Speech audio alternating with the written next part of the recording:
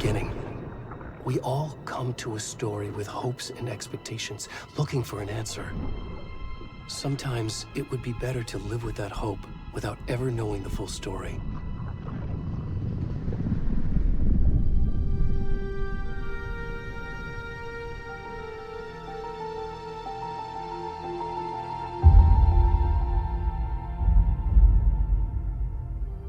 In a horror story, there are only victims and monsters. And the trick is not to end up as either.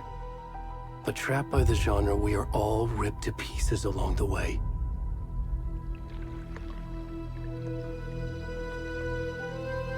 This is not the story I hoped it would be. This is not the ending I wanted.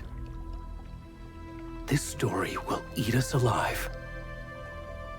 This story is a monster.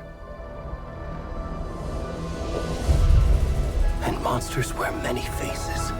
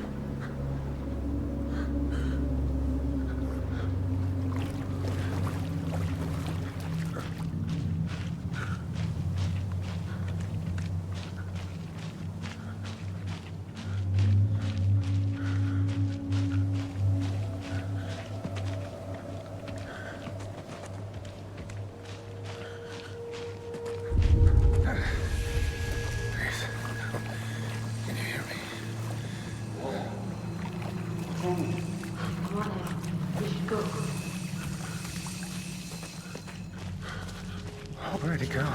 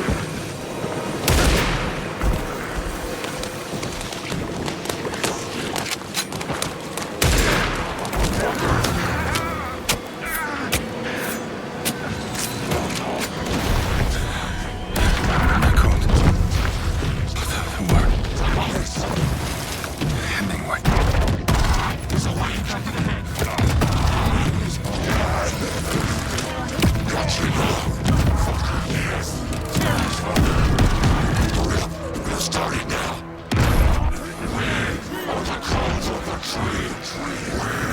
Watch it, lights.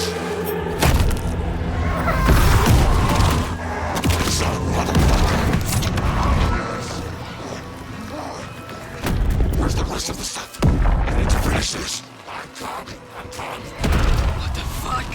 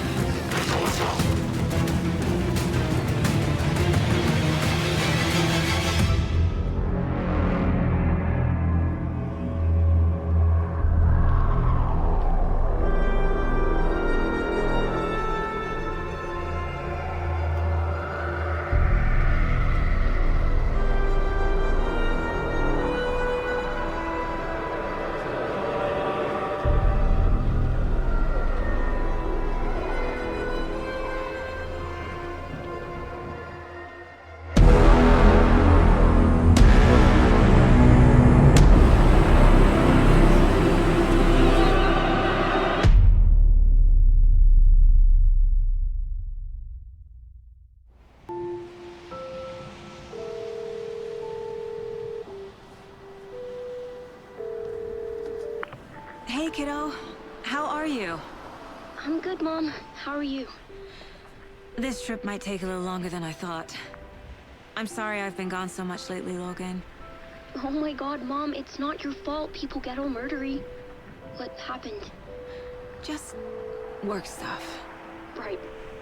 Well, Dad and I are just watching the latest episode of Night Springs here. Mom, it's so good.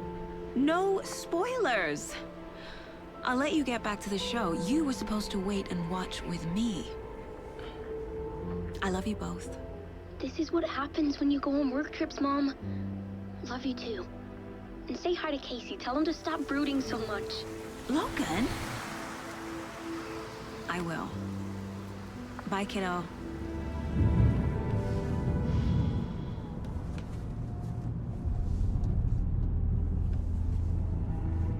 Logan thinks you should try cheering up. Snarky kid. Wonder where she gets that from.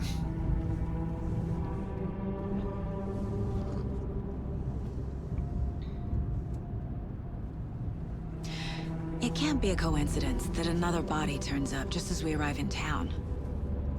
Feels like the killer's leaving us a message.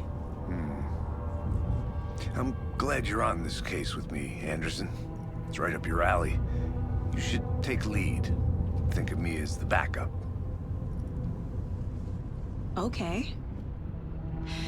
Any words of advice? Nothing that would cheer anyone up.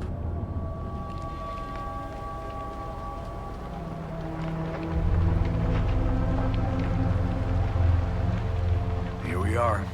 Cauldron Lake. Time to get to work.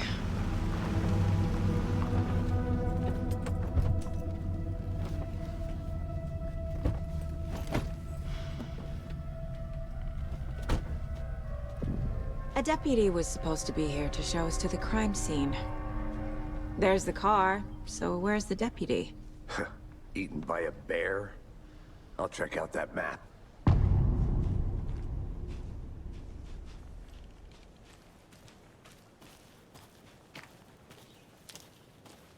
Worth memorizing before we get swallowed up by the trees.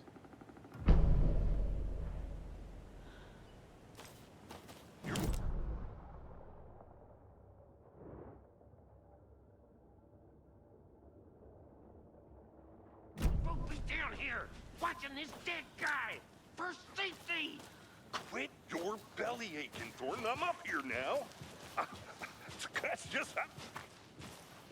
Hey, over here. Hey there. Agent Casey, right? Sheriff Breaker said you'd be coming by to take over the case. You're half right. Anderson? Saga Anderson. I'll be leading this case. Seems you already know my partner, Alex Casey. shoot. Sorry about that, ma'am. I'm Deputy Mulligan. I just figured that, that, When are those damn feds gonna show up, Mulligan? Federal agent's right here, Thornton. My partner, Thornton, down at the crime scene. He's not what you call the sharpest axe in the shed. Right here? What do you mean? Are they with you? Oh, shit! They didn't hear me, did they? Were there any witnesses? Yeah, a couple out-of-towners. I wonder what they were doing sneaking around the woods at night. Mention the city folk. It's pretty suspicious. Not that we have anything against city folk, right, Thornton? But don't worry. Sheriff Breaker took them back to town a while ago.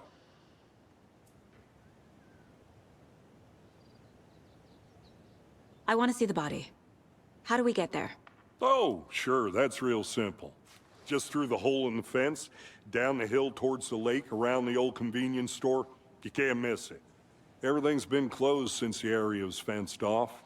The store, the campground, all of it. Hey, Mulligan, tell them I'm here, waiting. I'll show them around. They got it, Thornton.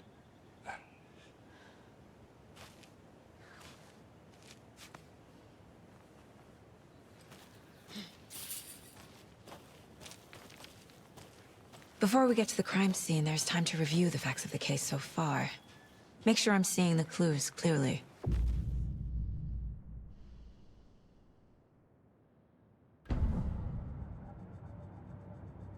The Mind Place. My version of the Mind Palace technique. To sift through clues and work the case. Building the Mind Place again for each case. Using each field office as a model in my head. The facts are on the board. Everything we know about the previous murders. Worth taking another look.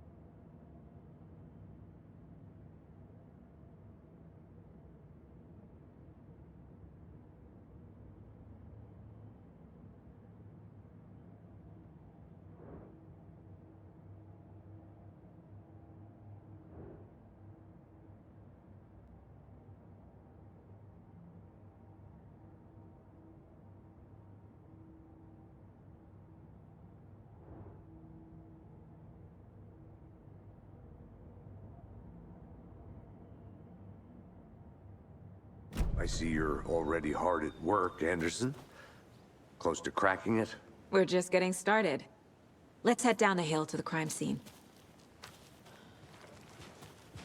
Fucking nature. Gives me a headache. There's too much sky.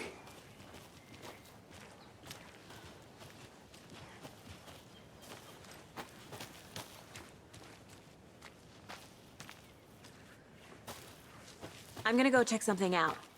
Be right back. Got it.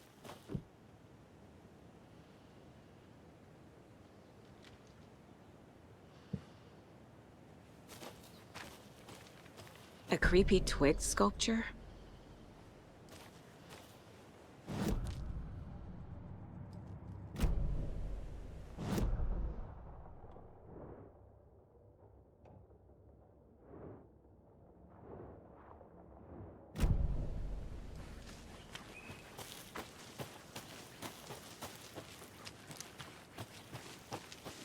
you get lost, Anderson?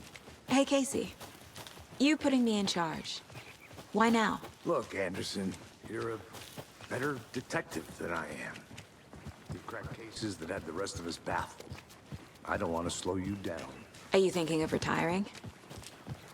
You know what happens to cops who say this is their last case. Real...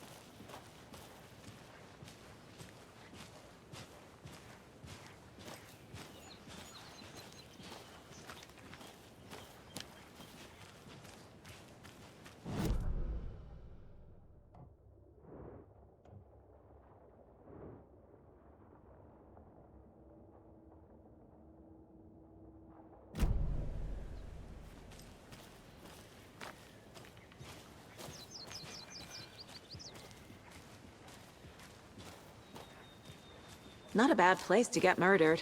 If getting back to nature is your thing.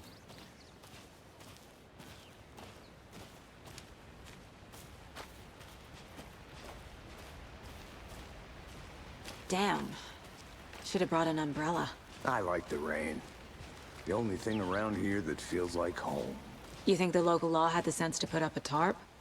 If they did, next coffee's on me.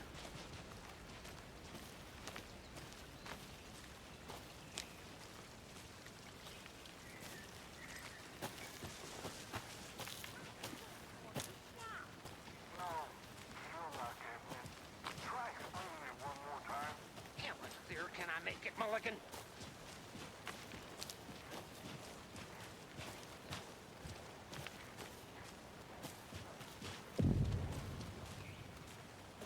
Hey!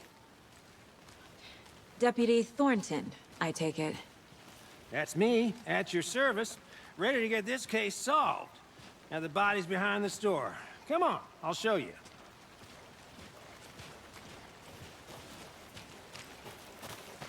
So, FBI, huh?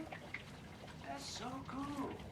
Hunting down psycho serial killers and shootouts with the mob. You forgot the UFO cover-ups. Look, those are real? You guys hiring? Tony, he's joking. Let's just see this body, shall we?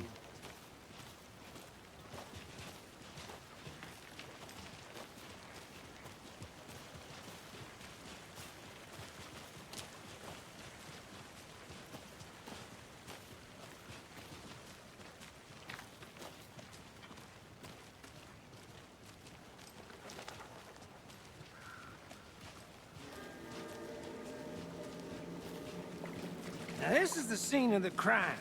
We found him on the table. And we didn't touch nothing, you know, procedures and stuff. Thanks, Deputy. No tarp. You owe me a coffee. Okay. Let's start by examining our guest of honor. Does this fit the MO of the previous murders? Body is positioned on the table. Ritualistic.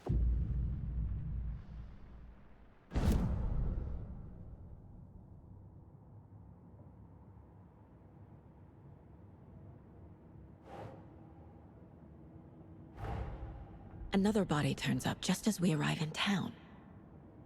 Coincidence?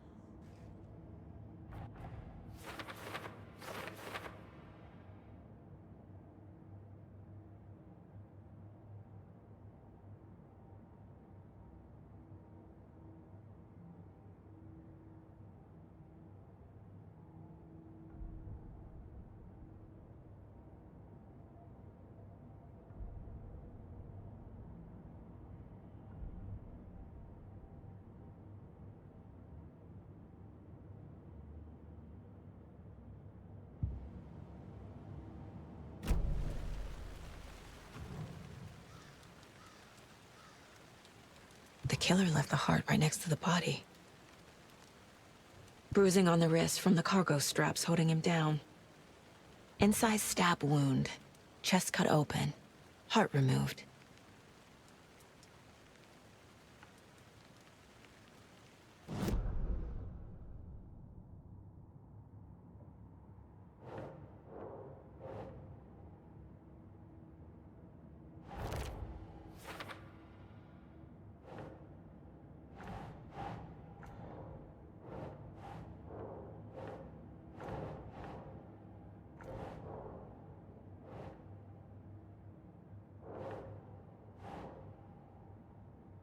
Doesn't look right.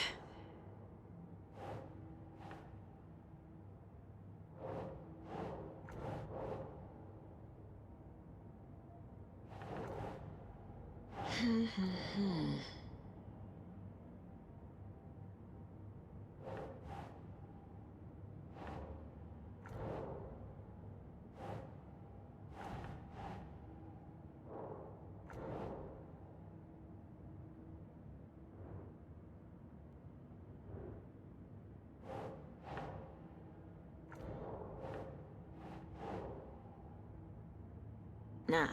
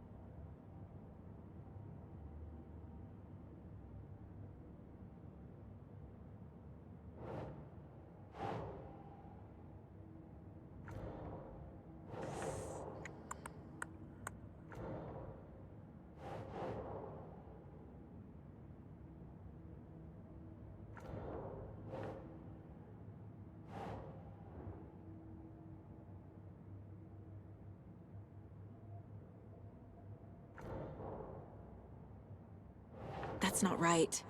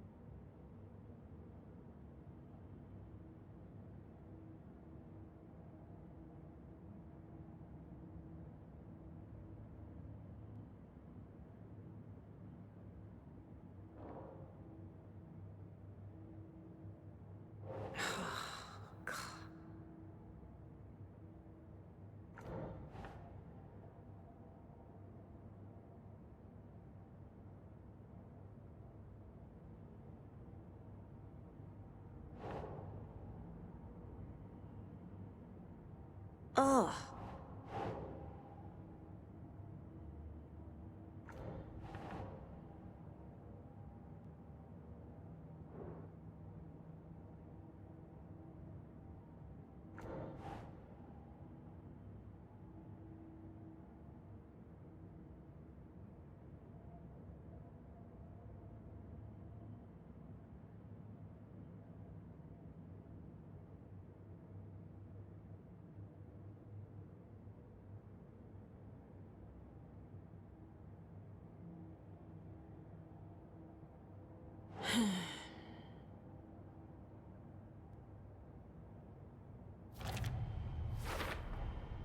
Heart removed from chest, strapped by the wrists.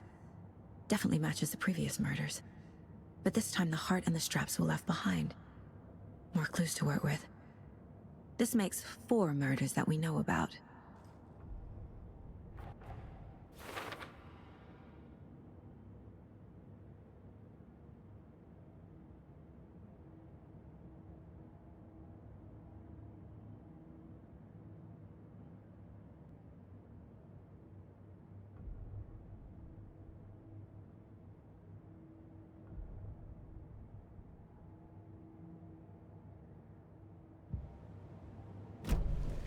Who is our victim? Who killed him?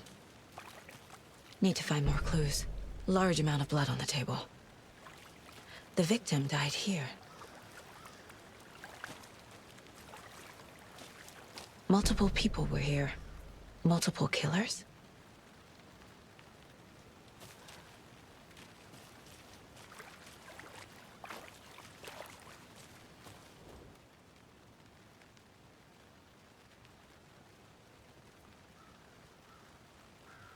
Someone left in a hurry. Knocked the tripod over. Was it for a camera?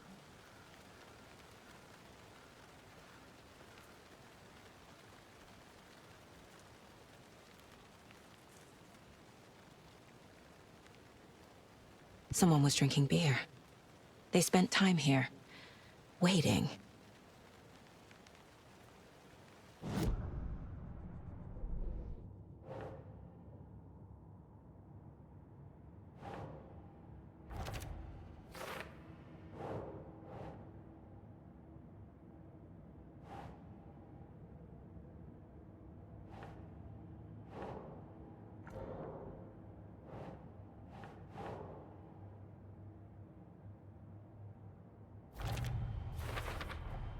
Boot prints, indicating multiple killers. Quite the party.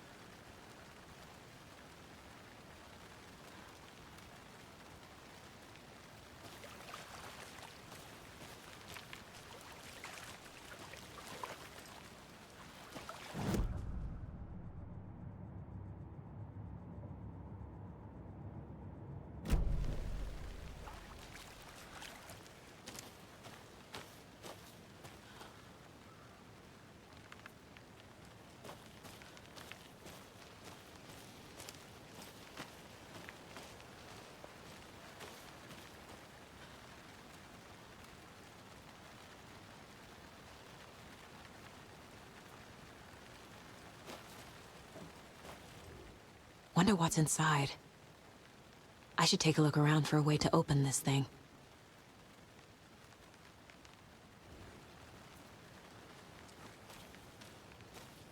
I'll be back in a second. Roger.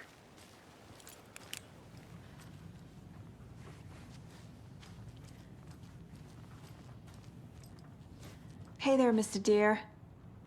You remind me of a dream I had.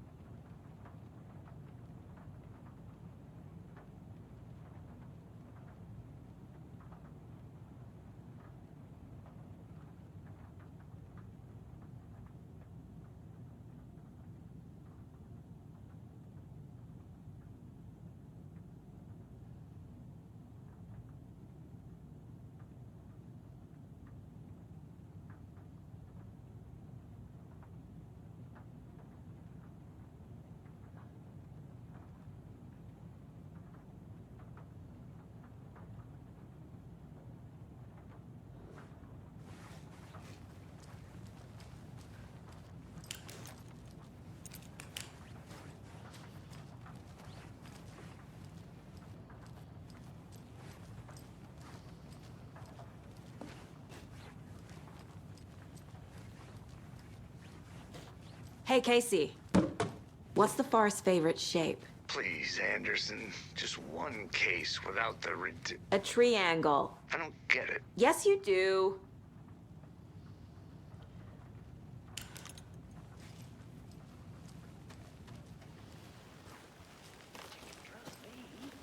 I've been doing some deep research on it. And I know that I can confidential matters confidential.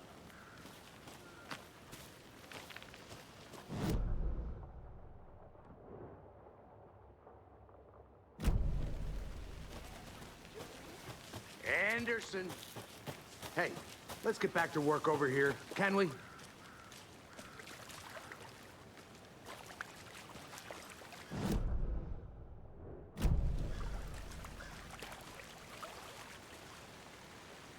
Any idea who the victim is? Oh, I sure do. His name is Nightingale. He was FBI. He came to town about 13 years ago. Now, I haven't heard a word about him since. Well, until now. Nightingale?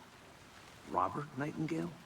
Oh, yes. You probably knew him. Brothers in arms. Oh, and sisters.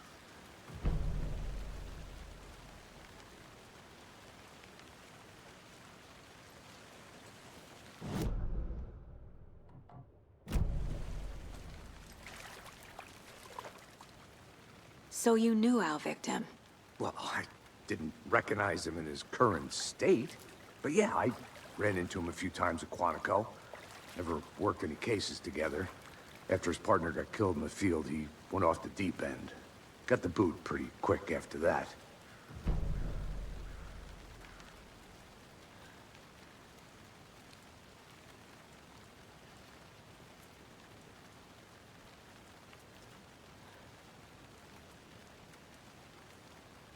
So what happened to Nightingale after the Bureau let him go? I only know the rumors. Depression led to booze, booze led to paranoia. He got some wild ideas in his head, chased ghosts until he fell off the map. Guess he ended up here, I bet there's more to that story. but no happy ending. Nightingale went missing 13 years ago. 2010. The same as all the other victims. Certainly fits the pattern. Makes me wonder what was going on that year. Probably something this town wants to forget.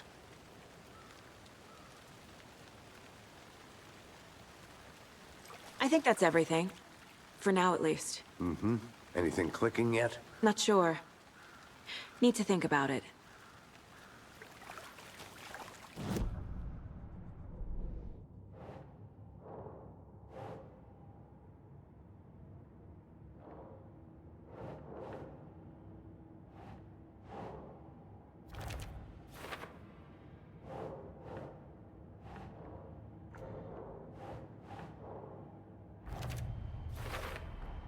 Robert Nightingale, ex-FBI, came to Bright Falls 13 years ago.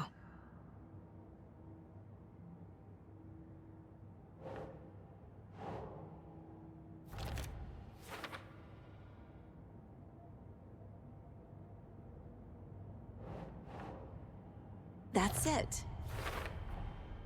They planned for the murder to happen here, passing the time with equipment ready.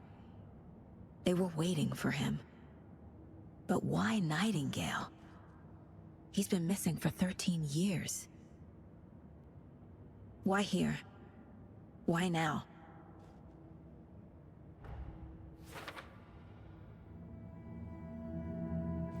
Profiling.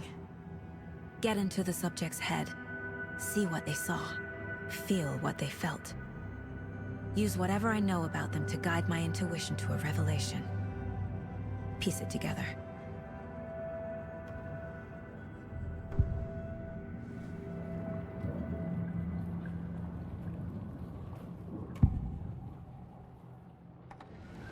Agent Nightingale has been MIA for 13 years. How did he end up here?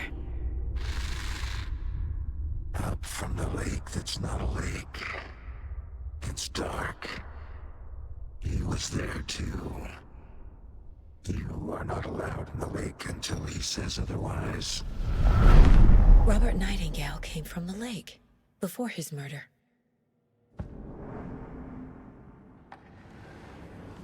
Nightingale was chosen as the victim. Why? Like the switch, it goes click. Lights are off. But somebody's home. Somebody's home. This wasn't some random act of violence. This was a ritual. And Nightingale a component.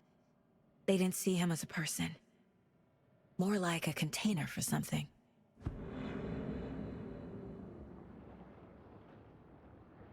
Nightingale was chosen as the victim. Why? Like the switch, it goes click.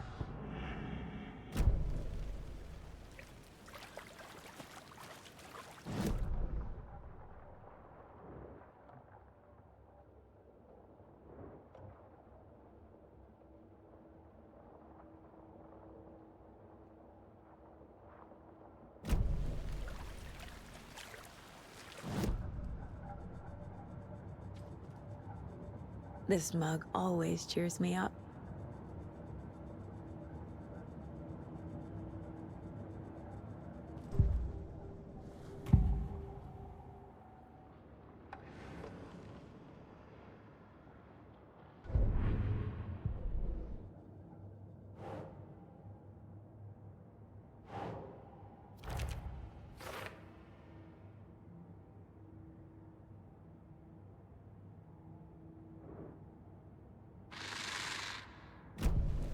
The lake is connected to Nightingale somehow. Casey, let's take a look down by the lake. Lead the way. Sounds good. This way, right? Right. Okay, well, I'll just wait here.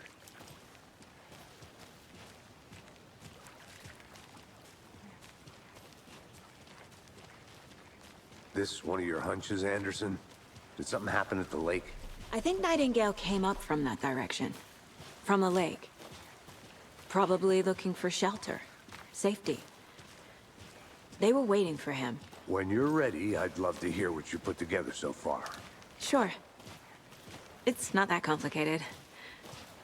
Nightingale was out in the woods alone at night, possibly nude. The killers knew he was here, ambushed him, dragged him to the campgrounds, strapped him to the table, cut his heart out. But then they were interrupted by those witnesses, the Bookers. The job is unfinished. That seems pretty complicated to me. What was this guy doing skinny dipping at this time of year? Haven't figured that part out yet. Lots of questions. Lots of answers for us to find. I didn't know trees got that big. Gives me the creeps.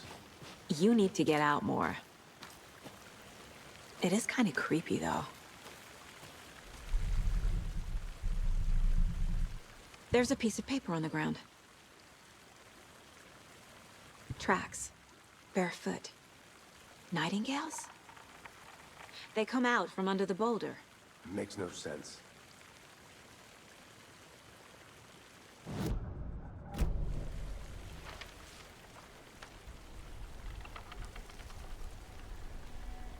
A page full of text on one side. Not a printout. Written with a typewriter. Old school. Lines scratched out and edits added with a pen. Like a manuscript. Page of a story. Killer left a message. It's for us. The text is about us. The victim was one of their own. FBI Special Agent Robert Nightingale. And then there was the page they found. The first step down into terrifying depths. Reading the words. These words felt like a message. Felt like a message. Someone knew they were here, someone playing a game with them. An invitation. How could they not accept, even if they knew it would end up hurting them?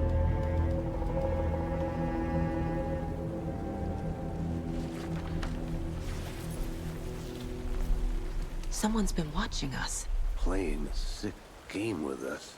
You were right. This is right up my alley. Nightingale came this way. Either he dropped this page, or the killers left it for us.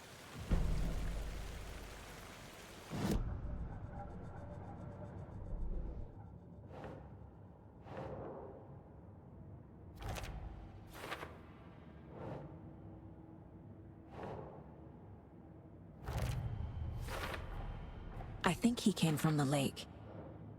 But his tracks make no sense.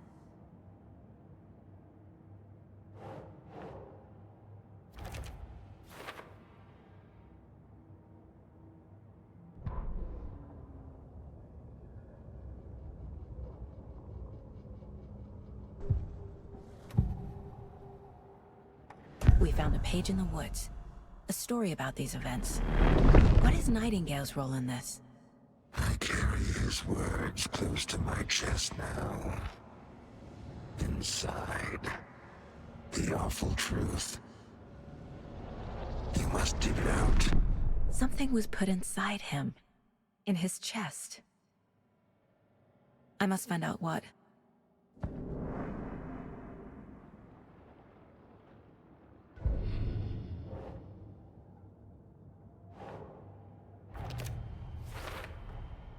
Found all I can here. Time to properly examine the body. See what I can find inside.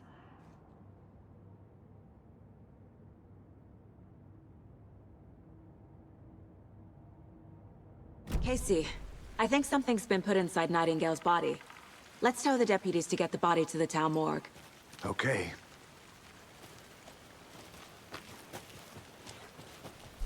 Whoever wrote that page made sure it read like a story. Like a scene from a thriller. I hate all of it. The text said we'd find more. I believe it. But what's the purpose? They're twisting events to create their own narrative to do... what? Entertain some fantasy? Projecting their desires? Are we characters or the audience? Witnesses to their design? All the above? It's all about control. Deciding what happens to who. Don't let it drag you in. Too late. I'm already hooked. I need the next chapter. A witch with no heart. A strange echo of Al murder.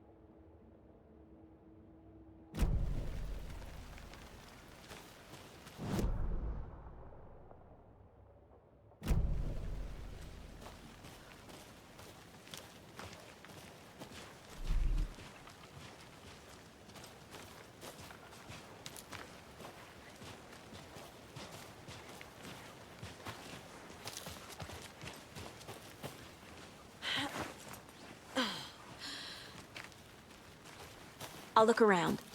See you in a bit. Take your time.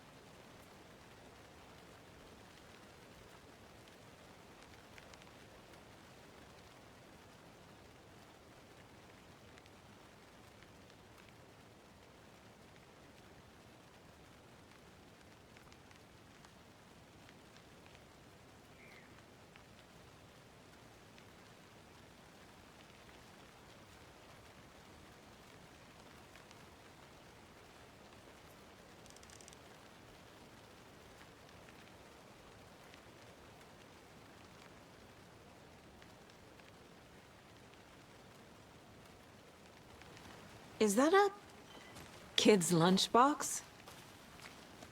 An Alex Casey movie lunchbox. Casey hates the endless jokes about coincidentally having the same name as a fake detective. He hates those cheesy crime books, but he really hates the movies.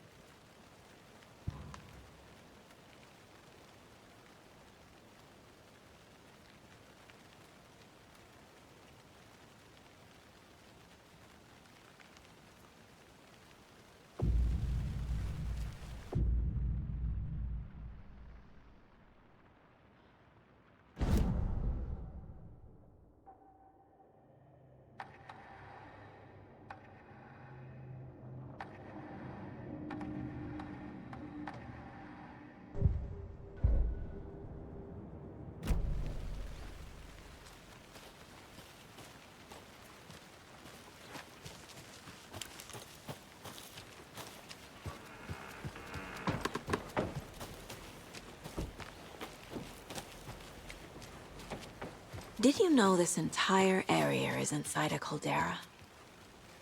This whole mountain used to be an active volcano. Imagine the force it took to carve this crater out of the earth. Calderas are pretty rare, so be sure to take it in. So, essentially, we're standing in the gaping maw of hell. You got it. I used to love geology when I was in school. I helped...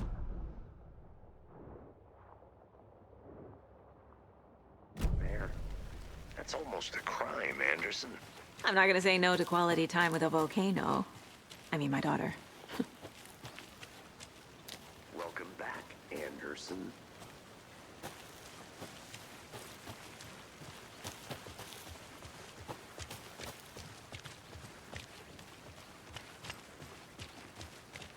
Hey, you made it back. Good. I hope you didn't get stuck in any of those big puddles. Crazy flooding down there, huh? Just like I said. Deputy, I want the body taken back to town for a proper examination, ASAP. Well, sure. But the coroner won't be back in town for another week after Deerfest. Not a problem. I'll do it myself. Oh, and Sheriff Breaker called to say he's got the Bookers at the Oh Deer Diner in town. Oh, and I've got a key to the gate. It's a shortcut back to the parking lot just up the hill.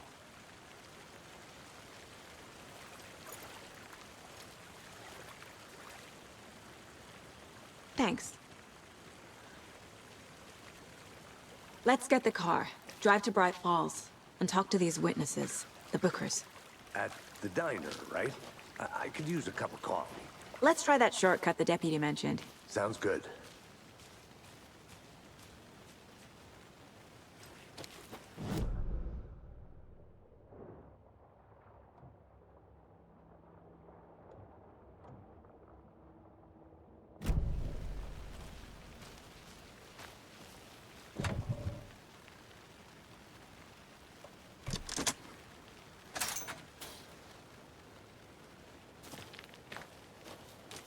Seems like a nice town so far.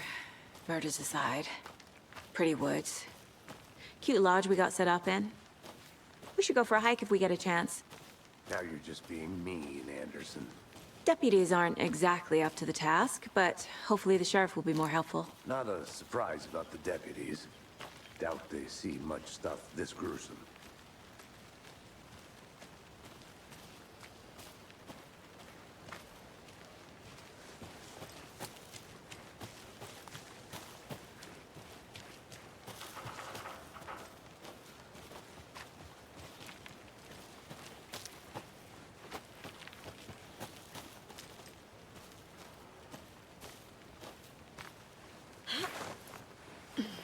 A lunchbox again.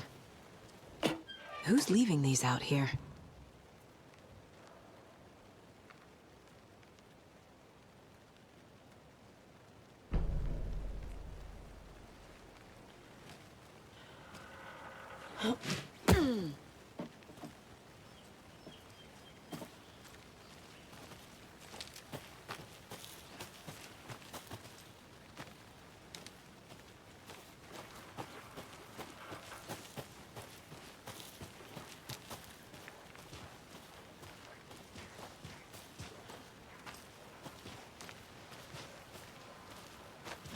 can't fit the clues all together yet.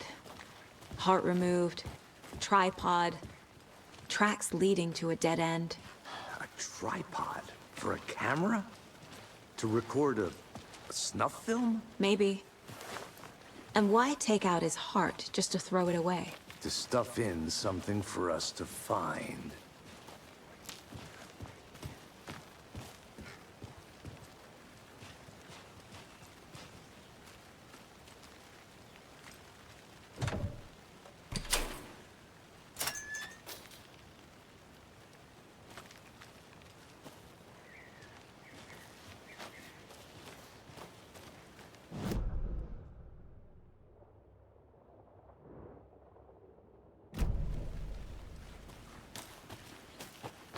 I'm gonna go check something out. Be right back. Got it.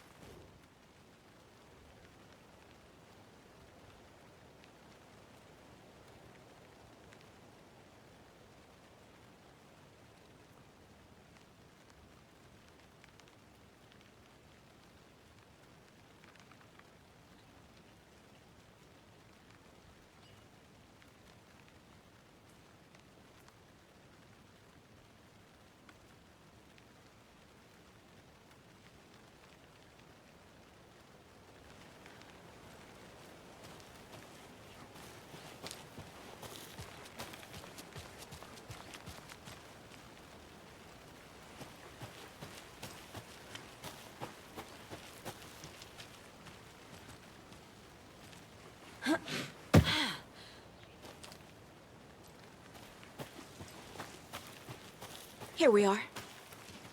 Let's drive back to town and meet the sheriff at the diner.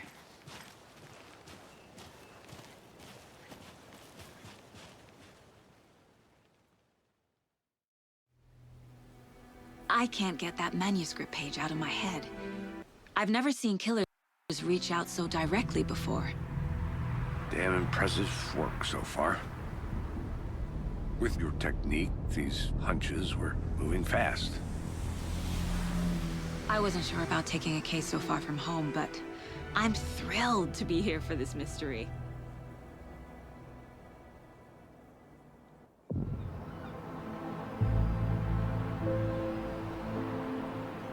Need to swing by the lodge to get anything from the field office? No, I'm all set. I'll park there anyway. I want to walk to the diner, get a feel for the town.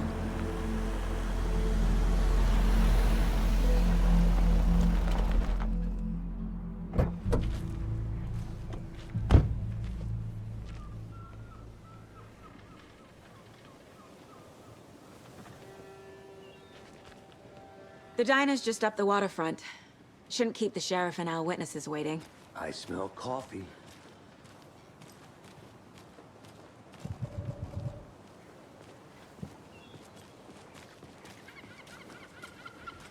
Just how much coffee have you had today, Charlie? Don't know, don't care. How much have you had? Not enough. Not to toot my own horn, but I am pretty darn sure my... I mean our float will be the belle of the ball at this year's Deer Fest. Just a few more days. It's a nice looking float for sure. This is my first Deer Fest, so I don't know what to expect, really. It is the finest entertainment a town like ours has to offer. The happiest day of the year. Like Christmas. Let me guess. The FBI. Welcome to Bright Falls. It's nice to have you here. I got you both some coffee. Oh, it's Washington's finest. Nice to meet you, Sheriff. I'm set for coffee. You know, I wouldn't say no to another. I'm Agent Saga Anderson. This is Agent Alex Casey. Tim Brinker. And let me just say, I'm happy you two are here. Frankly, we could use the help. Your deputies said you had a couple of witnesses here. They made them sound like suspects. Mulligan and Thornton are still on about that? No, the Bookers don't strike me as the murdering type, but you can decide for yourselves. They're just inside having coffee and pie to calm their nerves. I'll see what they have to say. Casey, you compare notes with the sheriff. Take your time. We've looked through the case files you sent over, Sheriff. Have you had many people besides the known victims go missing? Sure. But it's slowed down ever since Cauldron Lake was fenced off. Let me guess. Missing person cases spiked around 2010. The fence was built just after. Yeah, that's exactly right. Can't believe that happened. I still feel like I'm pretty sick. On it. Have some pie. It'll take your mind off things.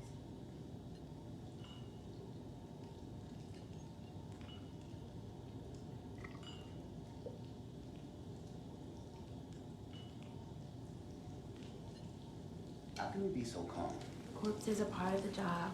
Can't dwell on it too much.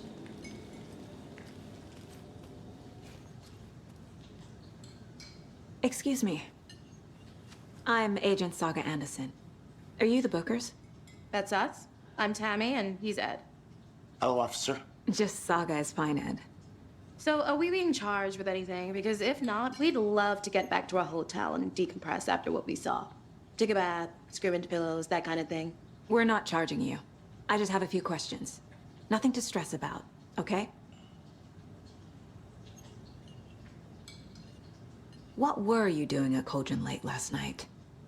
I'm a writer. True crime. We're here from New York, doing some research on a famous novelist, Alan Wake, who went missing here.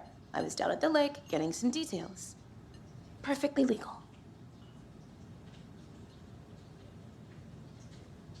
So what did you see in the woods?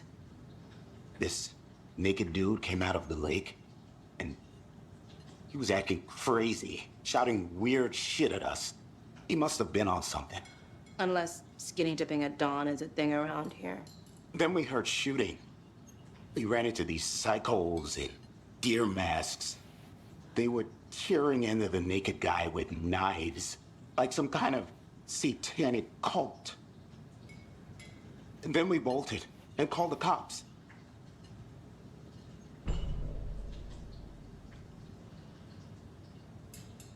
What makes you say it was a cult? The masks and knives aren't enough.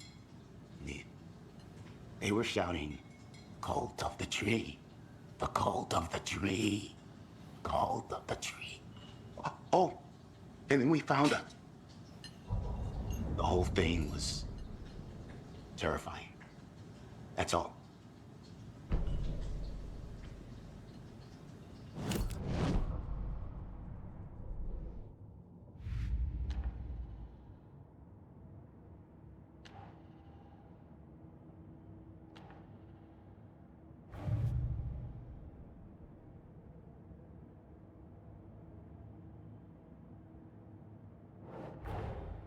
Finding a Casey movie lunchbox out here can't be a coincidence.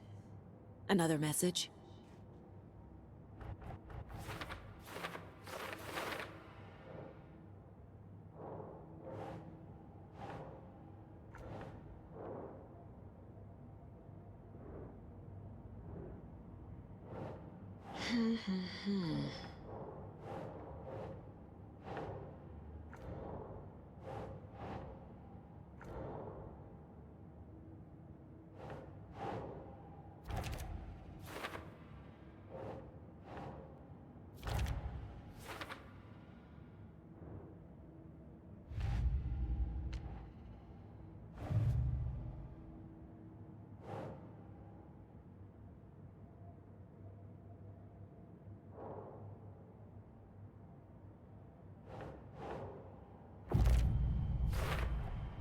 We're dealing with an organized group of killers, not a lone serial killer.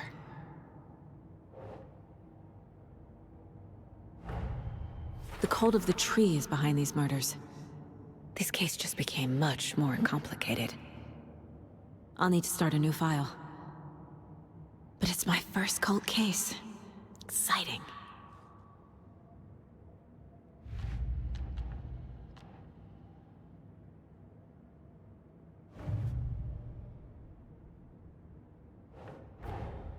I need to know more about the Cult of the Tree if I'm going to shut them down.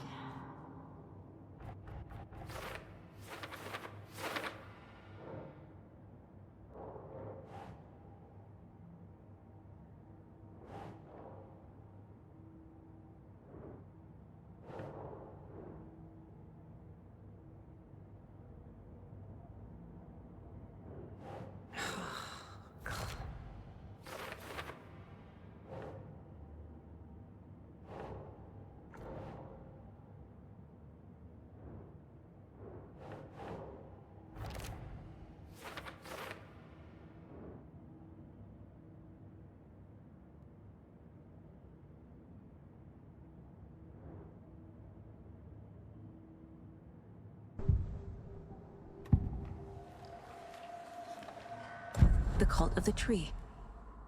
What aren't the Bookers telling me? I found their necklace. The symbol is 2 triangles. The cult wants their spruce tree back, Tammy. Finders keepers, Ed. My publisher will want this on the cover. Tammy found something. A necklace belonging to one of the cultists.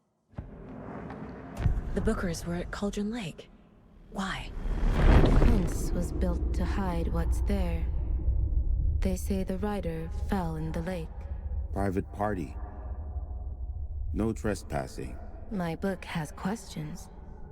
Past the bolt cutters. They broke in for the sake of Tammy's book. Nothing to do with the murder. They were telling the truth.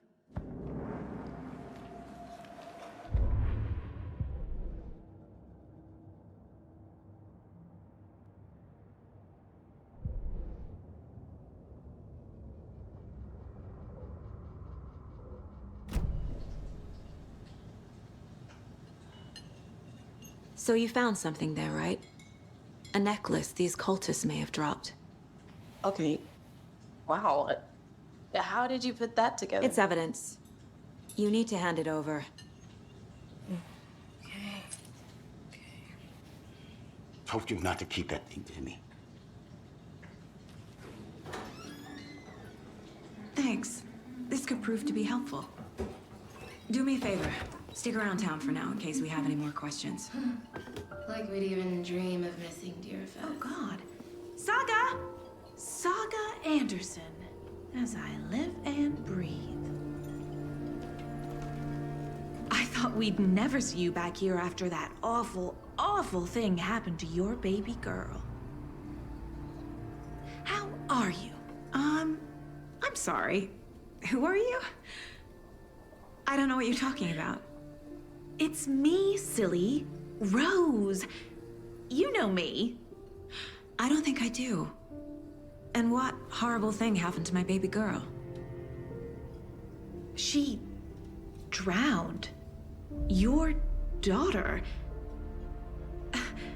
That's so weird you don't remember. How do you know I have a daughter? Oh, I know what this is. You're blocking out your traumatic memories. Happens on TV all the time. No. You're mistaking me for someone else. If you say so.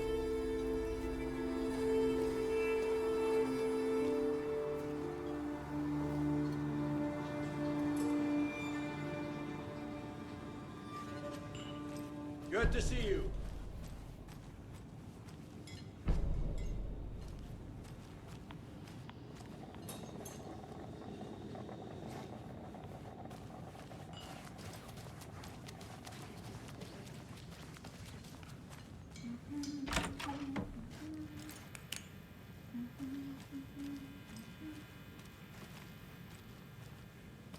Rest easy, buddy.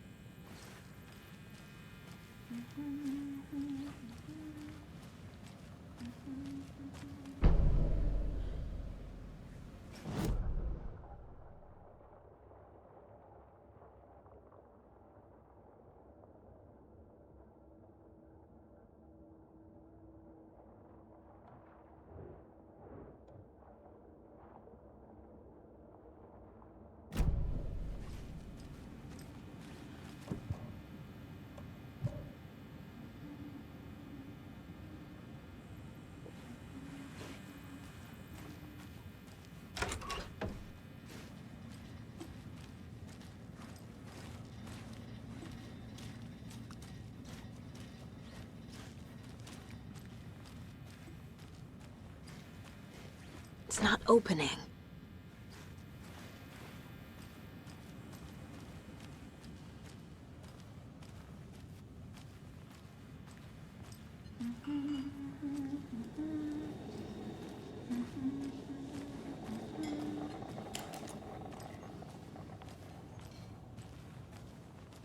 All set?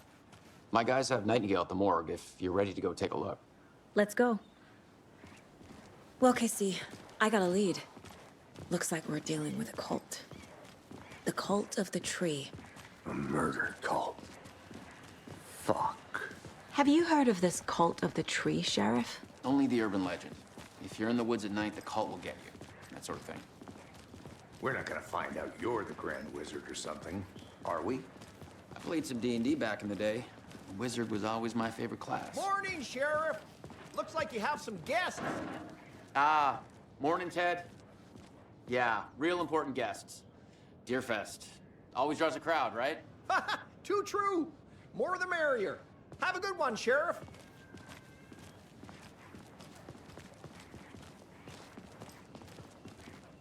Hey, what do you know about that waitress from the diner? Rose? Yeah, she's a bit of a space case. Always has been. Why? What'd she do now? She kept saying that my daughter drowned. She even knew my name. It was all very weird. Rose has a talent for saying the weirdest thing possible. But it's best not to take it personally.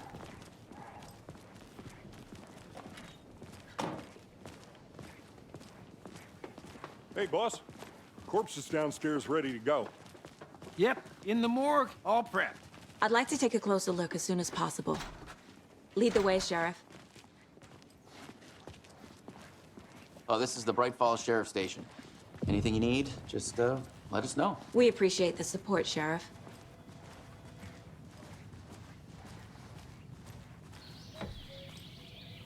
Oh dear, I am a tourist, and it appears... So we share a morgue with the funeral home next door. It's a shoestring budget. I guess you guys don't have that problem, though. Our only coroner rotates between a few other towns, and he's away this week, but you can handle this, right? I'm qualified to perform examinations. Yes.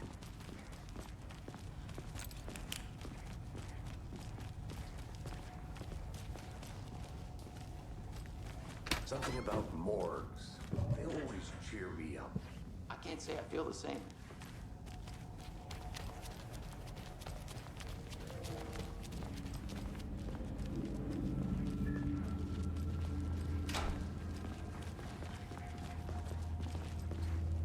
Okay.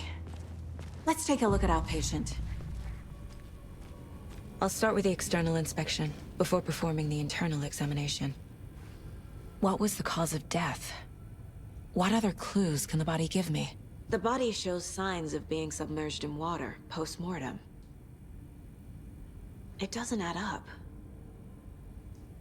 There's writing on here. Can't make it out. Writing? How'd they manage that? This looks like text. A tattoo? Nightingale didn't strike me as a tattoo guy. Uh-huh. They did leave something inside his chest. Defensive wounds. He put up a fight.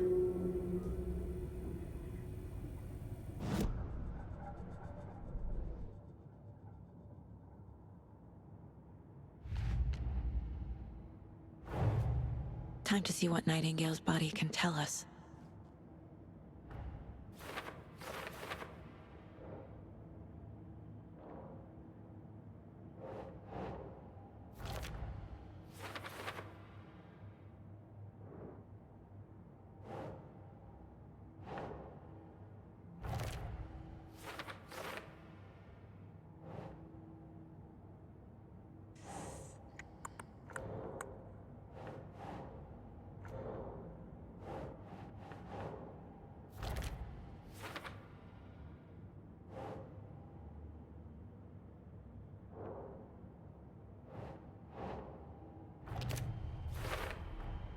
Text is smudged. Looks inverted. Heart can't have been marked before removal.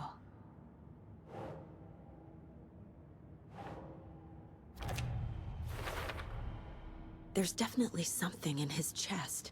Did the killers leave it there?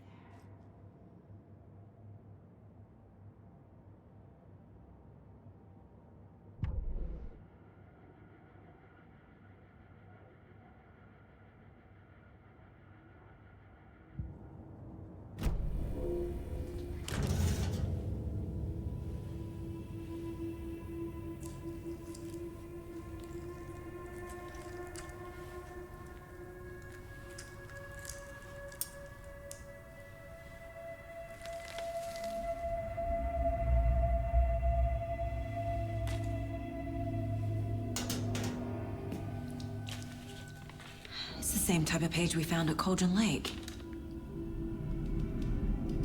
Nightingale hunted Saga. Didn't see her. The Taken could not see into bright light. Light hurt them, made them vulnerable. Nightingale had no heart, but here he was, killing. Someone's created a fucked up fantasy about us. Hey, hold on. We found these kinds of pages. I didn't think they were relevant to this case. I have them right here.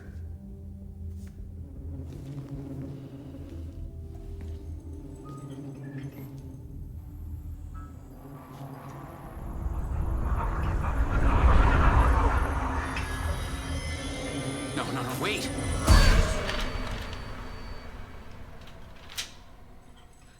Sheriff? What the hell?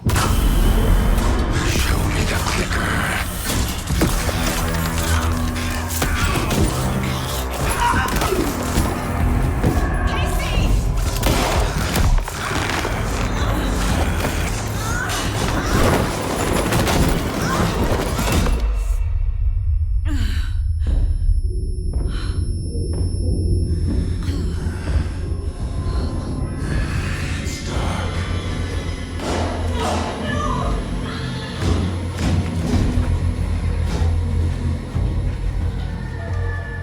Didn't see her. Could not see into bright light.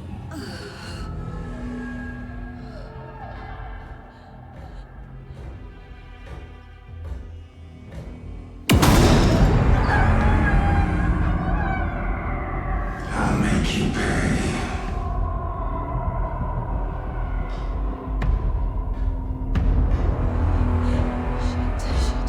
He's coming. No weapon. The page said to get into the light.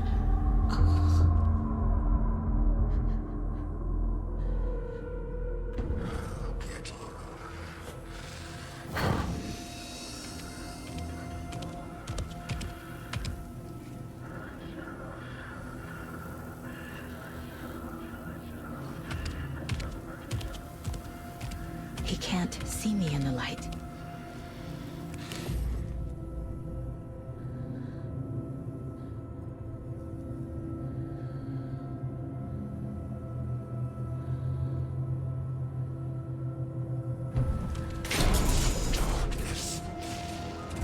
My gun's out in the hall. Gotta get it back.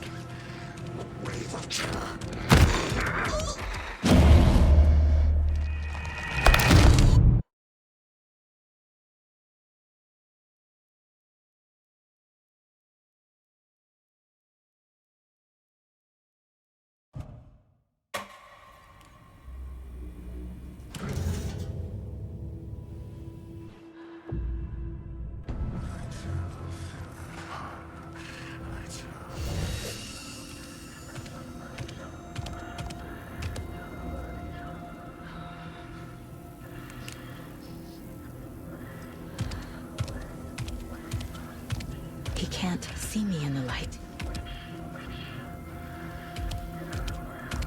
My gun's out in the hall. Gotta get it back.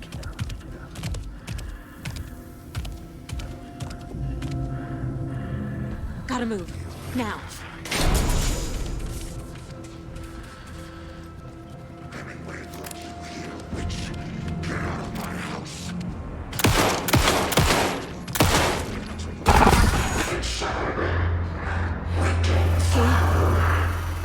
Vanished.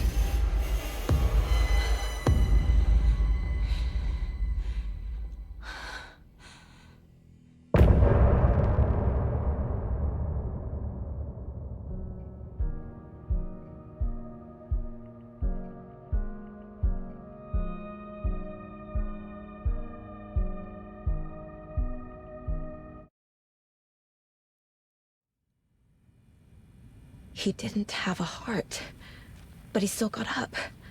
The page predicted all of it. It helped me fight him.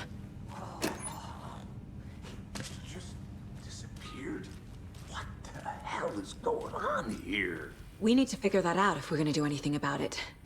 Somehow we need to make sense of this.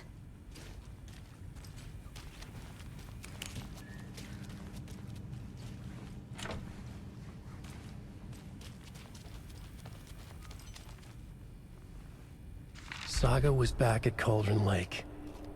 Saga had to pursue Nightingale into the overlap. Finding a way in would be difficult. A ritual. Saga would learn how. Stop the monster.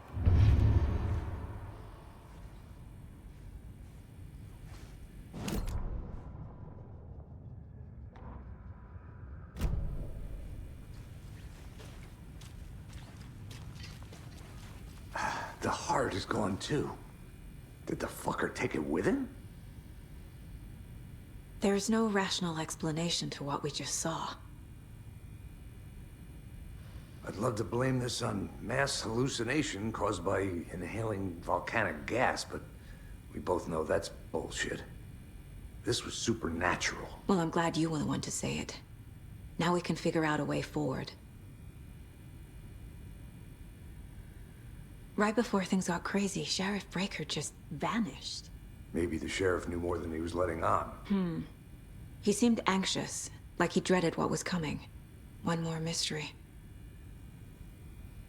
The victim of a ritualistic murder turns into a monster. Is there a connection? Looks to me like the cult of the tree is performing rituals to create monsters. Maybe. We need to start with learning this cult's goal, their purpose.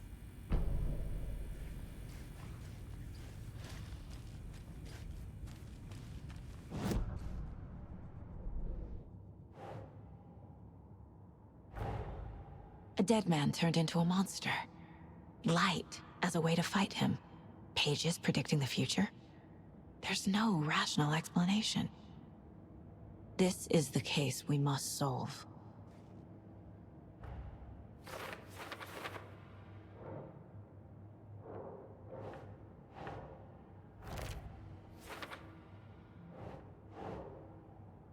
Yes.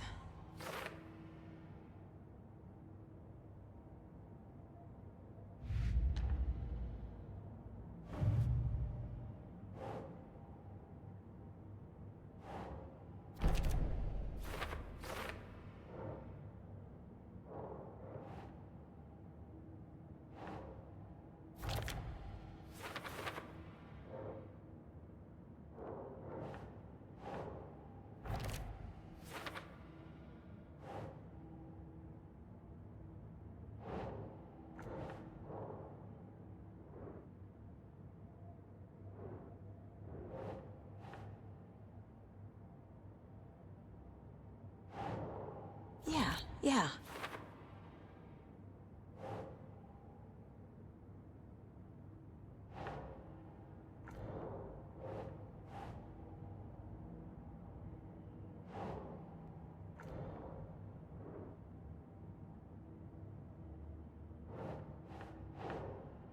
Think, Saga.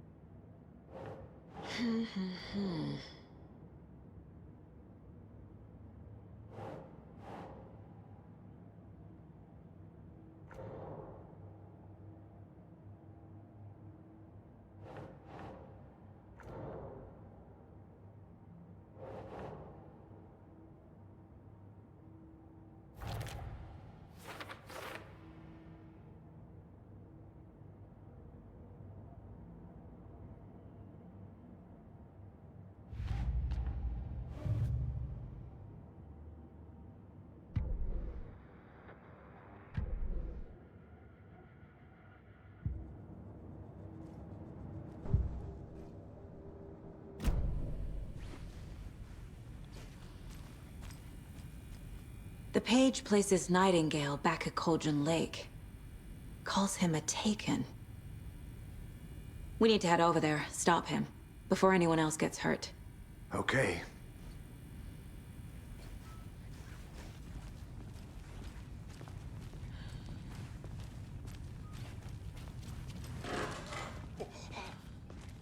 We heard gunshots. Y'all okay? Did you get spooked by the bodies? Sheriff Breaker disappeared. Nightingale turned into some sort of a monster, and there are offices down. You two handle things here. We need to get back to Cauldron Lake immediately. Fuck me.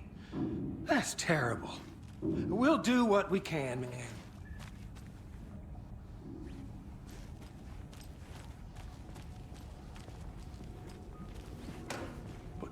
That's crazy, right, Thornton?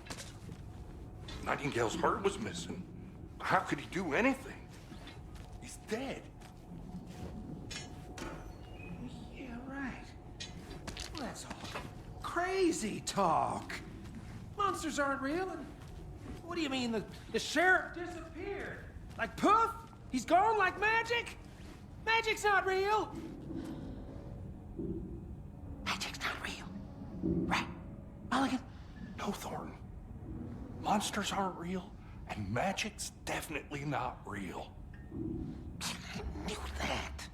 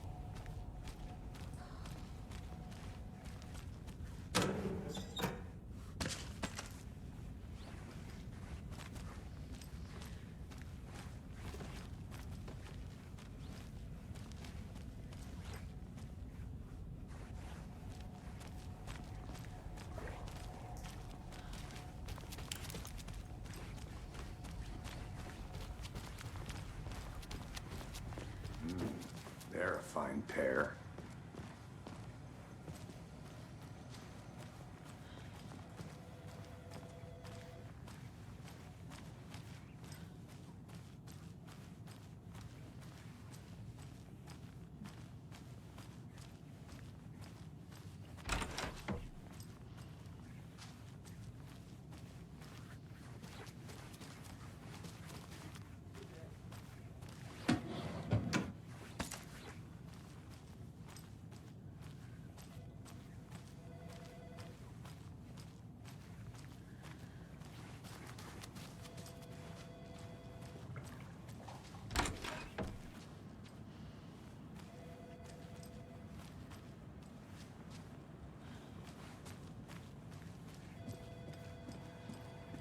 Good day. My client has been held here long enough. Are you gonna let me speak to them or not? Just a moment, ma'am. Someone will be right with you.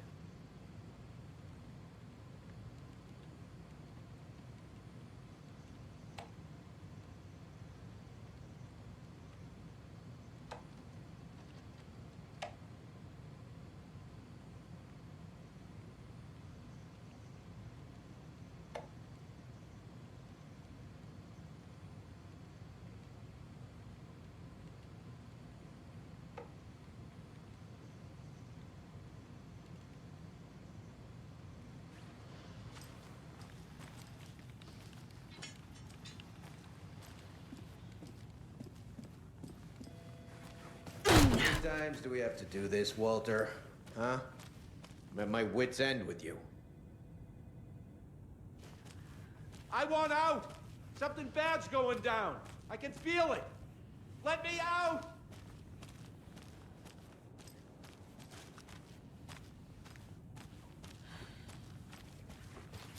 Do you think I like throwing you in jail every other day? No, I don't. Do you have any idea how much paperwork you're causing me? What's a lot? It won't open.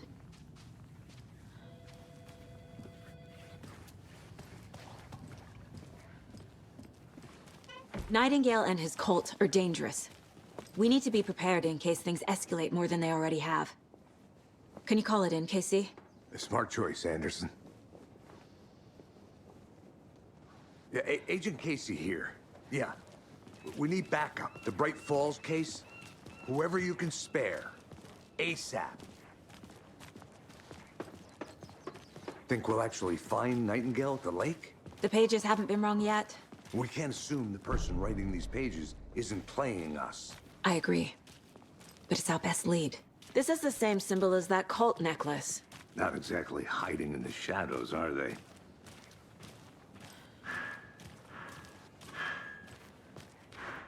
Mercedo won't roll over on the issues.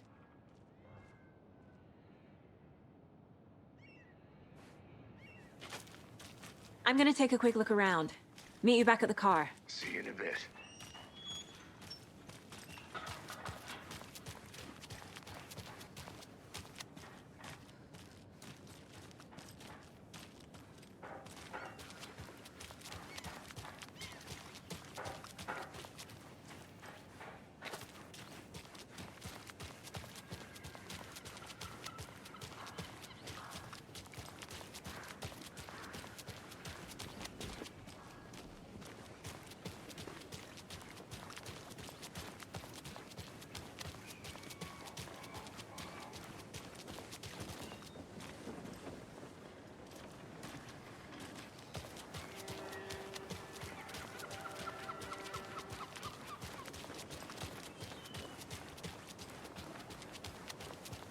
Did you check out the town, Anderson? Just getting my bearings. Ready to go? Waiting on you.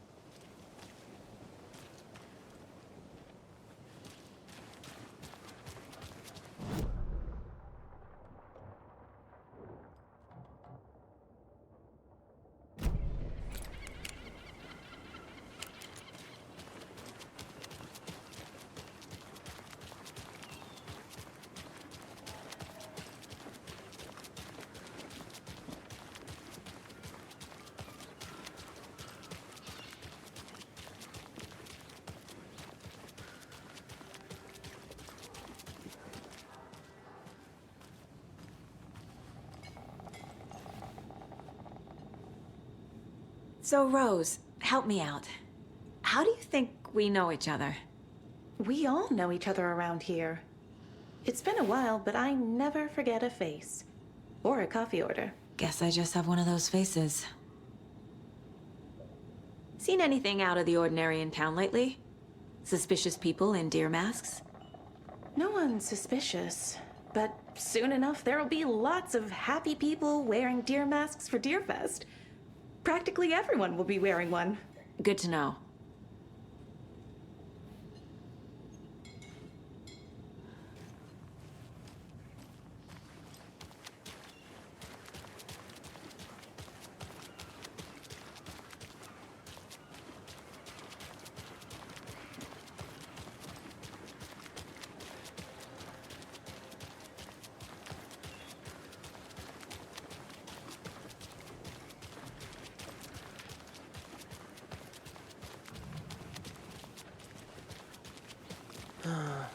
Rinse and repeat.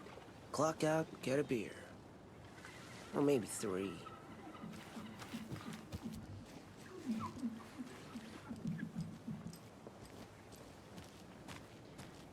I don't know if coming to this town...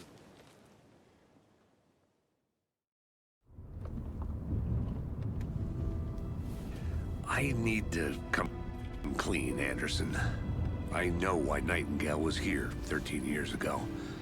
He was chasing a writer, Alan Wake. Tammy mentioned him. She's writing a book on his disappearance. You know the detective character from his books, Alex Casey. Yeah, I've heard the jokes at the office. Cold case Casey. Murder case Casey. Sorry. Ha. It's the same name, similar job. It's the first thing anyone thinks of. It annoyed me, but that was it. Then, 10 years ago, I started getting strange letters in the mail. Fragments of prose describing murders. You've heard the stories about what happened in New York. Some of it, at least.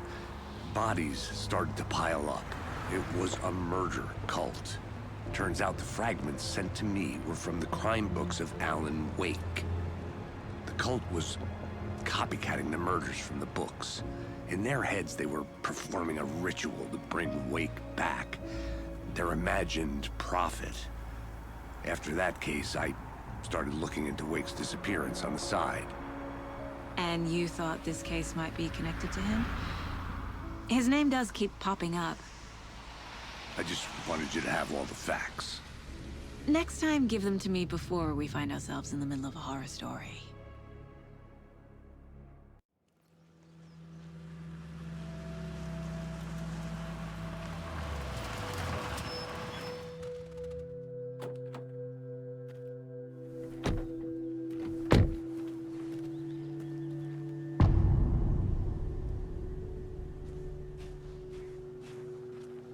The page says Nightingale's in something called an overlap.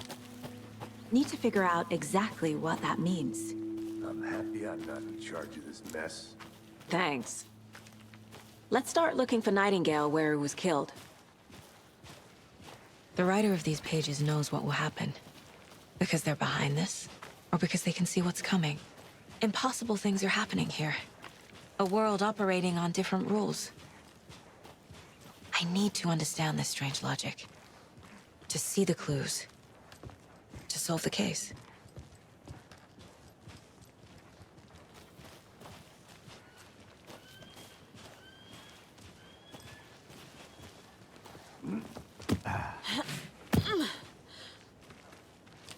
I've been thinking more about the cult of the tree. What sort of cult refers to themselves as a cult? In my experience, they don't. We're not seeing the full picture yet.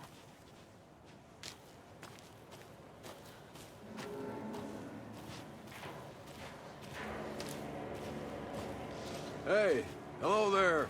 How are you folks doing? Those restricted area signs don't do a damn thing, huh? Hello. Saga Anderson. Are you two supposed to be here? I'm Ilmo Koskela. Fantastic to meet you. And yes, Stephen here hired me to show him through the woods. He's in town on important government business. Fixing this impressive piece of hardware. I work for the FBC, ma'am. I'm authorized to be here. And I bet you two are here about that murder. Nasty stuff. How's it going? How did you hear about the murder, Ilmo? Do you know anything that could help us? People tend to tell me things. The Koskela brothers are kind of a household name around here. Speaking of, if you're looking for some fun, stop by Watery. Just down the road from Bright Falls, there's our Coffee World amusement park. There's sauna ja vihta. And we offer a variety of guided tours, hunting, fishing, hiking, whatever strikes your fancy. You name it, we probably got it. What is this thing? It's just a monitoring station, ma'am. The Federal Bureau of Control checks volcanic activity and air toxicity levels. No need to worry, though. It's mostly for research purposes. That's one gorgeous sweater saga. Looks Nordic. I bet a family member made it. My mother made this sweater for me. How do you know? I knew it. My mom used to knit those sweaters for me and my brother. Watery, my hometown, was founded by Finnish immigrants. So between your name and the sweater, I figured your family might be from Finland too. Suomi, Finland. Pulla, Karjalan piirakka. Close. My mom's family is from Sweden originally. I don't know much about them beyond that. The sweater is just something to remember her by. Stephen, we're investigating a murder that occurred nearby. What can you tell me about your bureau? Nothing that isn't classified, I'm afraid. But I don't know anything about a murder. Operations here are run by a different department. I'm just here to make some repairs. The wiring on this thing frays every couple months. Yep, that's the raccoons. They grow real big here with teeth like you wouldn't believe. Can't gnaw right through a garbage can. That's all for now.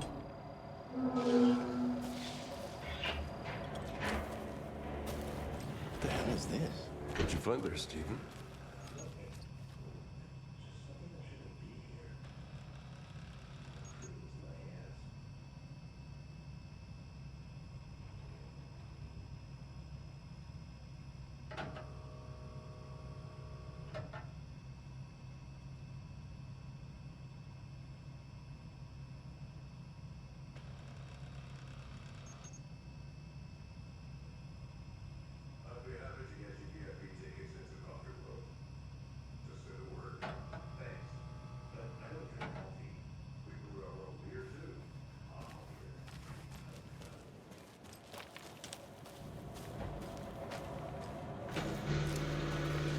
Let's get to the murder site, Casey.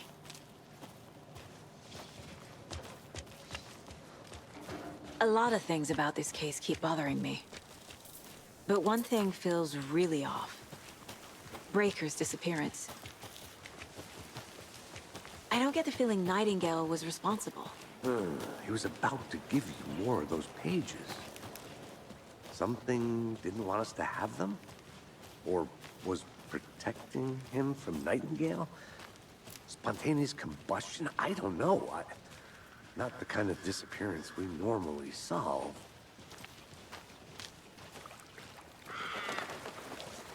Our crime scene's drowning. I never minded rain. Feels like home. No sign of Nightingale. But the page did place him at Cauldron Lake, in an overlap. So how do we follow him there? Maybe something around here will tell us. We've seen this symbol before. Good eye.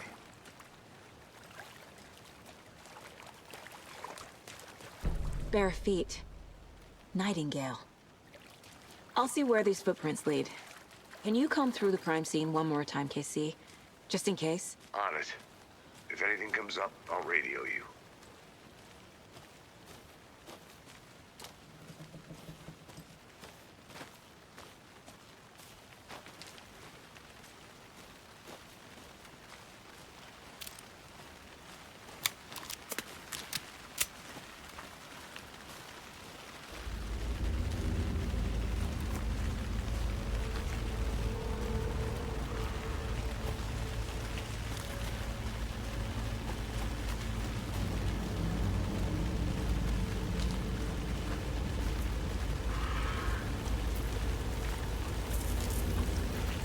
The tracks lead into the water.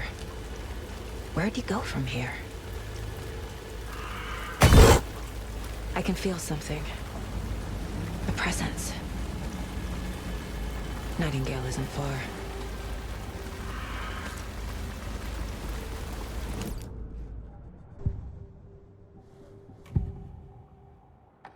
I know Nightingale is somewhere around Cauldron Lake. The tree was a threshold.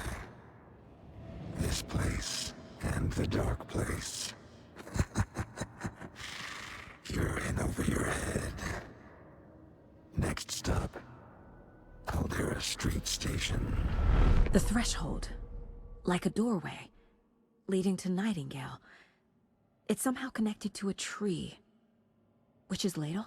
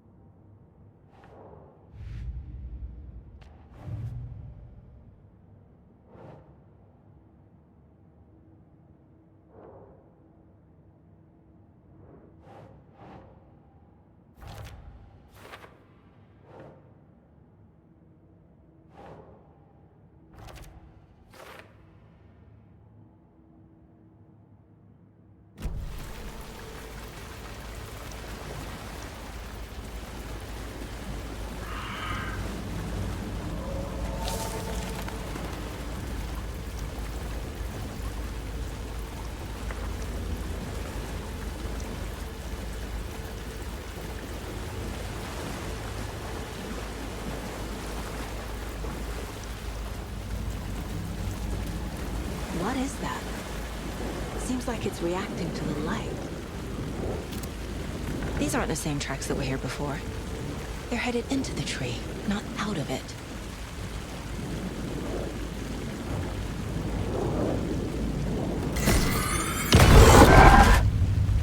My flashlight burned the dark stuff away. It was covering another page. The fuse was in place. Saga stepped into the witch's hut. Inside, a bright light. There were objects that stood out to Saga, as if the light had manifested them. The witch's hut. Okay. I trust the pages to lead me to the overlap.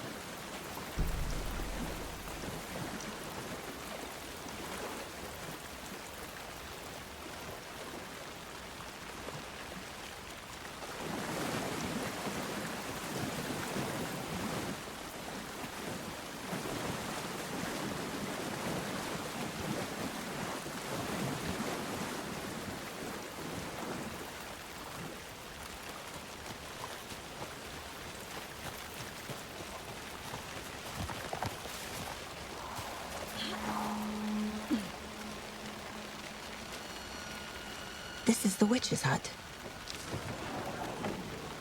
Anderson, thought I saw something in the woods. Probably just a deer, but I'm gonna check it out. Okay. I found another page. Following up on a lead. Keep checking in. Roger. The fuse box is missing a fuse. I need to find one to turn on the lights.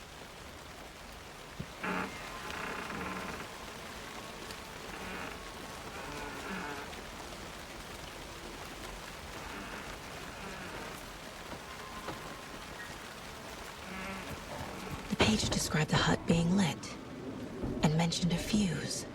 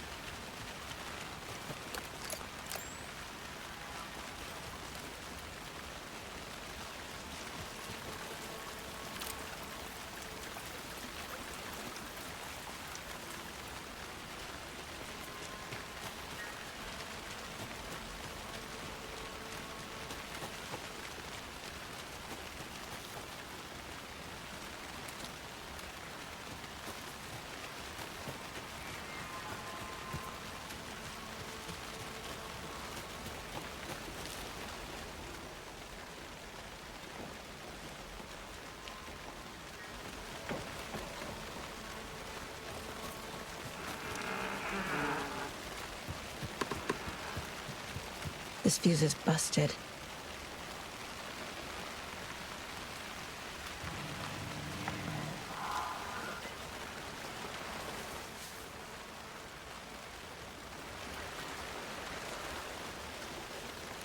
This one looks good. People should really stop littering, though.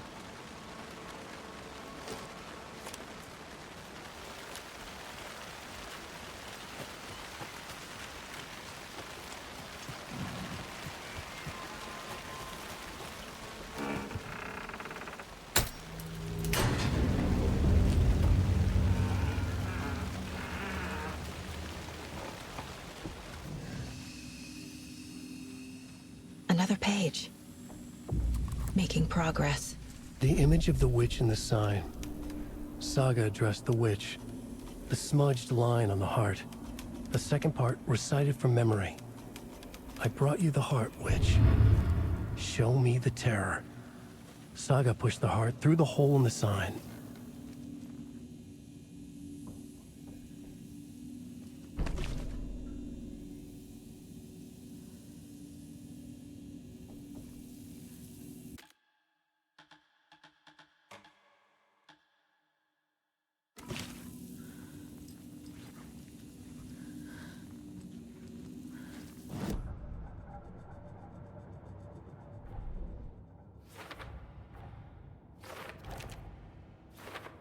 Yup.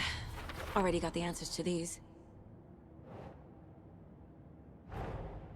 The page from the witch's hut seems to be describing some kind of ritual.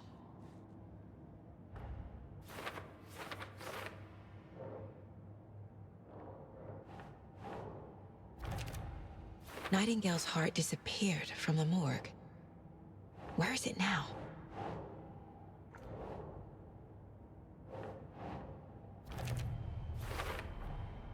To get into the overlap, I need to find Nightingale's heart.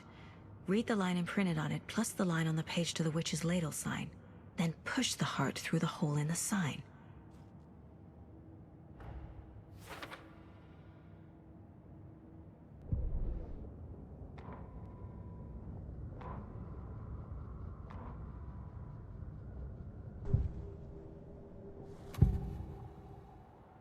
need Nightingale's heart to get to the overlap. Where is it? The cultist leaned close. He was there, but he was risen. Nightingale was there. The opposite of sunspots. Who said that? That's not it. I don't have what I need to find Nightingale's heart. There must be more. Nightingale's heart. Where is it? While they played cards in the general store, the witch had stolen his heart. Get out of my house. Nightingale's heart is at the general store, in a fridge.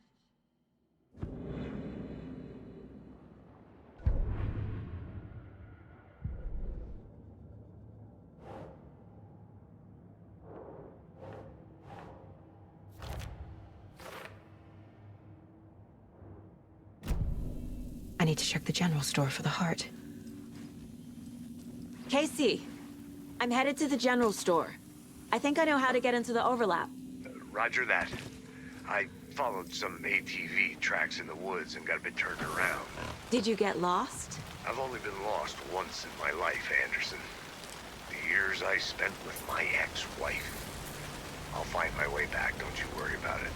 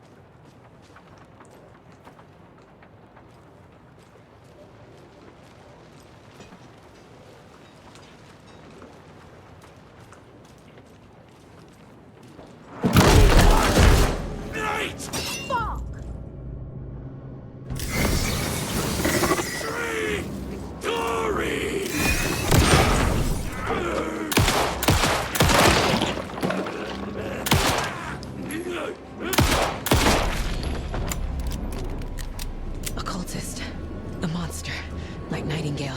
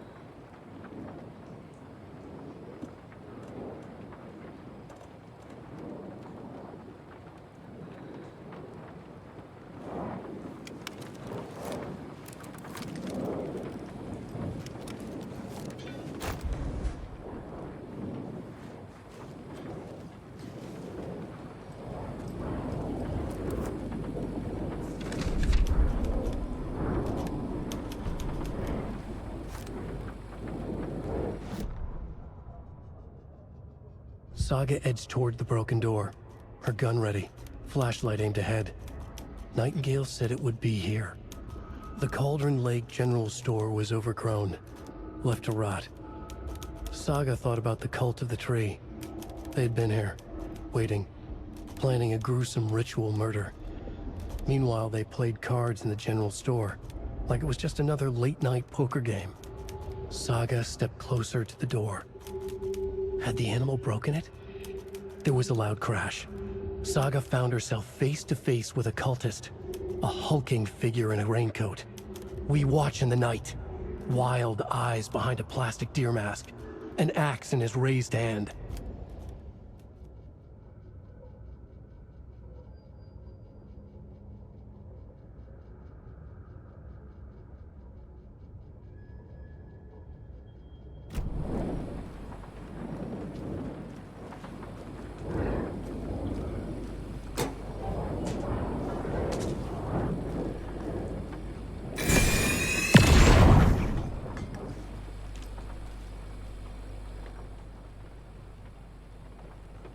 The text on the heart is clearer now. Legible.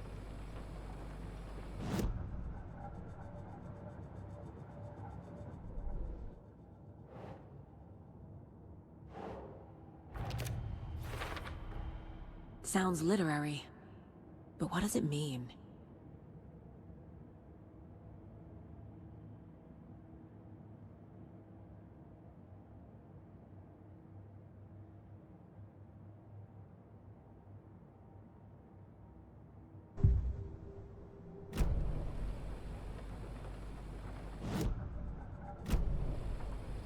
I feel like I recognize this.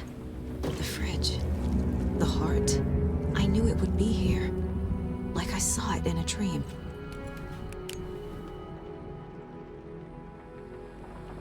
And now I need to give the heart to the witch. Makes total sense.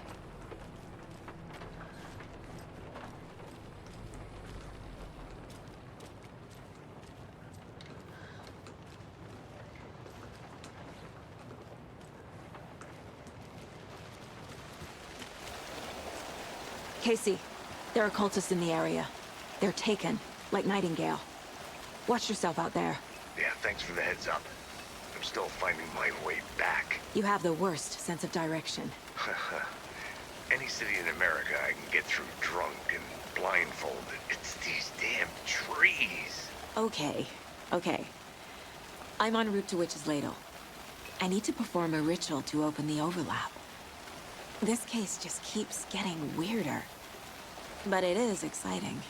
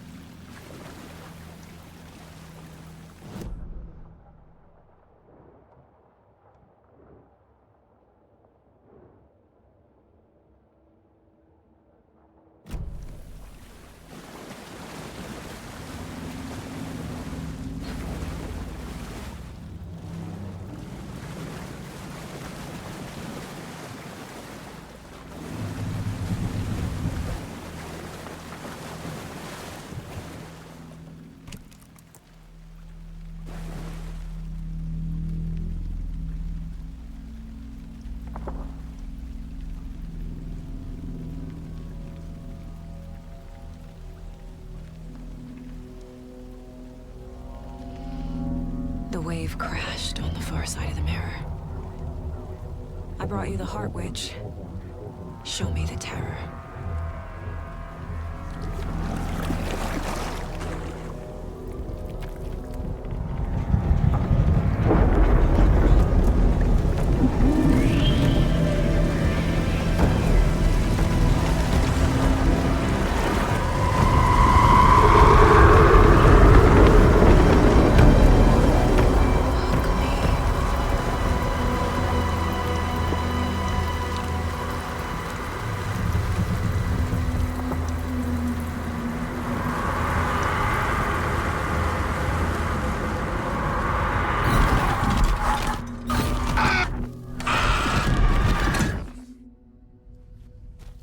Casey, I think I'm in the overlap.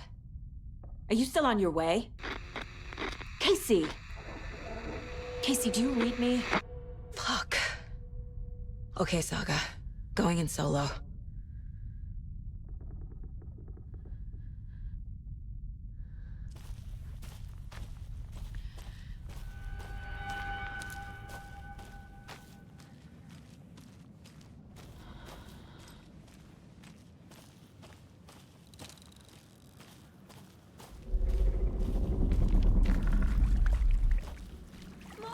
Logan?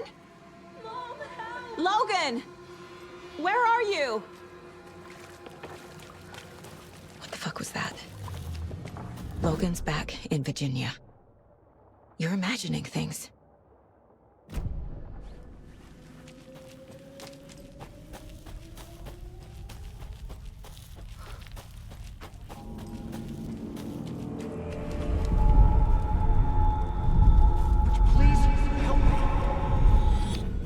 What was that?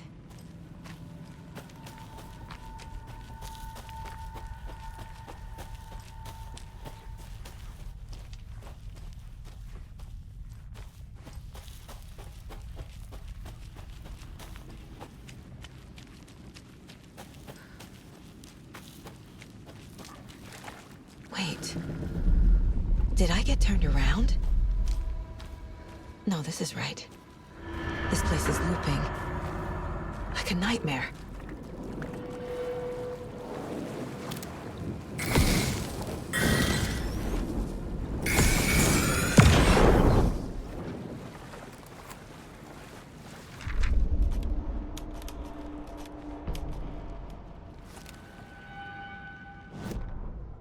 Need to find Nightingale.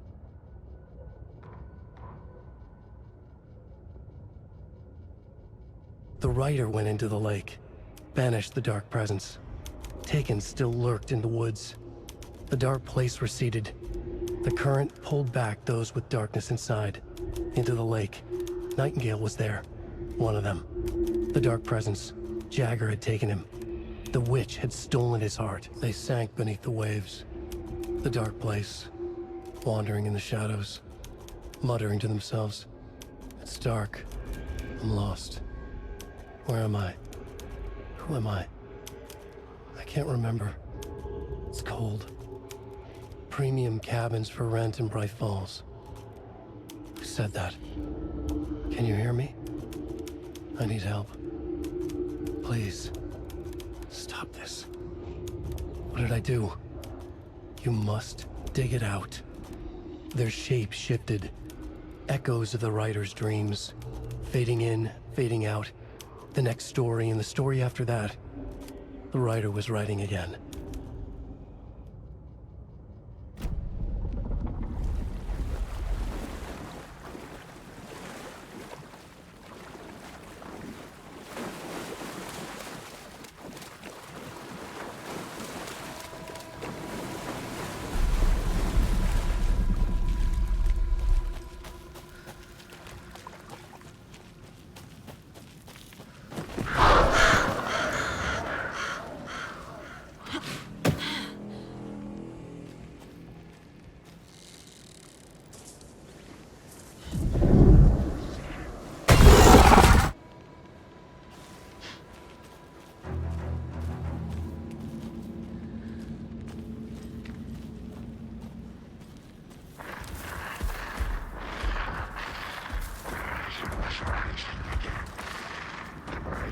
searching again.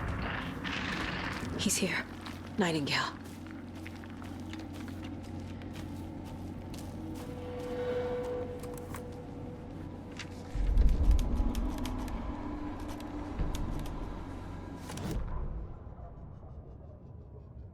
He'd been on the trail of the writer forever. The writer he despised. Hemingway, Bukowski, Wake. I'll get you. I'll find you. I'll make you pay. You're in over your head. He descended into the tunnels, from the Dark City, into the ocean of darkness. Next stop, Caldera Street Station. Something, a presence, rumbled. Not a train. Shadows shifted on the platform. The writer's cult waited for him there. The cult of the word. Occultists lean close. I carry his words close to my chest now. You're not allowed in the lake until he says otherwise. He'd be caught, murdered.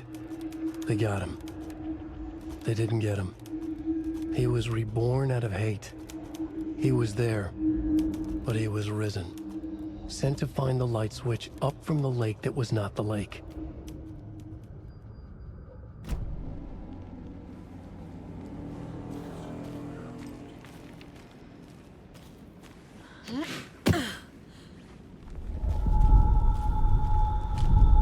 Trapped here.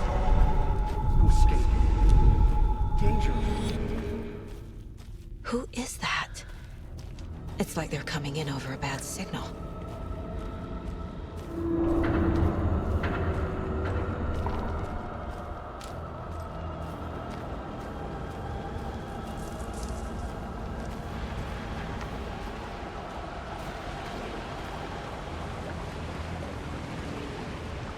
Nightingale's badge.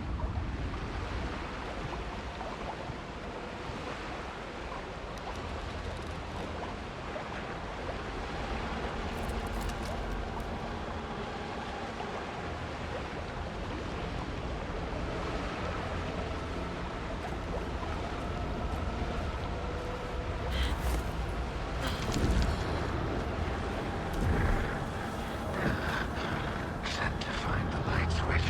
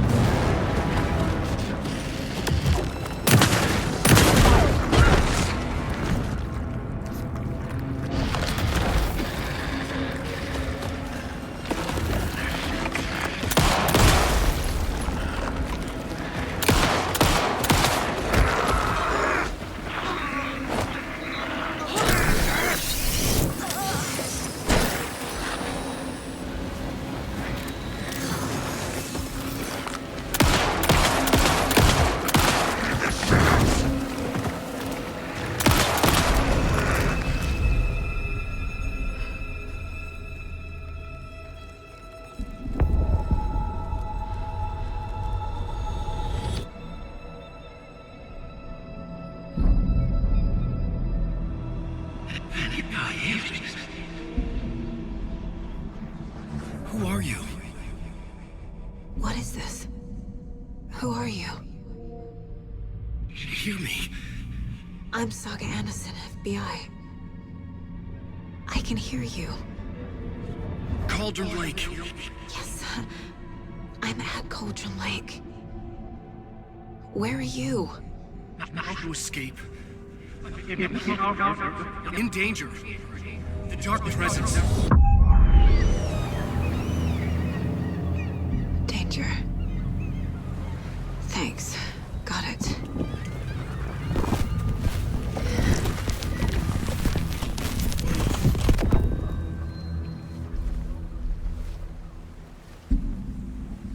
Hey!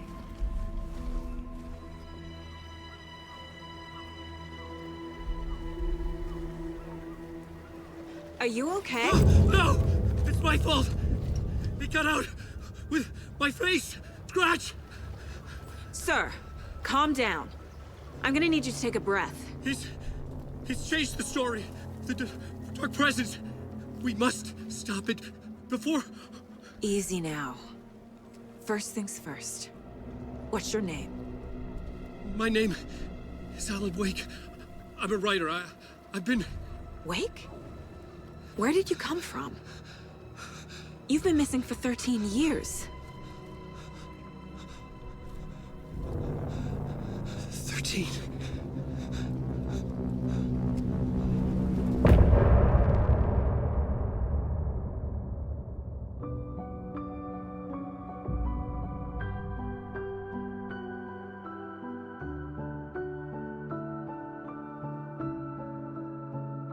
In the dark, miles apart, made a promise that I'm coming out alive. Raging heart, went too far. I will never lose myself again, or I was gone. Anderson, where did you go? All of a sudden, the radio stopped working, and then that flooding just disappeared. Crazy forest. Is this who I think it is? Casey, say hello to Alan Wake. Mr. Wake, this is Special Agent Alex Casey. He'll escort you to our car. Casey, I'll meet you there, right after I take a look around. If the flooding's receded, there might be evidence we missed earlier. Okay. See you there. Alex Casey? How? Am I still... Is this the dark place? No, it can't be. I got out. Yeah, the PI from your books has the same name as me. Great. Moving on. It's a bit of a hike to the car, Wake. Just get your bearings, then we'll head out. I need another minute. Cauldron Lake. I thought I'd never see this place again. Take your time. But you should know these woods aren't the safest. Yeah. It's getting dark. You have a flashlight? It's not safe without a light. I have a light. And a gun. You can relax, Wake. And pages.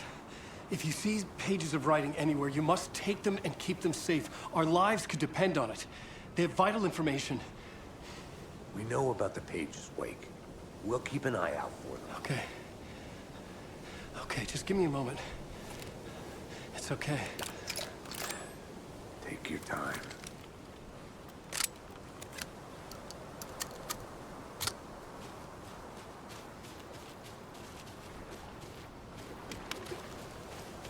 Should look around.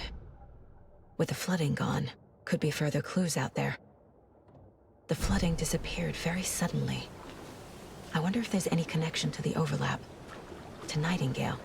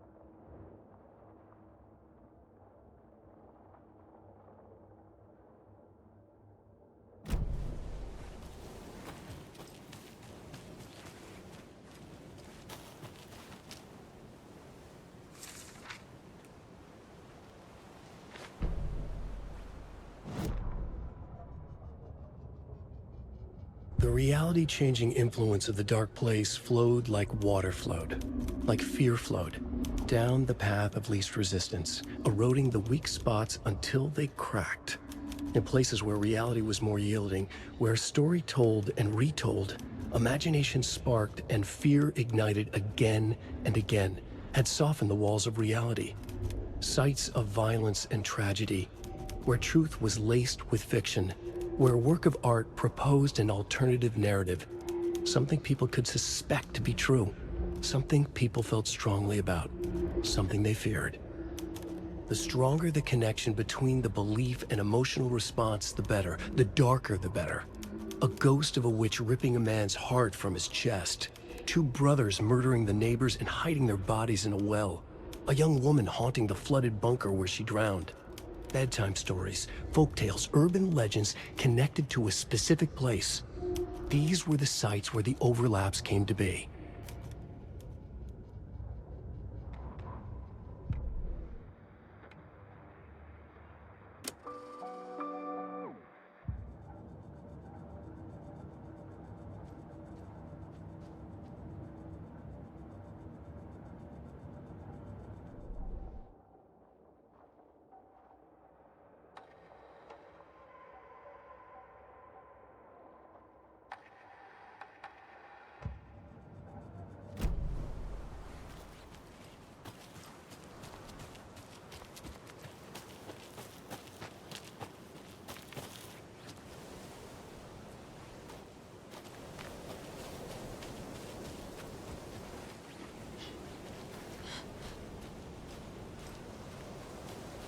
A locked box. Is that the cult of the tree symbol on it?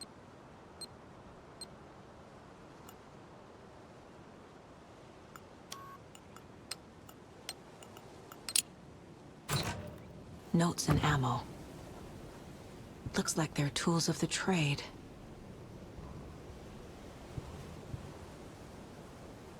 The cult doesn't see their victims as people.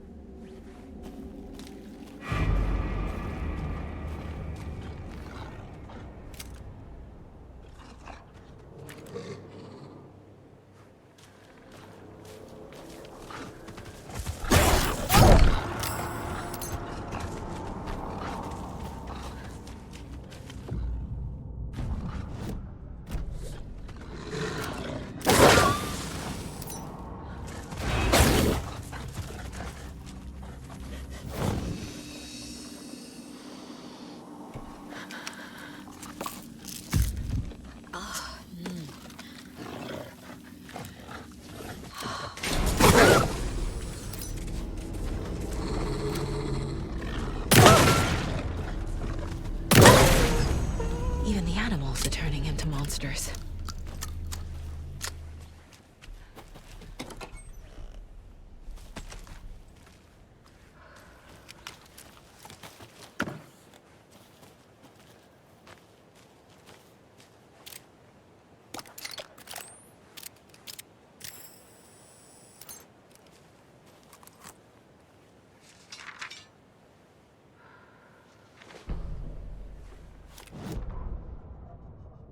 Back at Witch's Ladle, Saga pointed the flashlight at the strange, dark substance.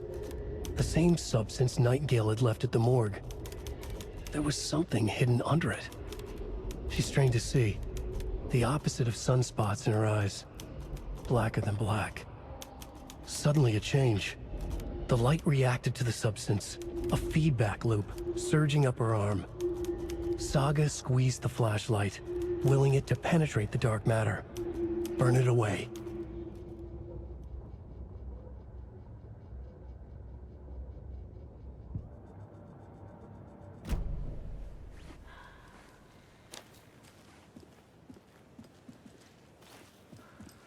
The cult is leaving supplies around for themselves.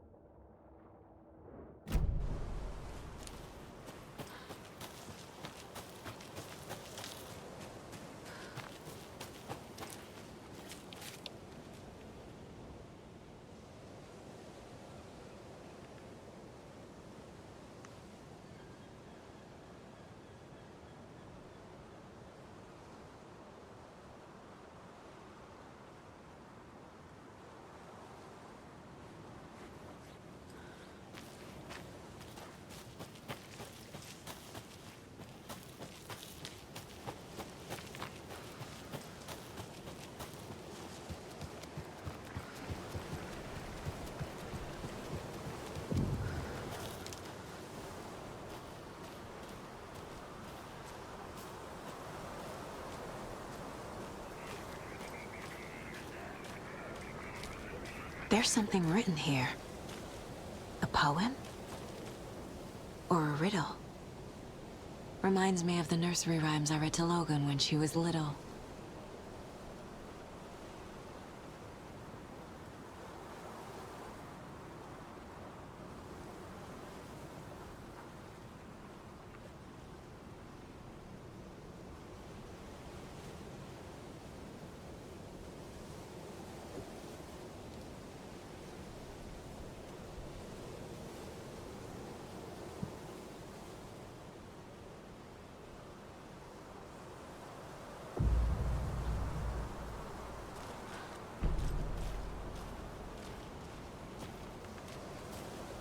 A little clothespin doll.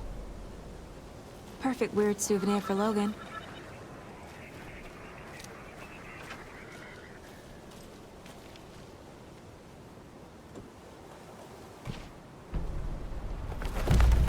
Something feels different. I should look around. A charm. Cute. It'll go great on the bracelet Logan made for me. Huh. That was strange. Gotta keep an eye out for more of these rhymes.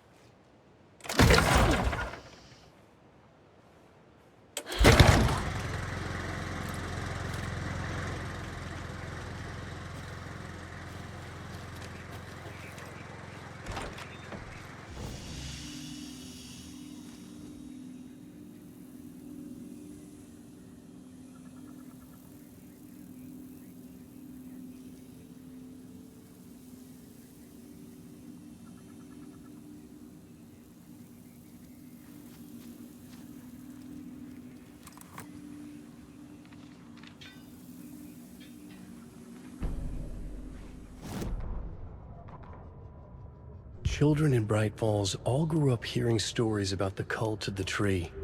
Feral maniacs living in the woods. Satanists chanting, "We watch in the night," as they perform blood sacrifices in the forests. Or things not quite human lurking in the dark. There were many versions of the story, but they all shared one important element: danger in the dark, in the woods. Somewhere among all the urban legends lay a secret truth. The real identity of the cultists prowling in the woods. Real faces hid behind the masks. Real hands held the knives. Real people fulfilling a grim purpose. The forest was not safe. People were right to keep their children away from the trees.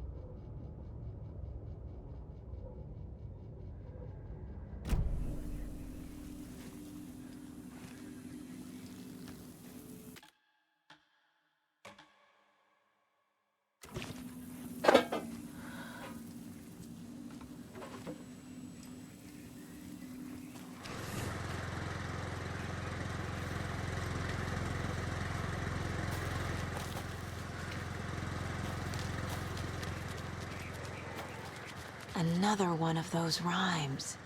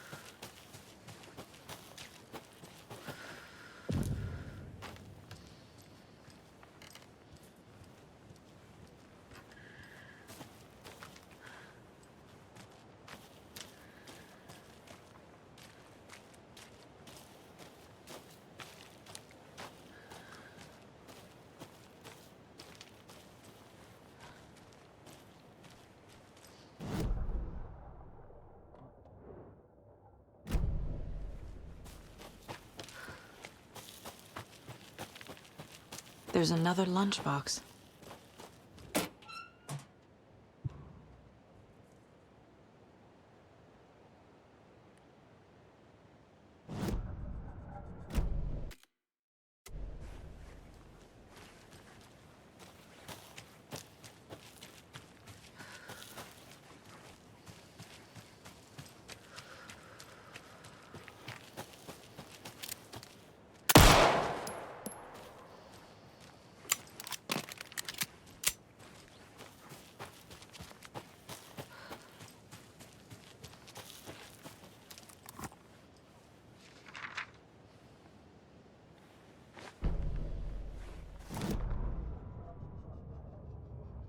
An overlap of the Dark Place needed a push from both directions to manifest itself.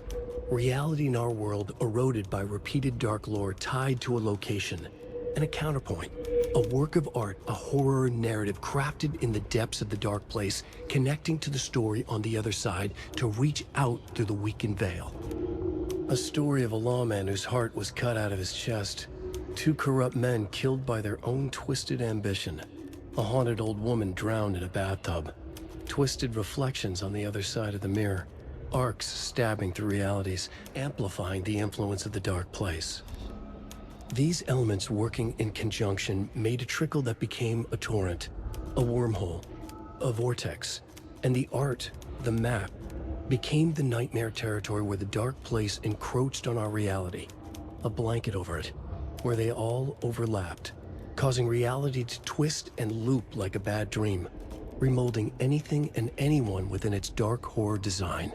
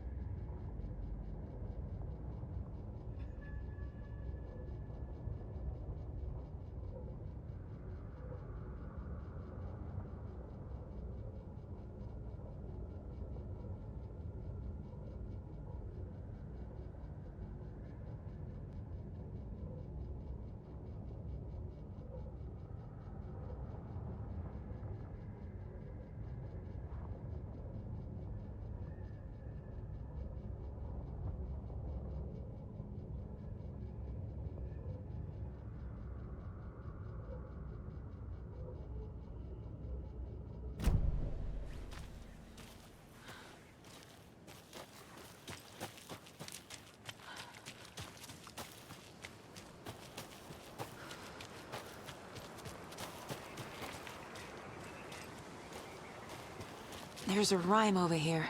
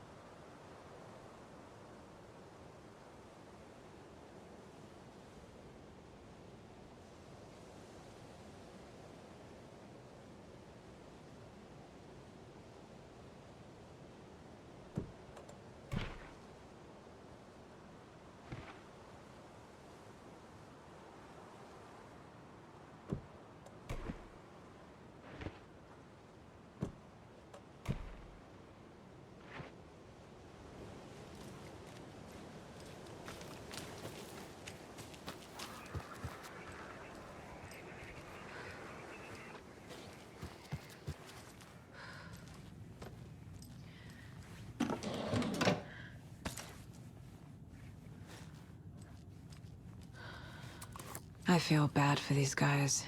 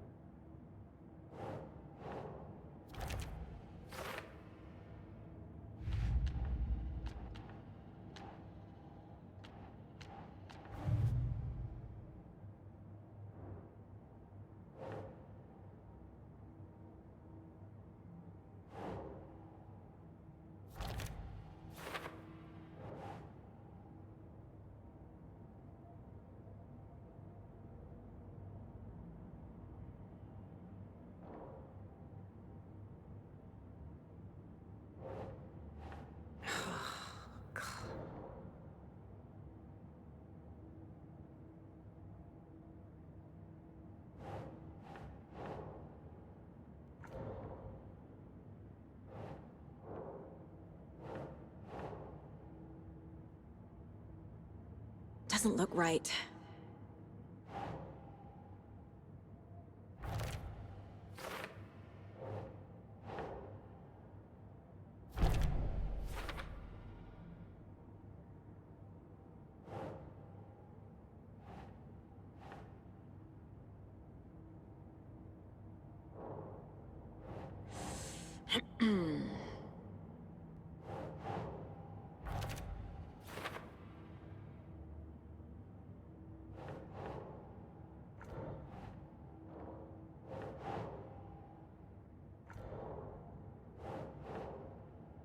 Ugh.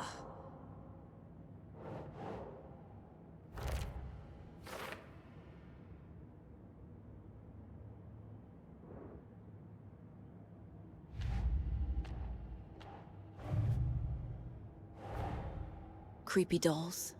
Mysterious rhymes. No weirder than anything else going on, I guess.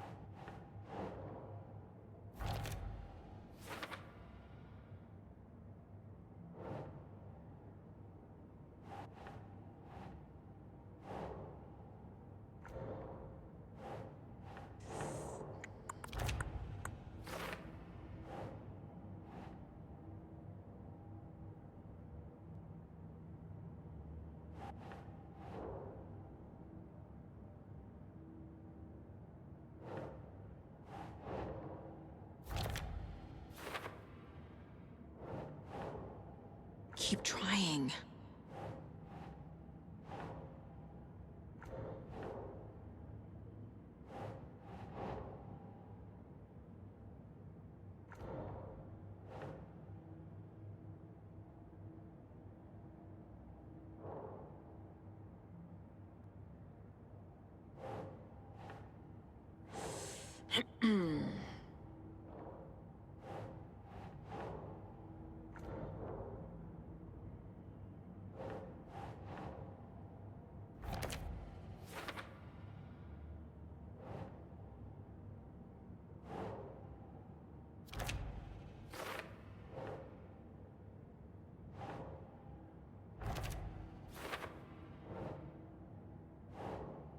Doesn't make sense.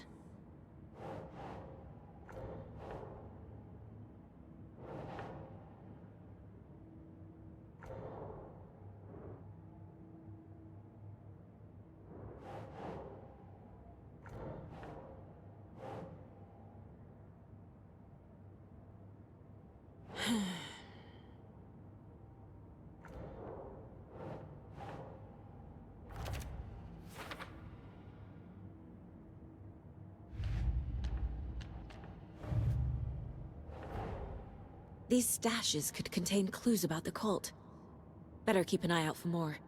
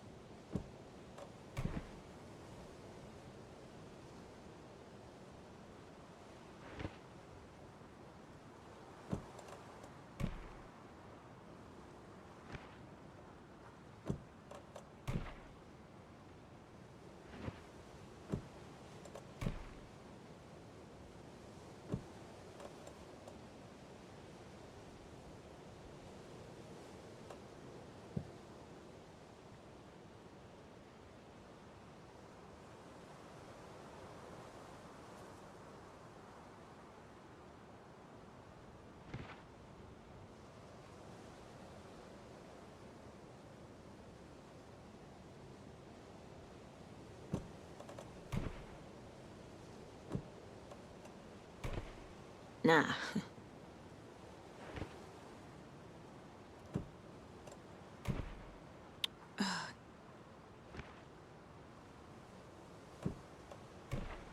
Nope. Doesn't look right.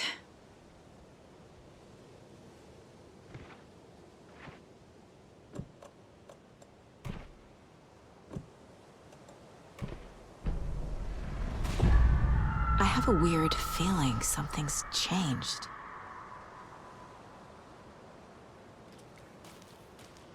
What is this?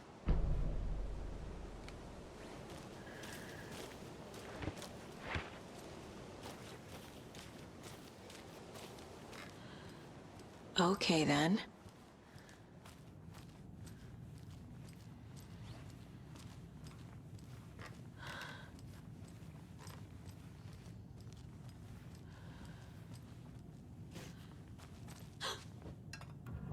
Another charm for my bracelet.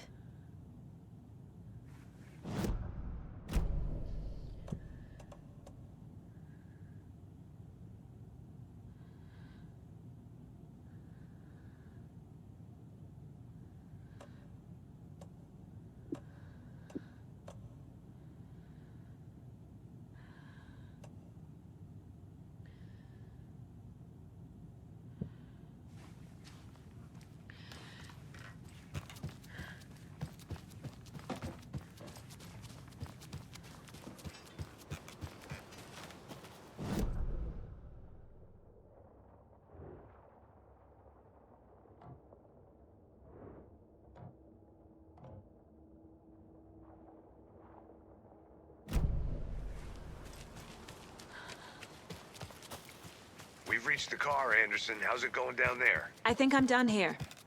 I'll meet you at the parking lot.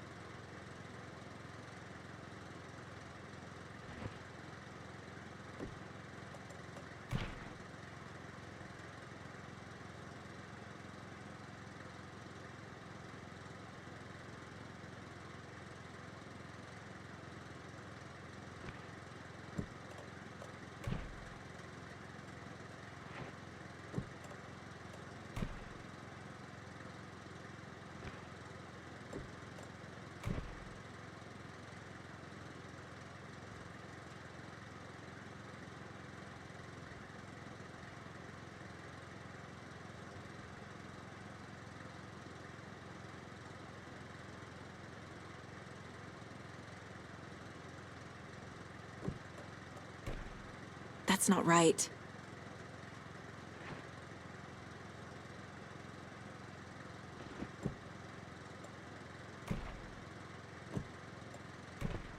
No.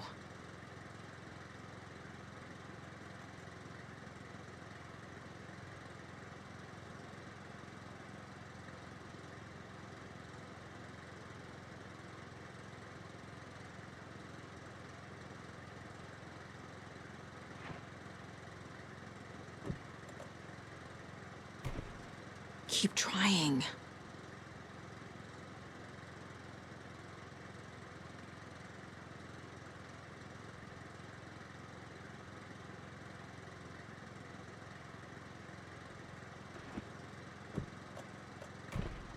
Think, Saga.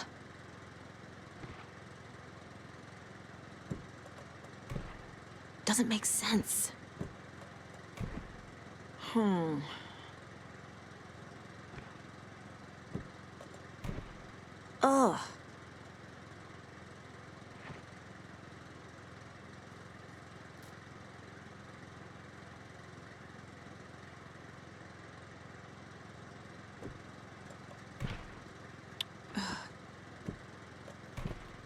No.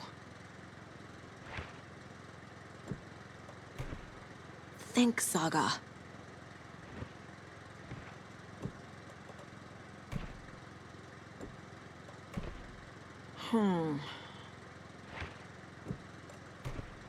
Doesn't make sense.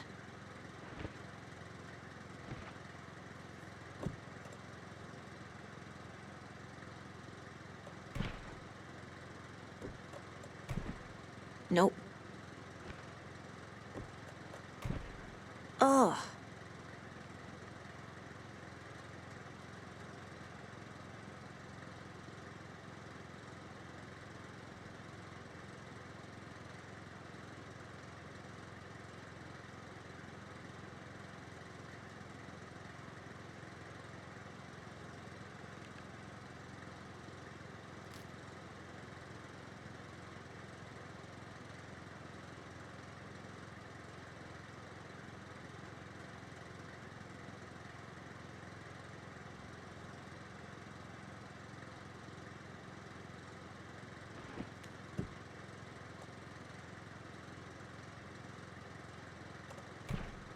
Doesn't look right. Nah.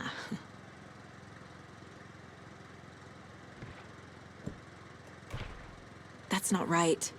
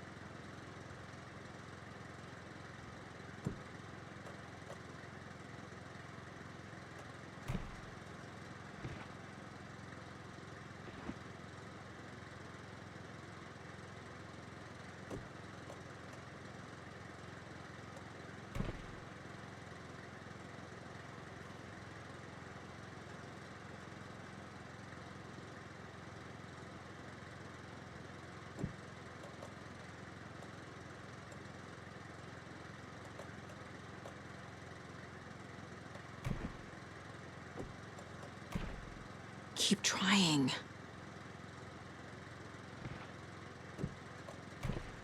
Doesn't look right. Yeah.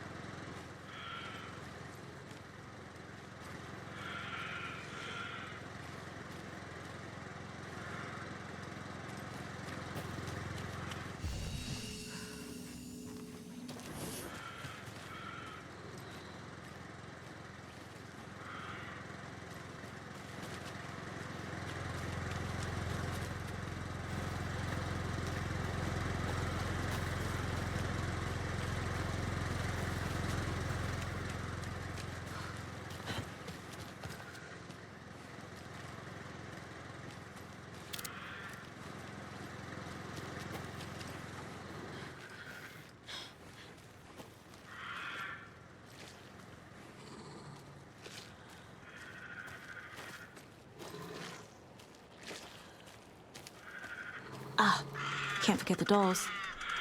Might need them again.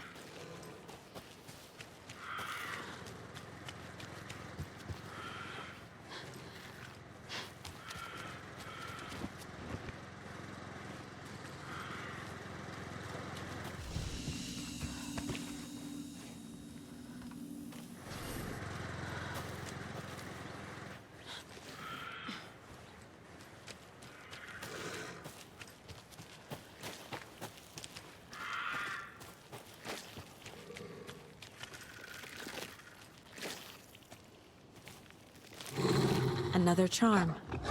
Good thing Logan made me this bracelet.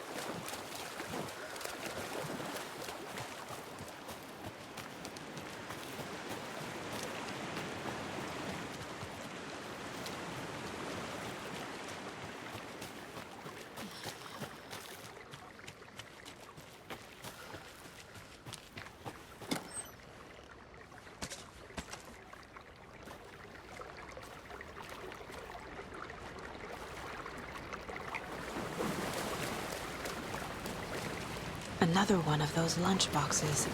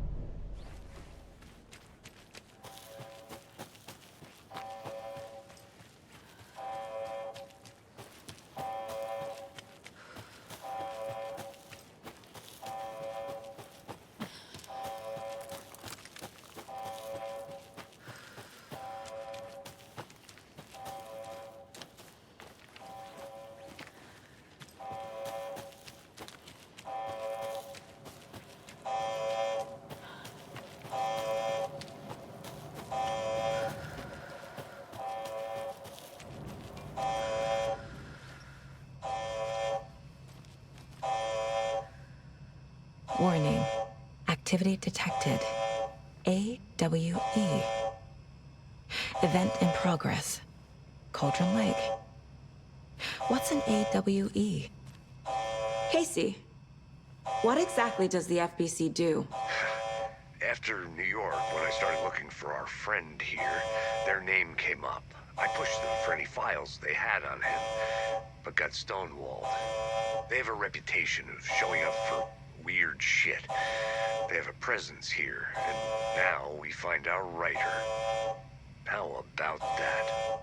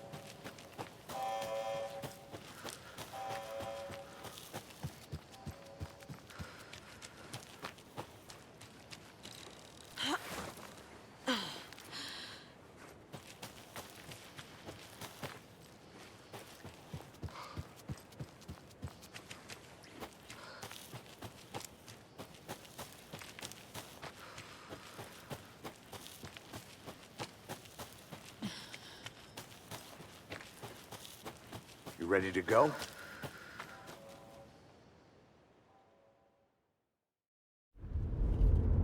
Mr. Wake, we're taking you back to our field office in Bright Falls. You can freshen up there, and then we'll talk properly.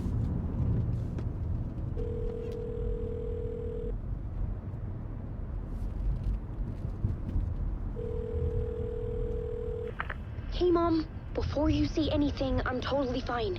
Don't freak out. Dad shouldn't have even texted you. Logan? No one texted me. What's going on? I'm totally fine. I slipped, that's all. God, it's not the end of the world. Put your father on the phone. Okay. Dad, it's Mom. Don't worry, hon. Logan slipped in the shower and bumped her head. She has a slight concussion, but I'm keeping an eye on her. Lucky I heard her fall. She could have drowned. Jesus, David. Why didn't you call? I tried. It didn't go through. She's fine, really. But what about you? You sound stressed. No, it's, just weird case, that's all. Well, if you need a hint, my years of board game victories tell me Colonel Mustard did it. I'll keep an eye out for him. Love you, Dave. Love you too, honey. Want to say bye to Logan? Just tell her I love her. Bye for now.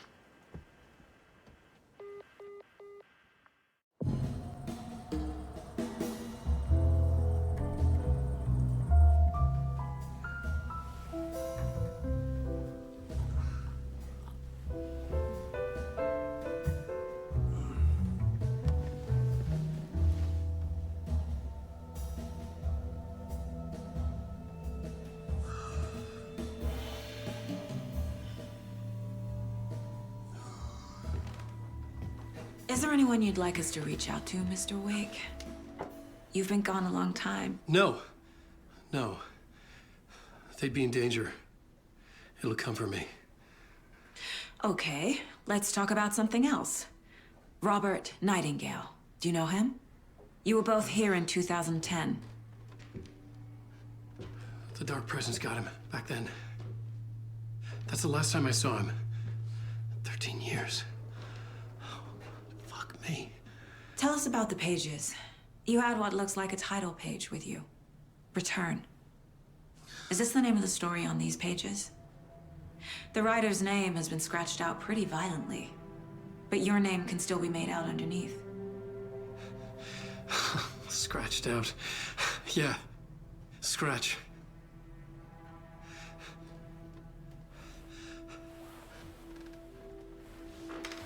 Did you write these pages, Mr. Wake? I'm trying to remember. It's a crazy jumble, like a nightmare. It doesn't make sense.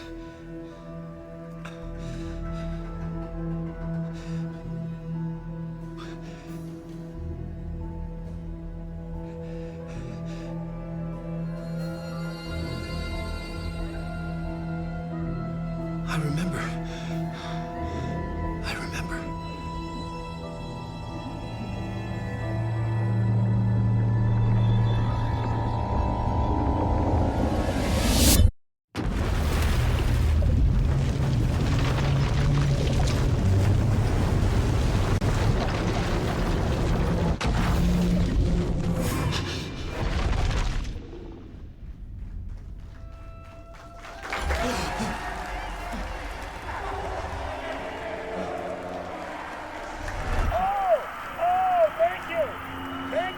Thank you. Welcome. Well, we have a great show for you here tonight. Alan Wake is here. Alan Wake, one of my all-time favorite writers and guests on the show. He's here to talk about his latest book. And as usual, our house band, Old Gods of Asgard, is here. Take it away, you crazy Vikings! Was I on a talk show tonight? Waking up in places with no memory of how I'd gotten there. It was out of control. I didn't need another mugshot in the fucking tabloids. Had I already done the show? Was that a recording?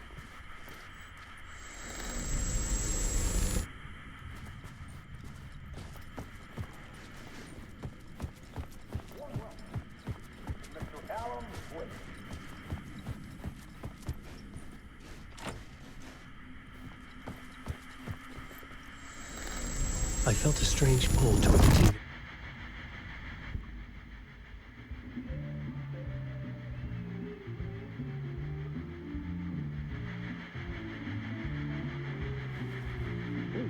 Warm welcome to Mr. Alan Wake.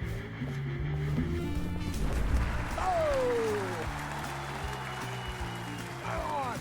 Good to see you, Alan. Great to see you. Welcome back to the show. Come on, sit down. Woo! Oh, man. It is so good to see you, Alan. This must be an exciting time for you. Tell me, does it ever get old? So does what get old? Publishing a new book. Are you okay there, my friend? You look like you've been cooped up in the writer's room for a few too many years. This is exactly how I feel. You know, I've waited so long to get my hands on the sequel to Departure. You left us on quite the cliffhanger. We've all been dying to know what "it's not a lake, it's an ocean" really means. You and me both. Well, our wait is over. Your new book, Initiation, hits the shelves tomorrow. What? That's exactly what every reader will be asking. This book is mind-bending. It's so cerebral. I mean, how would you describe it? An auto-fictional thought experiment? A horror story? A postmodern detective story? Wait. This isn't right. I haven't written anything. He's so humble. Okay, you got me. Good prank, very funny. But yeah, I sad to say, I've not written this. I'd remember if I'd written a book, right? Or maybe it was written by your evil double. Well played, man! That is spot on! Playing the role here. Pretending the world of the book overlaps our own. That's very meta indeed. You see, Initiation tells the story of a fictional writer named Alan Wake, who is trapped in a nightmare, desperately trying to find the manuscript of a novel he has forgotten he has written. The book is set in New York, but it might not be New York at all.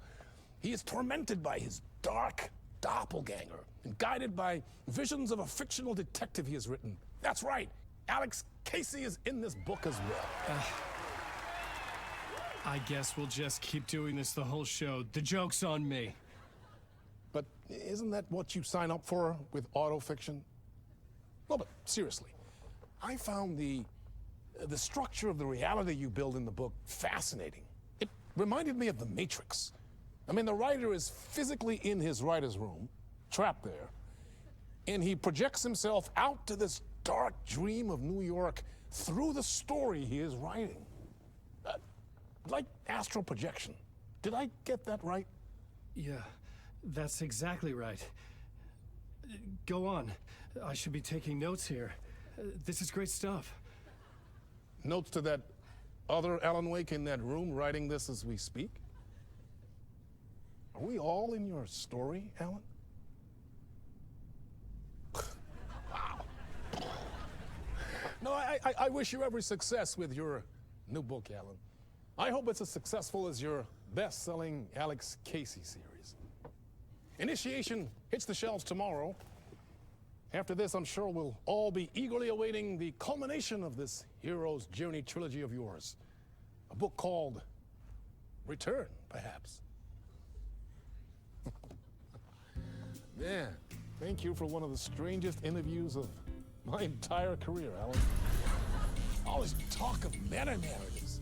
I'm expecting to disappear once this scene ends.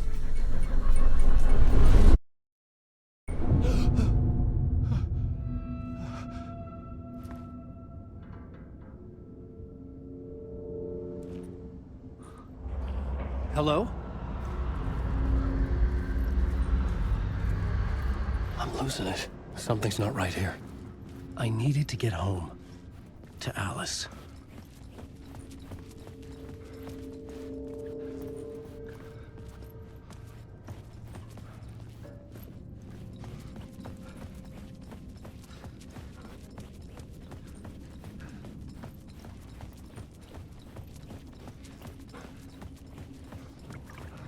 What the hell was that interview? Some kind of joke? Initiation? I never wrote a book called Initiation. This felt like a bad dream. Could make a good horror story.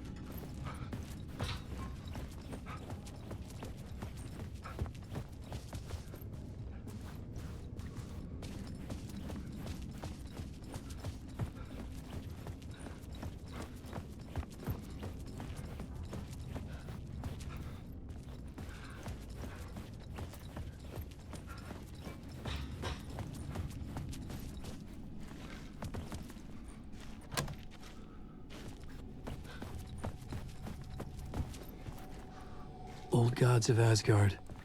That name sounded familiar.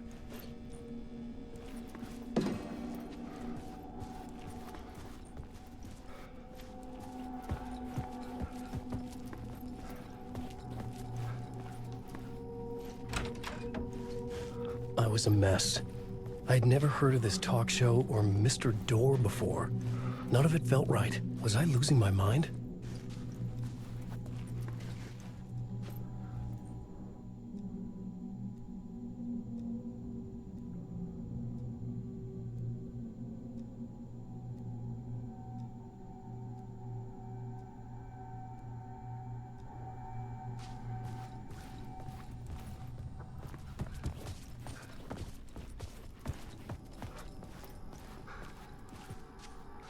Hey! I think I've been locked in! Anybody? Fuck. Now I have to find the code myself. Great.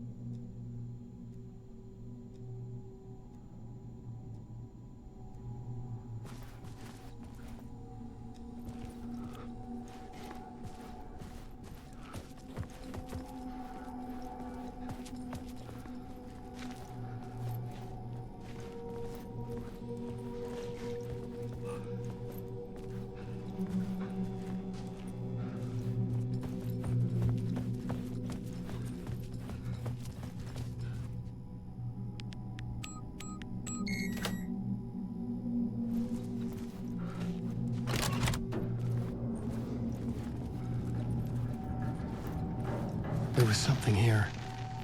A broken transmission I couldn't quite make out.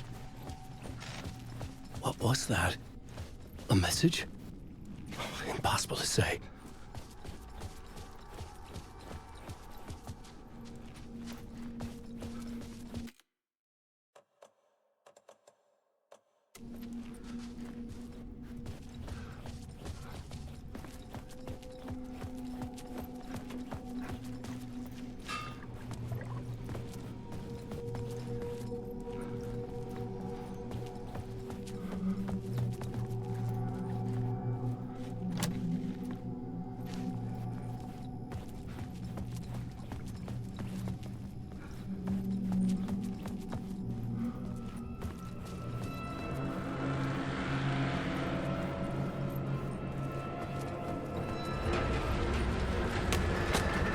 There was something in the studio with me. I had to get out.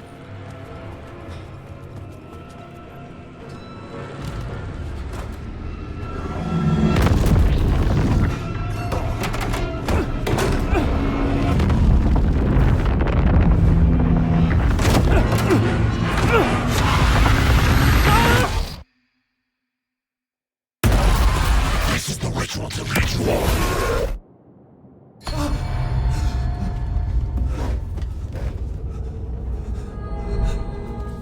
Waking up from the nightmare, I felt like a drowning man gasping for air. This place felt familiar. A ghost of a memory surfaced, about riding here for countless days.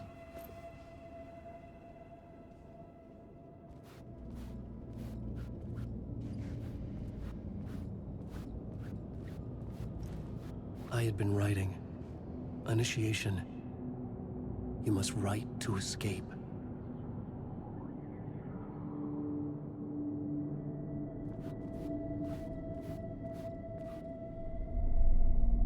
Plotboard for mapping out a story. On the index cards, the nightmare that just happened to me. A summary of the story so far. But other notes as well. Warnings. I had written them. I couldn't remember what it all meant. The name Scratch filled me with dread.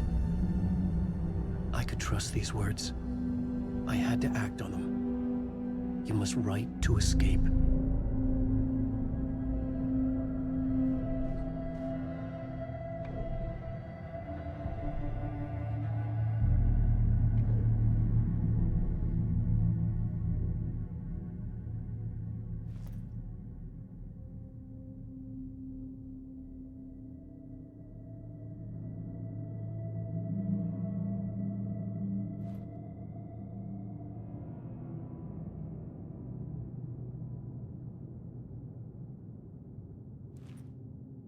I had to write more.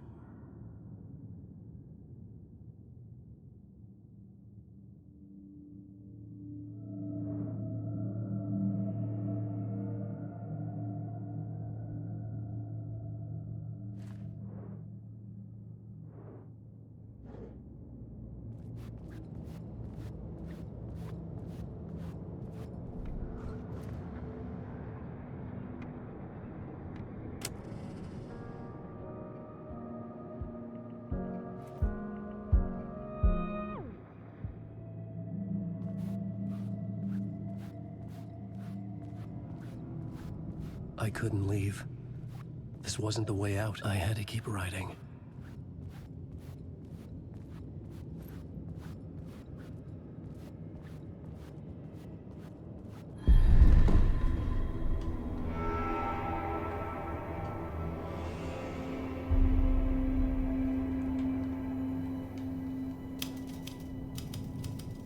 I didn't remember much. But I knew my thoughts and ideas could manifest as reality in this dark place. I'd use my writing to project myself out of this room, like a deep-sea diver to go deeper and explore the depths of this prison for a way out. This room was my boat. Writing was my lifeline. I would start again at the talk show.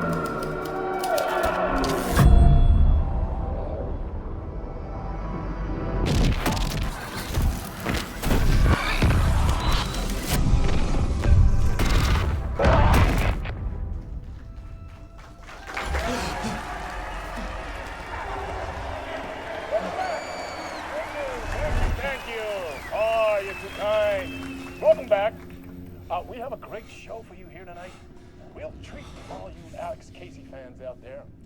Alex Casey himself is here tonight. That's right. Sam Lake, ladies and gentlemen. The actor who has given his face to the famous detective in the film series. And of course, we have Alan Wake here, the best-selling writer of the books the films are based on. Let's do this!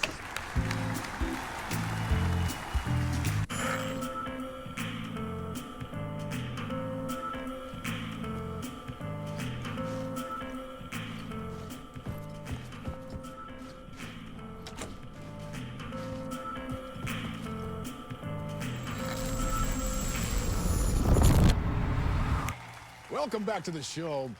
So, Alan, as the creator of the character, how do you feel about this? Sorry, what? I know it can be an awkward question with the man sitting right next to you, but I mean, how do you feel about him in the role of Casey? Does he look the part to you? He looks exactly like I always imagined Casey to be. It's uncanny. Thank you. That means so much to me. I'm a huge fan of your books. So, what's the problem, Alan? Because on more than one occasion, you voiced your reservations about the adaptations. It's not that.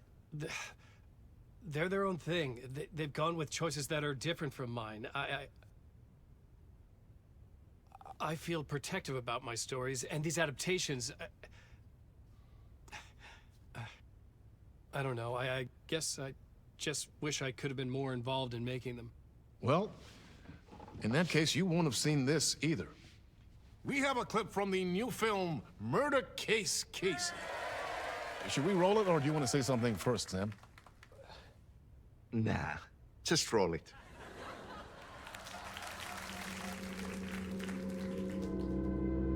This city was an old scar that refused to heal.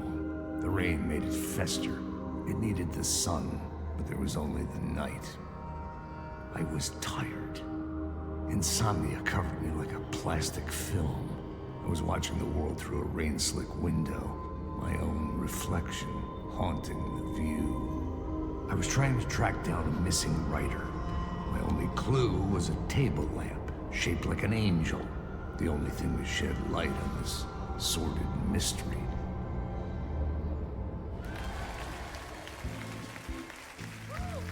That's great! Murder Case Casey! Great job, Sam. Very exciting and very meta. I'm looking forward to seeing more. Wait, stop. What was that about a writer? About a lamp?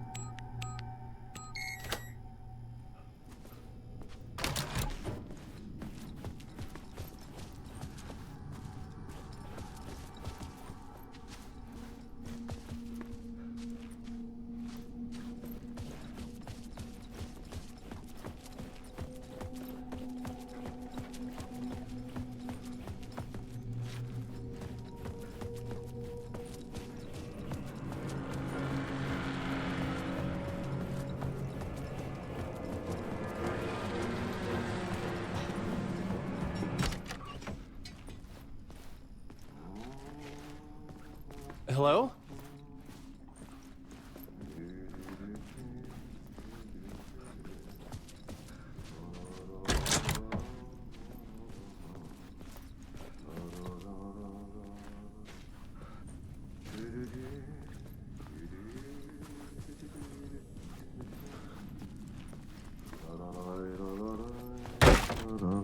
Ah, Lorraine! There you are, Tom.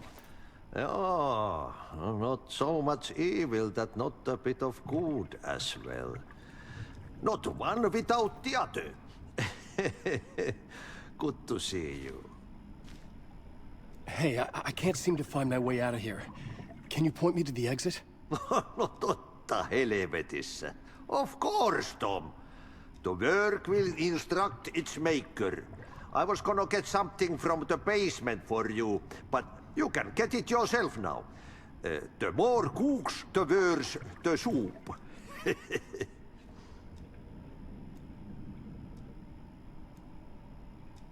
What do you want me to get from the basement?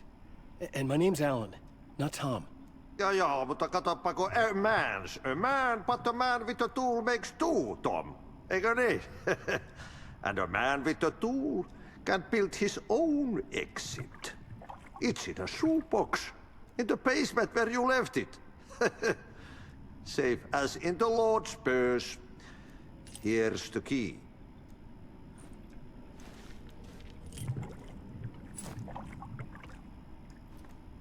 Have we met before?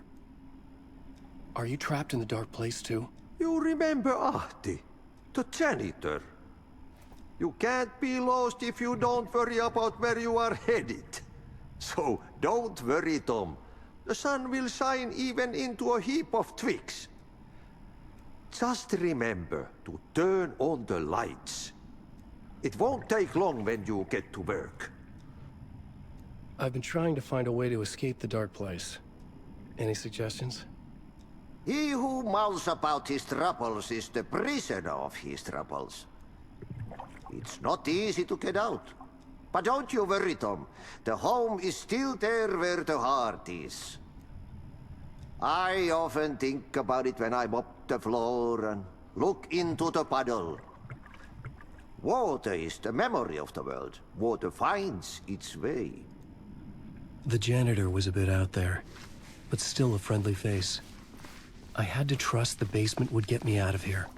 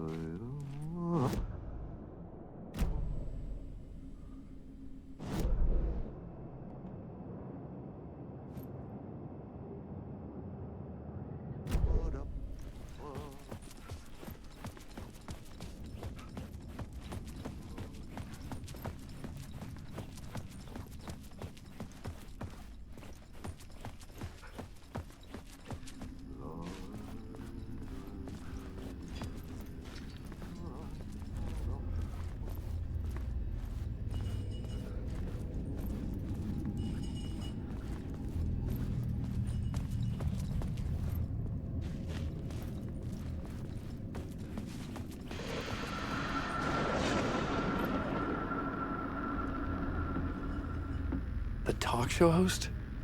Good evening. A writer trapped in a dream world attempts to write a story to shape reality around him and escape. He is beset by visions leaking in from realities beyond his own. He uses those visions as inspiration for his stories, in hopes of giving them power, to make them come true. Us, Hidden Few, know that ultimately he will succeed. But before that, many of his stories collapse back into the stuff that dreams are made of, to remain as they began, works of fiction. And yet, maybe there is a gleam of truth to be unearthed from these tales. A rare glimpse into the unseen realities beyond our own, offering us intriguing avenues of contemplation as they transpire in Night Springs.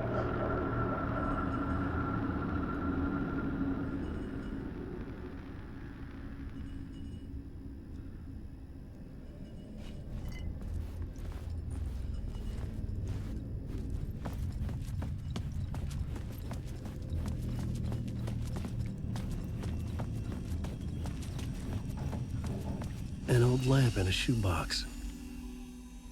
Was this what the janitor had left for me?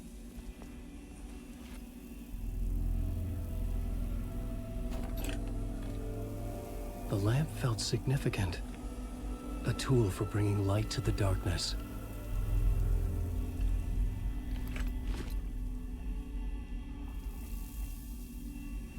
I felt a magnetic pull between the lamp and the light overhead.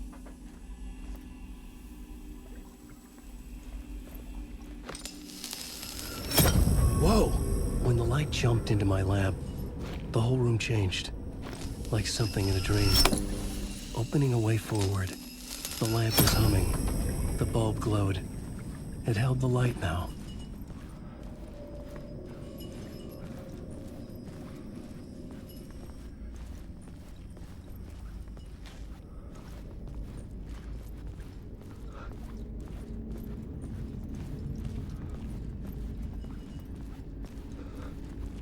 I felt another surge from the lamp.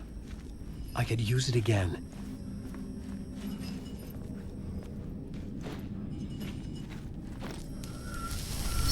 The glow in the lamp went out, shifting the light in the room. The light carved out something new from the darkness.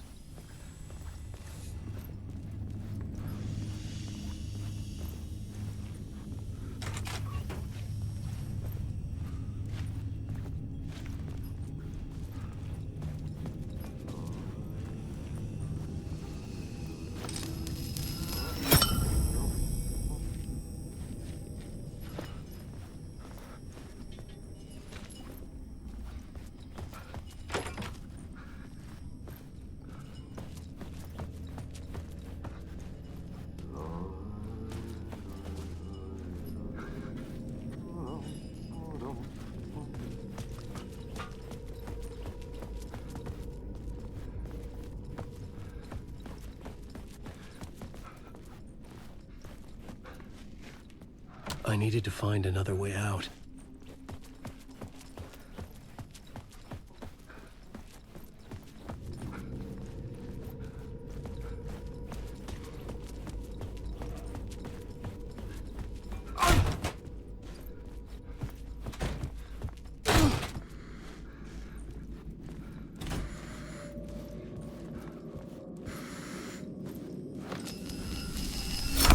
The dark place wants to drown me. I'm losing myself. I have to fight it. I have to remember. The clicker. The light switch. I lost it. But I have the lamp now. The lamp the switch was cut from. This place is a nightmare. Not real, and yet more real than anything. The danger and the horror real. It feeds off my mind. Twisting whatever it takes into psychotic reality. I'm trapped here. I write to escape. I've tried this many times, written countless stories, forgotten how many. I keep failing, but I must keep trying. I use the story to dive deeper. Every word I write is a step forward on this spiral in the darkness. I dive to the body to find the answer, the map, and the key, the compass. That's combined to form a door leading out. But how do you open a door that's not a door? At the bottom of an ocean that's not an ocean, and a lake that's not a lake.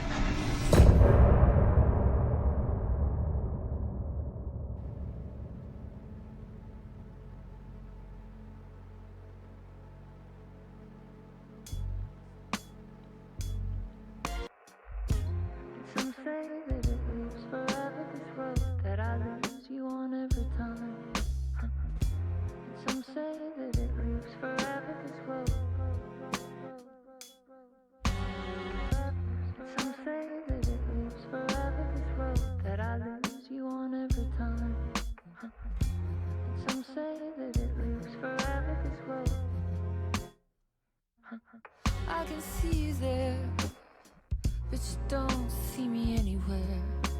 I'm right in front of you, I'm right here on this winding road. What are you looking at? Is it your face on a pane of glass?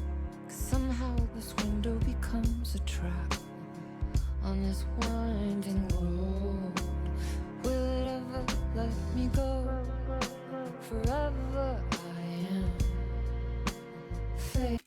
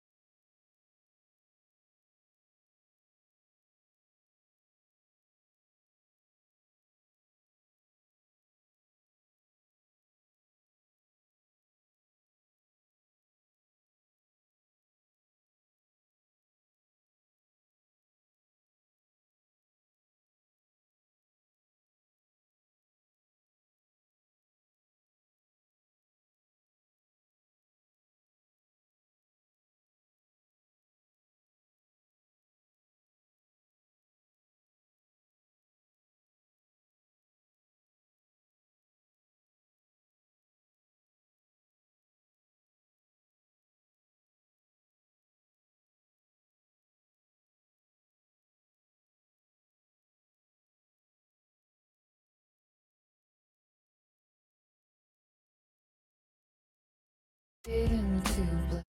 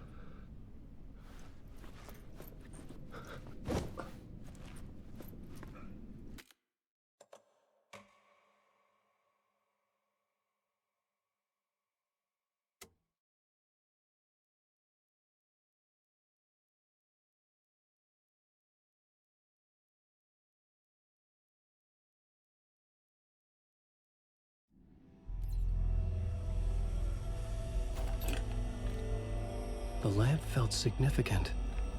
A tool for bringing light to the darkness.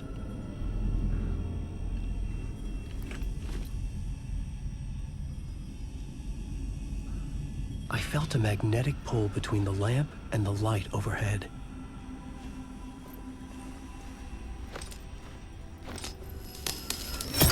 Whoa! When the light jumped into my lamp, the whole room changed. Like something in a dream. Opening a way forward, the lamp was humming. The bulb glowed. The glow in the lamp went out, shifting the light in the room. The light carved out something new from the darkness.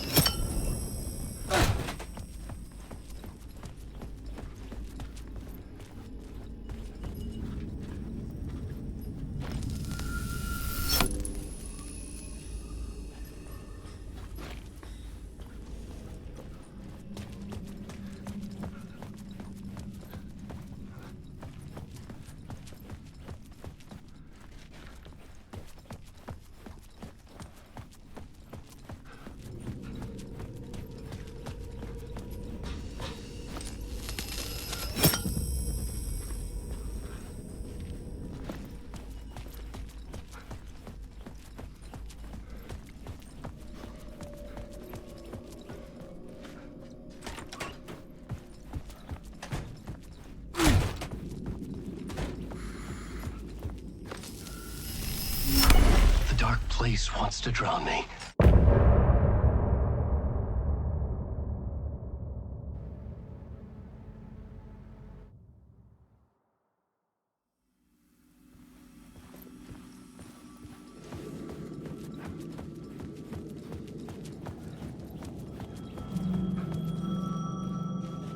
The payphone was ringing. Somehow I knew the call was for me.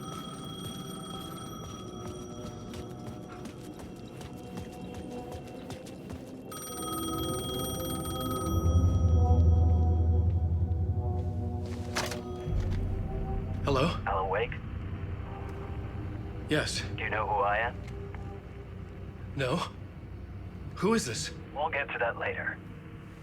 There are spies all over. Shadows. A sense of déjà vu washed over me. Had I had this conversation before? Alan, listen to me carefully. Caldera Street Station, the subway. You need to go there. I'll call you again later. Make sure to pick up. Do I know you? I know you from somewhere. You've just forgotten again.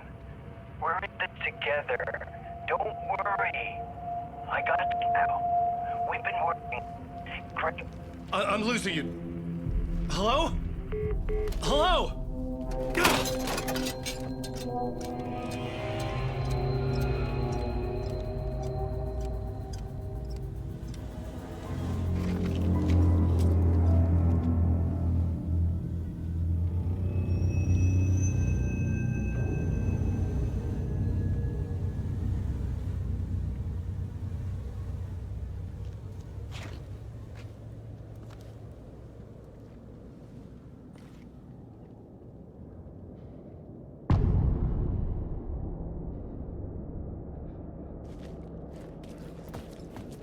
The man had said Caldera Street Station. I had to go there.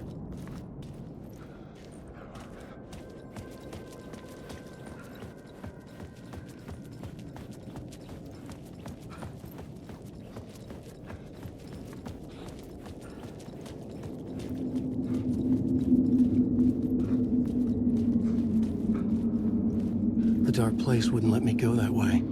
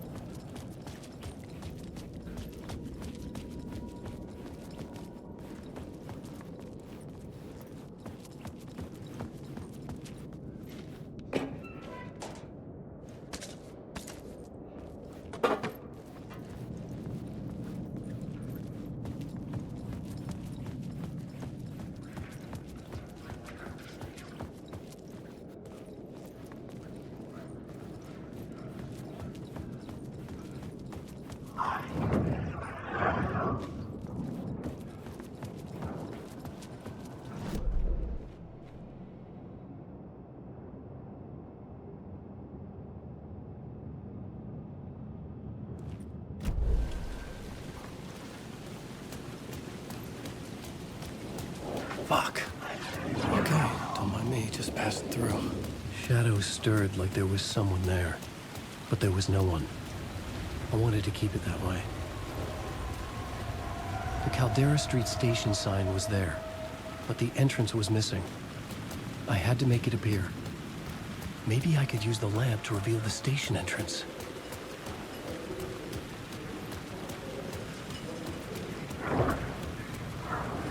The lamp was dead in my hand.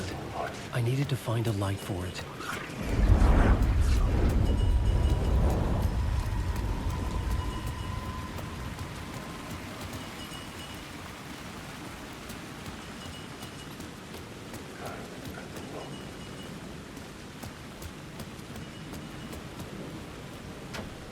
I couldn't get in. I was missing something.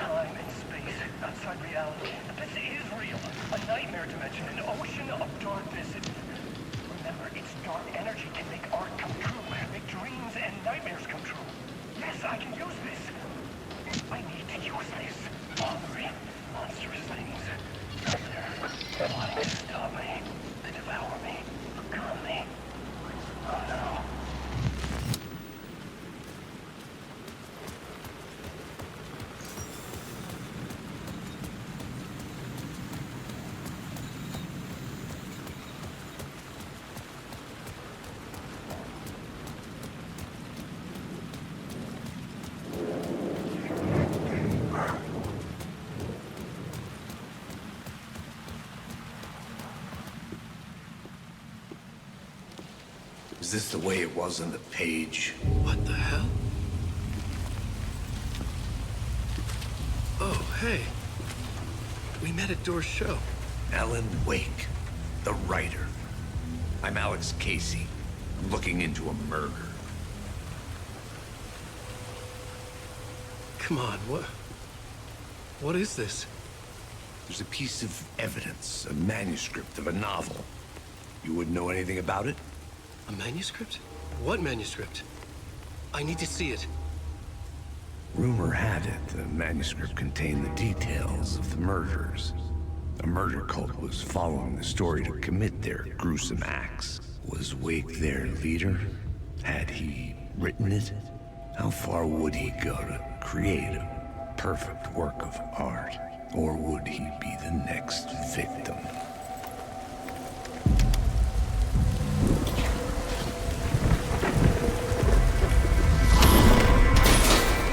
Stay here.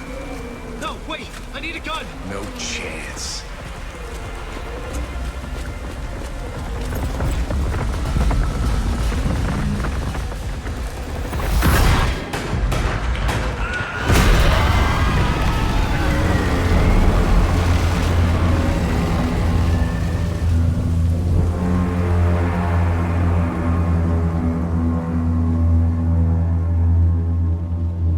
Casey! Damn it.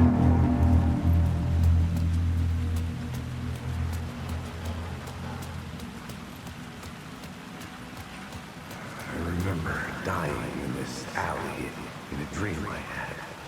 He was just gonna keep killing me here, loop by loop. You're not gonna get what you want. You think you know. You know shit. You don't really want to know. You're gonna get what's coming to you.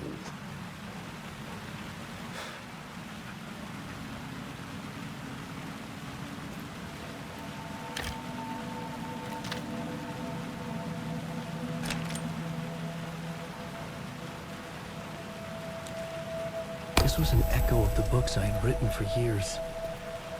Picking up Casey's gun felt like I was assuming the role of the detective.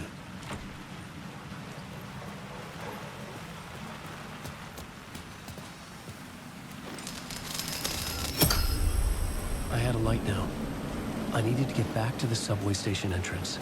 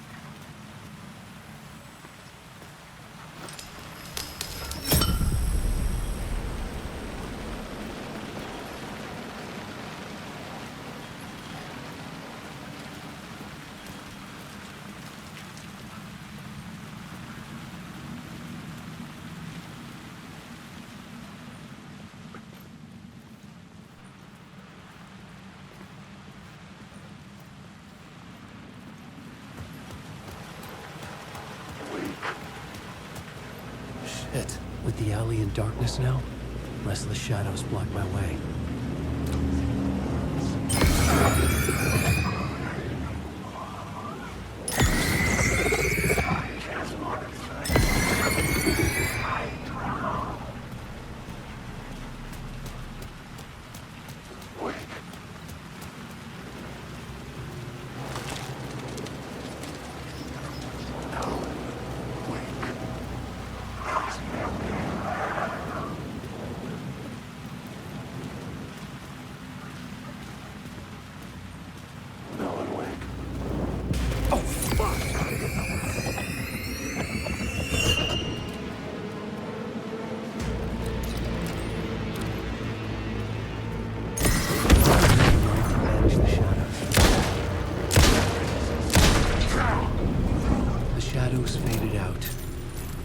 didn't.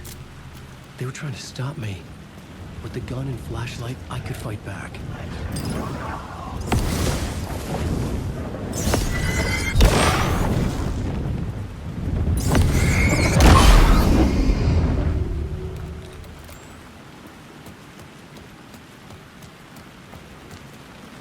I could use the light to open the subway entrance now.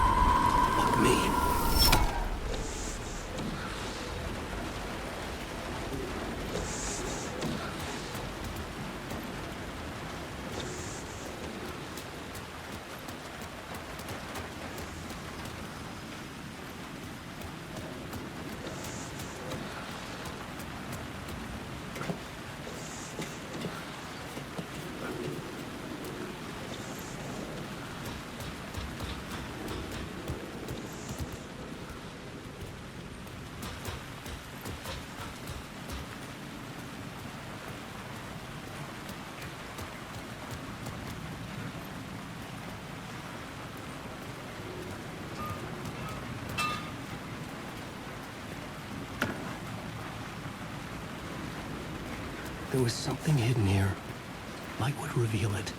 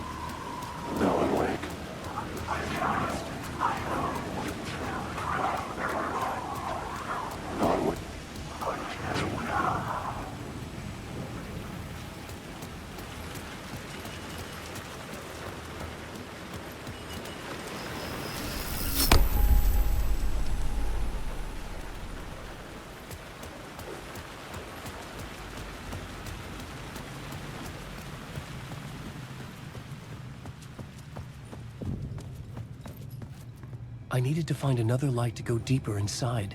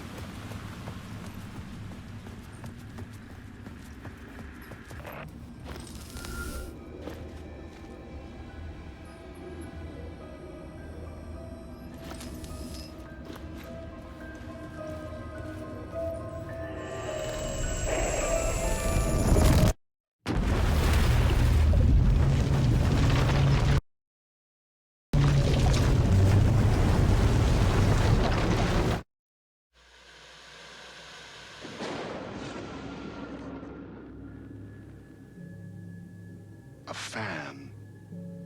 The dictionary definition of the word is an enthusiast, a fervent devotee, an abbreviation of fanatic. What comes across to an outsider as a dangerous obsession or even madness is something entirely different from the point of view of the fan herself. To be a fan is a joyous existence, one filled with the happiness that stems from knowing with utter clarity the purpose of your life. But what if that purpose could be more still? If you could be lifted out of the flock as your idol's chosen one, the only one who could decipher his secret messages. What lengths would you go to save the object of your obsession in Night Springs? Tonight's cult classic episode, #1 Fan.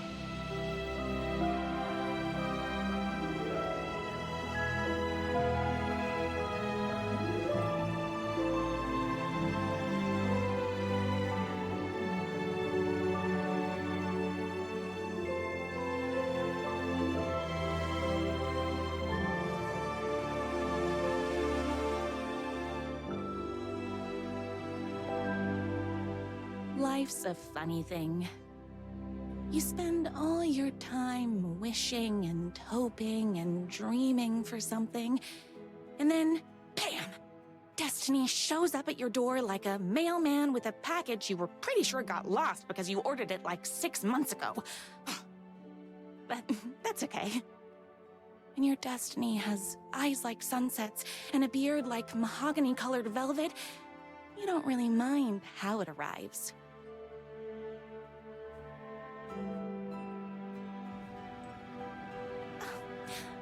But my day didn't start off with all that excitement.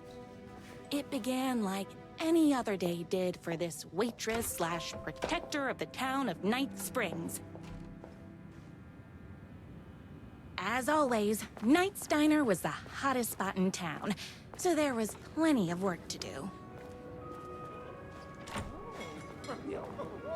Hey, it's everyone's favorite waitress. Look who it is! Hi, everyone! Could I get another cup of that delicious special brew that only you know how to make? Of course. Who else wants a top-up? Me! Right here, please. One for me, please, and thank you.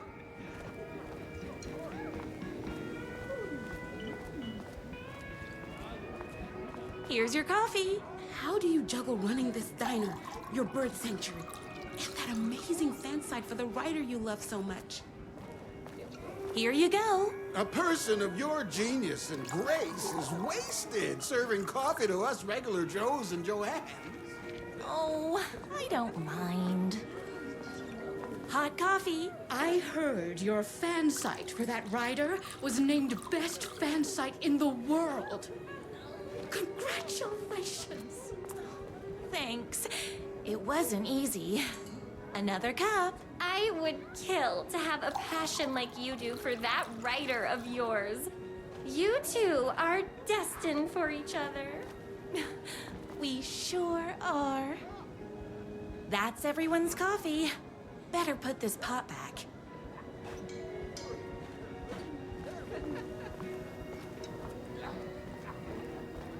I loved being the very successful owner and operator of the county's most popular diner. But that was nothing compared to my grease fire of passion for the writer and his sheer literary talent, and flowing hair and lips like buttery pie crust. Pie! I need to clear the empty pie plates from the tables. Shucks.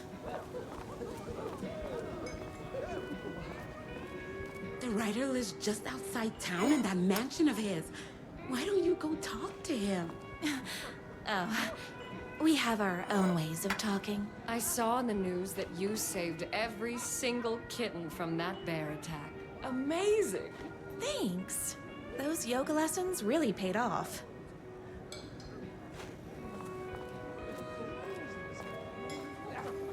Is Knight's Diner going to enter the statewide pie competition this year? Of course! We're gonna make this our 20th win in a row! My date last night was a total bust. You're the expert on romance. Any advice? Yes. But first, tell me everything. Long story short, she told me I dressed like a divorced gym teacher. But it's what's inside that matters, right?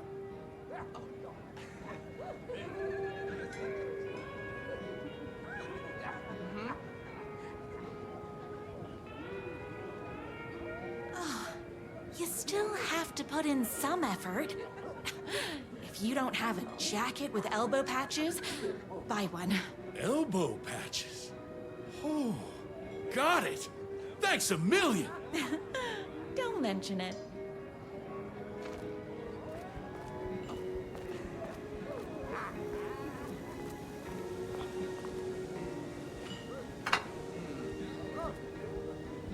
What can I get you?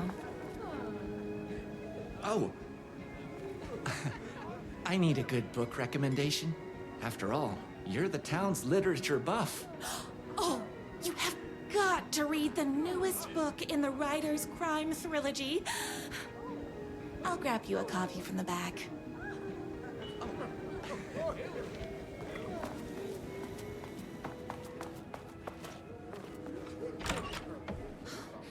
You better not crease any pages.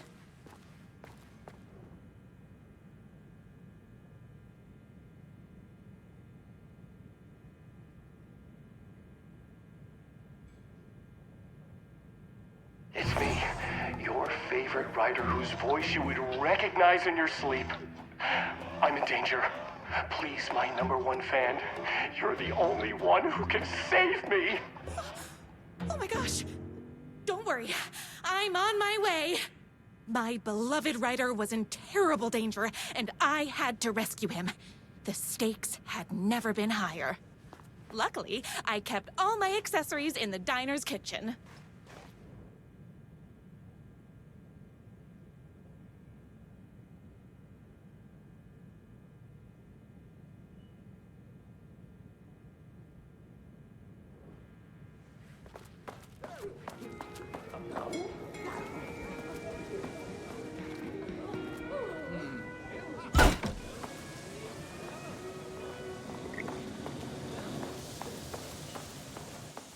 My accessories. Everything a girl needed to claim victory in the battle for love. My bolt-action hunting rifle with a gorgeous walnut stock. Deadly, and looks good doing it. Just like me. My trusty 12-gauge, fully automatic. Extreme circumstances call for extreme shotguns. There was no time to waste. The shortcut through the boatyard was the fastest way to my rider's mansion in the woods outside town. Don't worry about that. I can see you're busy. The boatyard is this way. You better hurry. Go through the boatyard. The shortest route. This was my moment. My chance to save the rider and make him realize how much he needed me. And if that's not love, I don't know what is.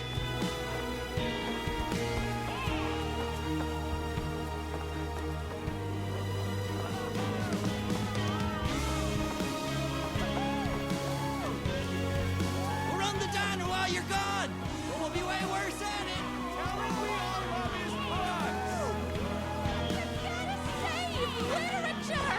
You're the only one tough and graceful enough to save him! I was leaving my old life behind, like a body left to sink in a lake so no one finds it.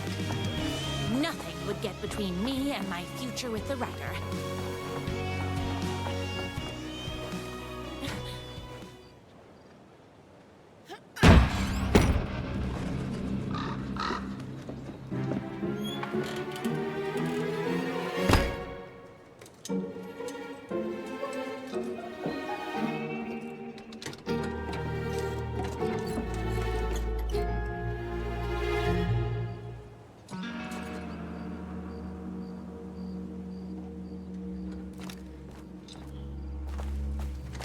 Now, who the heck is that? I knew you'd come to his rescue. Who are you? And why do you look like a slightly less handsome version of my rider? Oh, don't you ever compare me to that worthless hack. Sure, I may be his wild and rebellious estranged twin brother, but we can't all be perfect. I had no idea he had a brother. To think there were two of him all this time. After today, there won't be. No more writer, no more books, no more living in his shadow. But you're his brother. I'm sure you two can talk it out and realize you have so much in common, and after you change, you can move in together. And I'll come over with popcorn for movie nights. He had his chance for popcorn and movie nights, but he wanted to keep everything for himself. Too bad. You know what they say? You can't join him? Beat him. What did you do to him? I locked Mr. Fancy Pants up somewhere you'll never find him. You won't get away with this. I'll stop you. Babe, I got an army of people that hate that hack almost as much as I do. They're ready to die if it stops him from writing another crappy book. What do you got? I have the power of love. Oh, is that right? Well, you're gonna need more than your feelings if you want to stop all of us. Only a monster could be blind to the poignance of my writer's book. Ow! What is with me? My spinach this morning. Don't mess with me.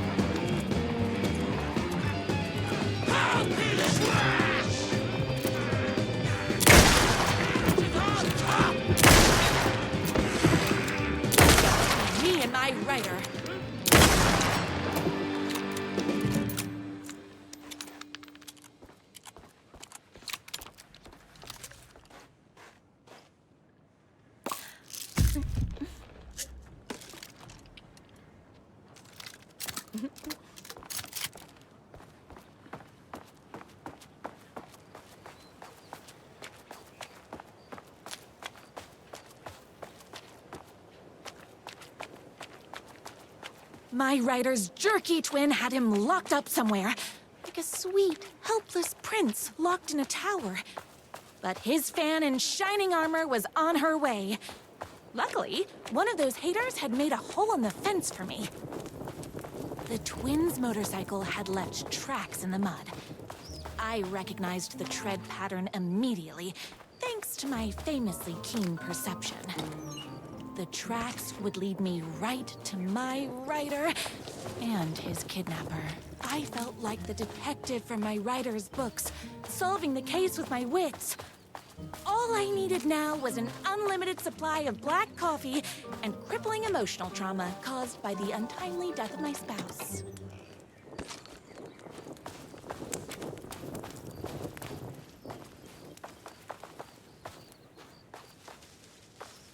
More haters.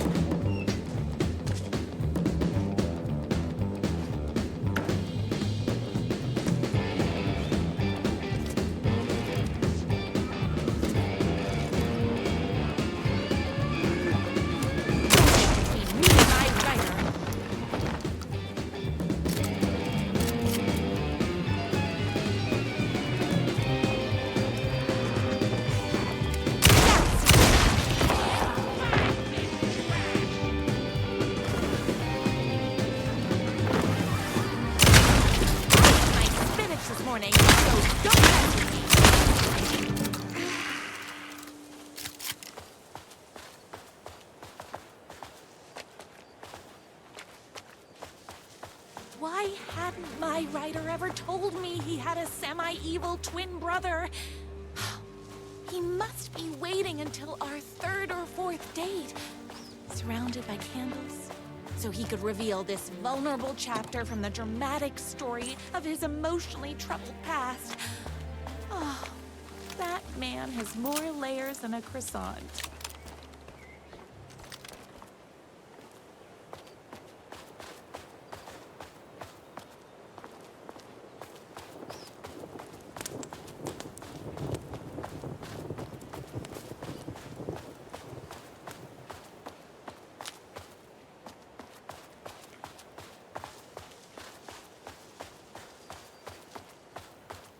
I couldn't let these monsters continue to plague my dear writer with their negativity. I would treat them the same way I'd treat trolls on my fan site, but this time, I was banning them from life.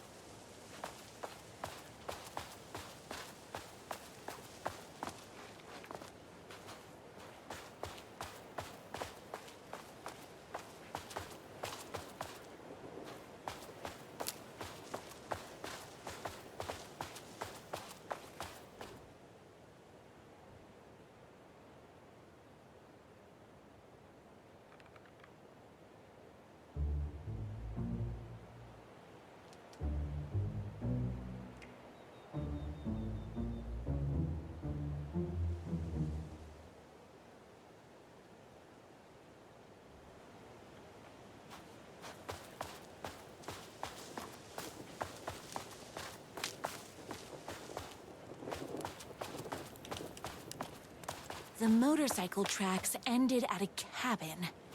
Was my rider inside? Hello? Isn't anyone gonna rescue this poor little rider? Hello?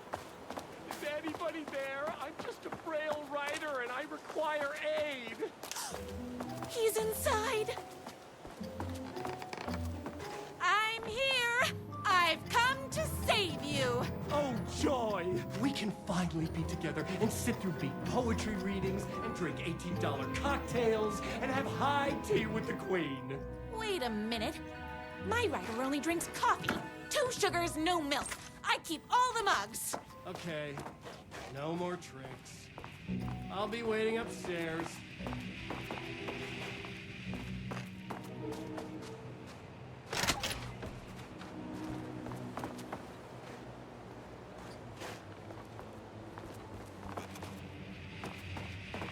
Running with wolves seems like a dangerous hobby.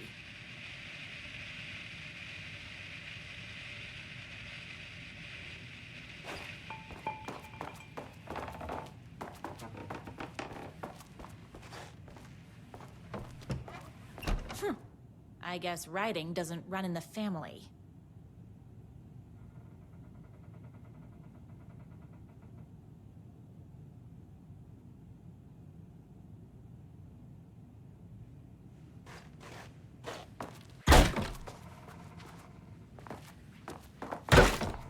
You? I was never upstairs. I lied when I said there were no more tricks. Ooh, you're starting to piss me off, mister. Where is my rider? I'm just having a little fun. Let's chat down at the beach. It's just out the back. First, he kidnaps my rider. Then he calls him a tea drinker.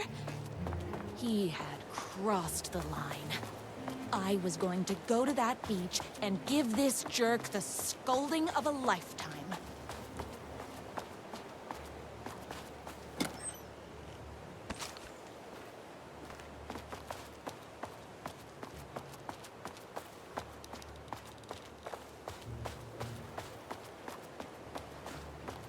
Hey, me and my bike were just enjoying the view.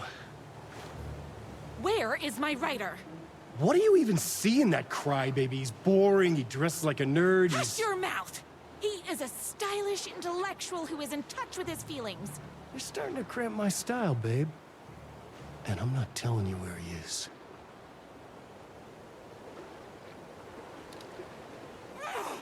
What did he ever do to you? I, already told you that? At the boatyard? I feel overshadowed by success, like he's taking everything I can compete. Oh, right. I remember now. It's a self-confidence thing. Well, it's a bit more complicated than that. You are going to tell me where he is, or else. Or else what, babe? You asked for it. You're rude, you have no manners, your too cool to care attitude is attractive initially, but drives people away after they realize you're emotionally incapable of letting your walls down to reveal that you are a vulnerable human being just like everybody else. You are trying way too hard with that outfit. No, stop! I don't like being seen! Listen, I never had your precious rider. I was just keeping you distracted while my army of haters storms his mansion. Now the love of your life is doomed! Doomed!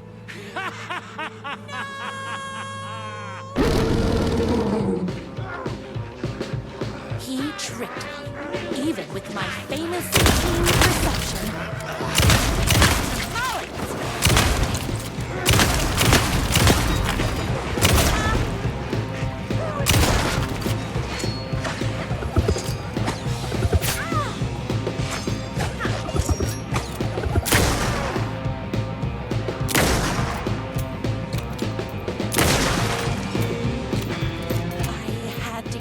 Rider's mansion as fast as my chunky kitten heels would take me.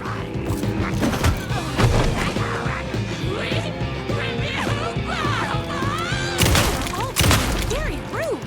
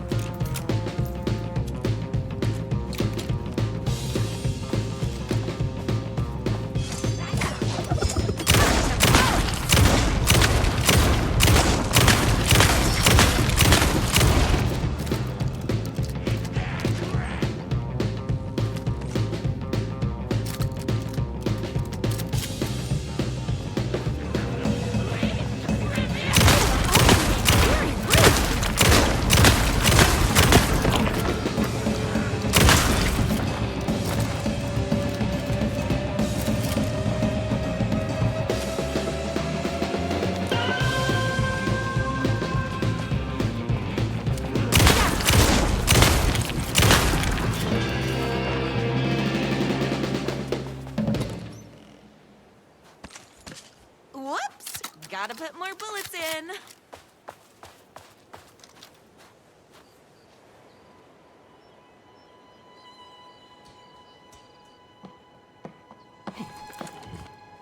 I knew you, my #1 fan, would never fall victim to my twisted brother's lies. His hatred for me is as inexplicable as the sunrise, and just as fiery. But I knew your heart would never waver. You're the only one who can save me. I believe in you.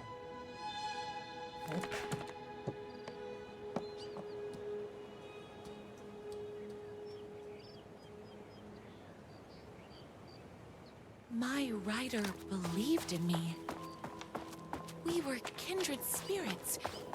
We fit together like a bicycle chain and that spiky wheel thing the chain fits into. We were connected by love and destiny. He was meant to be mine, always and forever. There was no time to lose.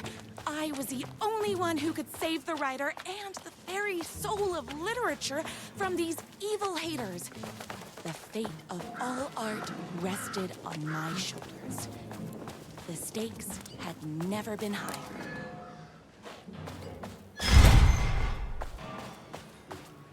If I have to stop you myself, I will. Unlike him, I'm not afraid to get my hands dirty.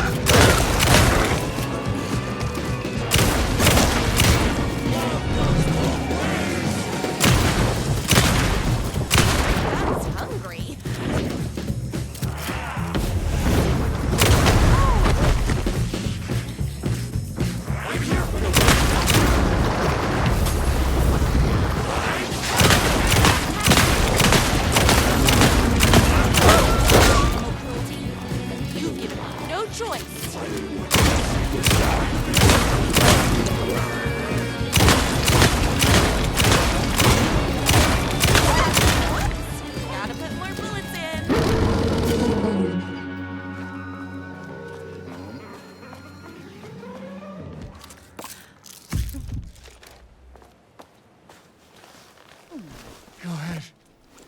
Finish me off. I'm not going to kill you. You're my darling writer's brother. You really do love him, huh? I guess I never even had a chance. I was just jealous of his talent, his money, his velvety hair. But mostly, that he's got the love of somebody as amazing as you. Oh, you silly werewolf. You could have all those things too. You just need to stop wanting to be him and start wanting to be you. Your words have shown me that it wasn't my brother I hated. It was myself. Oh, what have I done? Those haters will tear him apart, and it's all my fault. Please, go save him. Oh, I intend to.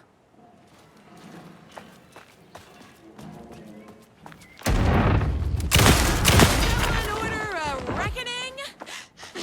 I'm ready! Me and my right.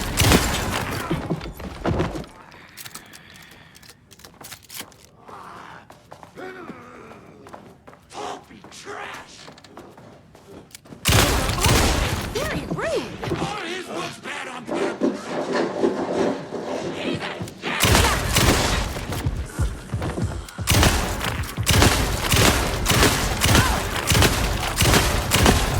I'm fresh out of bullets.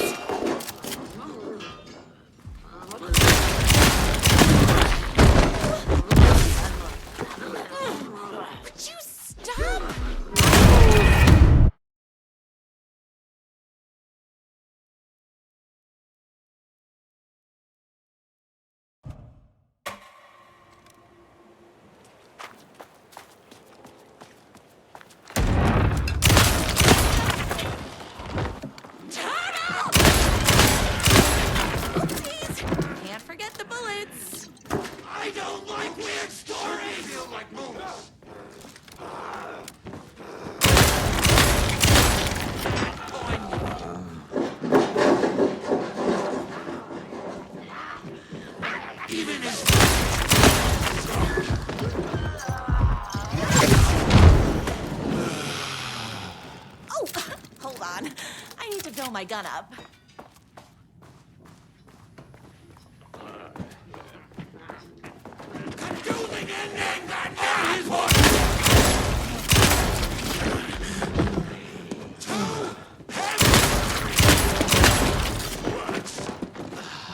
It's bullets o'clock. Typical smog rider! Kids, hands on the...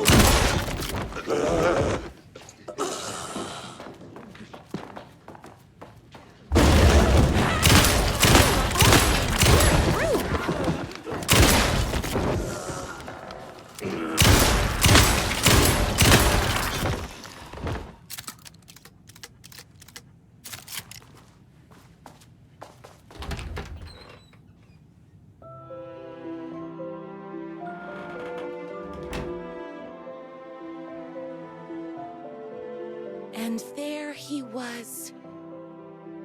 After all the fighting, we were finally alone. Together. Our love was written in the stars.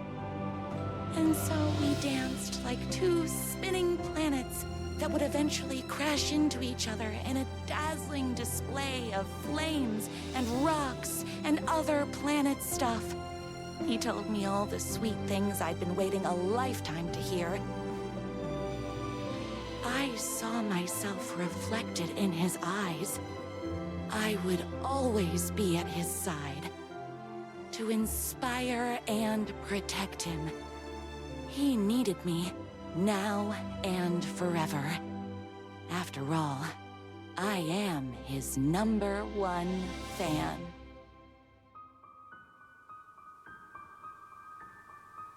A fan and the object of her joy come together against a world trying to keep them apart. A happy ending for some. But is happiness, like beauty, all in the eye of the beholder? Where is the line between fandom and fixation? One can never tell in Night Springs.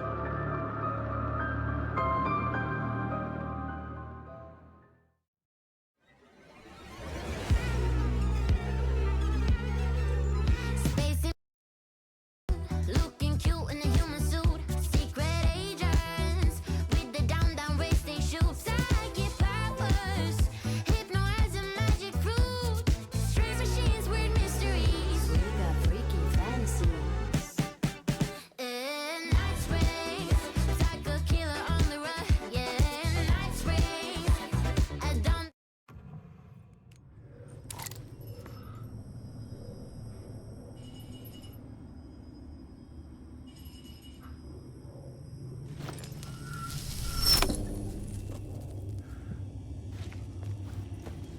The gates to the platform were closed.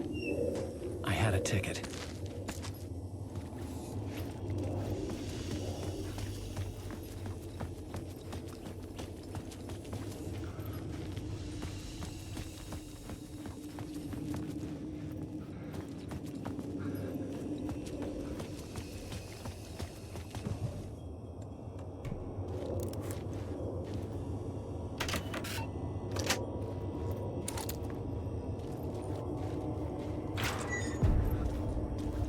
Something about the station platform felt significant. It would work in my writing, but I needed more. Something lingered here. A half-forgotten memory. An echo.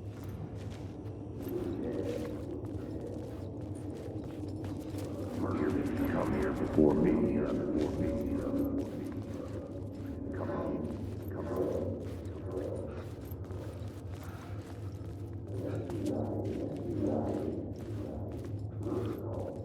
Something was here. A vision about to reveal itself. I needed to look at it from the right angle.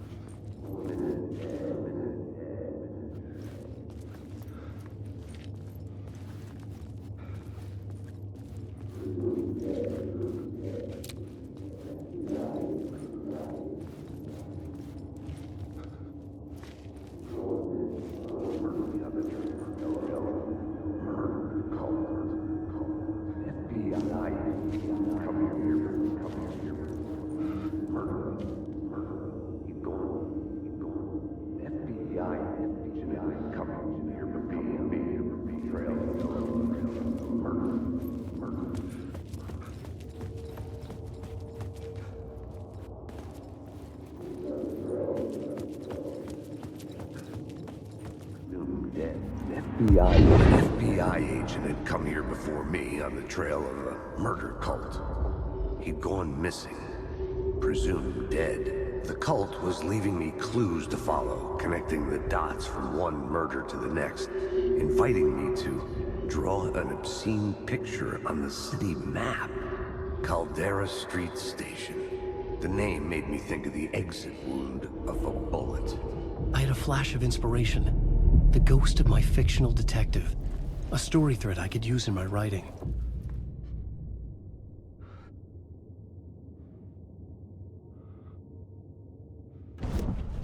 I had a location. I had a story thread. I would put them together, write them into my story to create a path deeper into the dark place.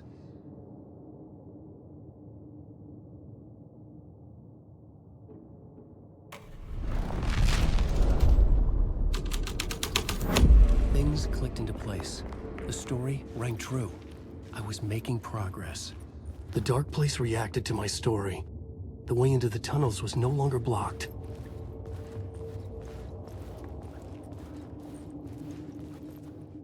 The Fed had glimpsed into the maw of darkness. It swallowed him whole.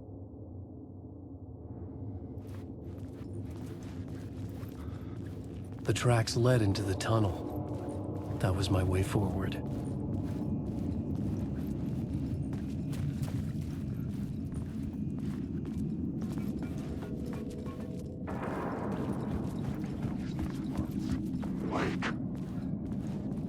The blood trail continued deeper into darkness.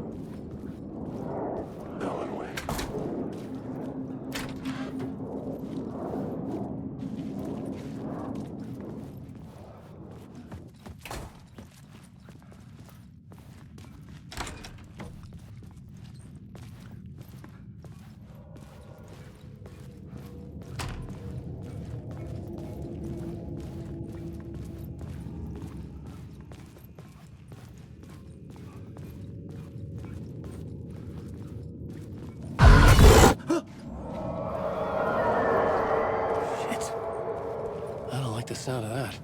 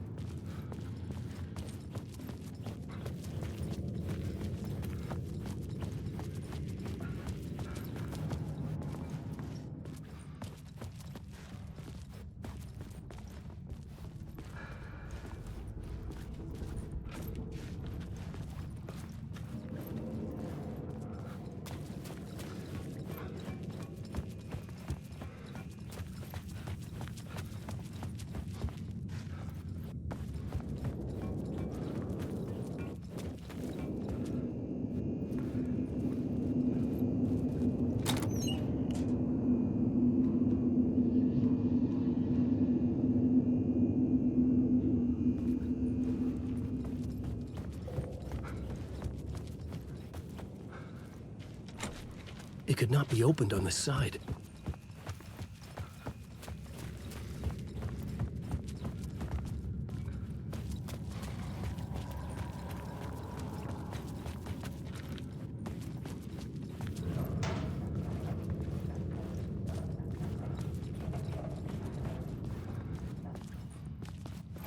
The tunnels were a maze. The blood trail led me on.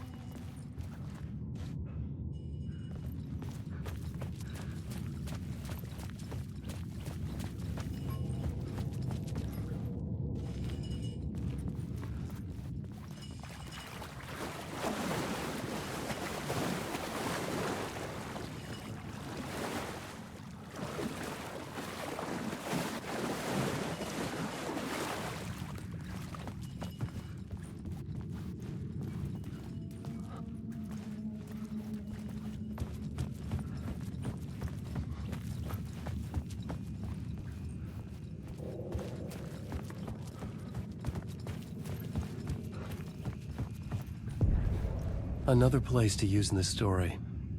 I needed to search the tunnels for further visions. Inspiration for the story that would lead me deeper.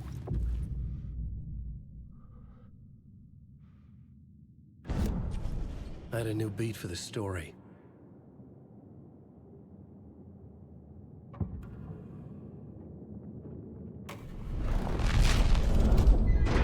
They changed the story. And with that, the dark place changed. The federal agent had come here looking for answers. All he found was a fate worse than death.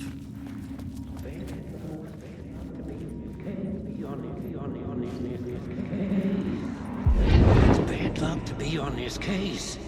The cult can get you anywhere with that black magic shit. Let the day shift handle it. What happened, anyway? Some Fed came looking for the cult, but it was a trap. A satanic blood sacrifice. Anyone who gets involved with the cult, they're next.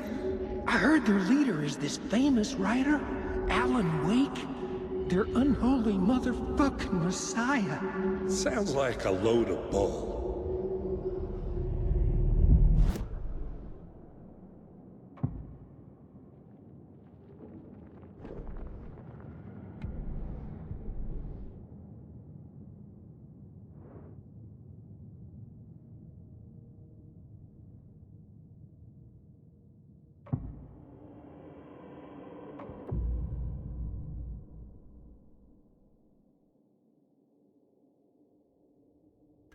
I couldn't add a new element from here. I'd have to go to the scene.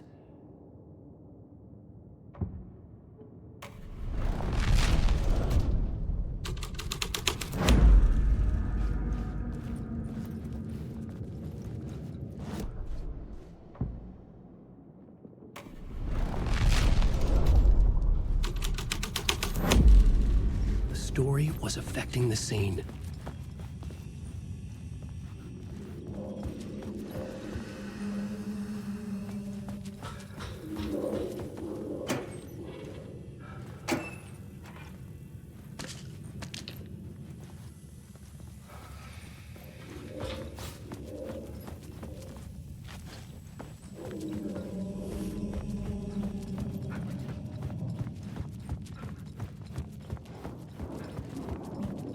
Alan Wake.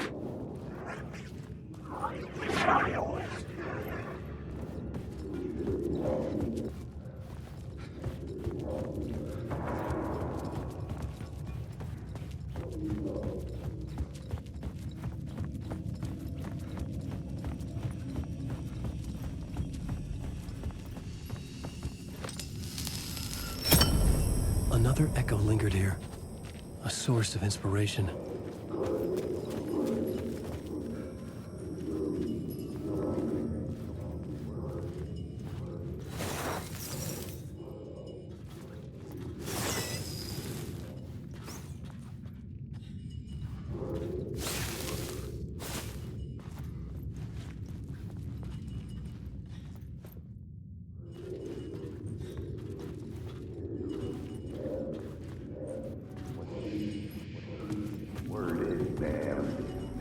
You know. Word is, your research can help me, ma'am. What do you know? There's more than one urban legend about the Cult of the Word.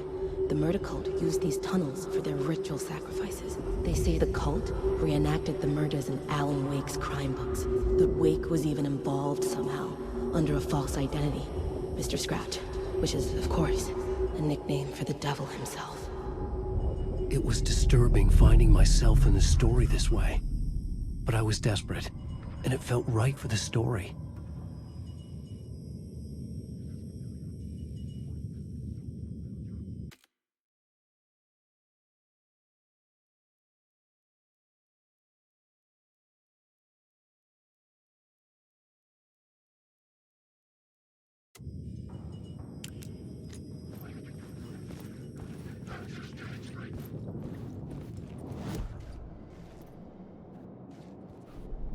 The new story beat fit the story perfectly. Changing a plot element in a scene without being there was impossible.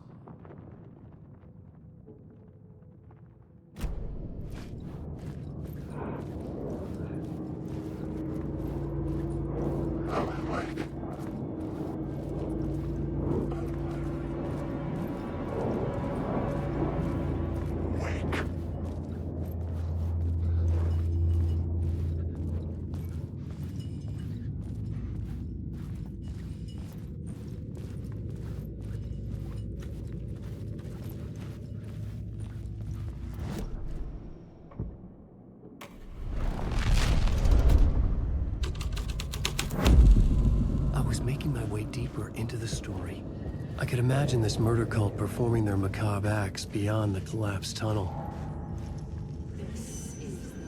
The cultists laid the Casey novel onto the altar with reverence, their twisted Bible.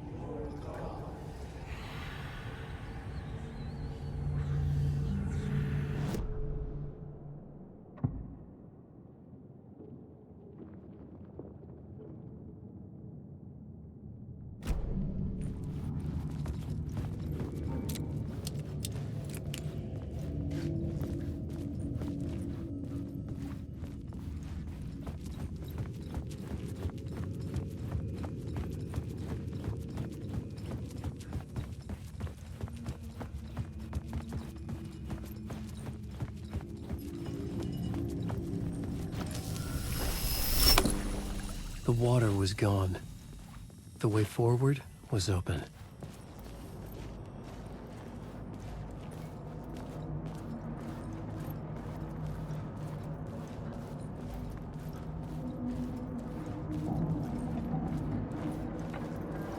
Someone was humming.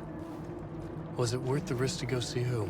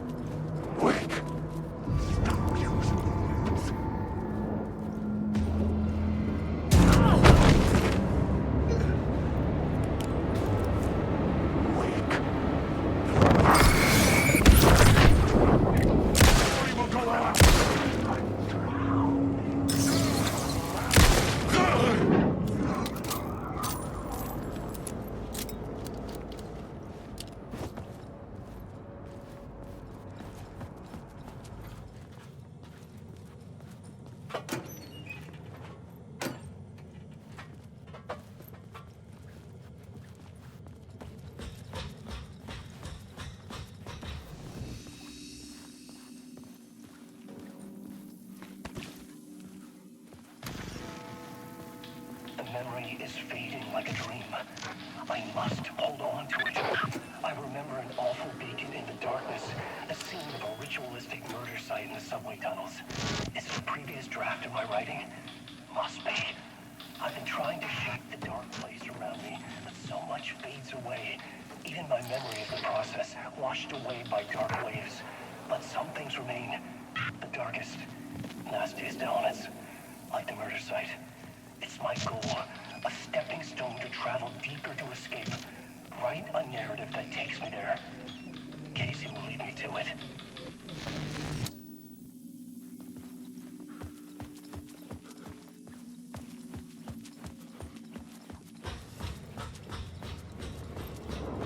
Wake. I'm lost in the dark.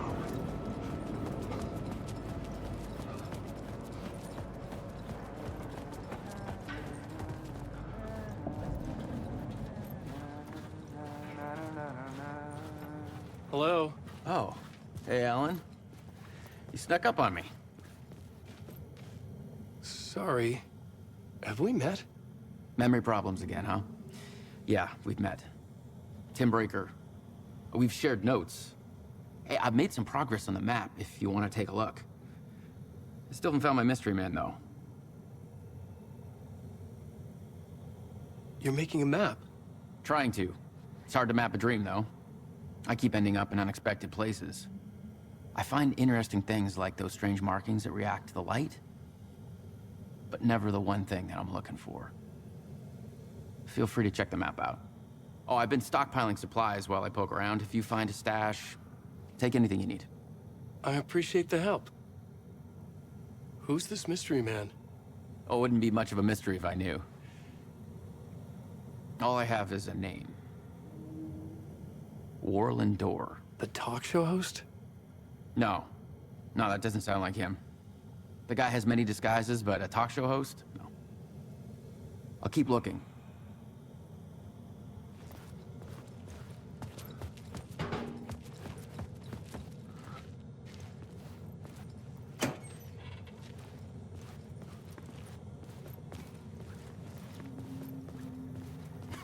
Oh, that's my crazy wall.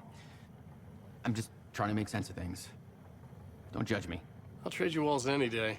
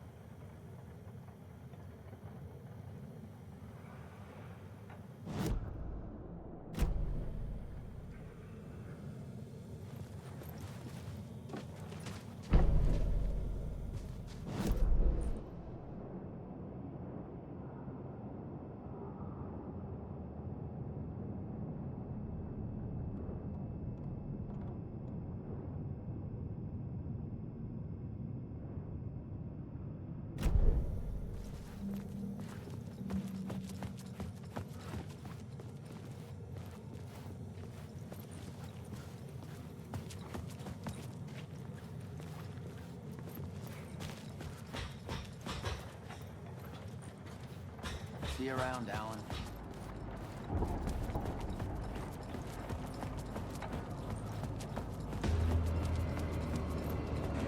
Wake. There's nothing.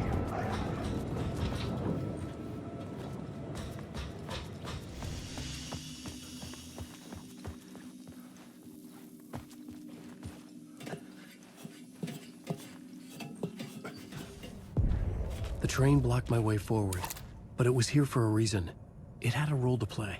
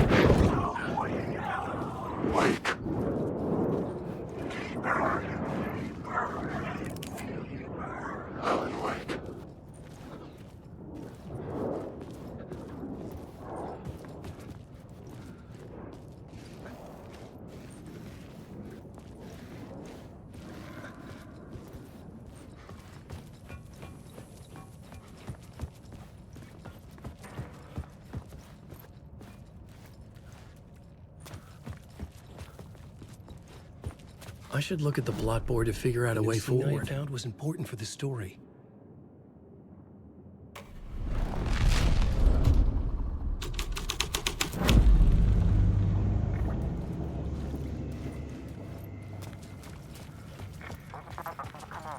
Hello? Anyone there? Dead.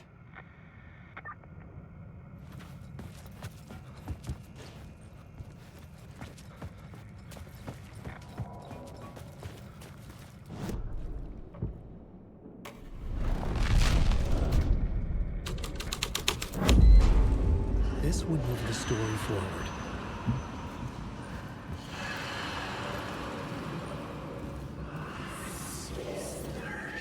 The cult poured the gasoline over the train car. An iron cage that would soon become a coffin.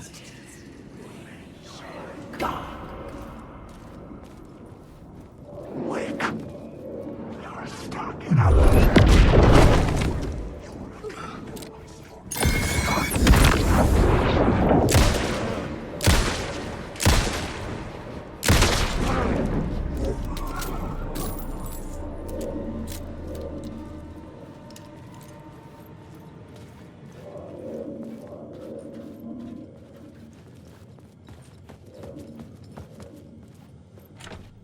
It was locked from the other side.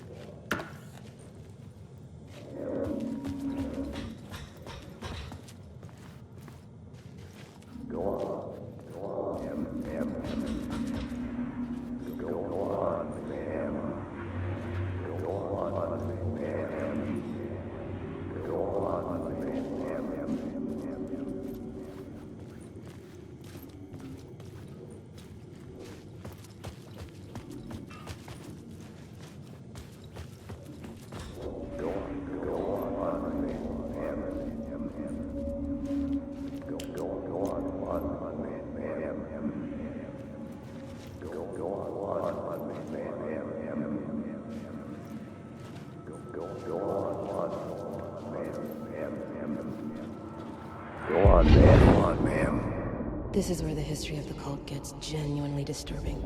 The cultists tracked down the torchbearers living in the tunnels. They locked the poor folks up in a derailed subway car, doused it in gasoline. Yeah. Charming. It turns into a bit of a ghost story after that. They say the dark smoke from the fire still roams the tunnels searching for new victims to devour. There are no happy endings in this city. The story thread felt important. I could use it in one of the scenes I'd found. This new plot beat would carry me deeper into the story.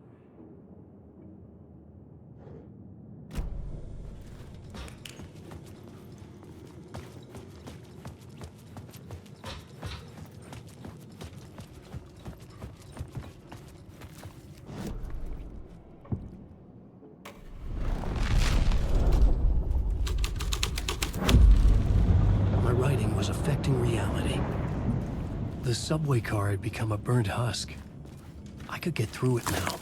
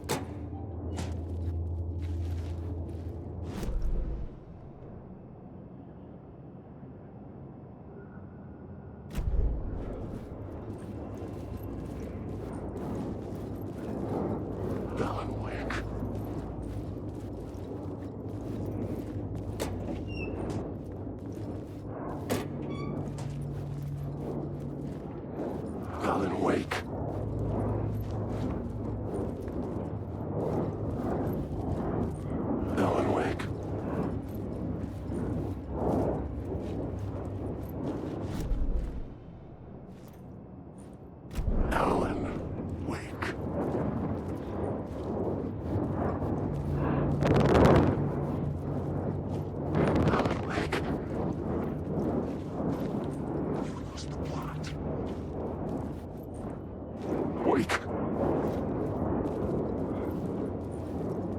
I just want to fight. Stop us having your story. Stop using the words.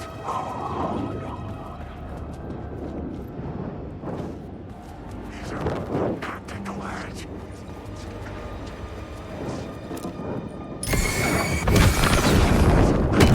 Secret words.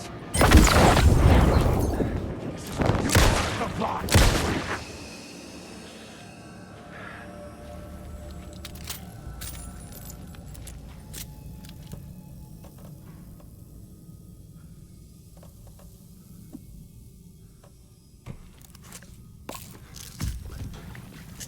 My path was blocked. I had to find a way through. The lights would help me.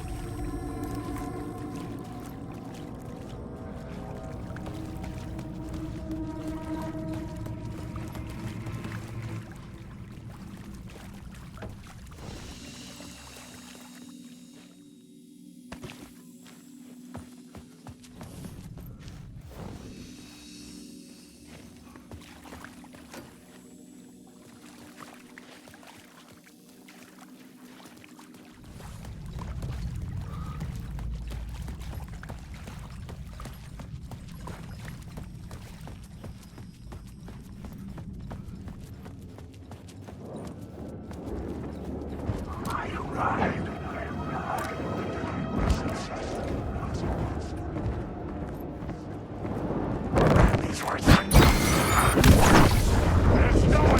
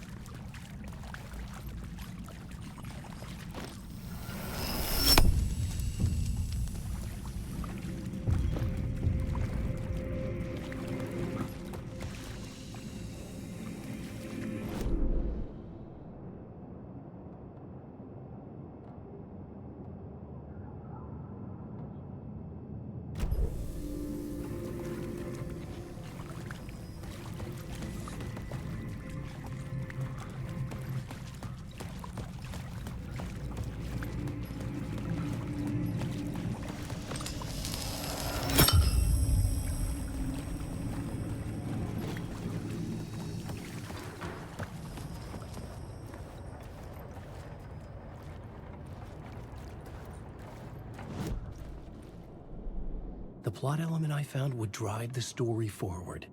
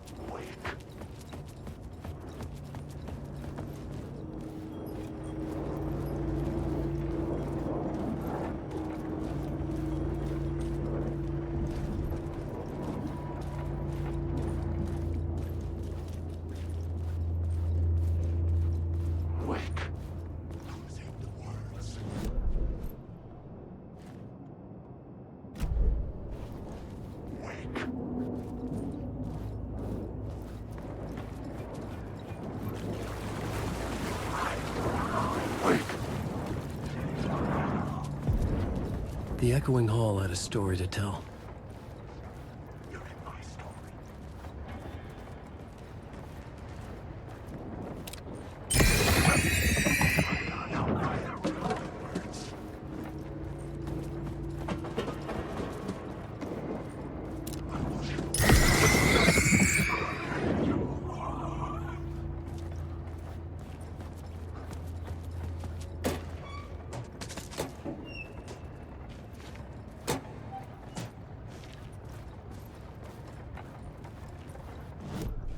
I had a new location for the story.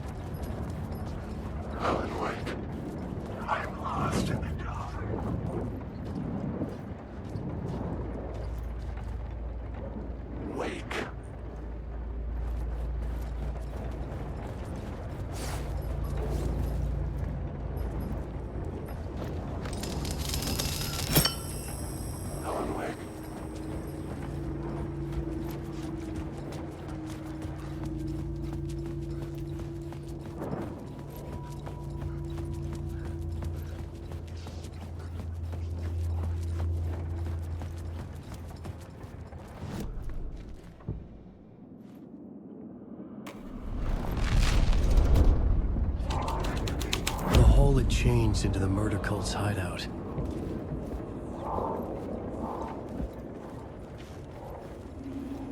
The cultists were close now, a dark presence rising from the depths.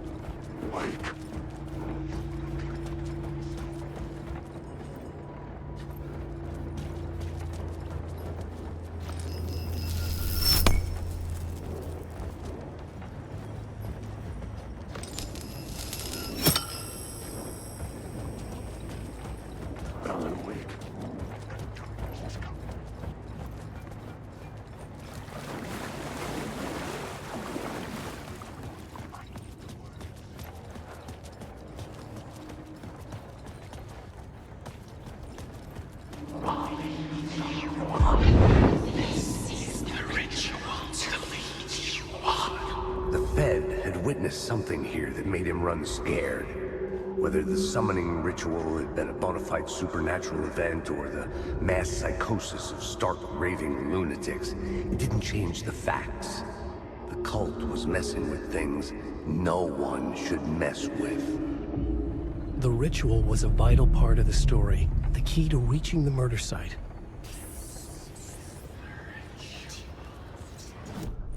I had a new idea. A new story thread.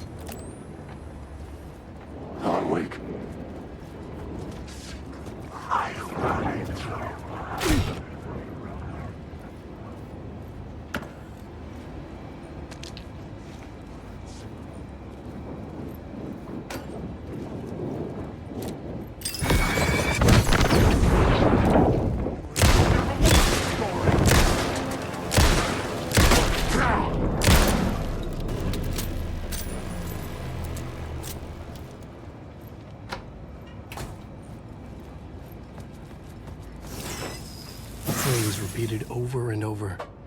The words resonated with meaning. Had I written this?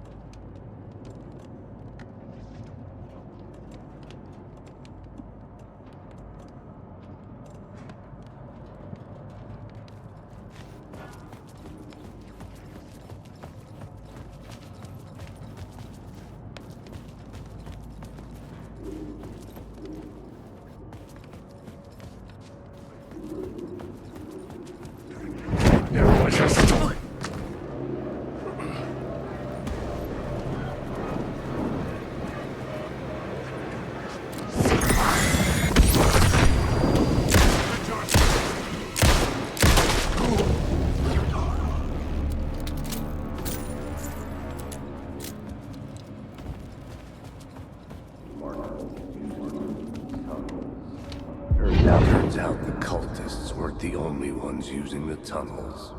Hidden graffiti signs marked secret routes. I kept hearing whispers around burn barrels of an underground society of mystic outsiders with hidden knowledge. Typical New York.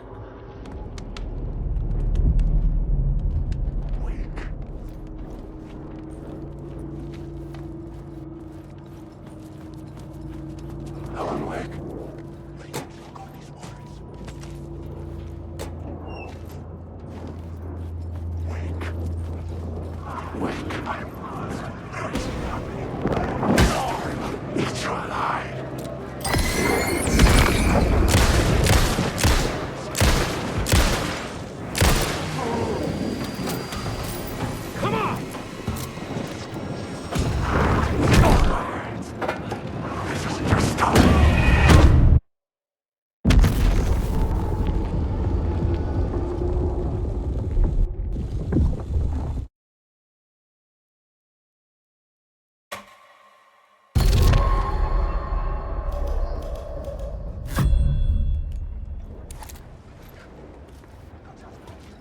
Wake. Alan Wake. I've ridden through.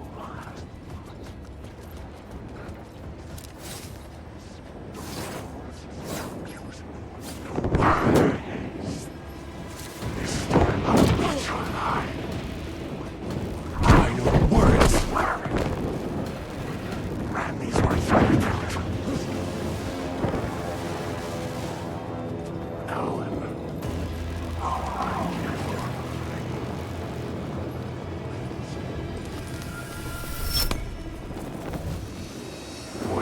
The light was my haven.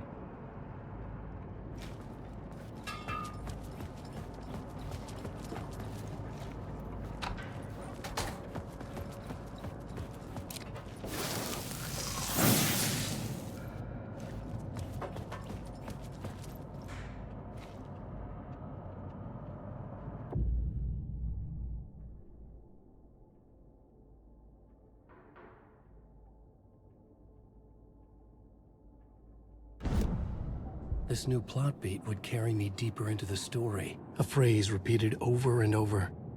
The words resonated with meaning. Had I written this?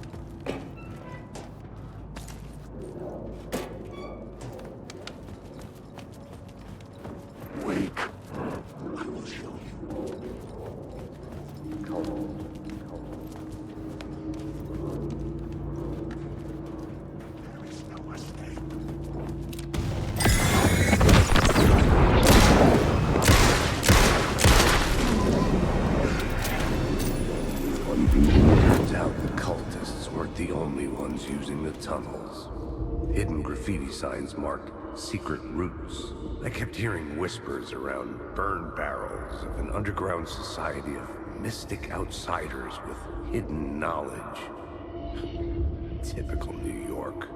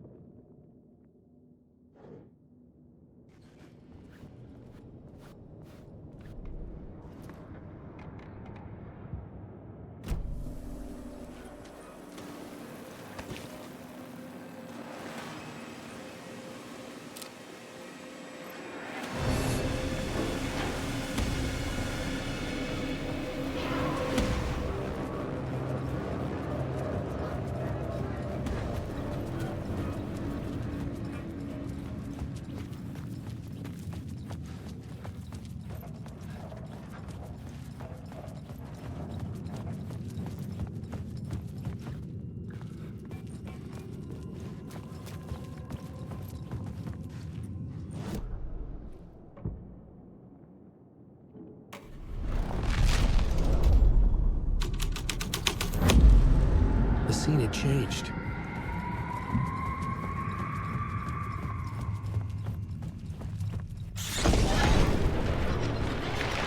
The dark presence. Fuck! Fuck! Fuck! Fuck!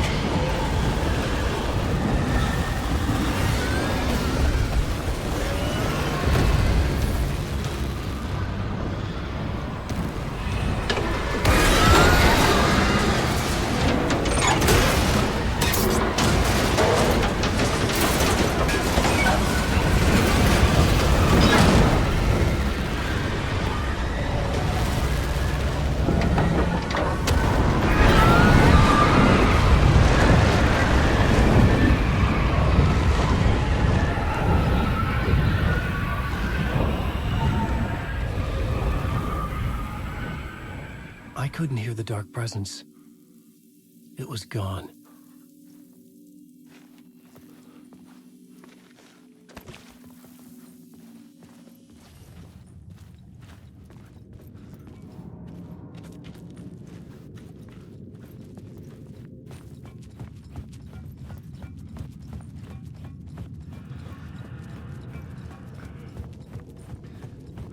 The tunnel was open now. I could get through.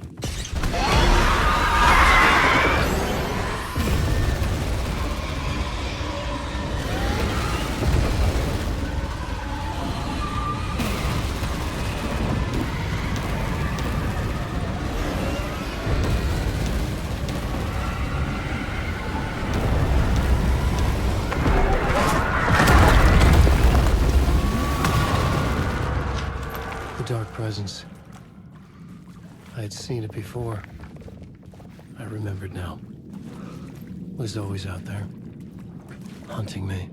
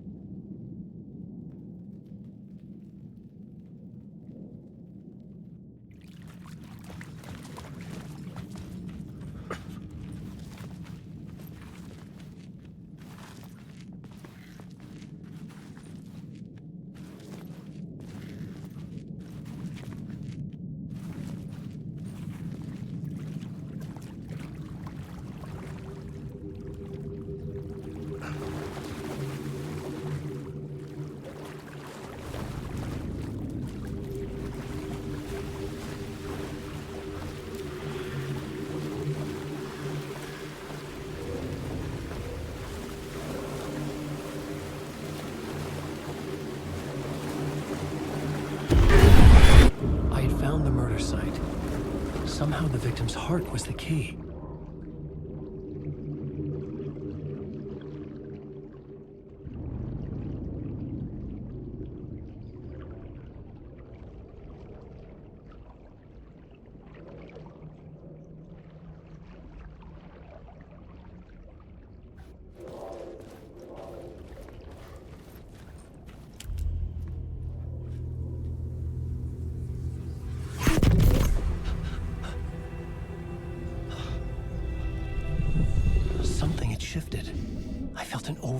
closeness to home.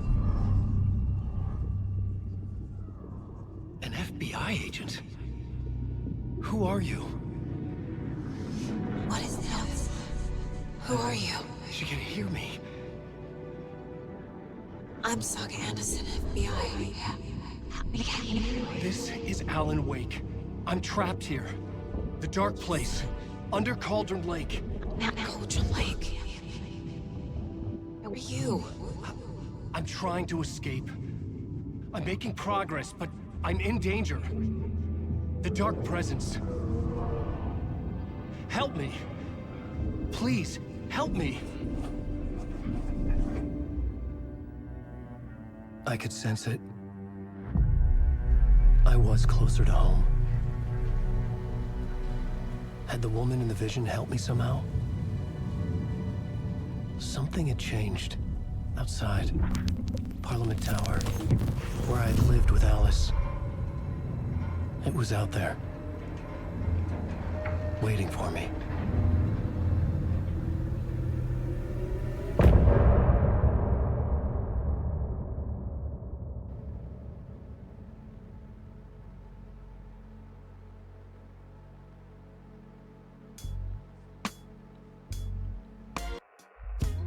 Some say that it lives forever, this road that I lose you on every time. Some say that it lives forever, this road. Some say that it lives forever, this road that I lose you on every time. Some say that it lives forever, this road. I can see you there, but you don't see me anywhere. I'm right in front of you, I'm right here on this long winding road. What are you looking at? Is it your face on a pane of glass? 'Cause somehow this window becomes a trap on this winding road. Will it ever let me go? Forever I am fading to black. Forever I am circling back, just to fall into this trap. This winding road.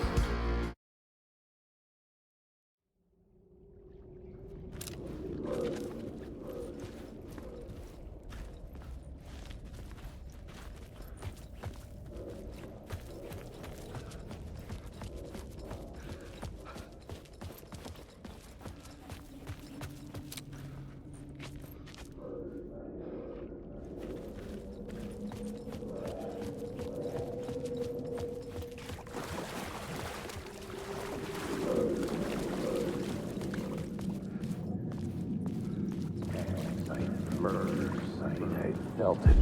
Stepping to the murder site, I'd felt it, hanging in the air. A meaning, the violent emotion of the act, like a cloud of wrath. The dead eyes of the victim staring at something you couldn't see, and yet making you aware of it. Something had soaked into this place on a molecular level, overlapping with your meaningless existence.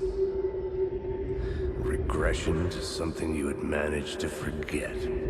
Marking you, taking you for a ride, making you crazier.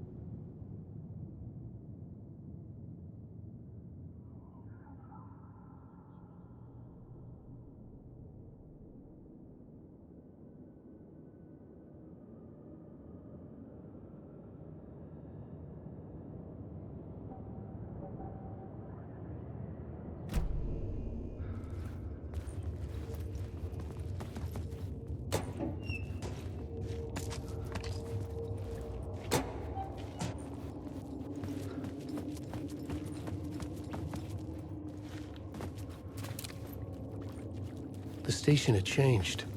I was closer now.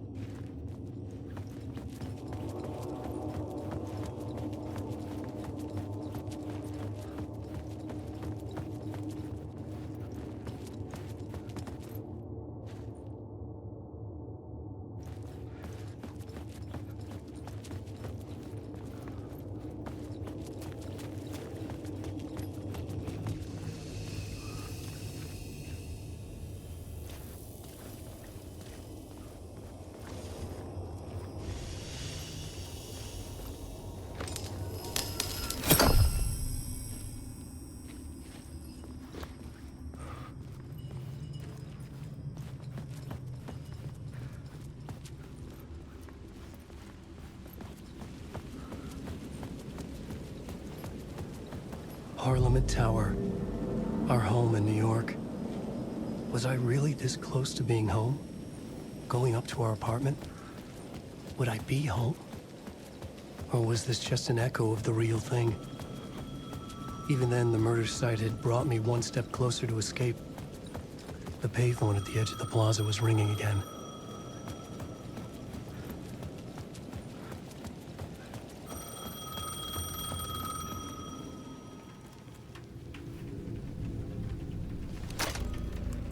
Hey, Alan. Thank God he picked up. I thought I lost you again. Who are you? Why are you helping me? Did you go deeper? To the overlap? Are you talking about the murder site? Yeah, I did. That's fantastic, Alan. We're closer to getting out. We're making progress. Well, we would be if you would answer my damn questions. Last time we spoke, you were pretty worried about Alice. Did you ever check Parliament Tower? To make sure she really got out of the dark place? Well, of course she got out. That's why I'm here. That's the whole goddamn point. Be very careful, Alan.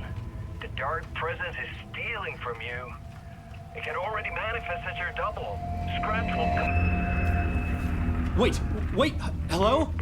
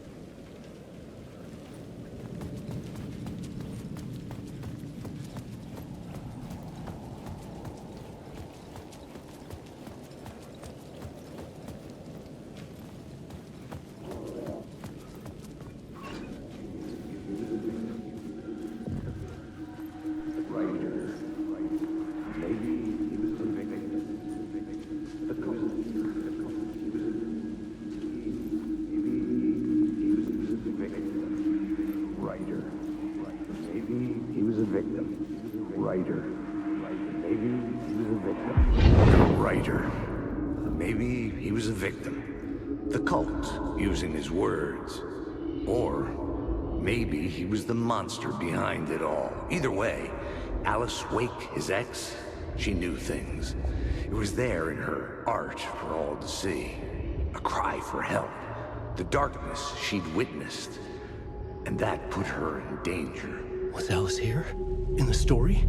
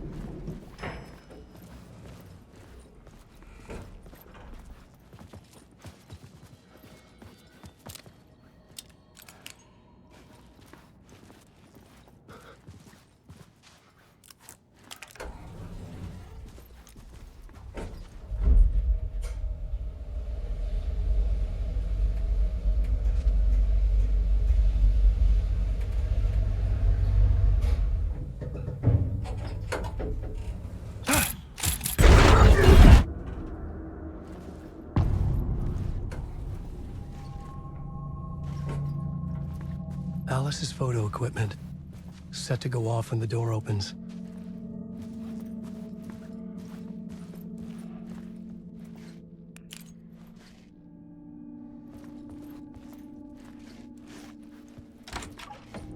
Get out! Leave me alone! Alice! Alice!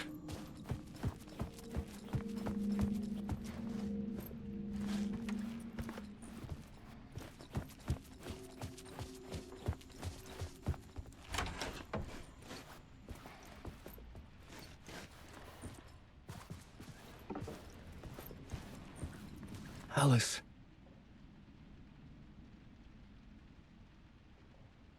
This is a photo of Scratch. How did Alice get this? Is he stalking her?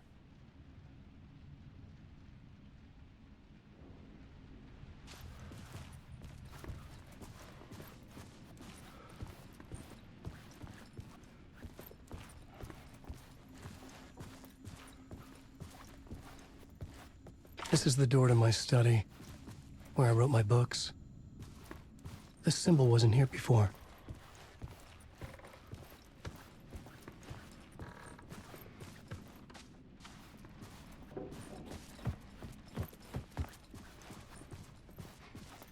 Alice's video camera.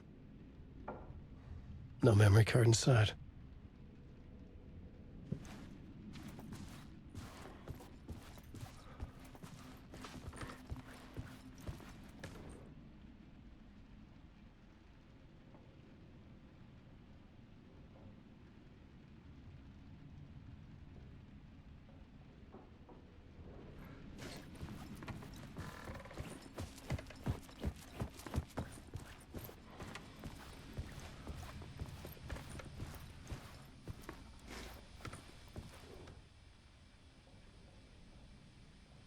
Part 1. What was Alice working on?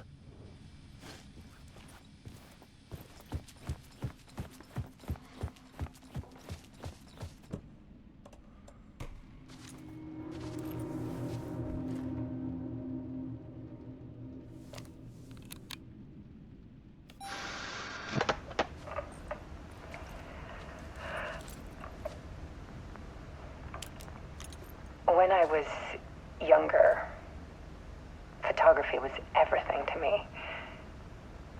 I moved to New York thinking I'd make it as an artist. And then I met Alan. We had a good thing. We were both dedicated by our creative ambitions. The only difference was that Alan's work made money. He brought me work when he could. I took his promo shots, created covers for his books. I'm sure he forced his publisher into it. I was taking photos, just not my photos. And that gnawed at me. Things got complicated sometimes, but that's life, right? We loved each other.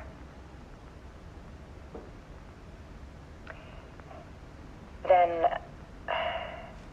Alan hit a block. I brought out a meaner side of him. One I didn't like. I set up a trip to see a doctor in Washington. I didn't tell him until we got there. We argued. Things went wrong. And he was just gone. Drowned, allegedly. It's easy for people to think it was my fault. Hell, I do too sometimes.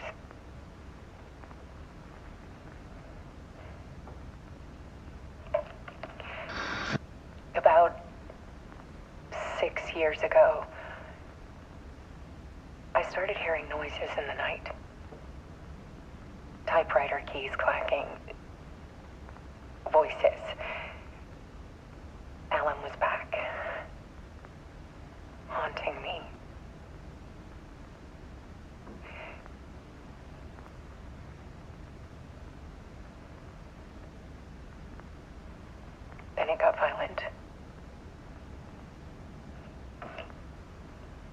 was Alan.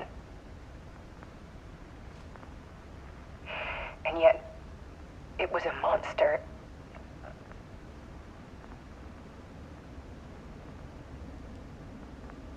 He always did have anger in him.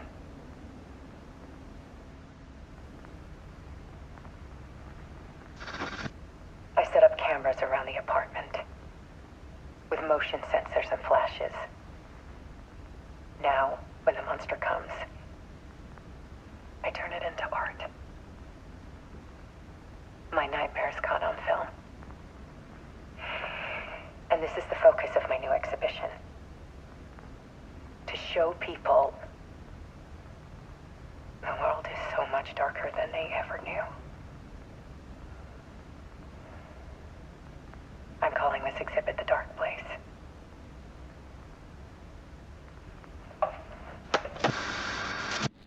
Alice. Scratch was terrorizing her. Why?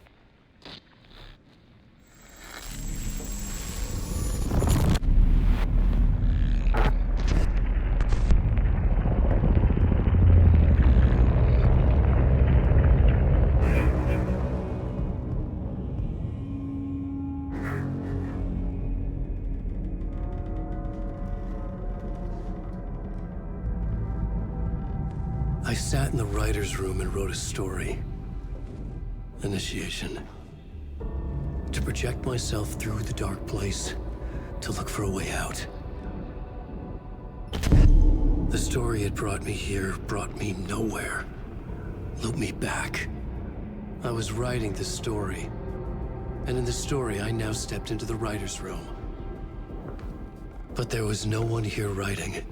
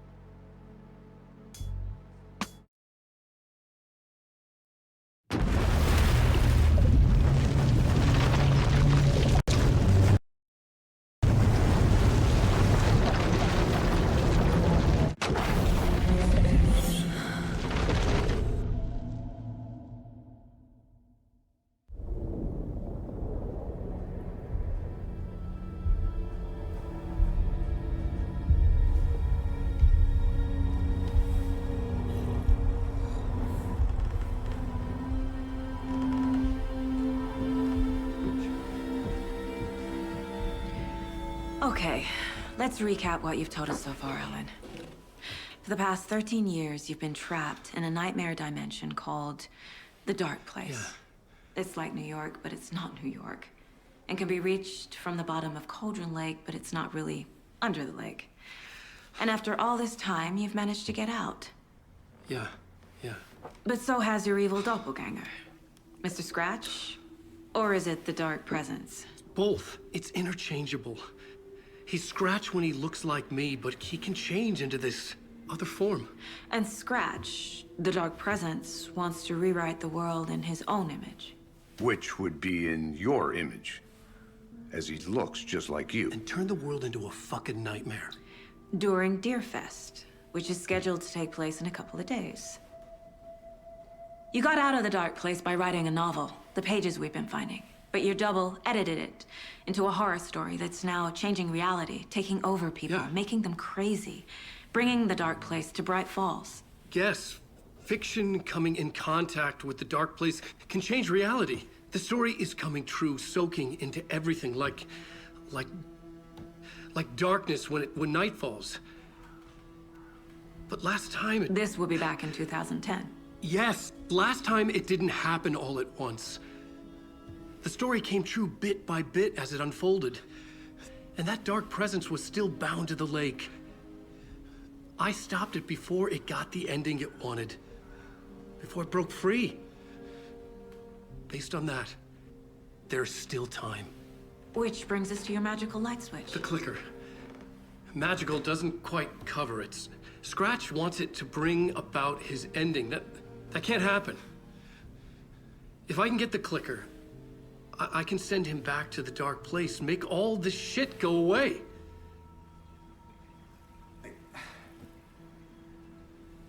Look, I know it's batshit crazy. My memory is full of holes, and I'm not sure how much I can trust. It's like a half-forgotten dream.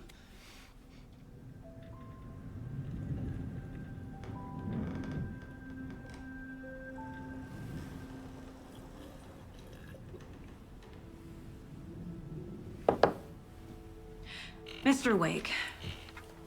Alan. We've seen our share of batshit crazy in the past 24 hours. What I want to know is, why am I? Why are we written into the story? I think I saw you. Or a vision of you in the dark place. I think you helped me reach out and escape somehow. With that in the story, Scratch would have edited it to get to you.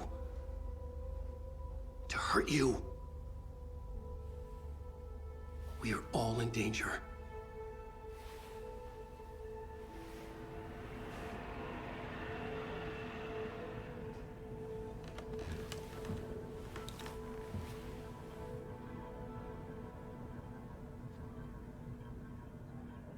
It's insane. And there's so much of it.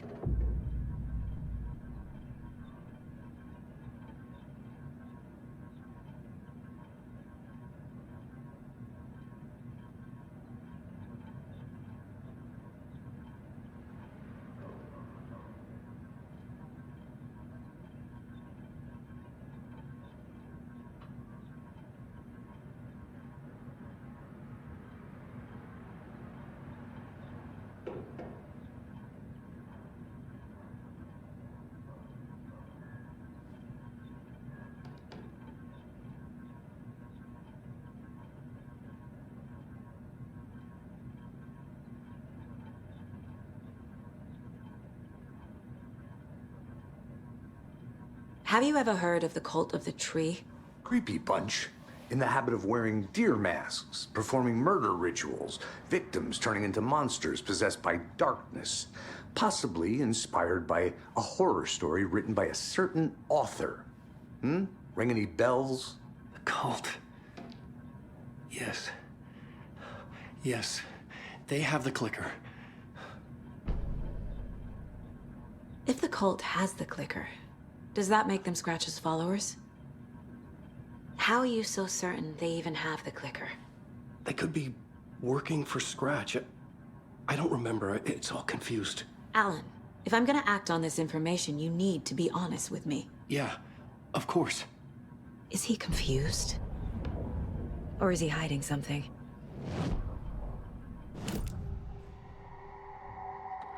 Wake said the cult has the clicker. How does he know? The writer is the reader. The next chapter, the next chapter, the next chapter. Keep the pages safe, the dark shining of the words. Wake is hiding pages. That's how he knows the cult has the clicker. Wake has a double. Mr. Scratch. Where is he now? A cloud of wrath wears my face. The dark place in your place. Scratching out my body of work. Scratch is here. In Washington. He's hunting Wake.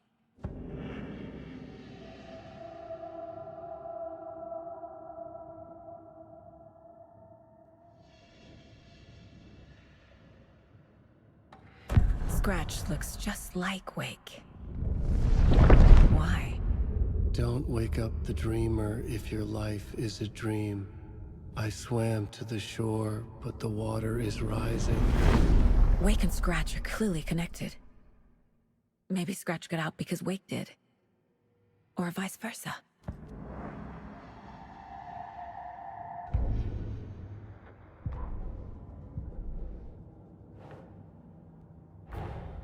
Wake just gave us a lot of information. But this clicker seems like a good place to start. If we find that, then we find the cult.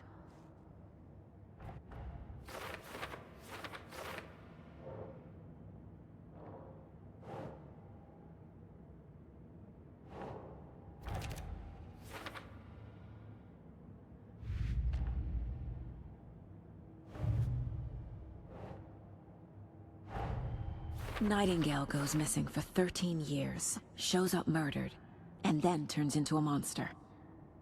After I stop Nightingale, a rider who's also been missing for 13 years turns up. What's the connection? What kind of case is this?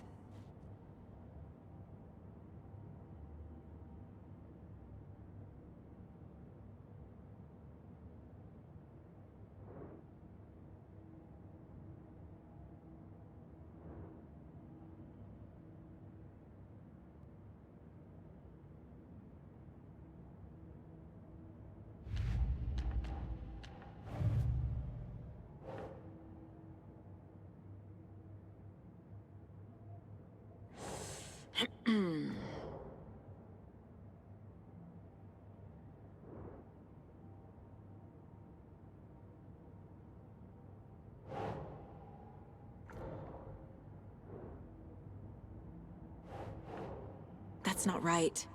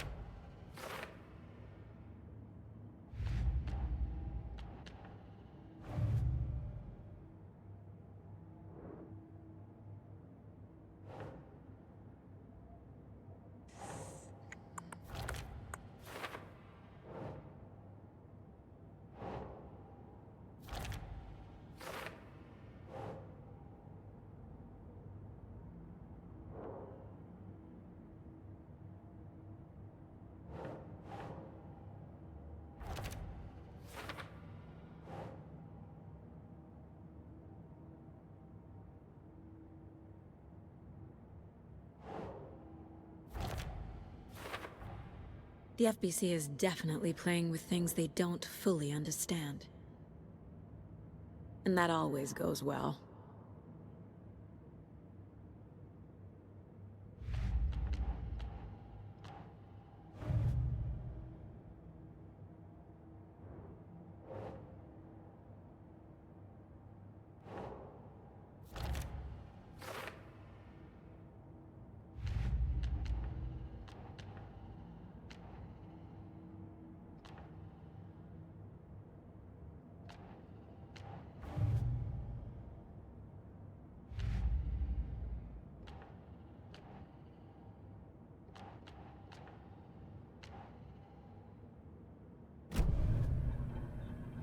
Okay, Mr. Wake.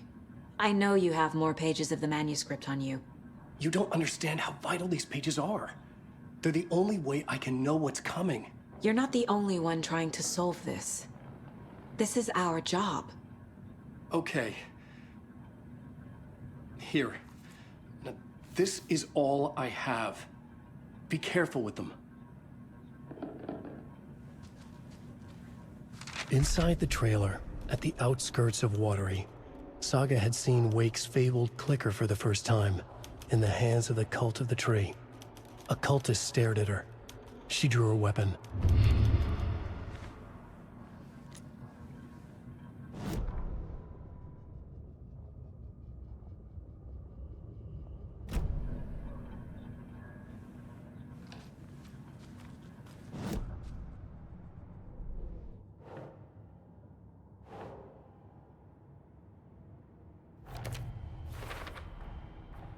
The Cult of the Tree has the clicker Wake told me about.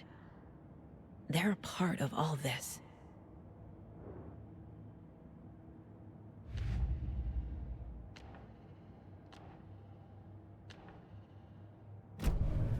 It's all on the page. The clicker, the cult. Okay, I'll head to Watery and find this trailer. Casey, you stay here and keep an eye on Mr. Wake. Got it. No, you need me there.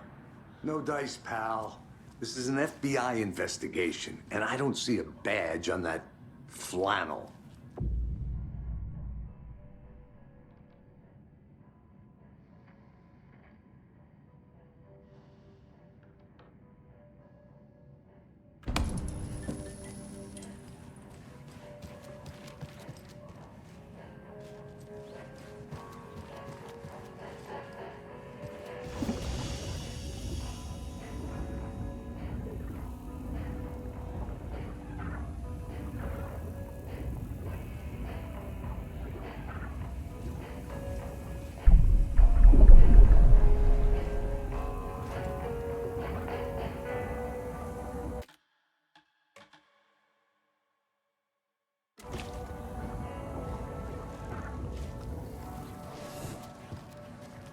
You wrote these pages in the Dark Place.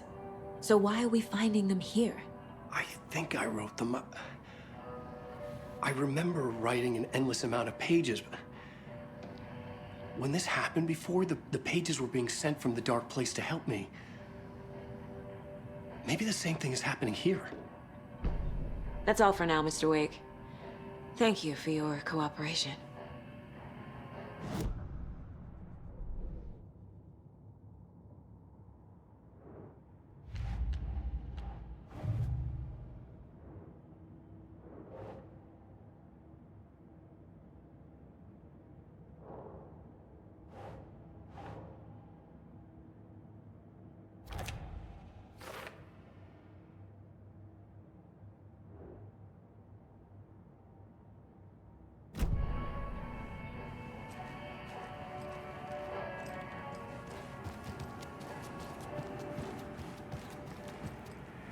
You're a handsome deer.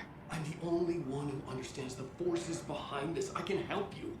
No, that's not how this works. You're a civilian, and we don't do ride-alongs. And if Scratch is after you, then so is the cult. We don't know who we can trust here. Damn it, you are making a mistake. Mm-hmm. I'll be sure to add that to the list.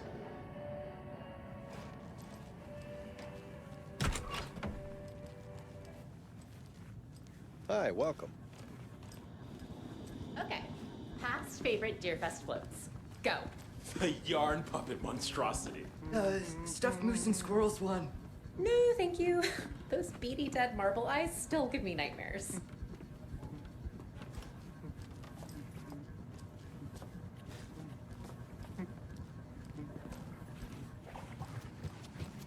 Hello, and welcome to Coffee World, voted Washington's best coffee-themed amusement park. All of our attractions are family-friendly and available to children of all ages, just like our coffee. So, take a sip of our Oh Dear Diner organic coffee and let the adventure begin!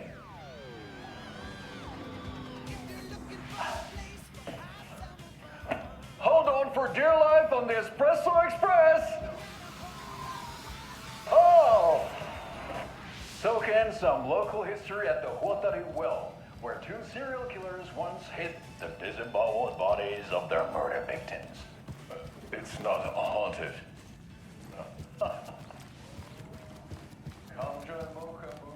It's not opening.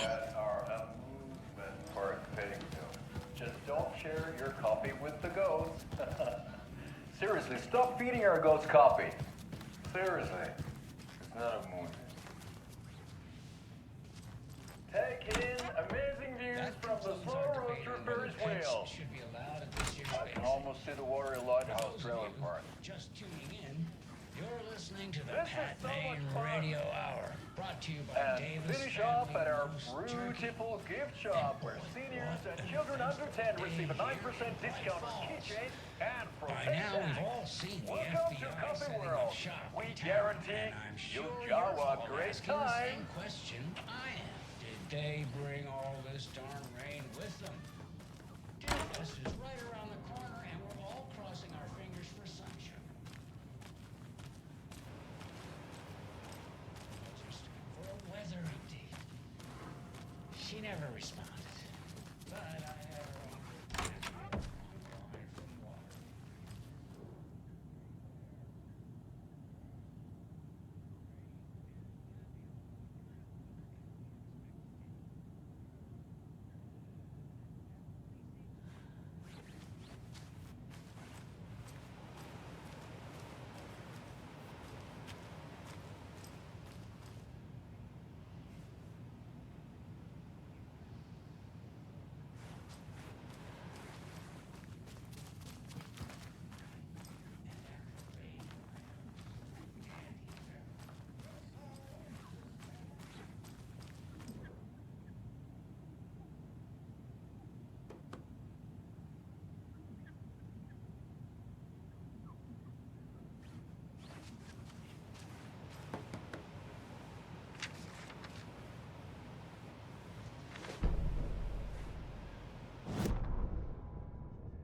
Ed hadn't been the same since his latest show had closed.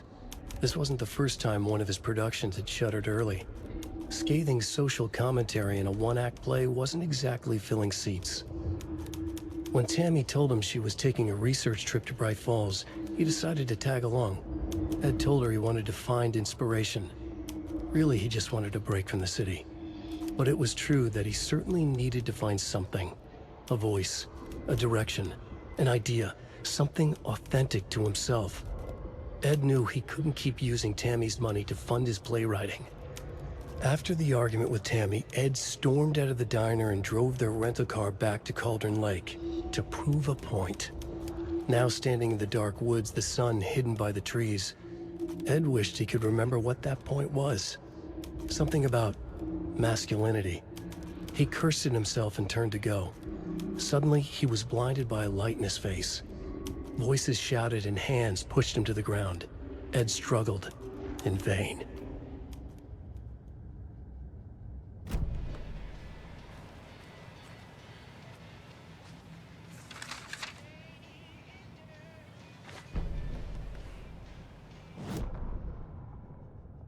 Tammy tapped her pen on her notebook.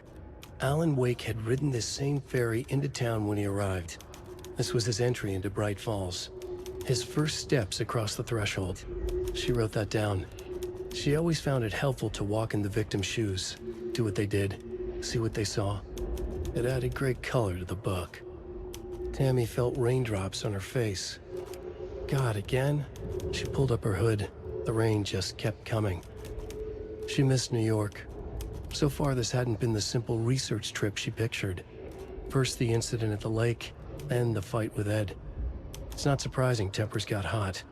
They were both on edge after what had happened. Tammy had said some things she regretted. She looked out over the harbor. A chill passed through her. She hoped Ed wouldn't do anything stupid.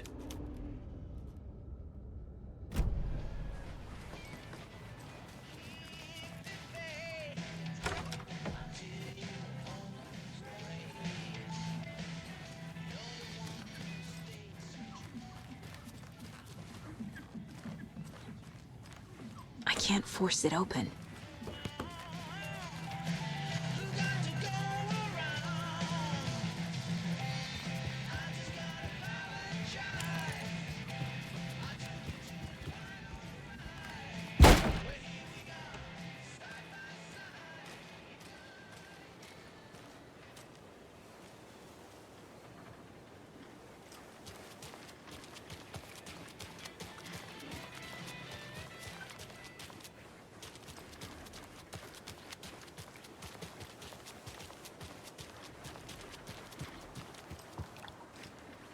I need something to cut this.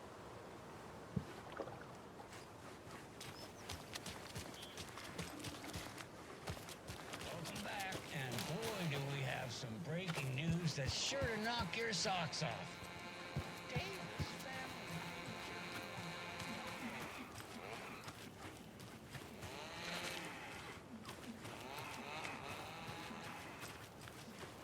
Davis family beef jerky can now be enjoyed in smoky carry-on.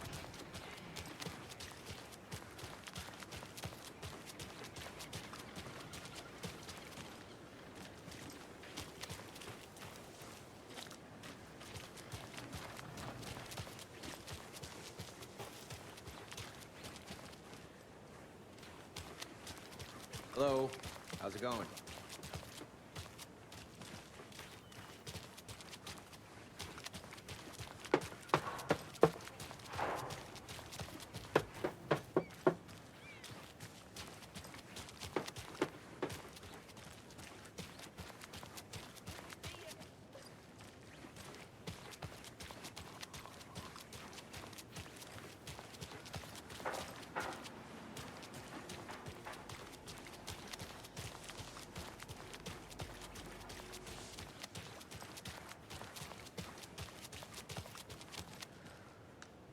I need to go back. Got a case to solve.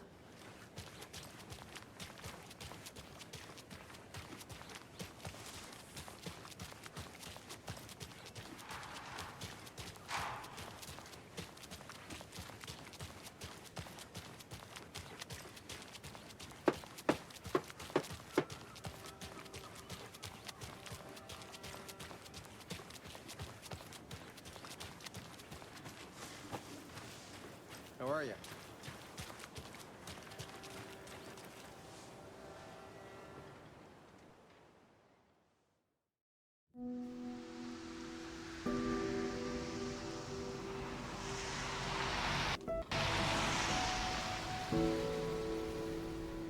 Yeah, Anderson, I didn't want to say this in front of Wake, but are you sure this is a good idea? Going on your own? Assuming we believe the page, I need to check this out. We need to find the cult. Anyone we meet here could be a member. And this Scratch guy. The evil doppelganger?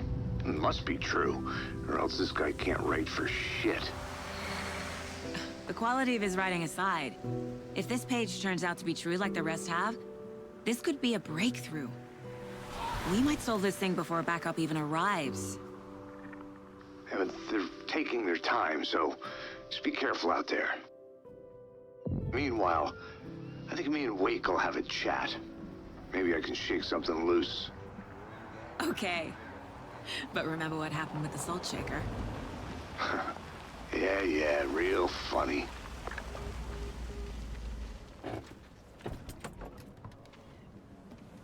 The page placed me in a trailer, somewhere in Watery. I should ask around.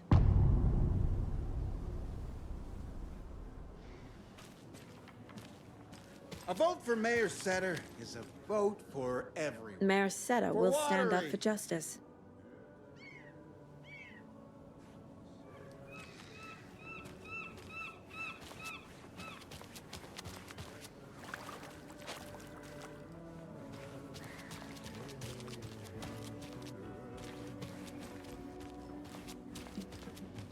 Kohimpaan tanssi pian vaihtuu, hirveen vääntyy jo verinen suu. Excuse me. Do you knock up? Hush. Archie's in the middle of a show. I wonder if I'm the first FBI agent to ever get shushed. Okay then. Catchy tune.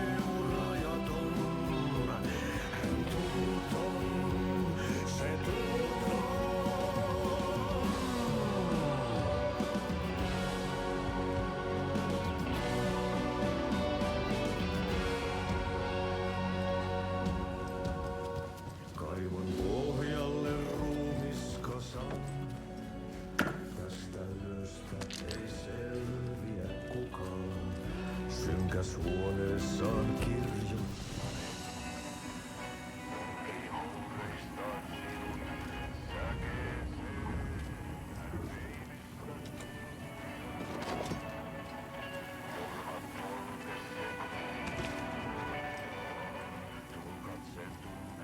Such a shame.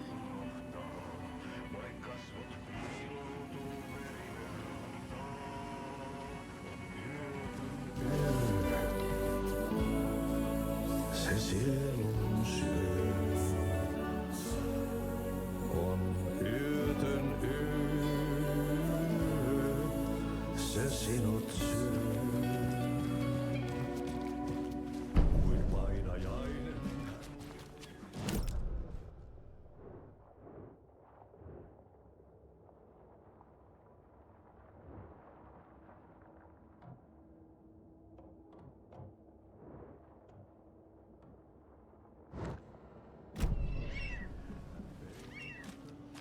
Hello.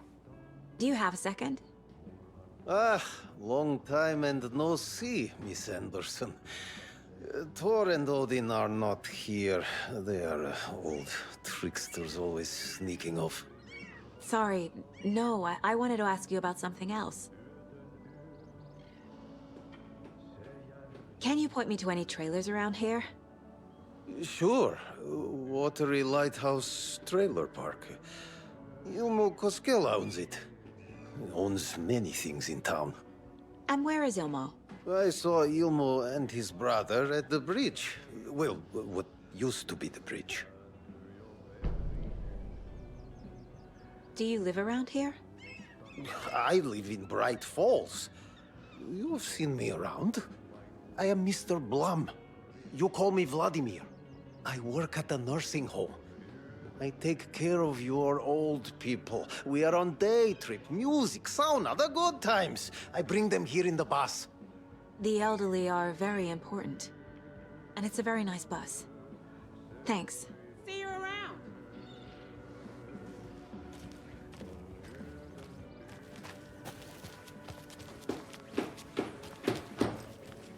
Watery's definitely What have you been up to quaint. this time around? Been here so many times I can keep fixing the same hole. I bet they have good fish here. Good to see you.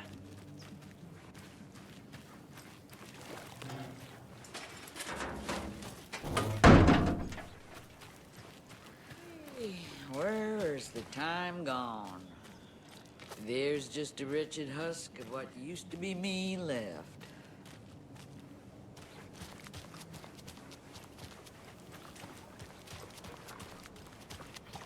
Hey, what did you used to say your dream job was as a kid? I bet it wasn't dock worker. I don't know about all that, but idle hands are the devil's playground, so... Well, us fishing types appreciate you all.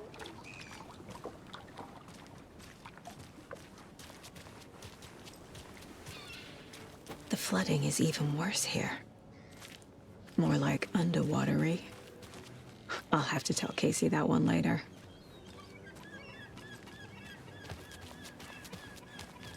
Hello.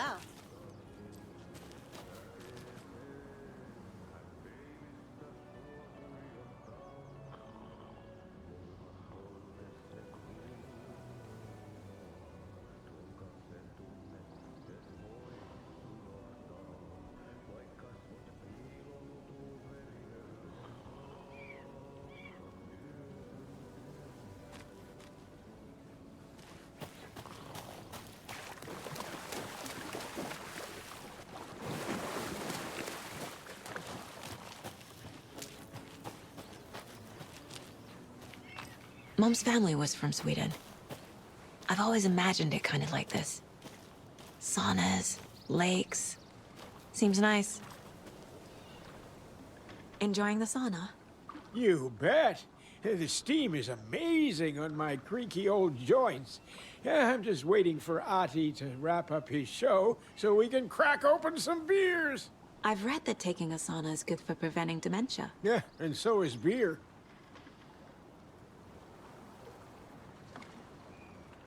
Ever heard of the Cult of the Tree? The half-deer, half-man monsters? Oh, sure I've heard of them. They're the reason I can't risk taking walks in the forest anymore. If one of them shows up, how am I supposed to get away? I can't run with a bad hip. I'd be killed for sure. I could maybe use my crutches to defend myself. Do you think that'd work? You're the professional. Probably smart just to stay in the sauna for now.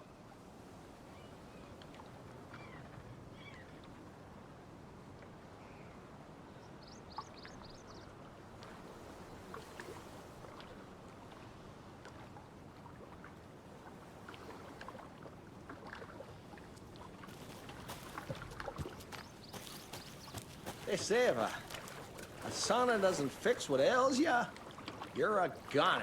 They also say silence is golden.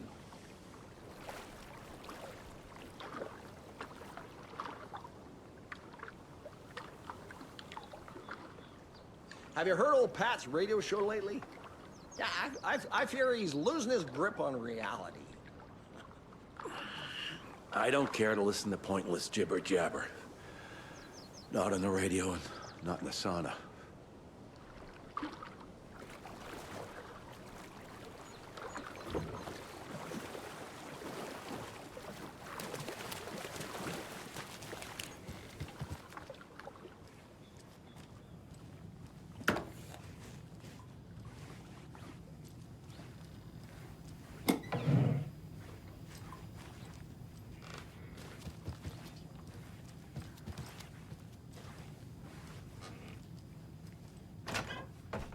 Whew. Hot.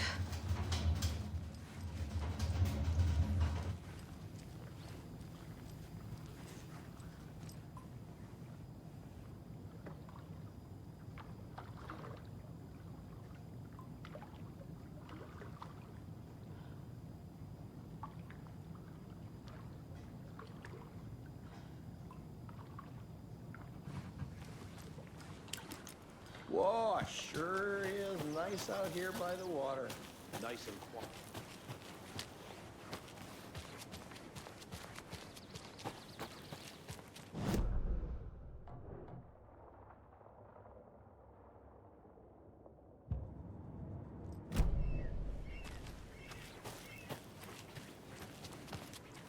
A trailer park.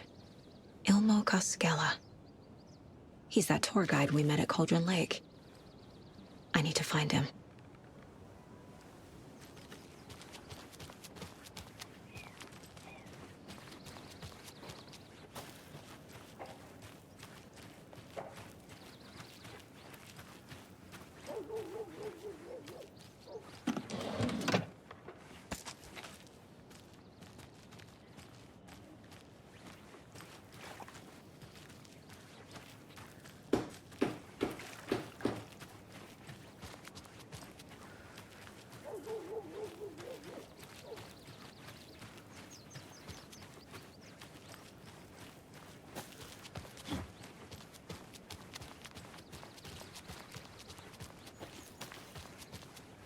Hey, Saga!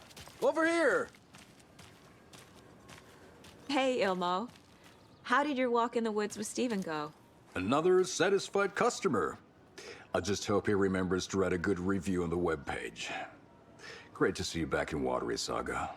Everyone in town missed you. Super nice to see you again, Saga. They act like they've known me for years. This keeps happening. Are you familiar with the Cult of the Tree? Yeah, we always thought it was an urban legend. Kids drawing creepy symbols to scare each other, but, now it's gotten pretty damn real, huh? It's terrible what happened. We're all in shock. Well, we're looking into it. Hoping to get things back to normal soon. We're all for that. As normal as it ever gets around here. You own the trailer park, right? Mind if I take a look inside? Yeah, I'm pretty sure the owner of the Watery Lighthouse Trailer Park, me, can help you with that. It's good to have our funniest resident back. Resident? I don't understand what you mean. If this is your way of getting out of any outstanding bills, don't worry. They've been handled. Must be hard coming back to where you and your little girl lived. It's like they remember a different reality. Is the horror story messing with their memories? So what is Coffee World? You mean you haven't seen our commercial for it? Coffee World is a smooth blend of rides, food, and fun. We even had a real moose. Until recently. Plus, right next to Coffee World is the workshop of our own Kalevala Knights Motorcycle Club. We're busy building the floats for Deerfest. Don't go peeking, though. You know, we're saving the big reveal for Deerfest. So... your commercials? They're more than commercials, Saga. Our goal is to both entertain and educate local viewers about the fine products and services we provide. And, Jaakko here really comes alive in front of the camera. Really. Fuck off. I'm just there for the free beer. Not sure what Ilmo's excuse is. Hey, I'm writer, producer, co-lead, director. Do yourself a favor and, check them all out. Have I profiled every subject?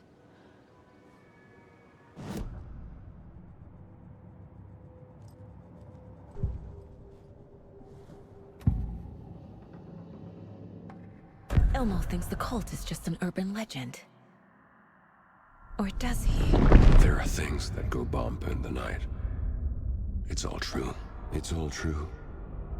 Sound the alarm, brother. Gather the troops, brother. Jaakko, the shadow of the forest is creeping closer. They don't think it's an urban legend at all. They understand it's dangerous. Ilmo made it sound like I lived here. Does he really believe that? Light, laughter, and love will guide you home. Saga and her daughter. Oh boy. Happy faces raise property value. Family comes first, Ilmo. We take care of her trailer while she's gone. She's one of us, Jaakko. Her spare key is safe and sound. The Koskela brothers have happy memories of me living here. This must be the story affecting them. I'll play along for now. I need the key to that trailer.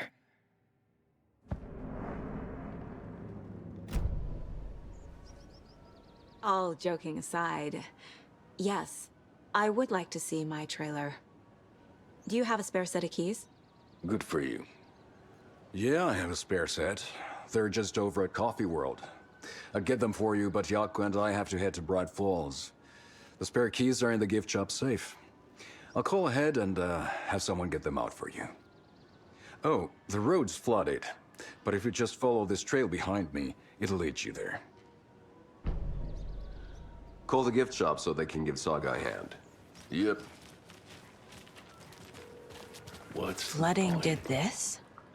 Bridges are built so they can fall down. People come into your life so they can leave. What am I paying them for?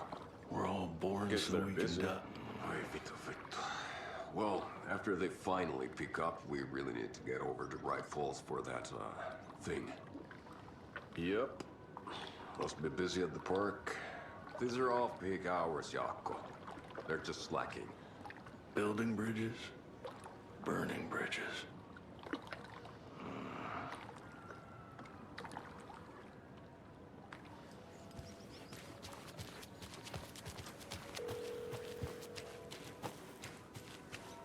There's Coffee World. Need to get across the river.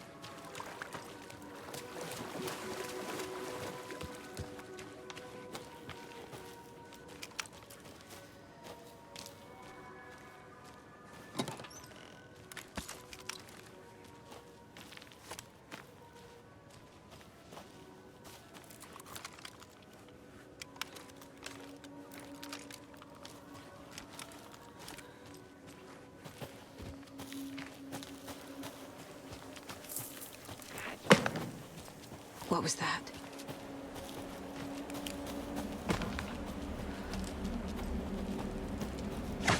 Fuck!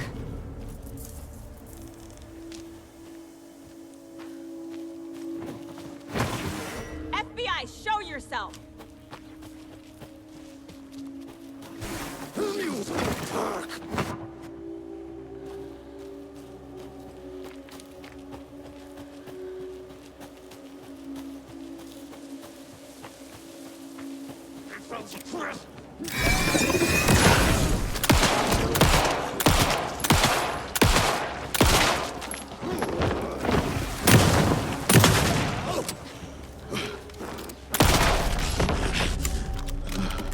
people turning into Taken.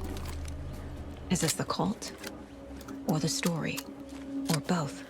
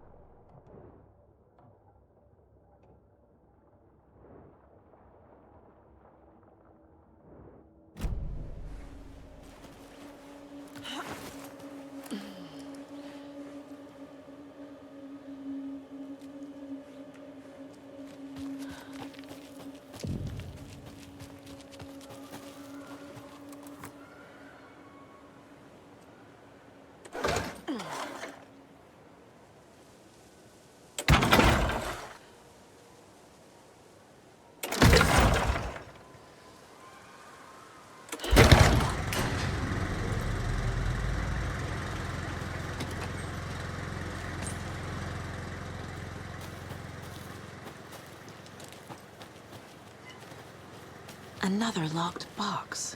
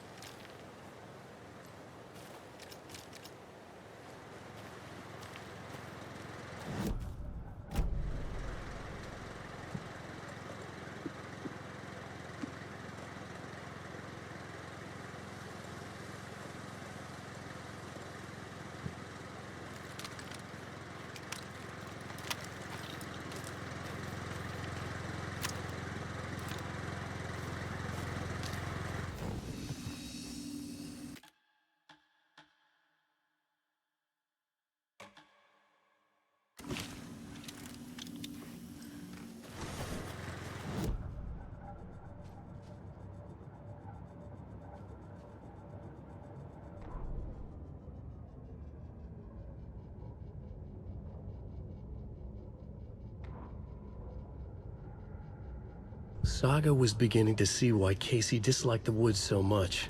They felt oppressive here. Too many places to hide. The distorted carnival music drifting from the amusement park ahead did not help. What the Koskalas had said about her living in Watery with Logan unsettled her. For the horror story to involve her was one thing, but involving her daughter was crossing a line. Something darted across the path ahead, too fast to see. Saga drew her weapon. Her eyes searched the woods. A noise overhead. Saga swiveled to look. A local. A man on the ridge above her. No, not a man. A monster with a hatchet in each hand. It shouted down at her. Hunting season was a bust!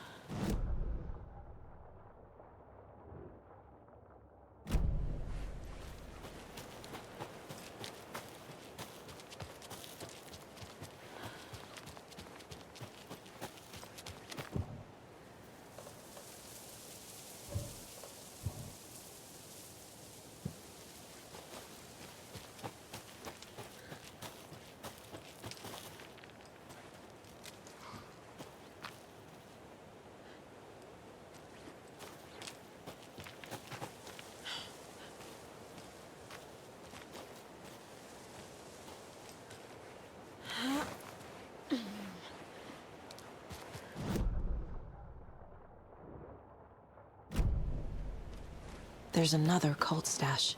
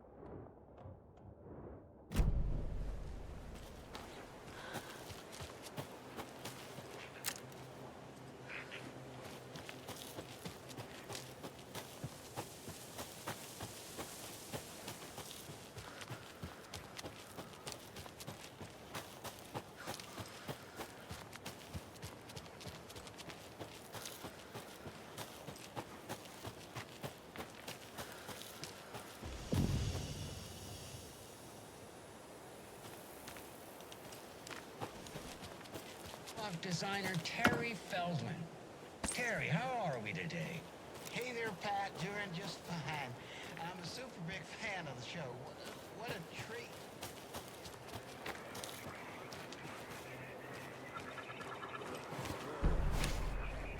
Another rhyme.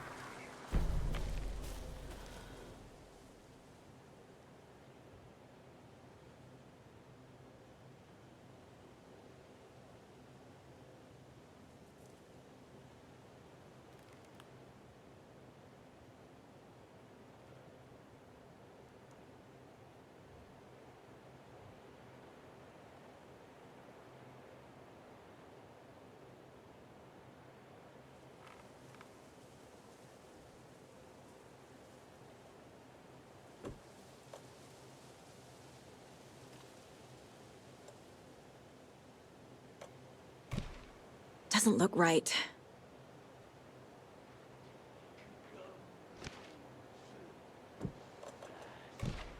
Nope. Yes.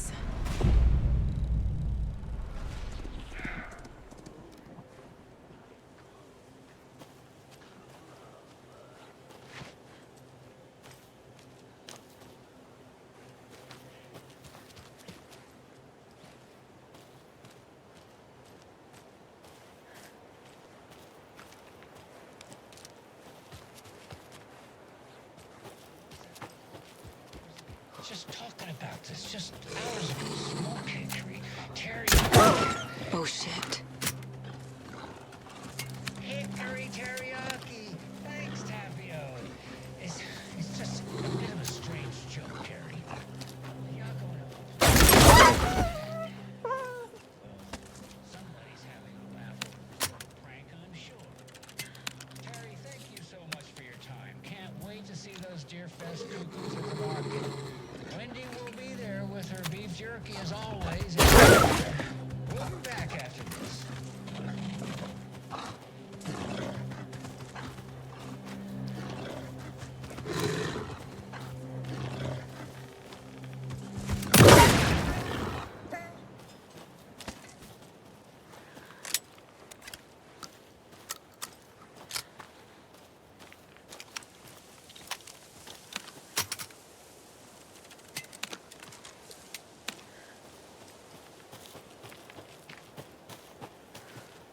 A charm.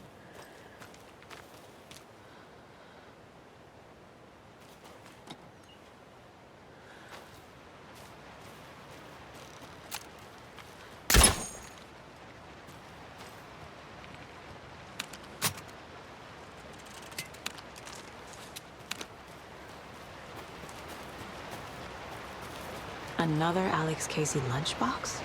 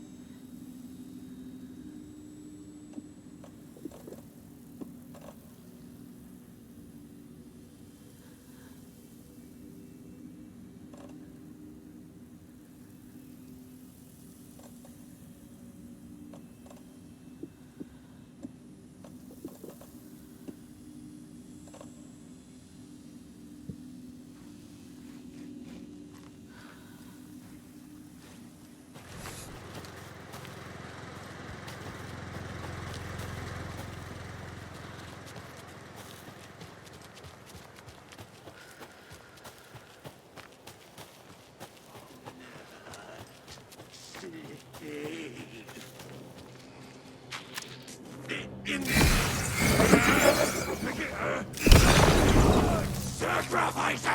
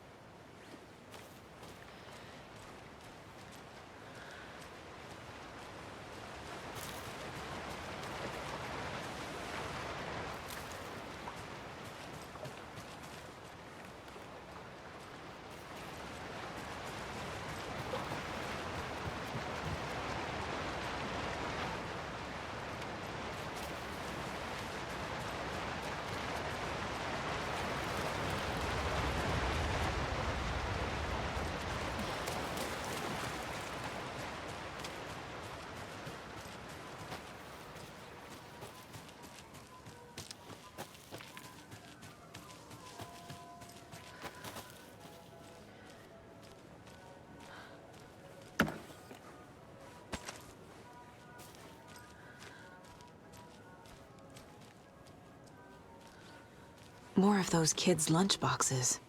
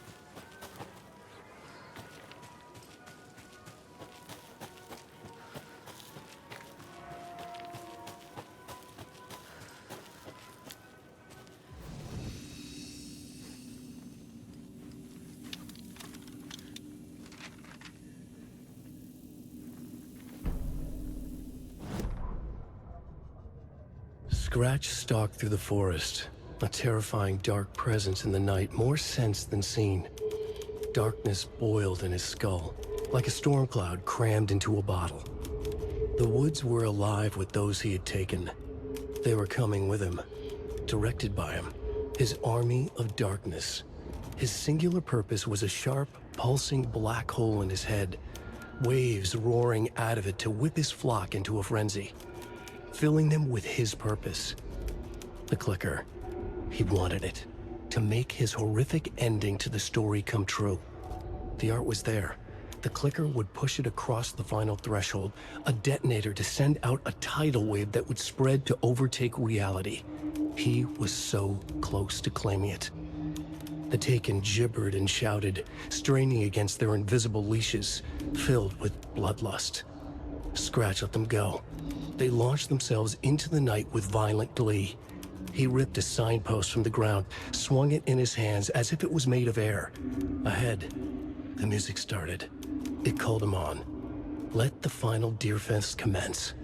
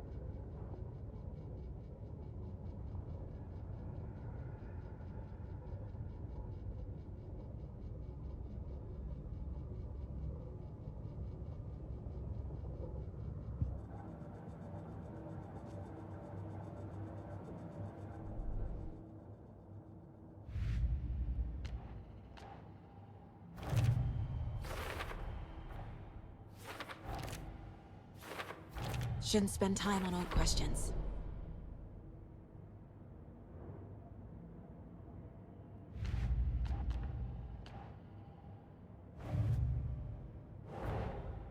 Wake says the story will change reality around us. If that's true, then I need to know what's real and what's fiction.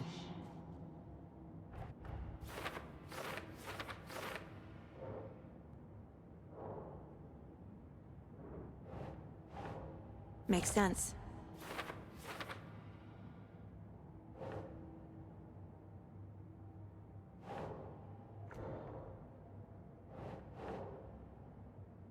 Nope.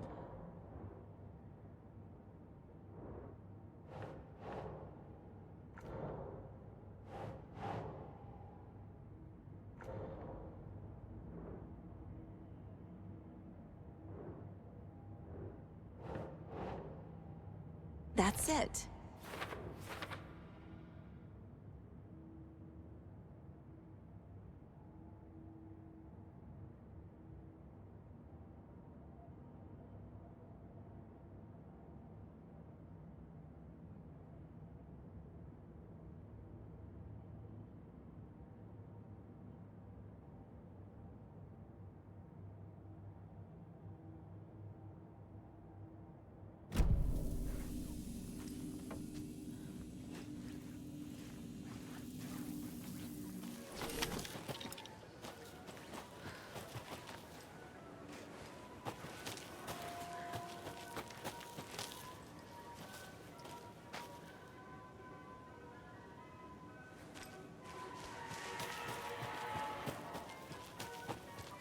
Hello? Anyone here? Nope. Did they get out? Did the Taken get them? Or were they turned into Taken? I'll need to get the key to the trailer park myself. Ilmo said the key is kept in the gift shop safe.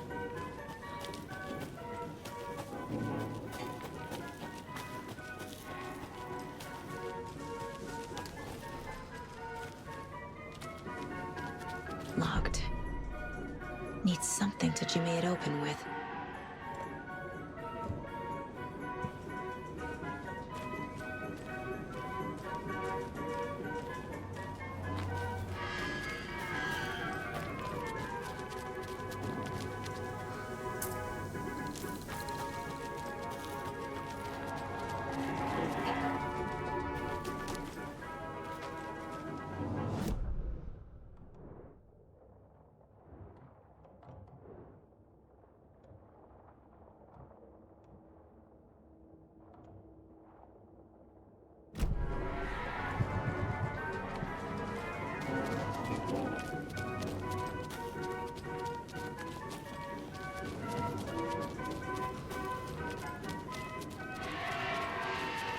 A list of maintenance work.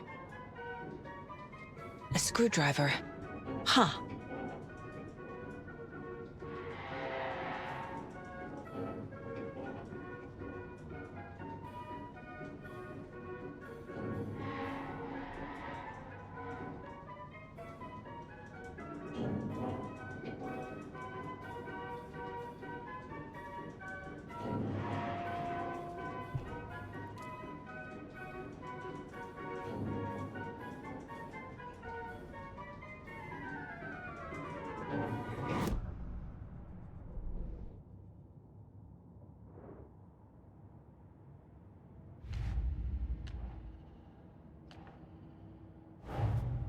Coffee World.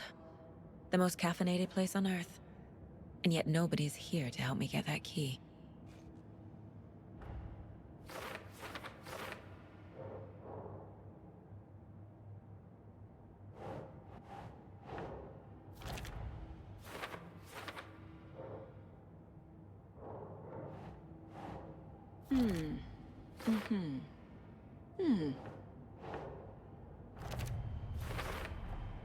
Using screwdrivers to break into gift shops isn't exactly standard procedure.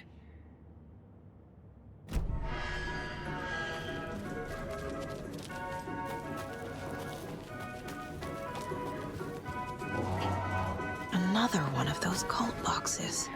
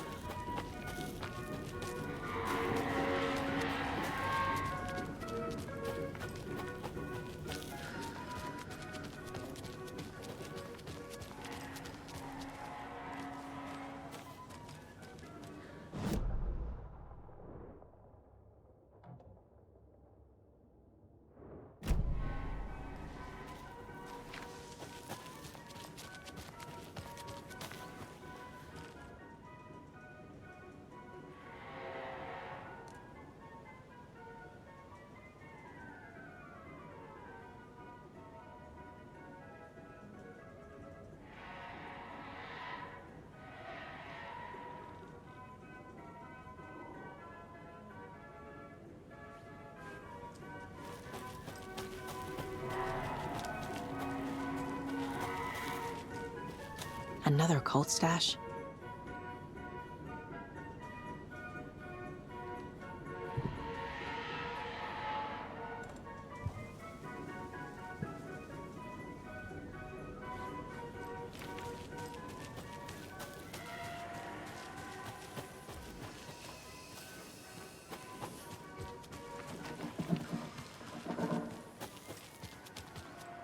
Must be locked from the other side.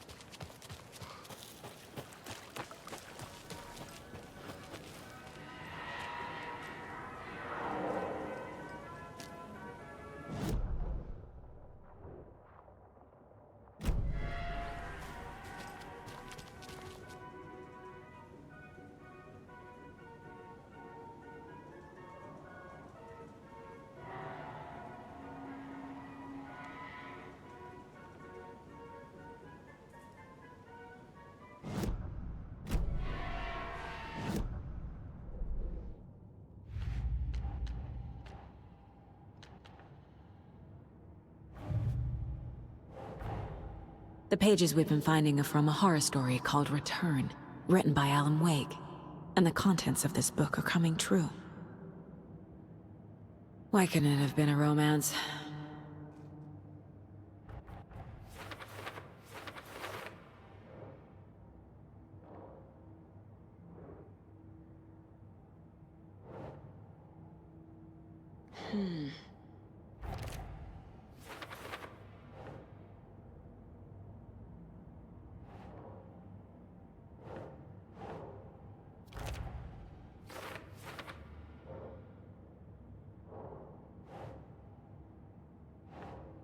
Keep trying.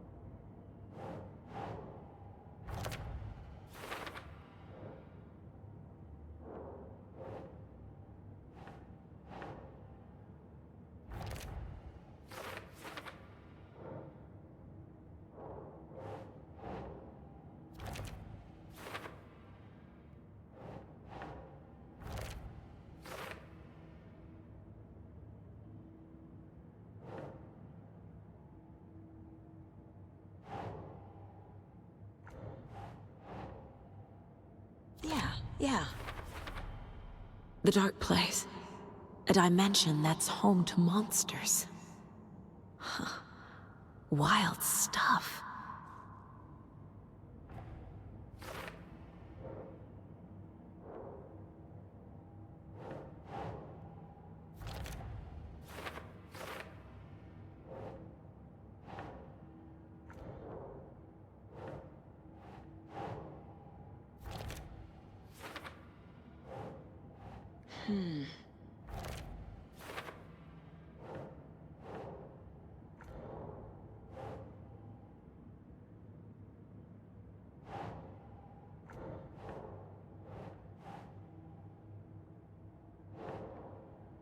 That's not right.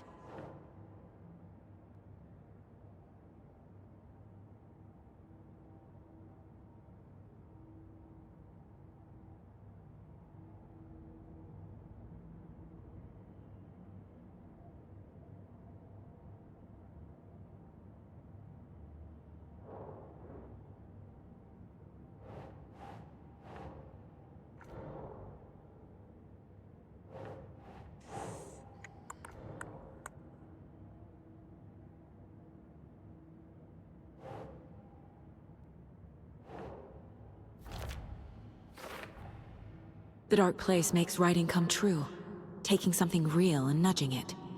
They're treating people's lives like toys. Can Wake be trusted with that kind of power? Can anyone?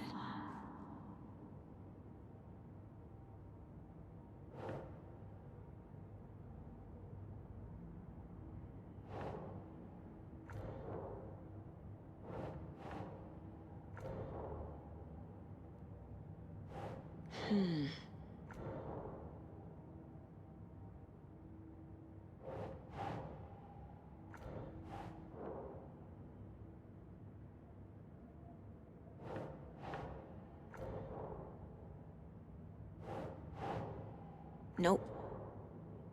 Last time, it didn't happen all at once. The story came true bit by bit as it unfolded.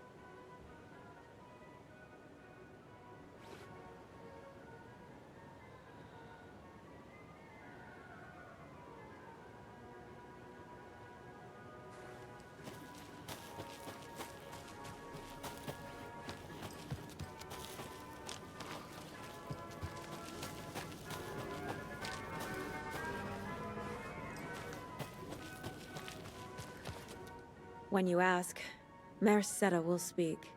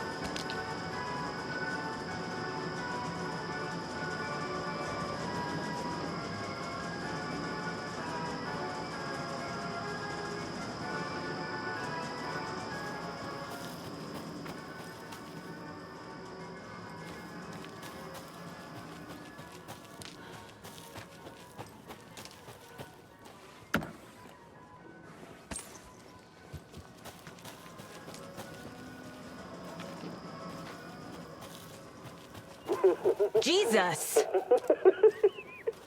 Calm down, Saga. It's just a pot of coffee. Have a beautiful day.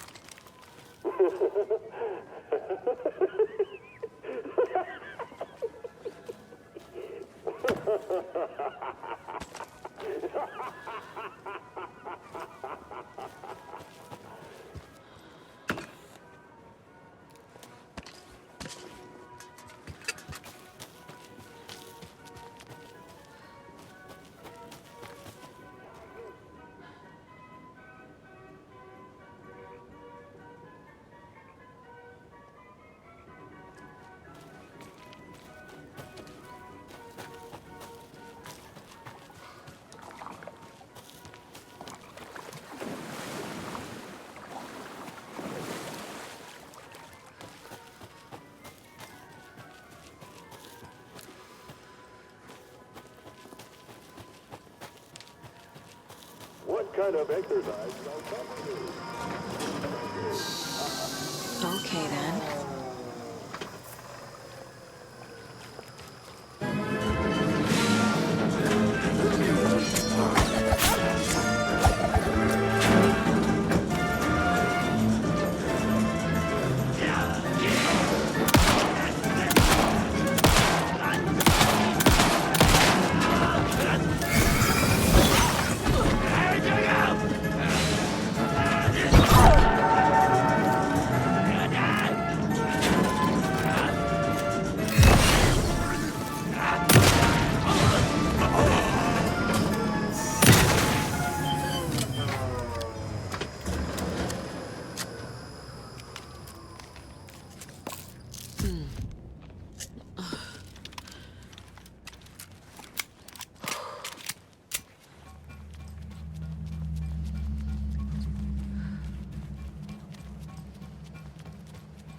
Hey, this should get that gift shop open.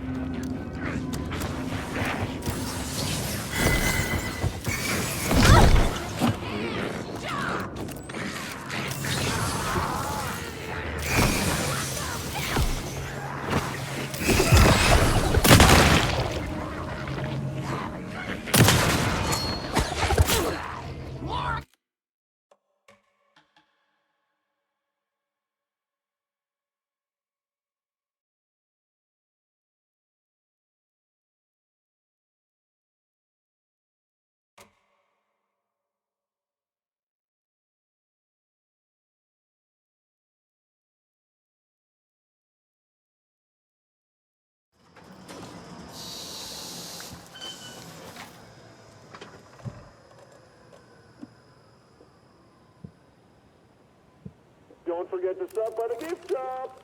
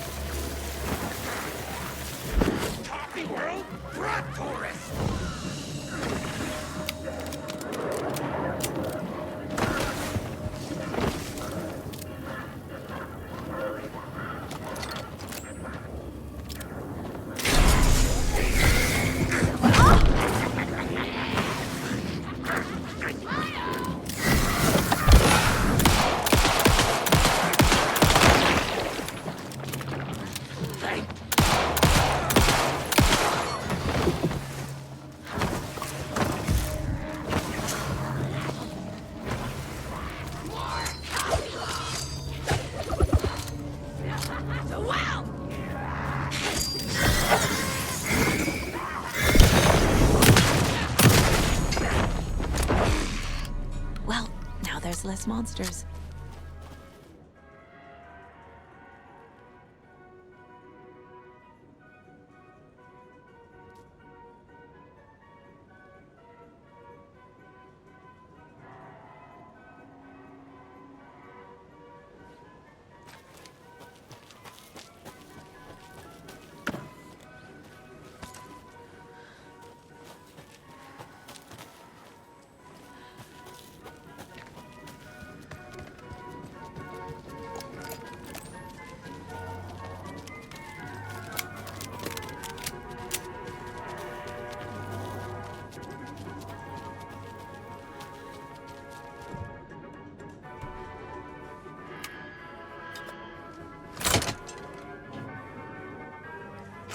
Now where is that safe?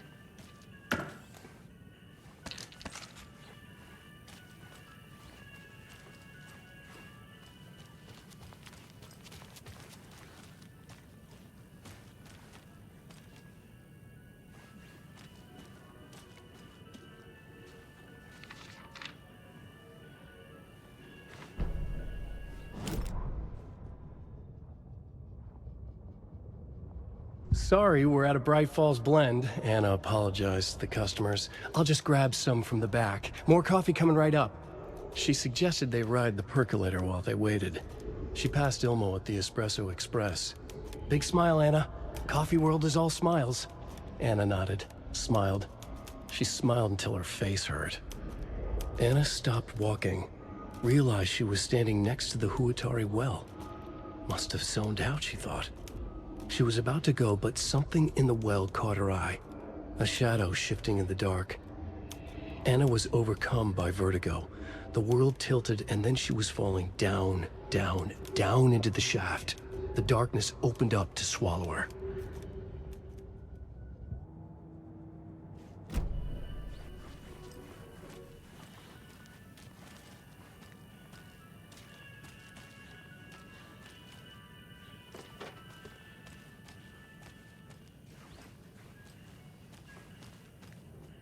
Locked. Okay. What would Ilmo use for a code?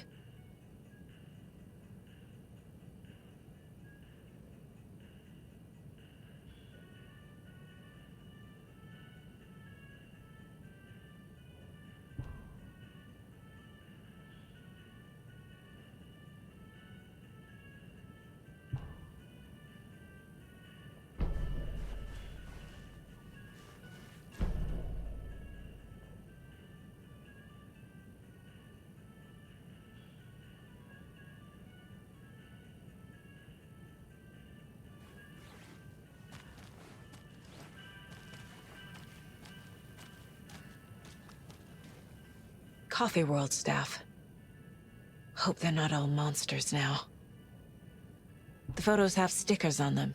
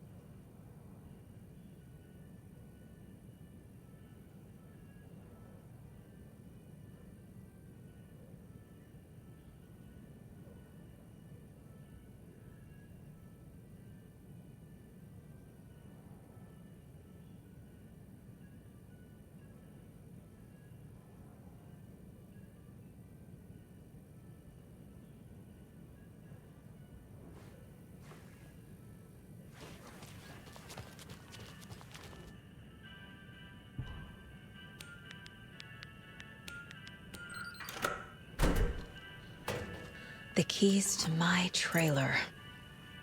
Now to find the clicker and the Colt.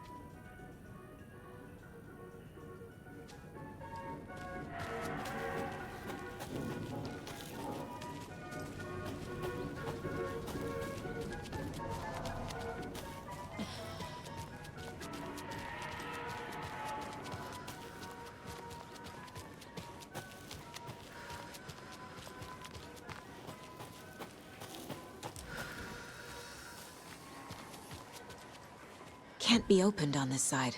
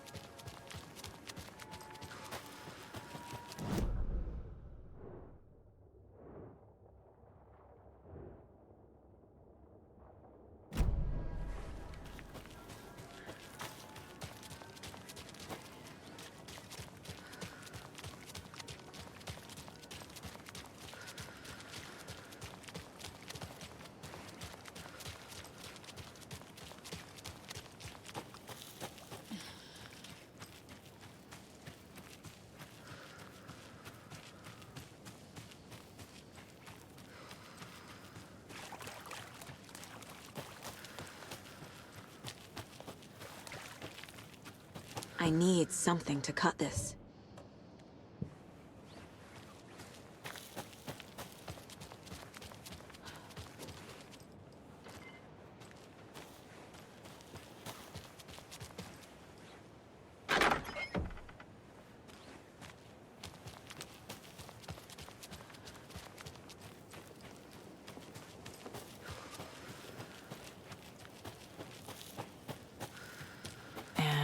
Another lunchbox.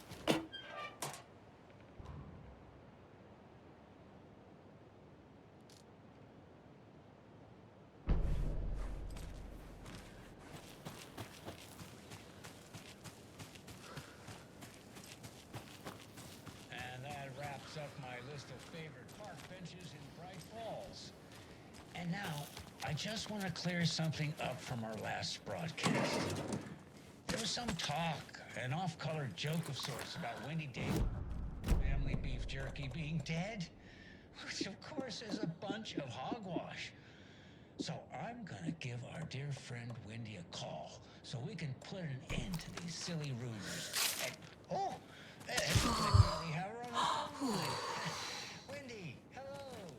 Hi there.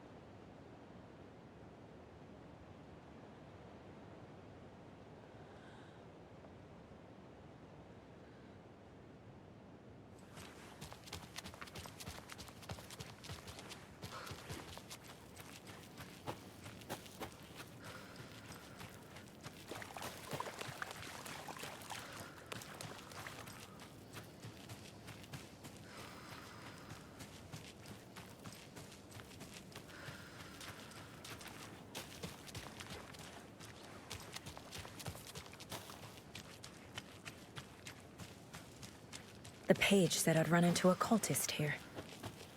On your Cho saga.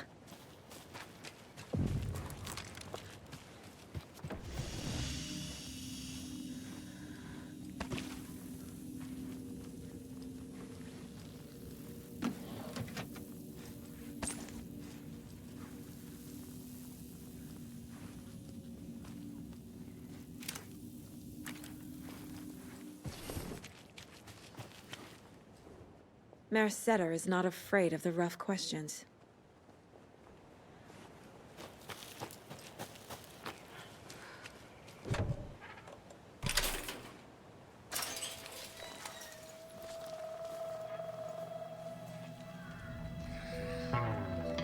It's in the rain. Must not drink the water or take a bath ever again. Moonshine. Only drink the moonshine, brother!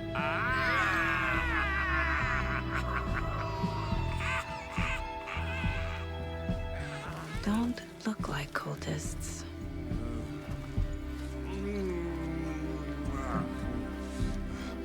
That's not helping!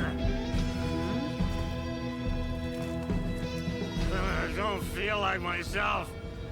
Don't know how to fight it! We're too old now! Excuse me. I'm looking for the Anderson trailer. What? Sweetie pie, right on time! Like we were just saying, it's not true. The lies to hurt you and make you weak. Don't believe a word. They believe because deep down, They want to be told what to think. We're different. Rebels! You must stop it before it turns real. Don't be part of the story. Make the story. Start the hell of it! These old drunks don't seem affected by the horror story like the other locals are. Do they know what's happening here? How do you know about the story?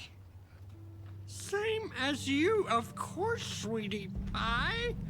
We are family. The Andersons. Vikings. Gods. So good to finally see you, Saga. I am your great uncle Odin, and this is your long-lost Murfar, Thor. Sarasota. He is your grandfather, and I am the All-Father.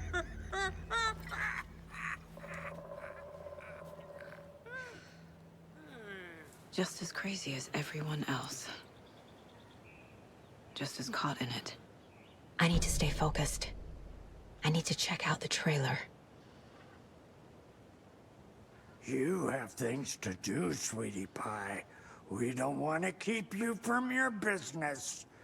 You can come see us anytime at our resting place, Valhalla Nursing Home. Your name is Anderson? Same as you, kiddo.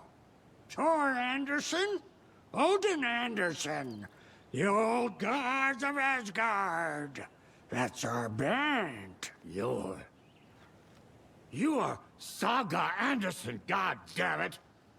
A Viking goddess. I like the sound of that. Thor, Odin, Saga. All Norse-inspired. Plus the same last name. A coincidence? Did the horror story change their names to match mine? So, do you know where the Anderson trailer is? Right behind us. We've been looking after it since you left. Uh-huh. Thanks for your help. Anytime, kiddo. It looks like you two have had a bit too much fun. She sees right through us, bro. She has the power. This calls for a fucking celebration. Our little Saga all grown up and finally home. Sure, we've had a few sips. Just a taste. The famous Anderson moonshine. Oh, the nectar of the gods. You want some? No thanks.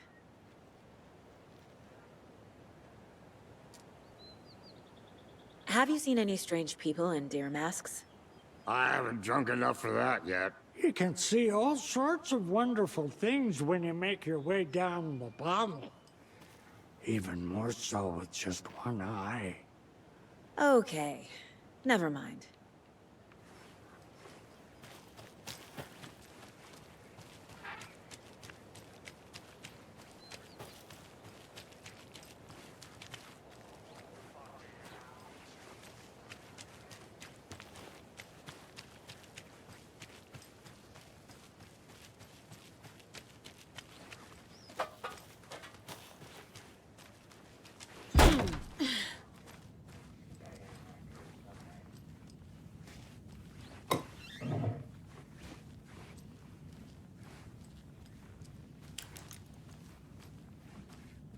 You can pick up those crochet dog sweaters at the Sunday market. And while you're there, go visit Windy Davis and grab some of our sponsor's famous beef jerky. Up next, we've got Deerfest. Oh, hold on now. We have a call coming in. Which button? Is that hello? Wrong line. Hold on. Hello. You're on with Pat Maine. Yeah, Gil Davis here. What a pleasant surprise. We have Gil Davis on the line from our Davis family beat.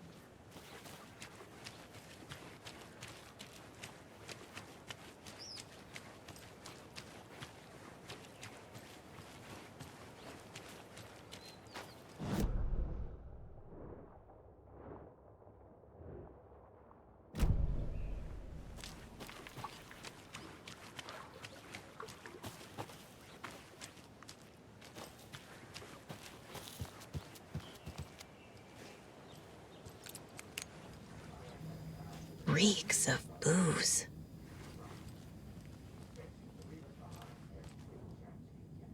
We got time. Plum wants to stay on our good side. Did I leave the Bureau in this fictional reality?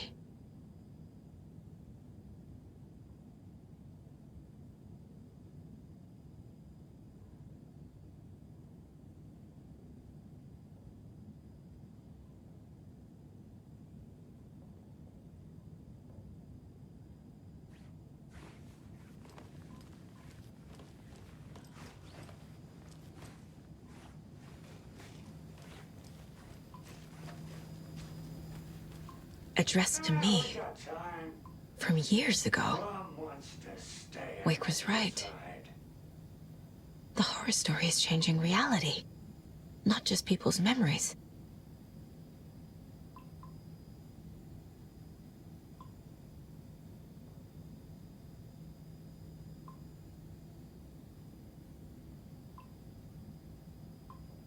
This card has Mom's handwriting. Do you think we missed Audie's show?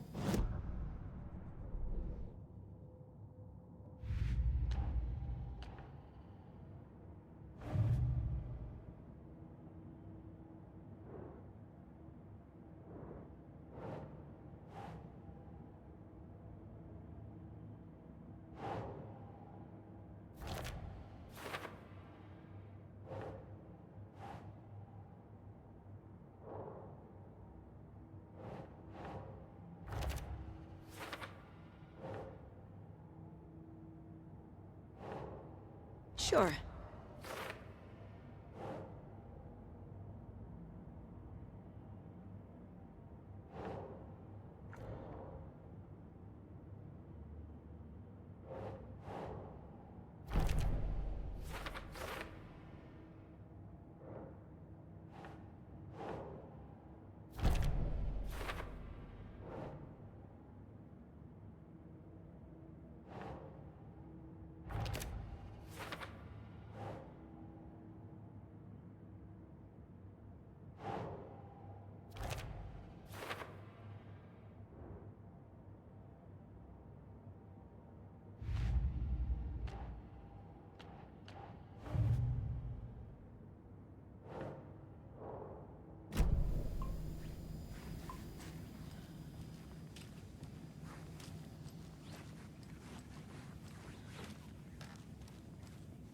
Everything here reminds me of Logan. This could be her room. This is getting too real. Too personal. The Nordic Tales book Mom gave to Logan when she was little.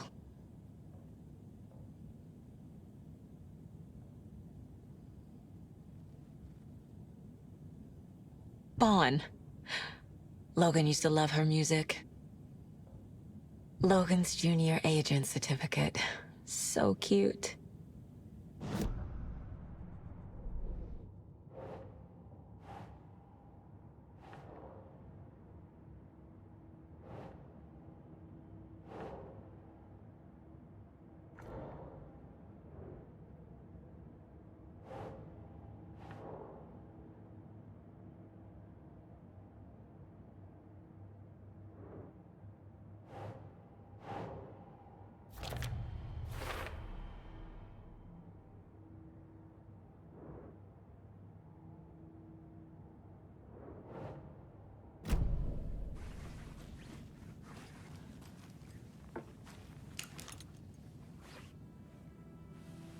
My newfound relatives. Cozy with the cult of the tree. And that's the clicker. In the hands of the cult, just like the page promised. Carly Knights. That's the motorcycle club the Koskela brothers are in. I'll take Odin and Tor up on their offer and visit their nursing home, right after I find this biker workshop.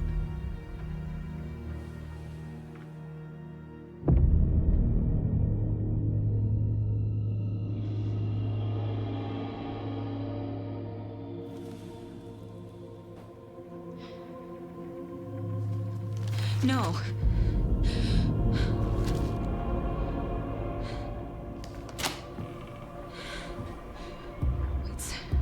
It's not true. It's just a fucking story. It's not true. Logan's back home. She's fine. Fuck. She's at school. David. I'm in the story and it's coming true. Wake said Scratch would try and hurt me with the horror story. But he said there's still time to stop this. That he can stop this with a clicker. Hey, this is David. Leave a message. David? Is Logan okay? Call me back as soon...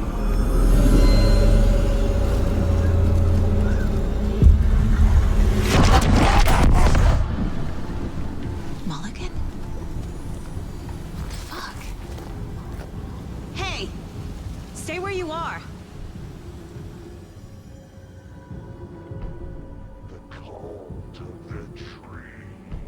Mulligan is a cultist? What the fuck is going on here?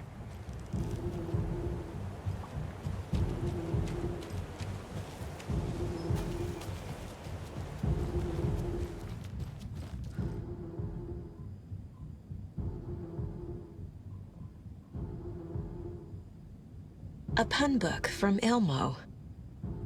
Are we close in the story? That might explain some of his behavior.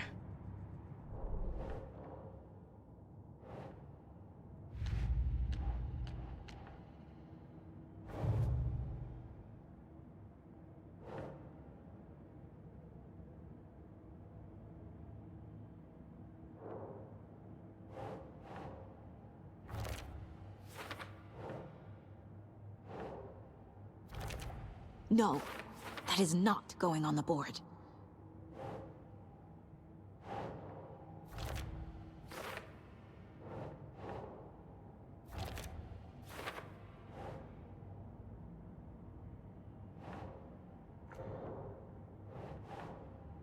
Okay.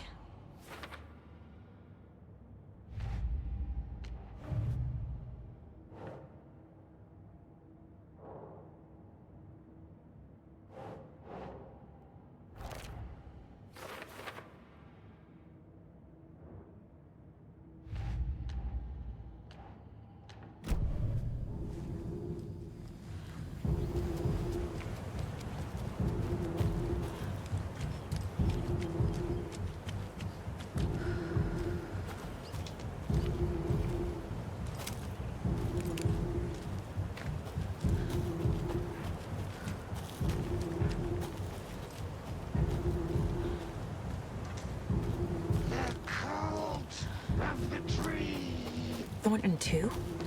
God damn it. And now they're all taken?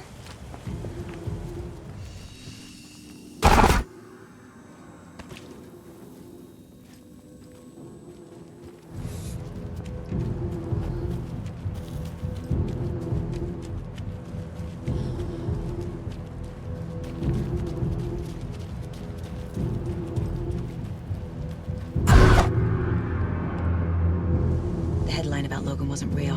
Don't think about it. The cult has the clicker. Get it? Fix this. Thornton's shitting the strawberry sandwich!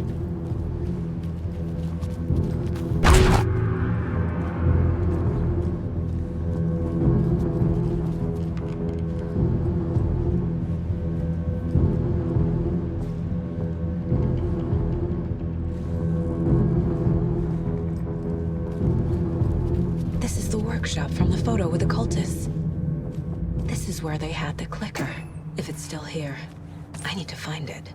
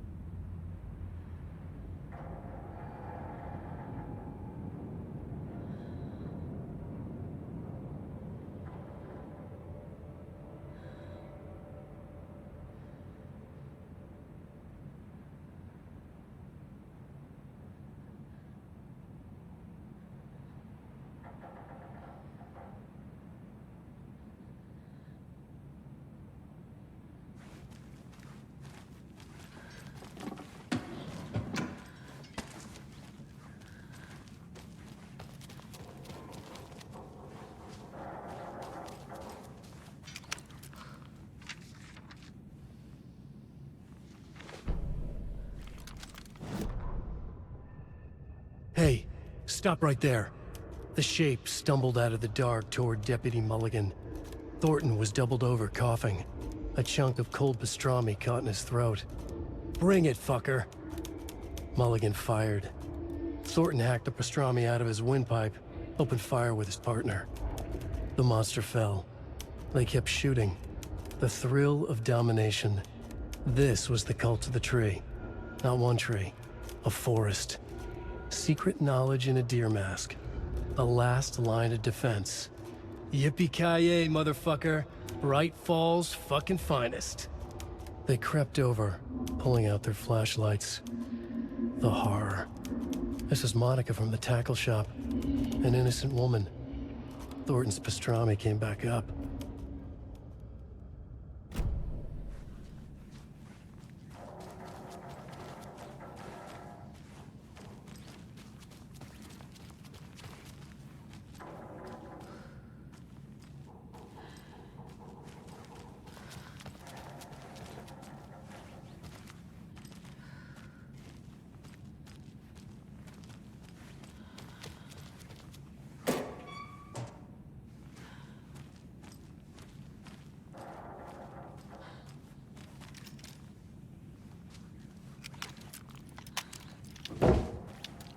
That's a good deer.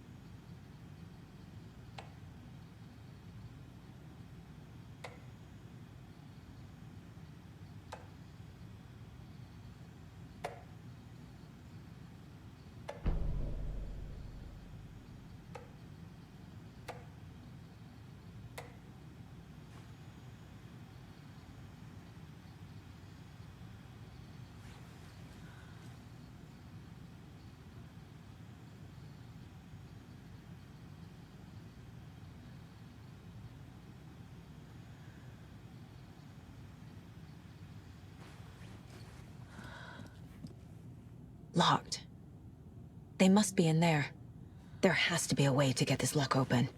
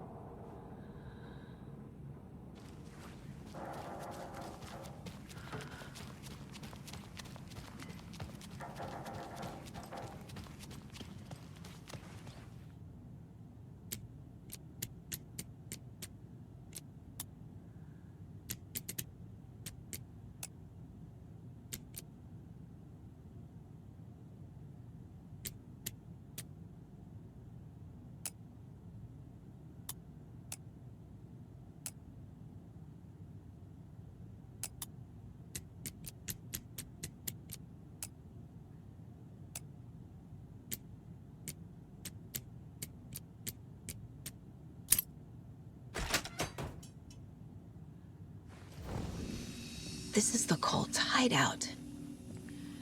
Their headquarters, even?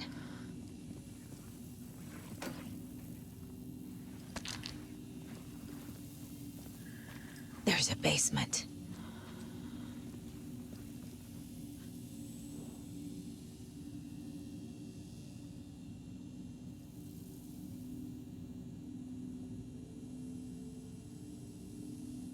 Rose.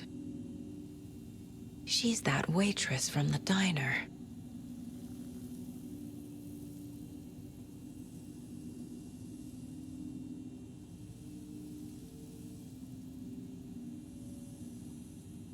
This is one weird cult.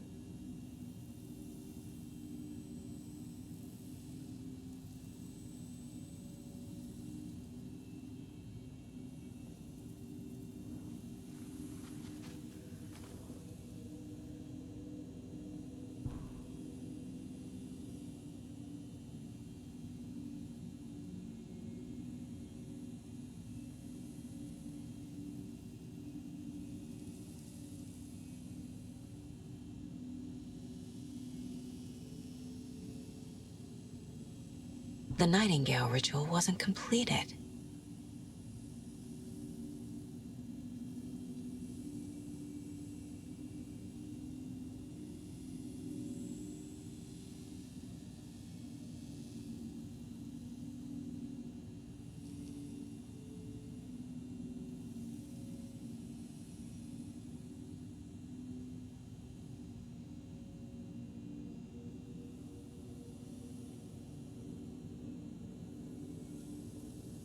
The cult isn't well organized. People aren't following orders.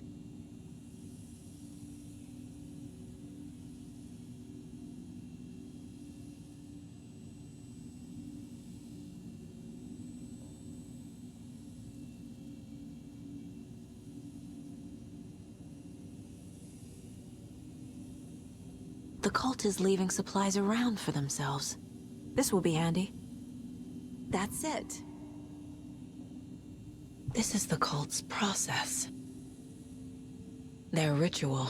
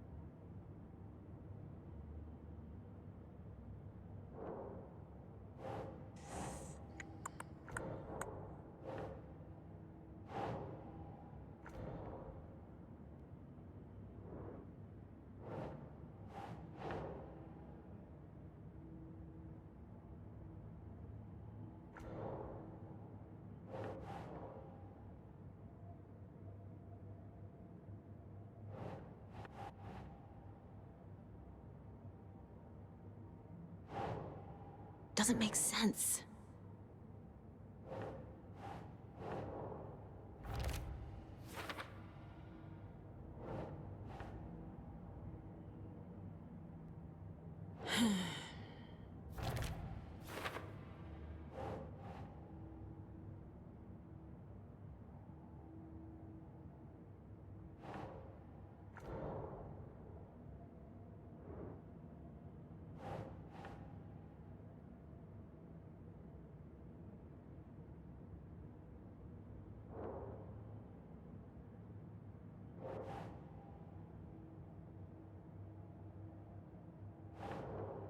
Makes sense.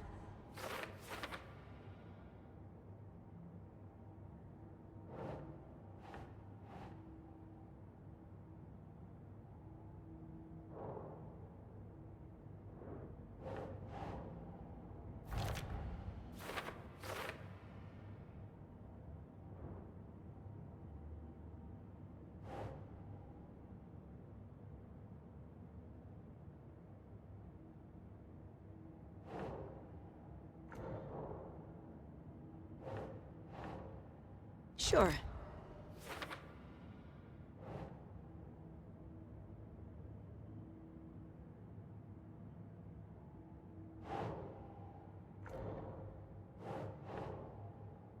Oh.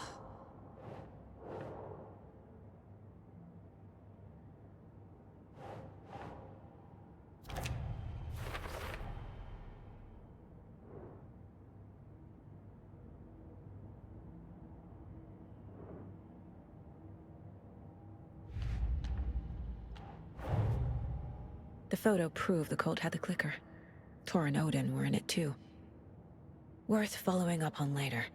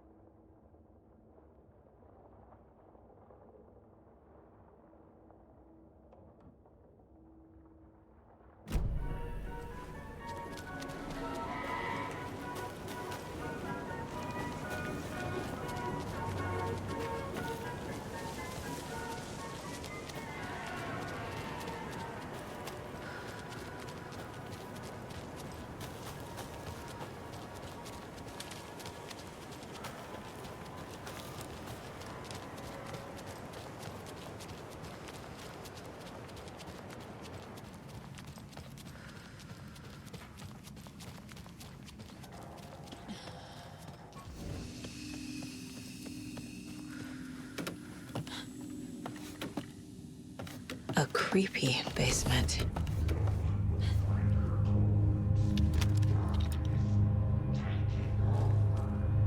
Shit.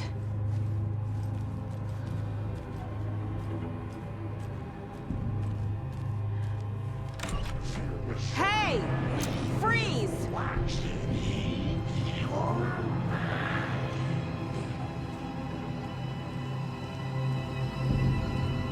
That's the clicker.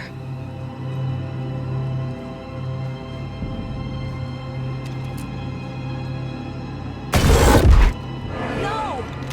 They took it! They're playing with me. I was so close.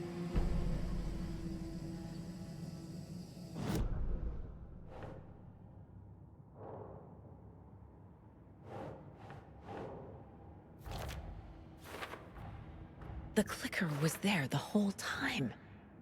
Fucking Mulligan and Thornton.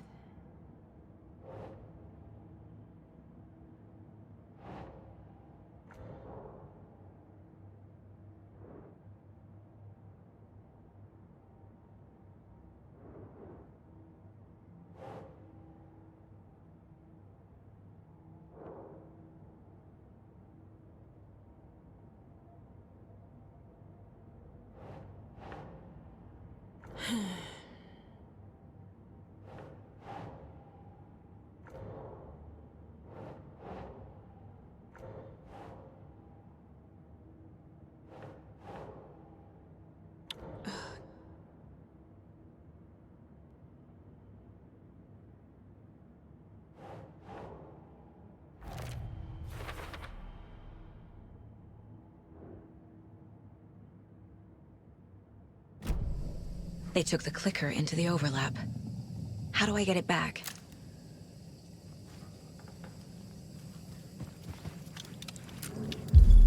There was another overlap here in Watery. The parade float was the key. Mulligan and Thornton had gone there, taken the clicker, left this monster here to stop her. There's an overlap here, like there was at Cauldron Lake. Mulligan and Thornton are like Nightingale. Inside, waiting. And a parade float is the key. Atakan is upstairs. This was a trap.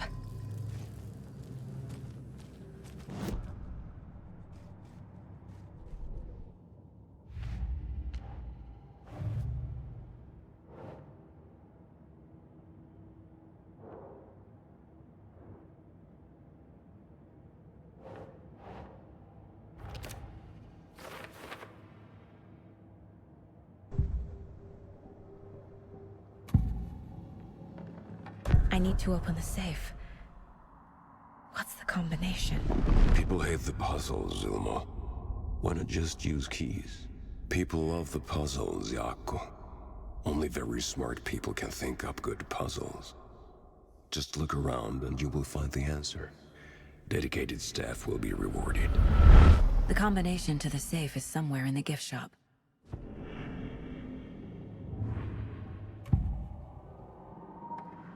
Mulligan and Thornton were fine earlier.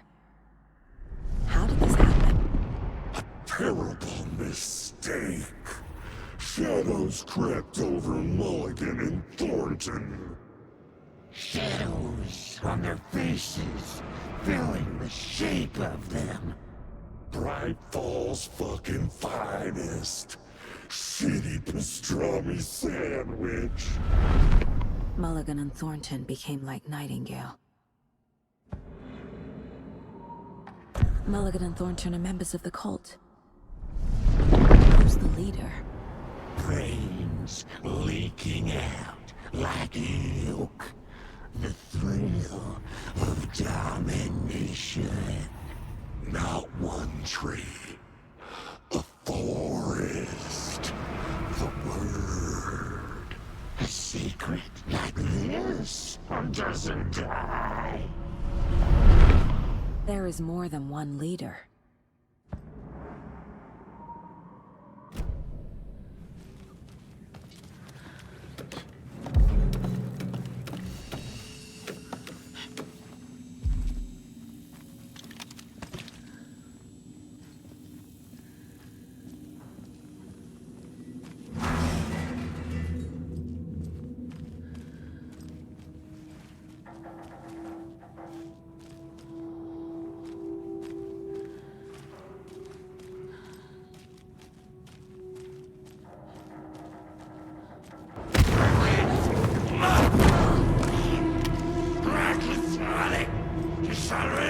What?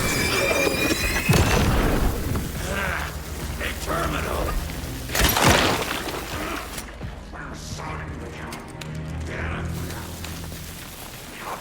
Being kept watery.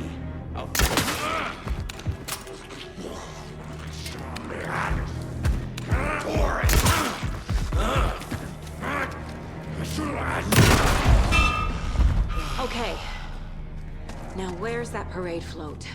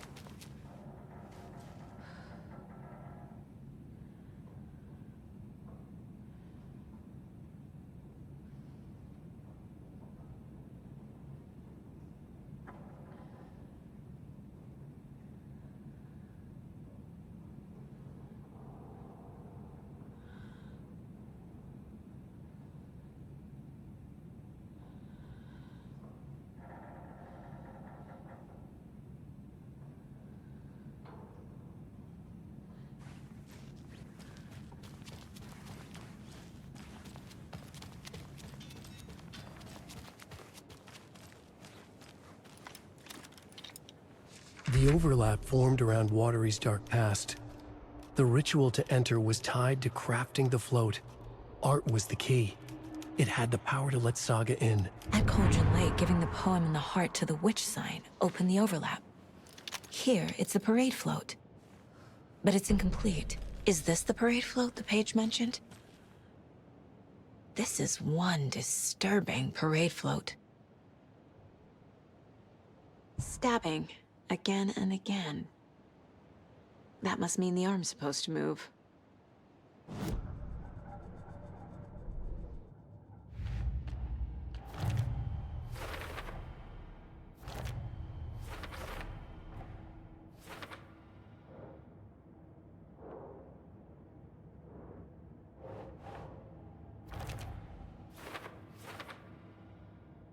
What's missing from the parade float? I need to put it together. I don't hear any haunting laughter.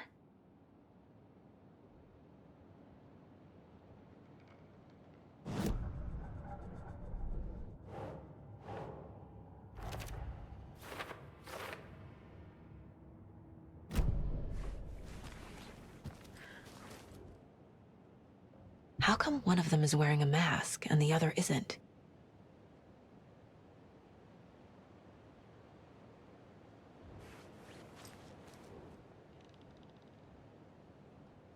Not sure what Puko means, but it looks like the knife is missing.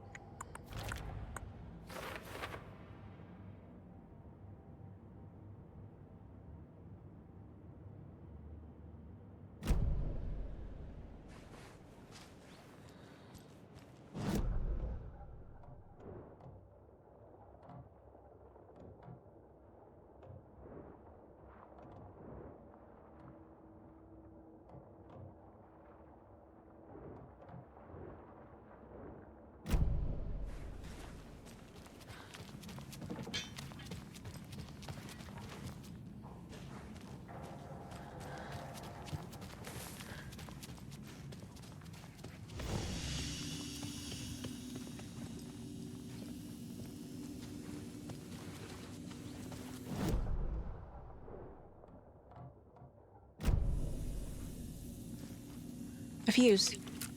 Could come in handy.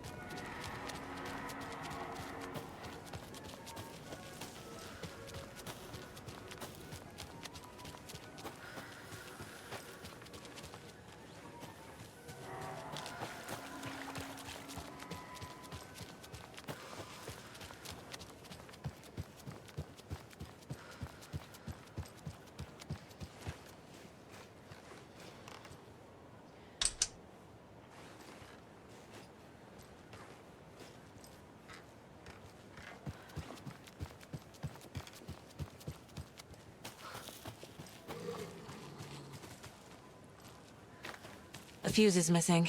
Can't operate the ride without it.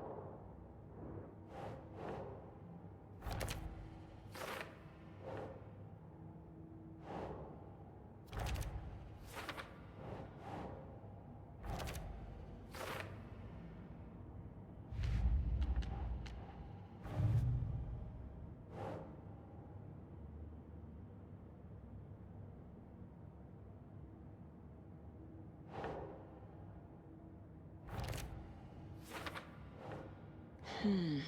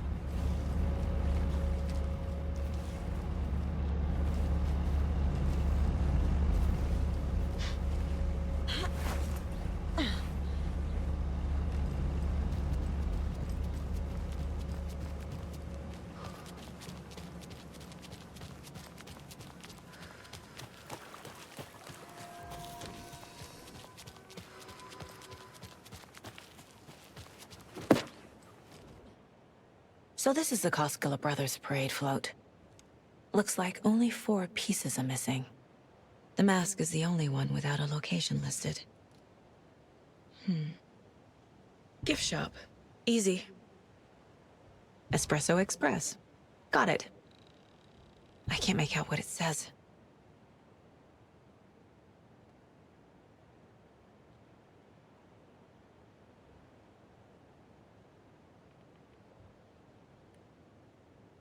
Fair Trade Fund Zone.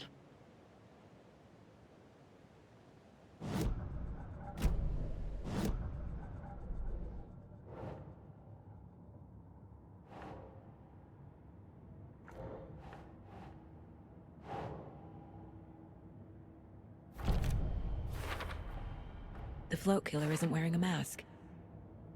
Maybe he needs one.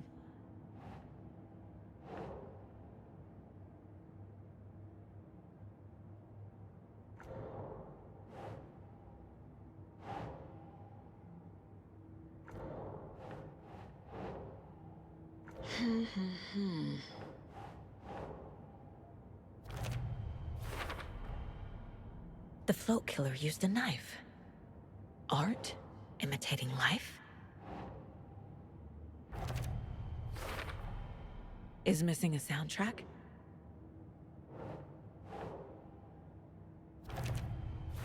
I figured out what the float is missing.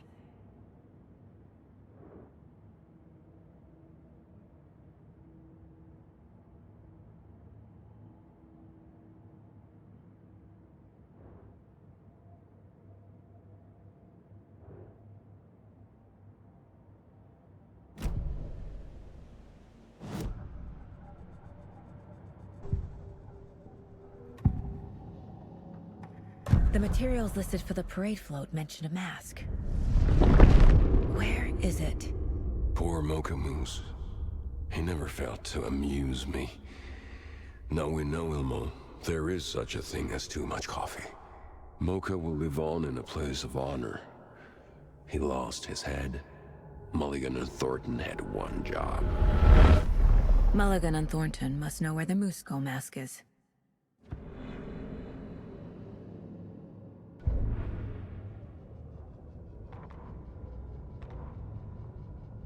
Saga had read about it.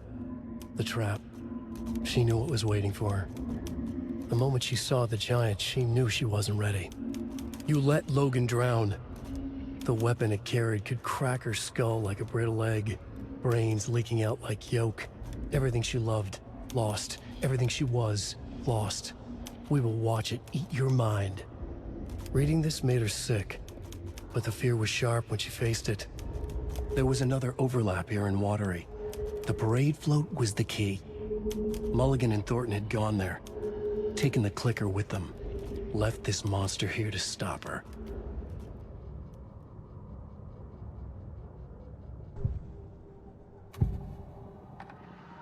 The mask is missing. Where is it? The dead brought back to life. The crown of the Grand Master. Moose steak is never a mistake. Just get it fucking done. They know where it is. I know they know. Where is the mask? Go ahead and bleach it. Real bout at him. The maw of the crumbling well. Show the bitch who's boss.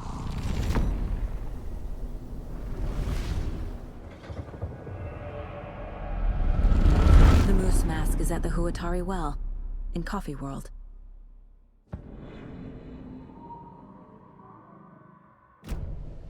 I saw something.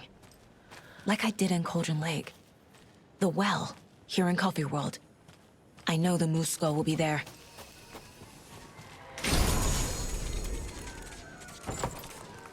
Now I need to bring the mask to the float.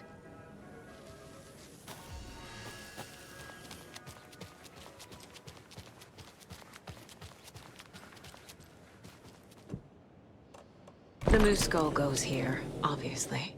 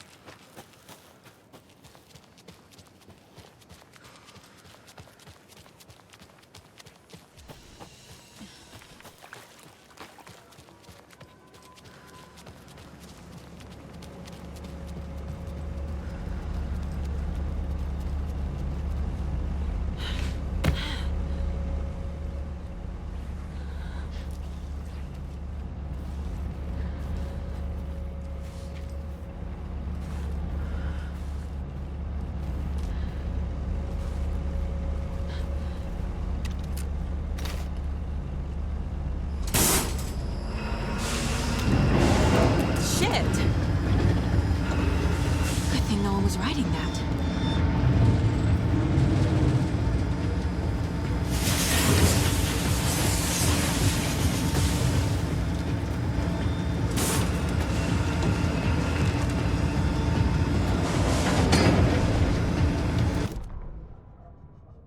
The killing of Monica Thompson was a terrible mistake. Thornton blamed Mulligan's itchy trigger finger.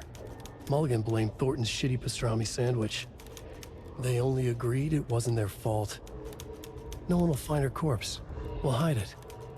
They fed the body to the maw of a crumbling well, like the murderous Huatari brothers did long ago. They lied to everyone. The word would never get out. But a secret like this doesn't die. It grew inside them, like cancer, the darkness taking over, filling the shape of them.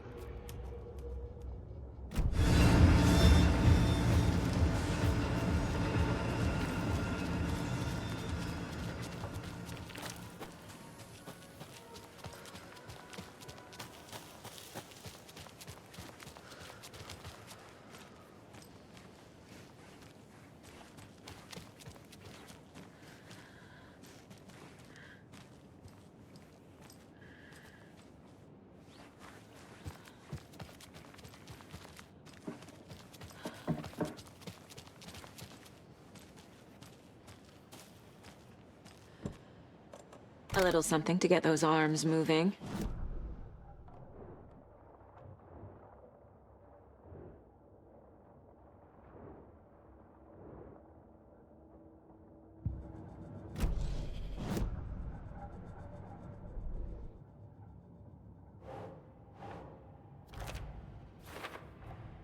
The moose mask appeared on the well.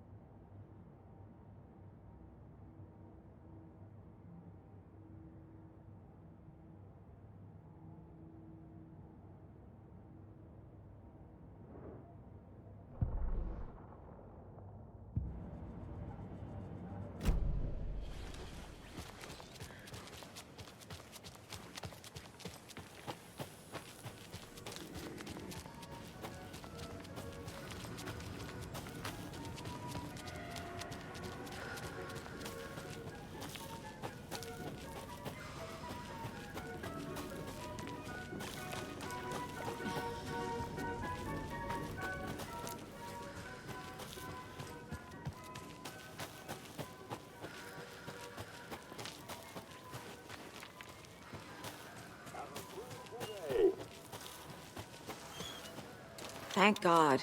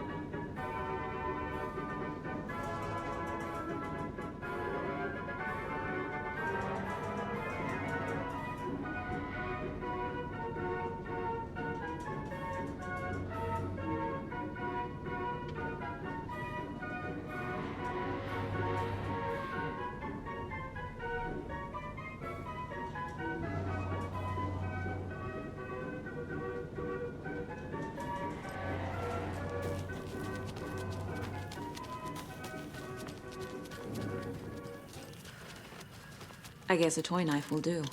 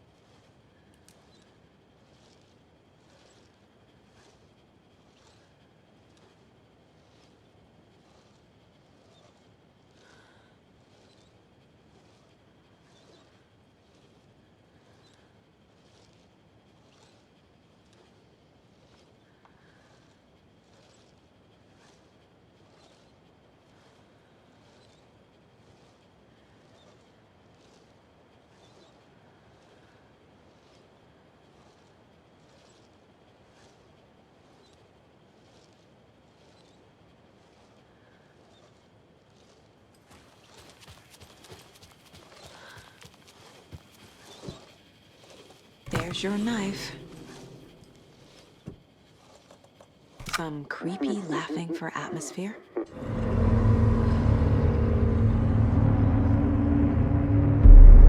Okay, Saga. Let's get the clicker from these assholes.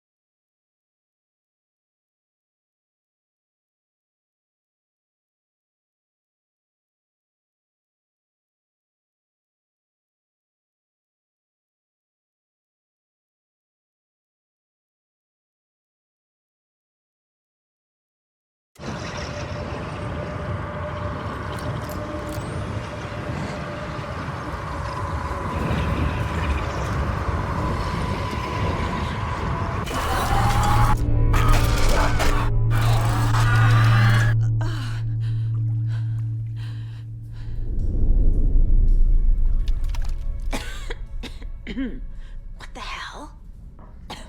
Where am I?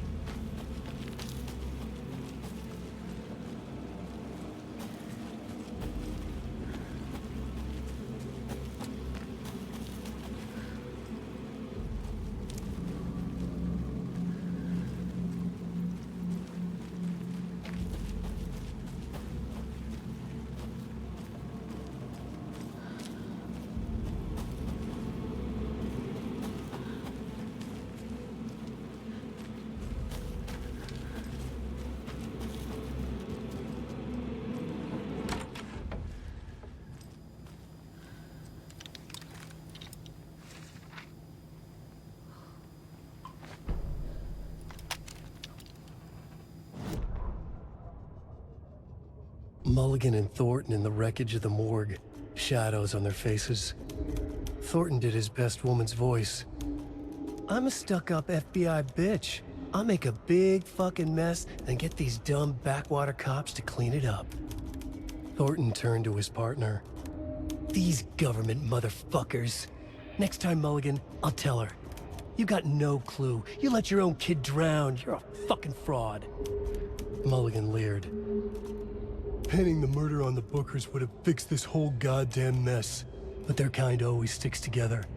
I reckon we should show the bitch who's boss, Thornton. Shadows crept over Mulligan and Thornton. Inside them, they grinned.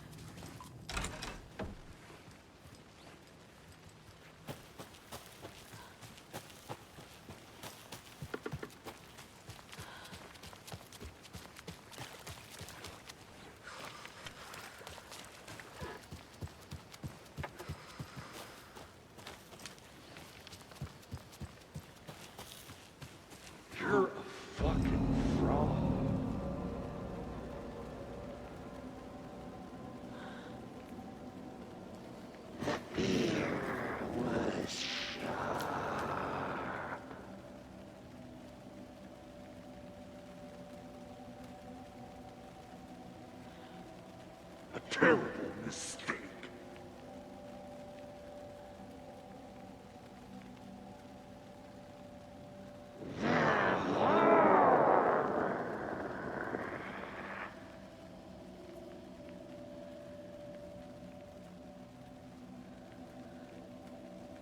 Monica from the tackle shop.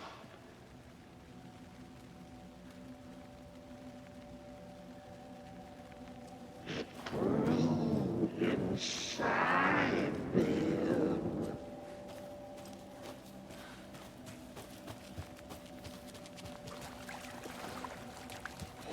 His dark past.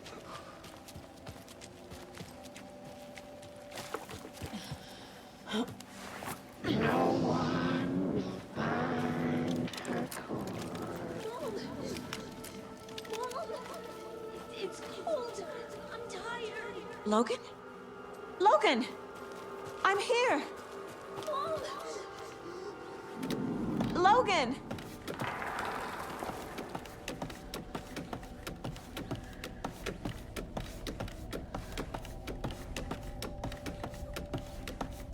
The story is trying to take Logan.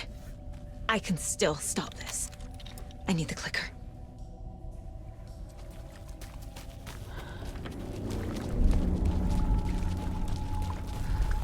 Anderson's been tricked. He has it now. Wake? I saw him this way in the other overlap.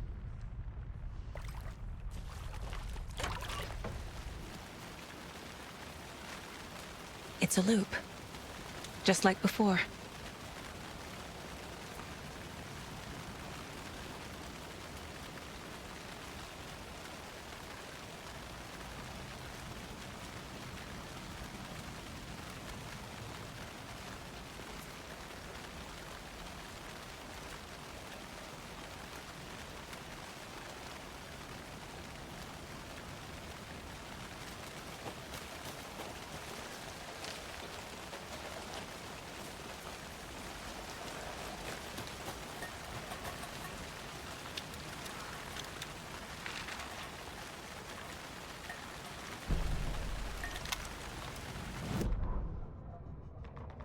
Ilma Koskela stood in front of the small gathering of Coffee World employees and bikers.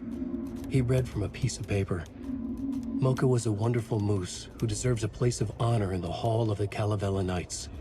His skull will become the crown of the Grand Master, the dead brought back to life. There was polite applause. After the service, Ilmo had the body hauled off to be turned into moose steaks. Mulligan and Thornton were told to get the head cleaned. They both grabbed an antler. What the hell, Thornton? I got it, Mulligan. They brought the skull into the workshop to boil it and bleach it. They grumbled. Wanted to just get it fucking done. It was just a stupid animal. But I guess moose steak is never a mistake, huh?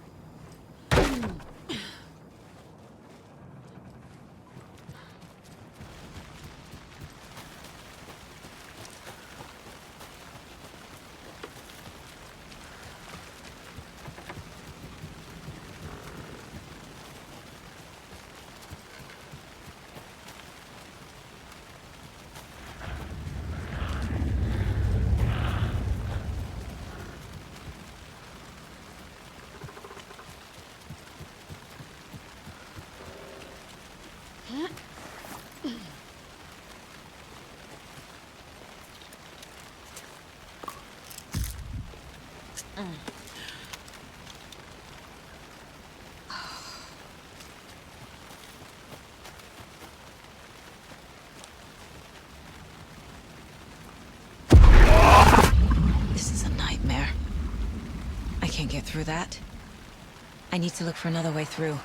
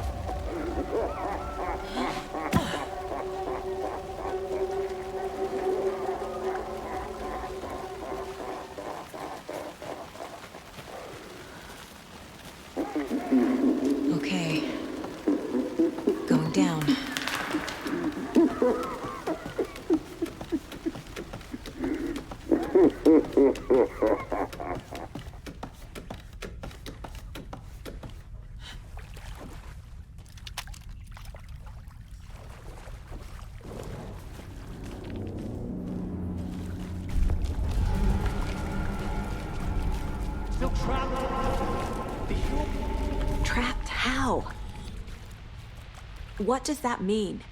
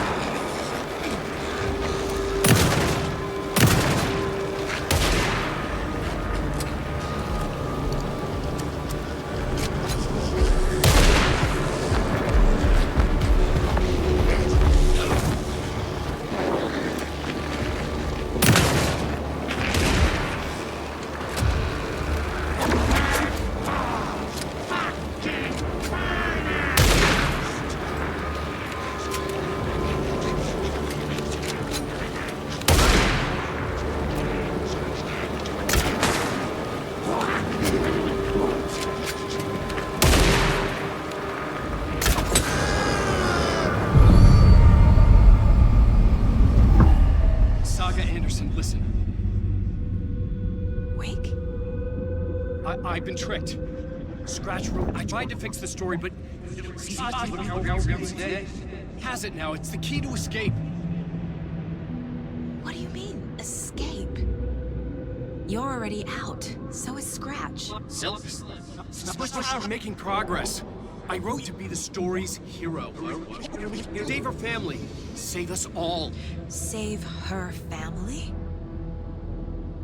Are you talking about my family? Yes, you know it's working. You just need to keep going. Did you put my family in the horror story? I keep seeing him in overlaps, but he's already out. Are these visions coming from the past, when he was still trapped in the dark place? I have the clicker. I can stop this nightmare.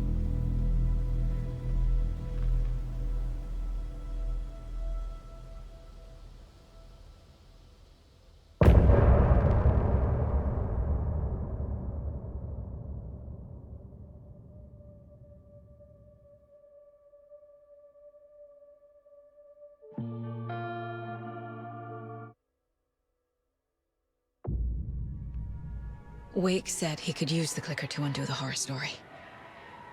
I need to get back to Bright Falls, to Casey and Wake. I should check in with Casey.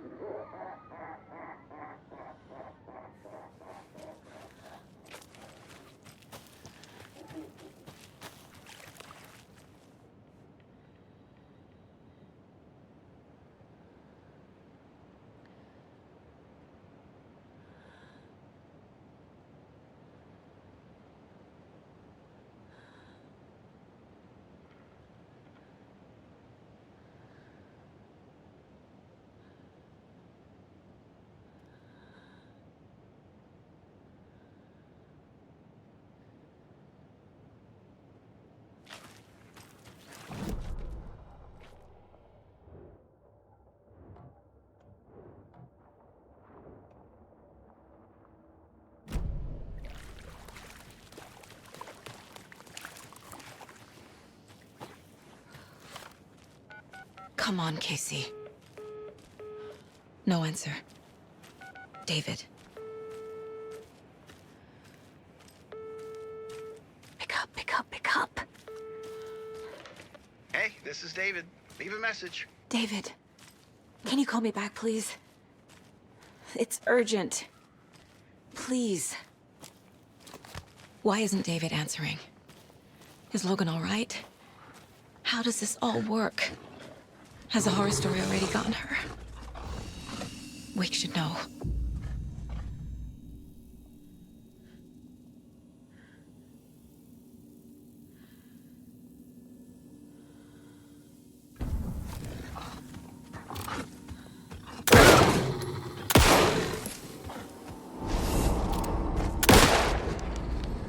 The flooding's lowered. I should look around. See where the water was hiding.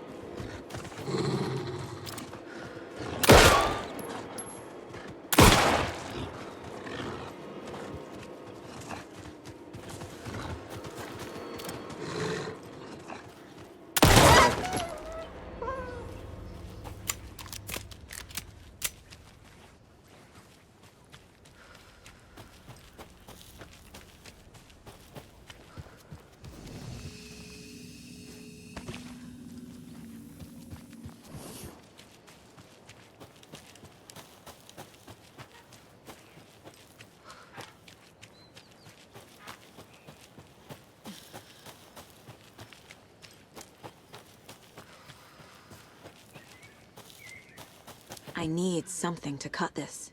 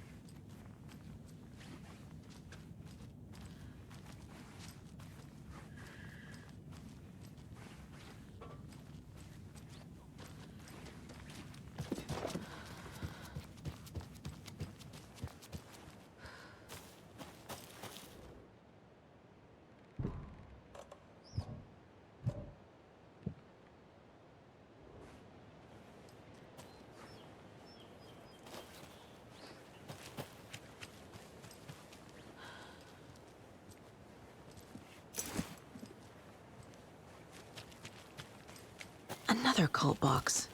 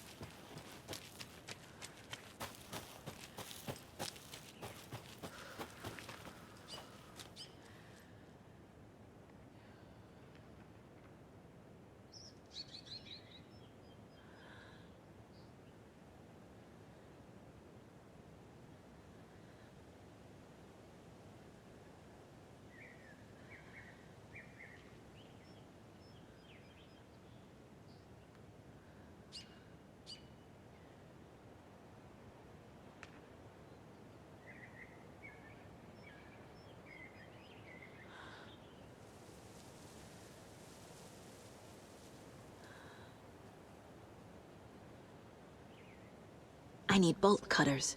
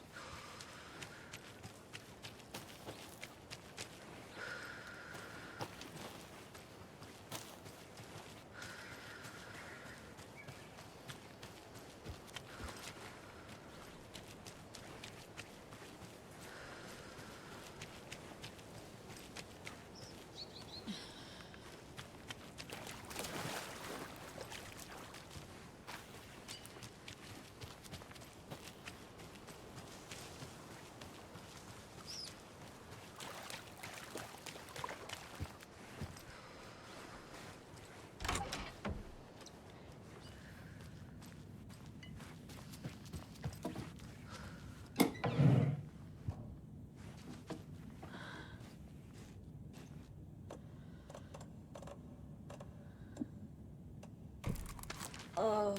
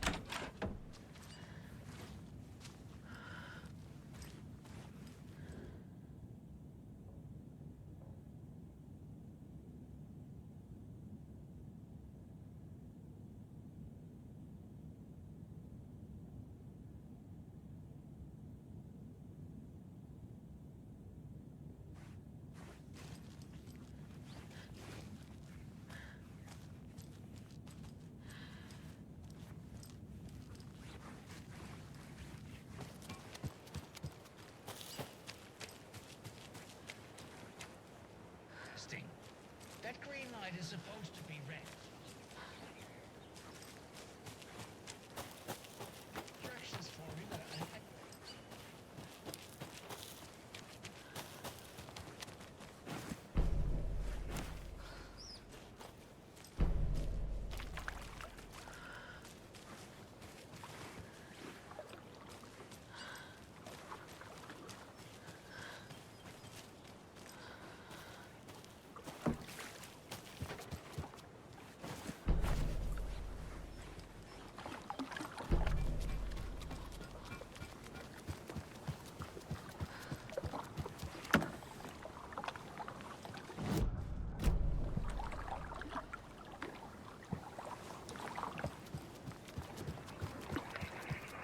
More of those rhymes.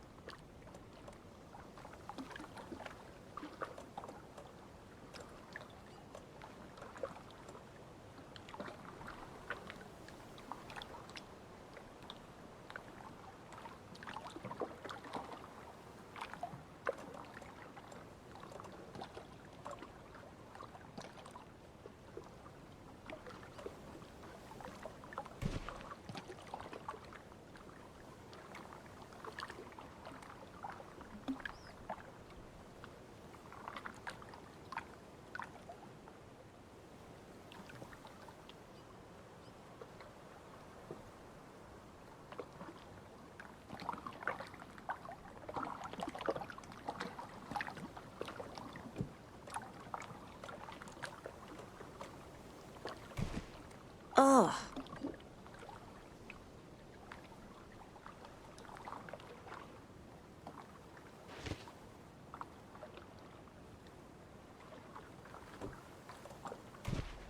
Makes sense.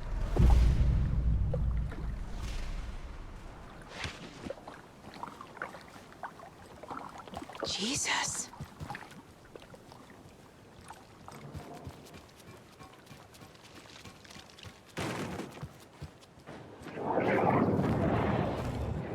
Local.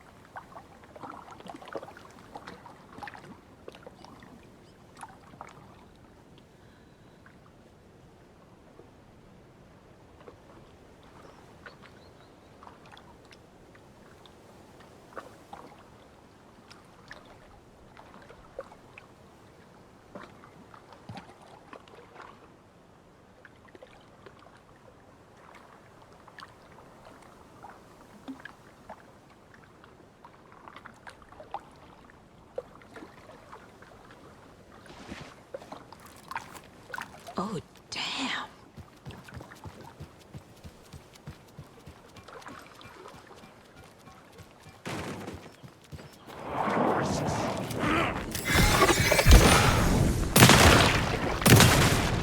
Logan.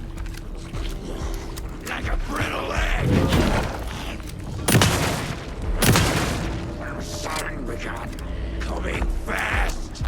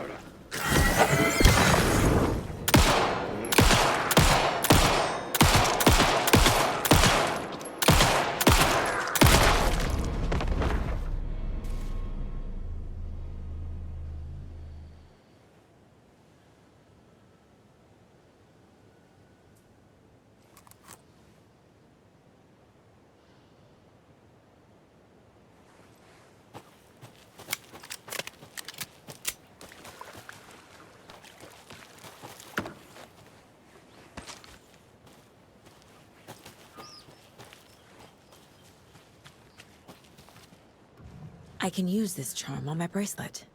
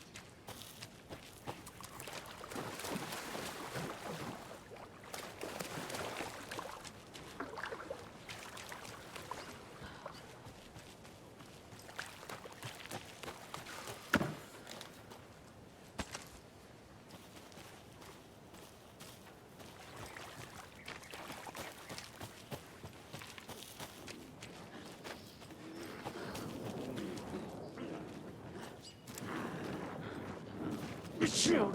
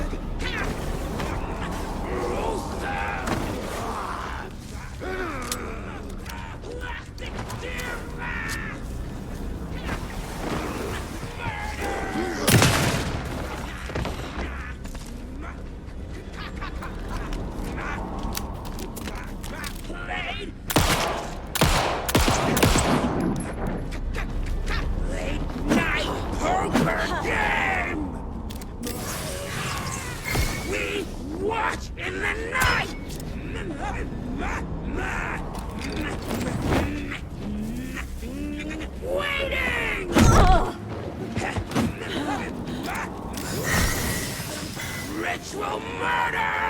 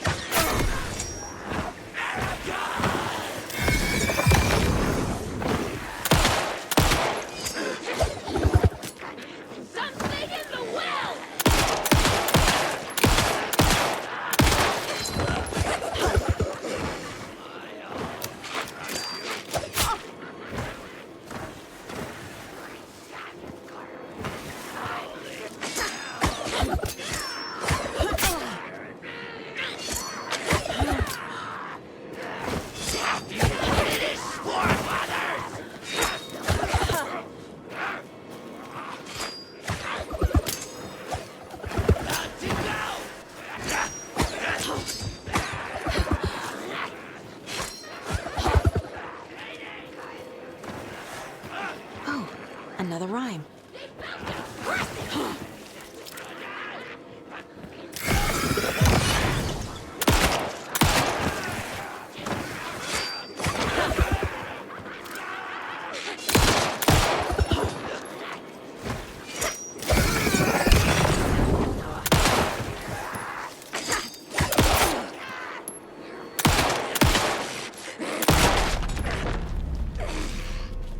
Fucking monsters.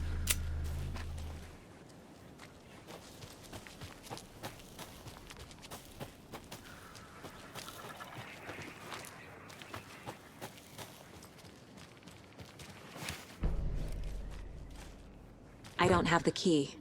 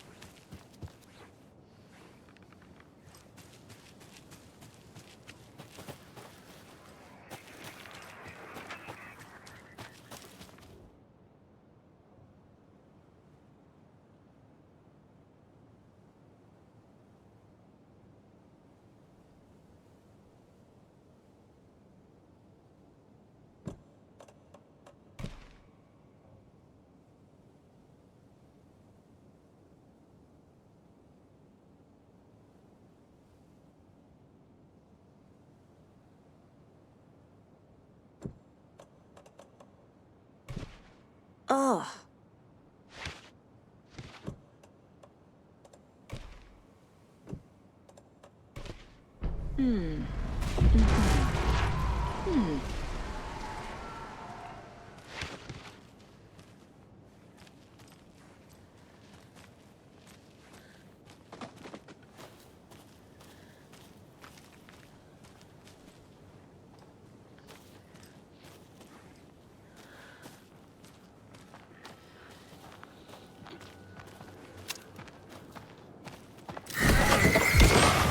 Riddles.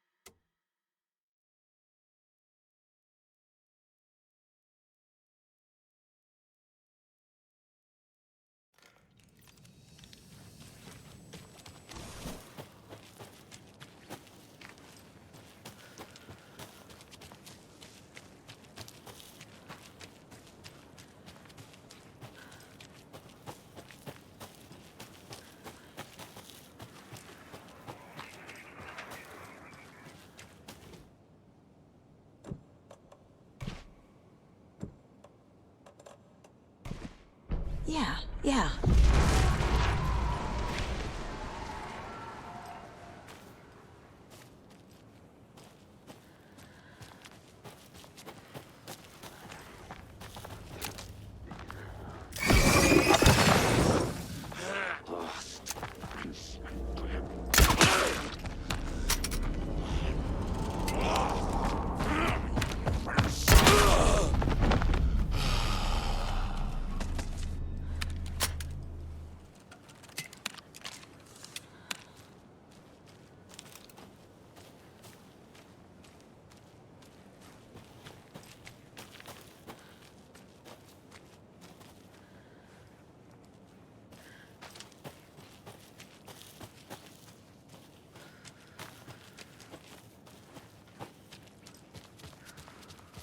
There's another lunchbox.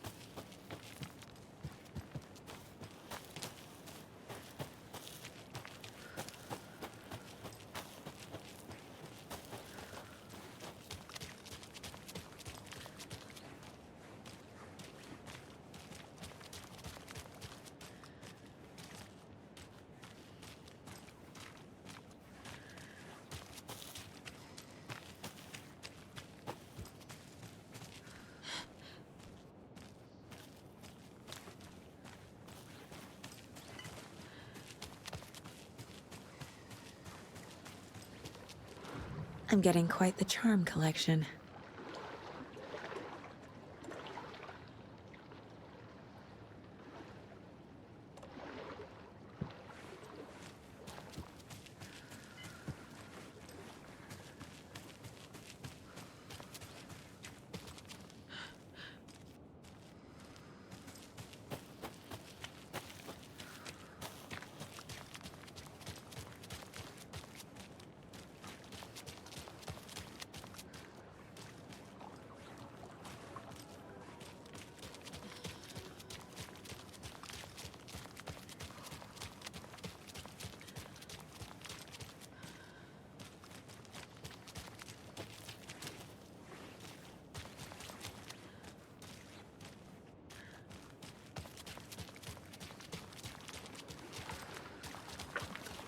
This bridge got fixed quick.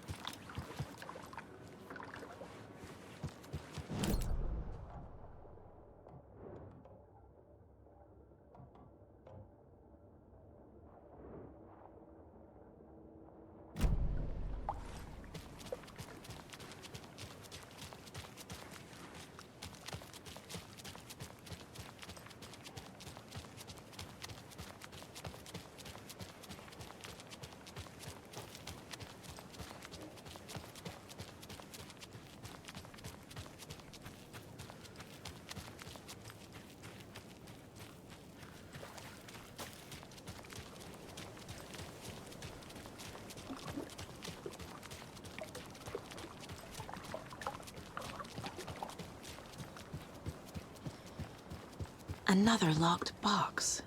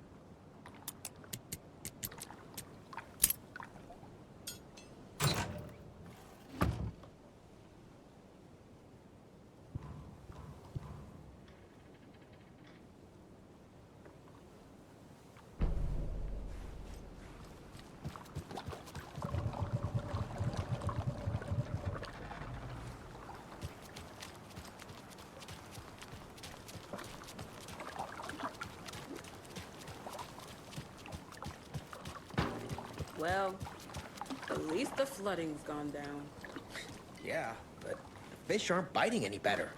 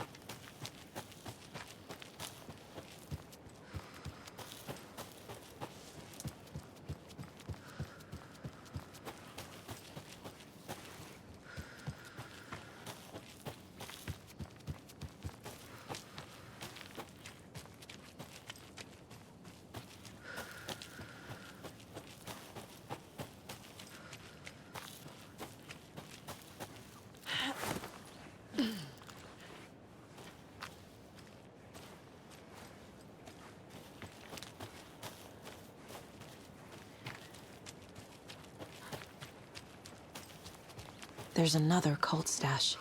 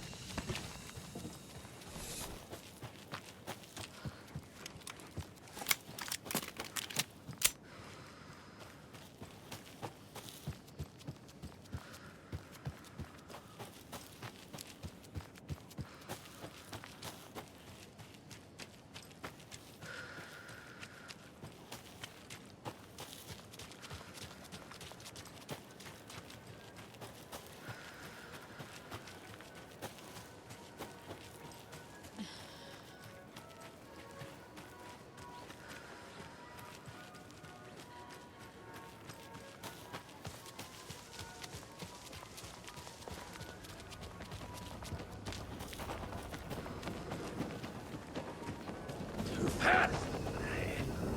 No!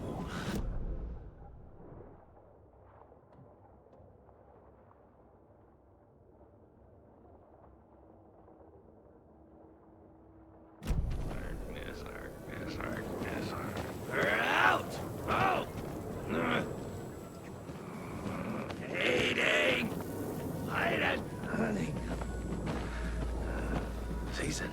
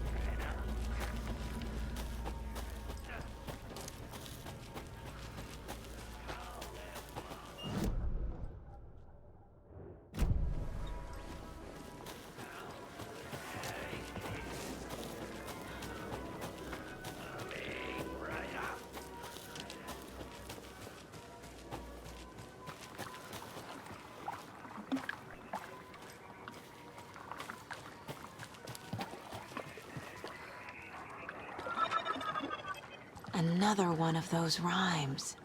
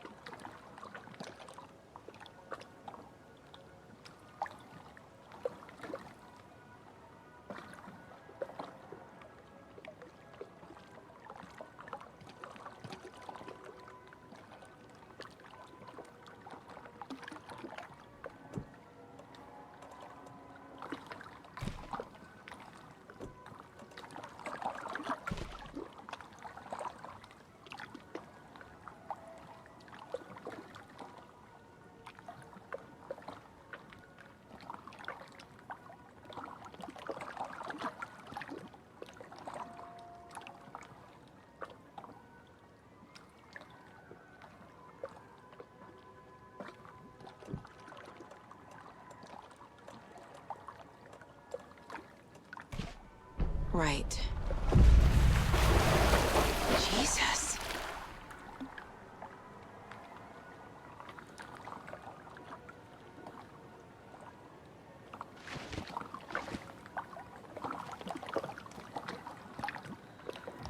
I'm gonna need a bigger charm bracelet.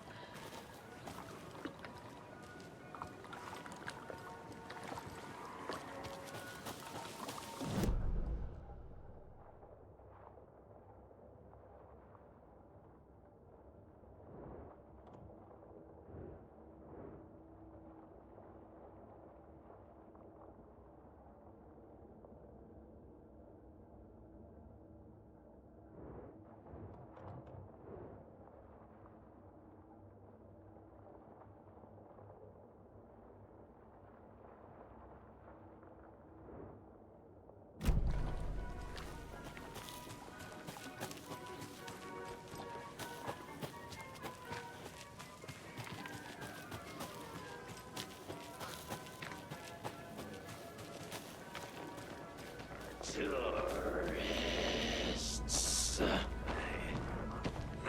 terminal patient. Hide it. There you go.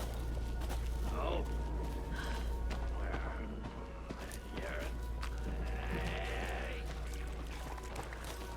Crossing a line.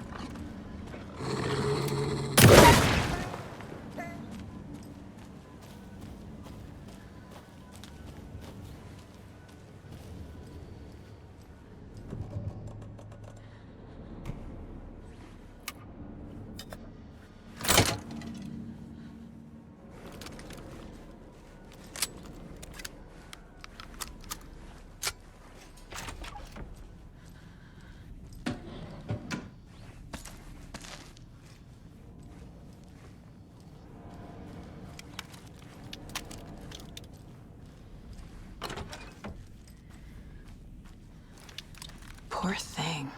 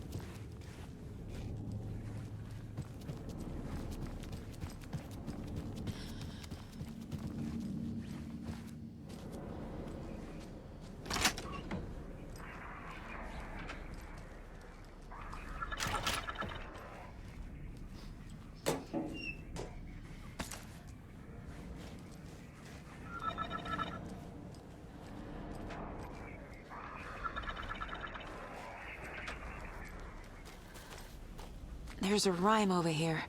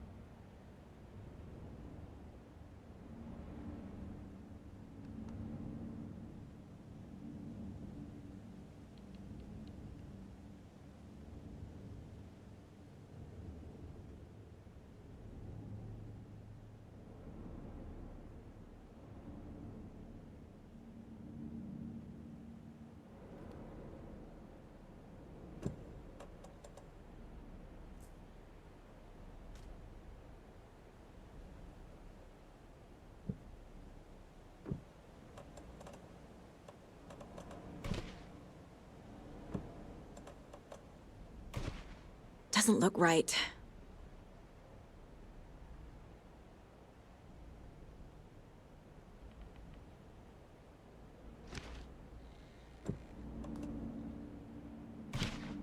No.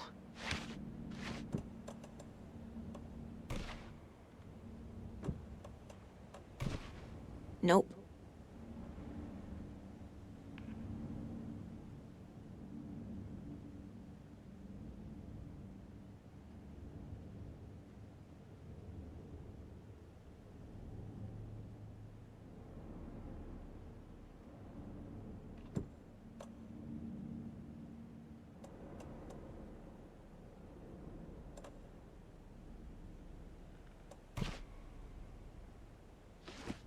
That's not right.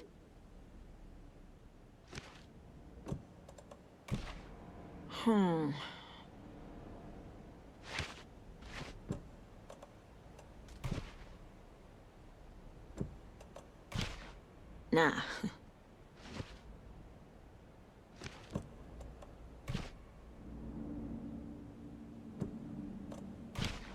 Think, Saga.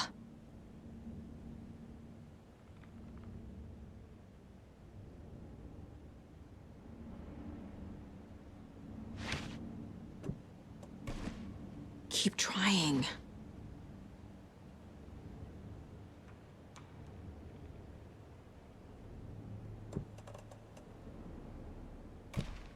Doesn't make sense.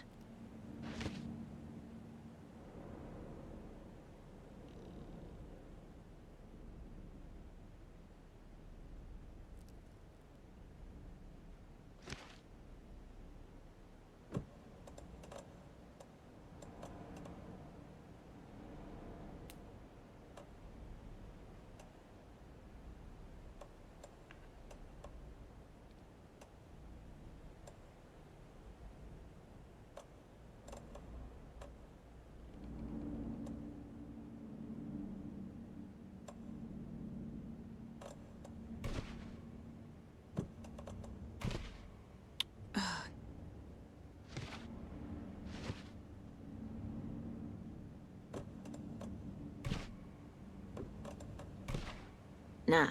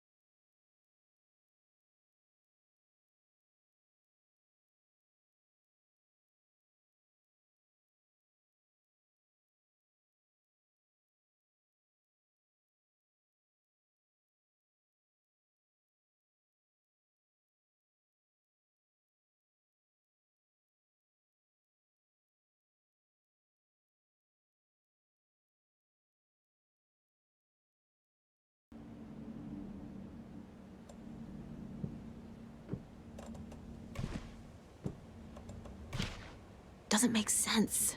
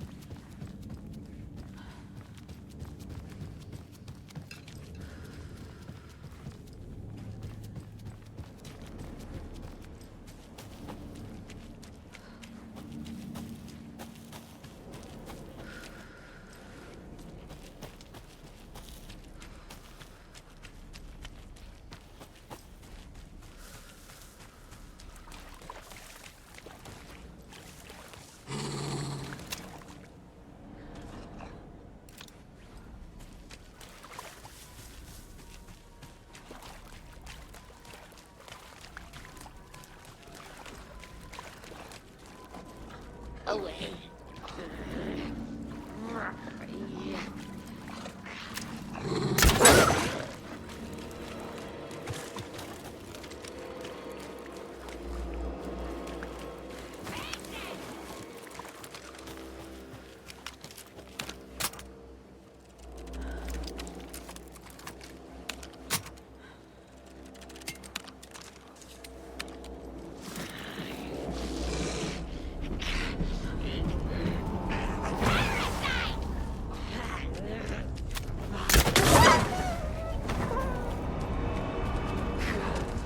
faces hid behind the masks. I searched the woods! Tourists!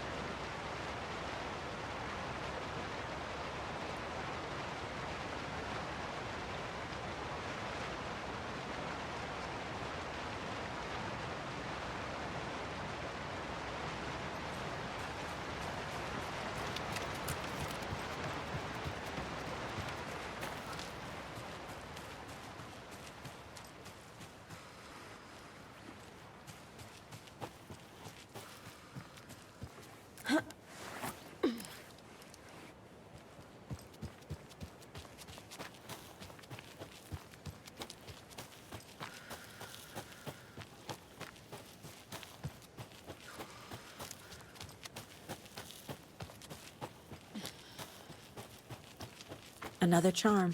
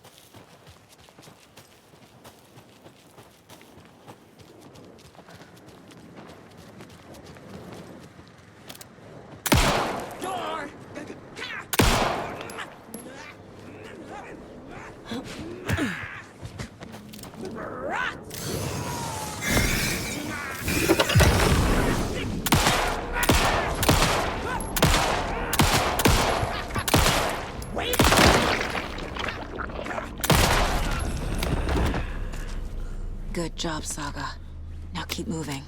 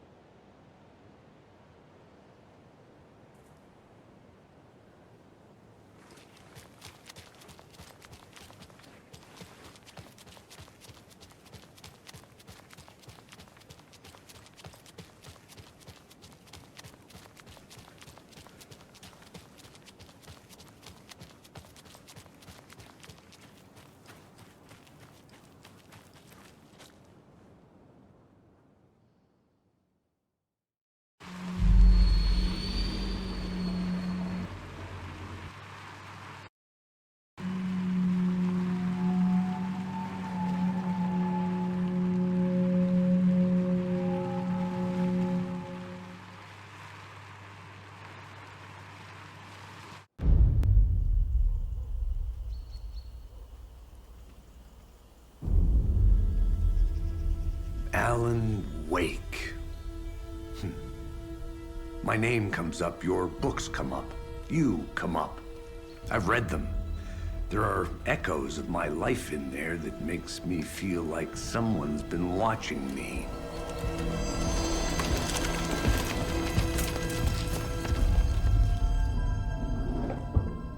What happened to Alan Wake? The unanswered mystery. Never expected to find you alive. My head's killing me.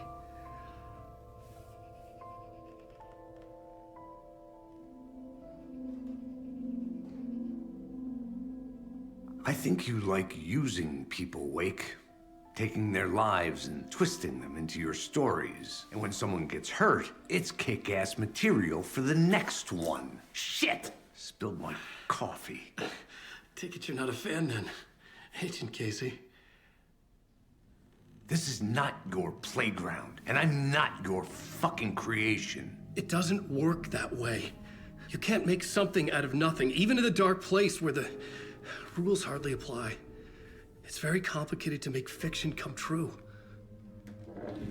I saw visions of what's happening, what will happen. Dreams. I tried to use them in my writing. I understand how dangerous it is now. Even with a paralyzing amount of planning. I think I stopped writing.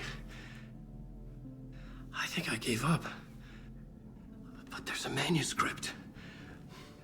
Maybe I forgot not to write. The dark place makes you forget.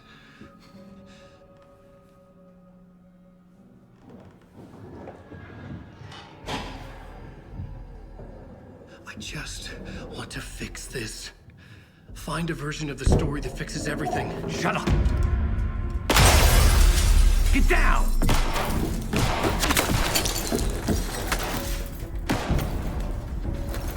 FBI! We want the rider! No one else needs to get hurt! Fuck off!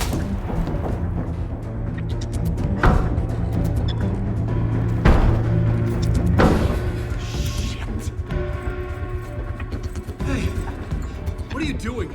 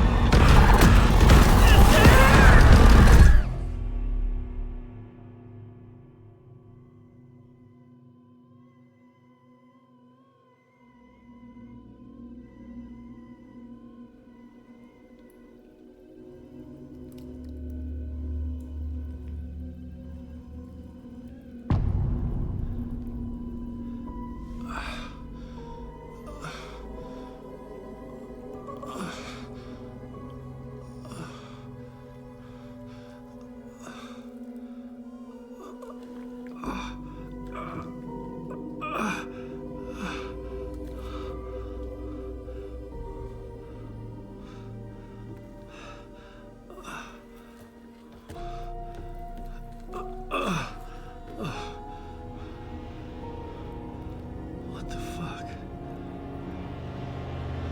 Hold it! Free!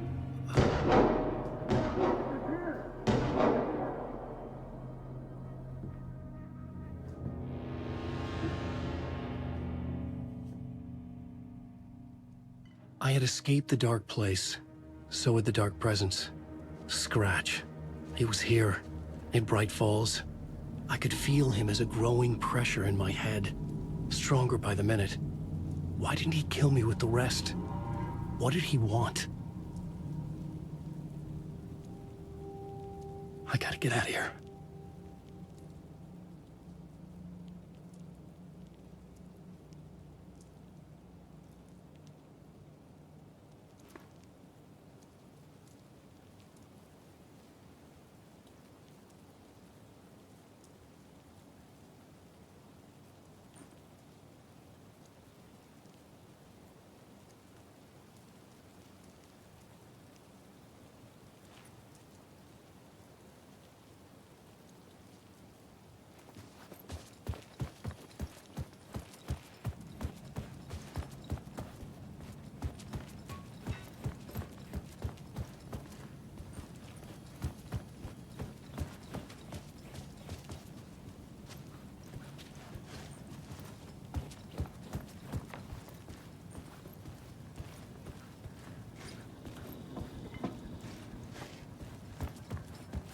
I needed to find Casey.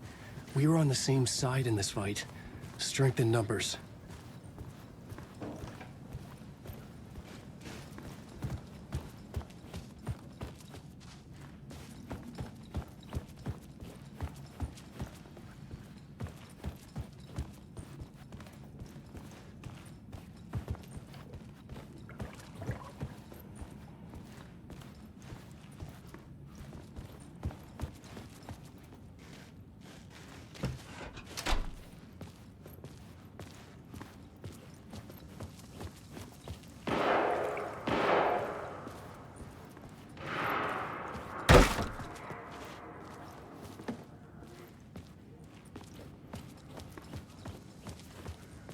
I need to protect myself.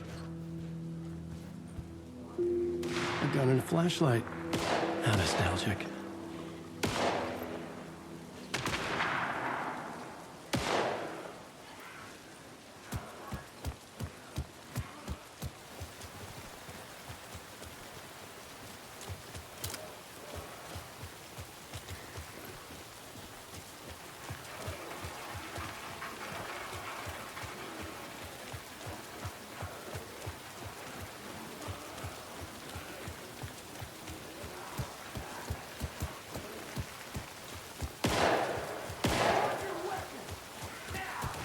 That's Casey.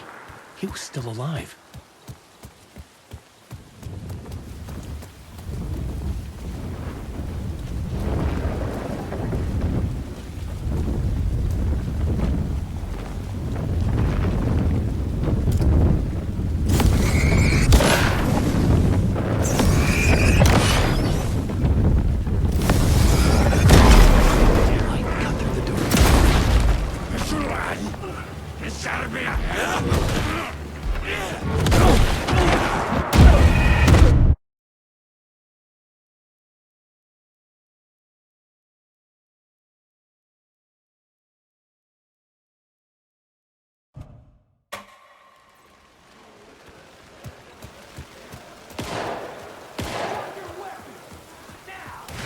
That's Casey. He was still alive.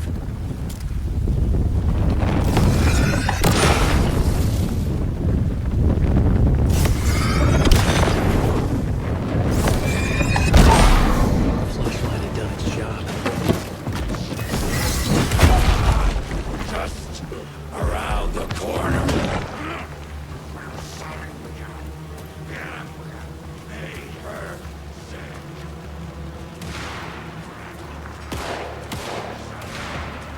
These were the cultists the FBI were after. Were they letting themselves be taken? Or did the Dark Presence not discriminate?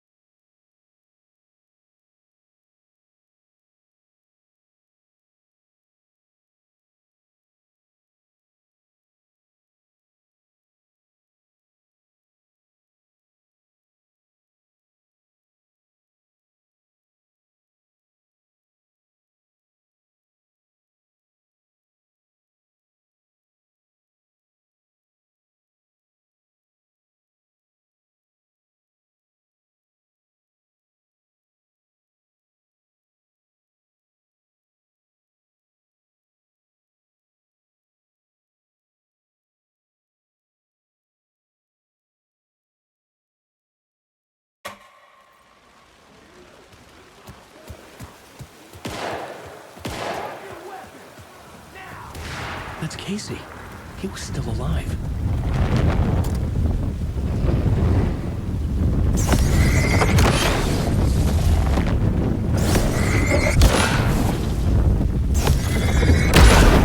This was the moment to destroy it. You let Logan drown. These were the cultists the FBI were after. Were they letting themselves be taken? Or did the Dark Presence not discriminate?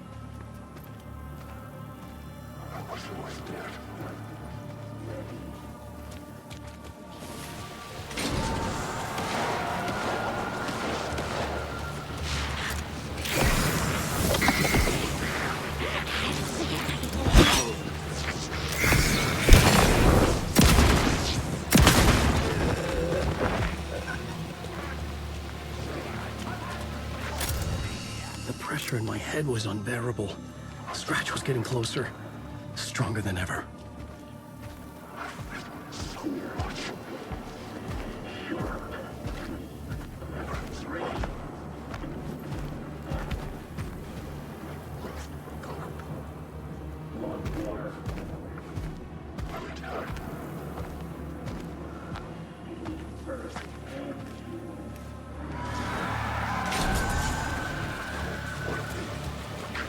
Casey!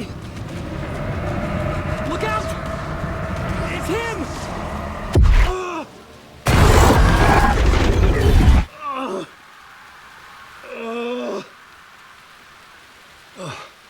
Fuck.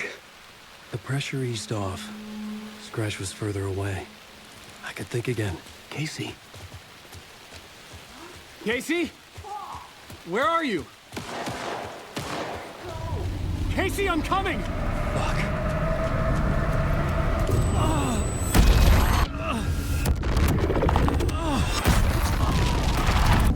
Casey!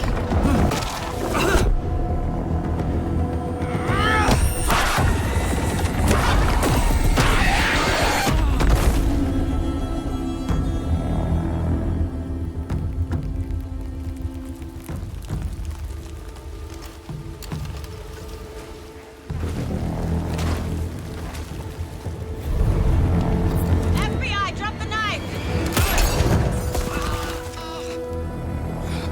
Elmo? Saga, you don't understand! FBC! Stay down! Positive ID. Alan Wade. Agent Anderson. Agent Kieran Estevez, Federal Bureau of Control. We'll take it from here. Out cold. Wait. This is my case. This is no longer an FBI investigation. The case has been transferred to us. Elmo Costello! You're under arrest on This is suspicion of bullshit. third action crime. Noted. We're moving the evidence and paperwork from your field office to our base of operation at the sheriff's station. Any other pieces of evidence with you? Anything relevant? The clicker. I can't trust them with it. Nothing comes to mind. Okay. Then your work here is done. Hey, you did well. Wait! My partner, Agent Casey's MIA. We'll look for him. He's my partner, damn it! I Agent? should be... Go home. Careful moving weight.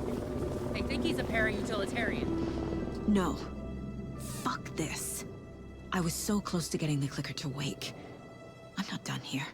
Not until I find Casey. Not until my family is safe from this horror story.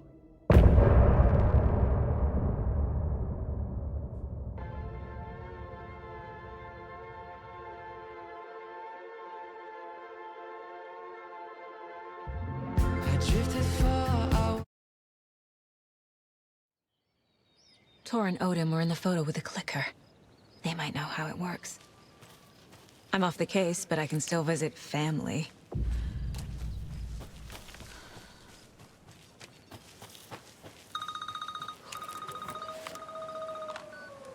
Hello? Saga, it's Tor, your grandfather. About time you were coming to visit, kiddo. How did you know I was coming to see you? Never mind that. We have bigger problems. We're losing. Oh, fuck! Fuck you, you fucking hag! Fuck! Shit. Something is off at that nursing home.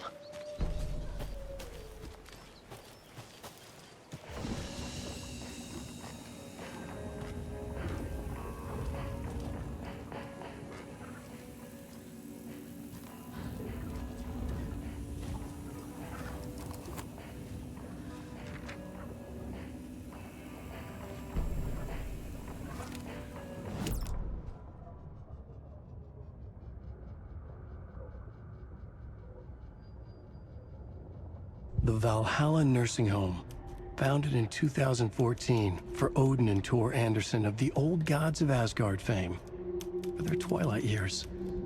Built after the Return comeback tour, flip-flopped to be their farewell tour, cut short, canceled. As their agent, Barry Wheeler had managed to coax a few hit songs out of them before that. Balance Lays the Demon, a couple of others. The old men rocked like their namesakes. The backstage parties got out of hand. The air was thick with smoke. Wheeler squinted. His migraine flared, booze and drugs. A rock and roll cliche.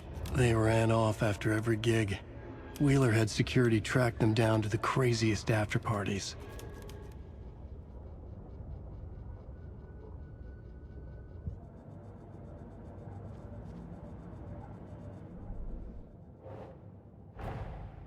Tor and Odin might know something about the clicker. With Wake out of reach, this is my best lead.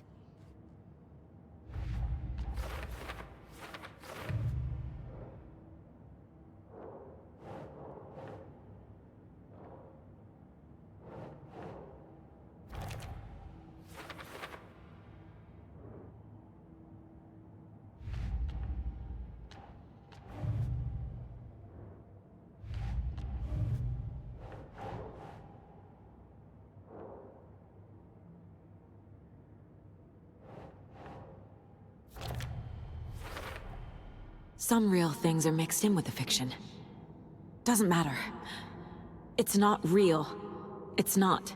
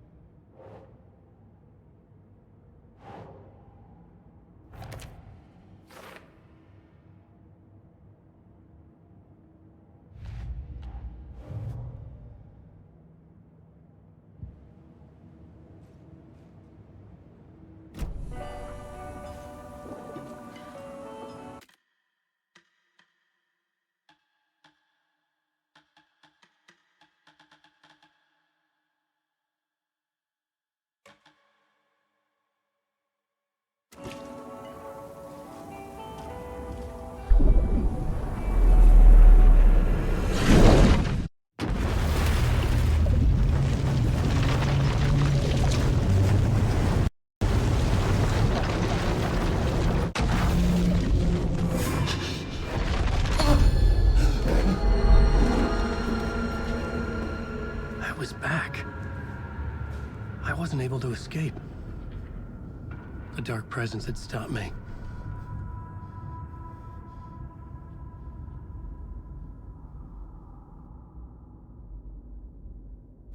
I had seen the title page of another manuscript. Return. I didn't remember writing it, but it felt familiar. Important. I had to find it.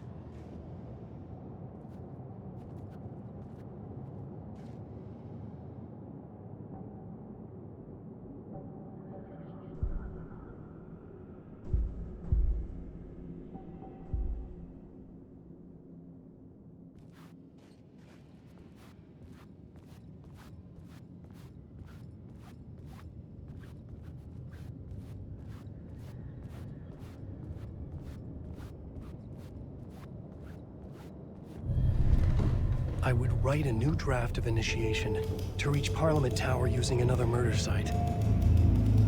Scratch was reaching out from the dark place to get Alice.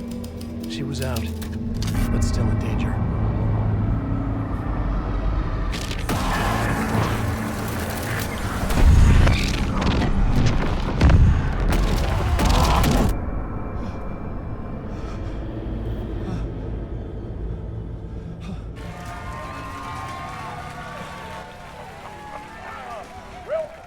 Welcome.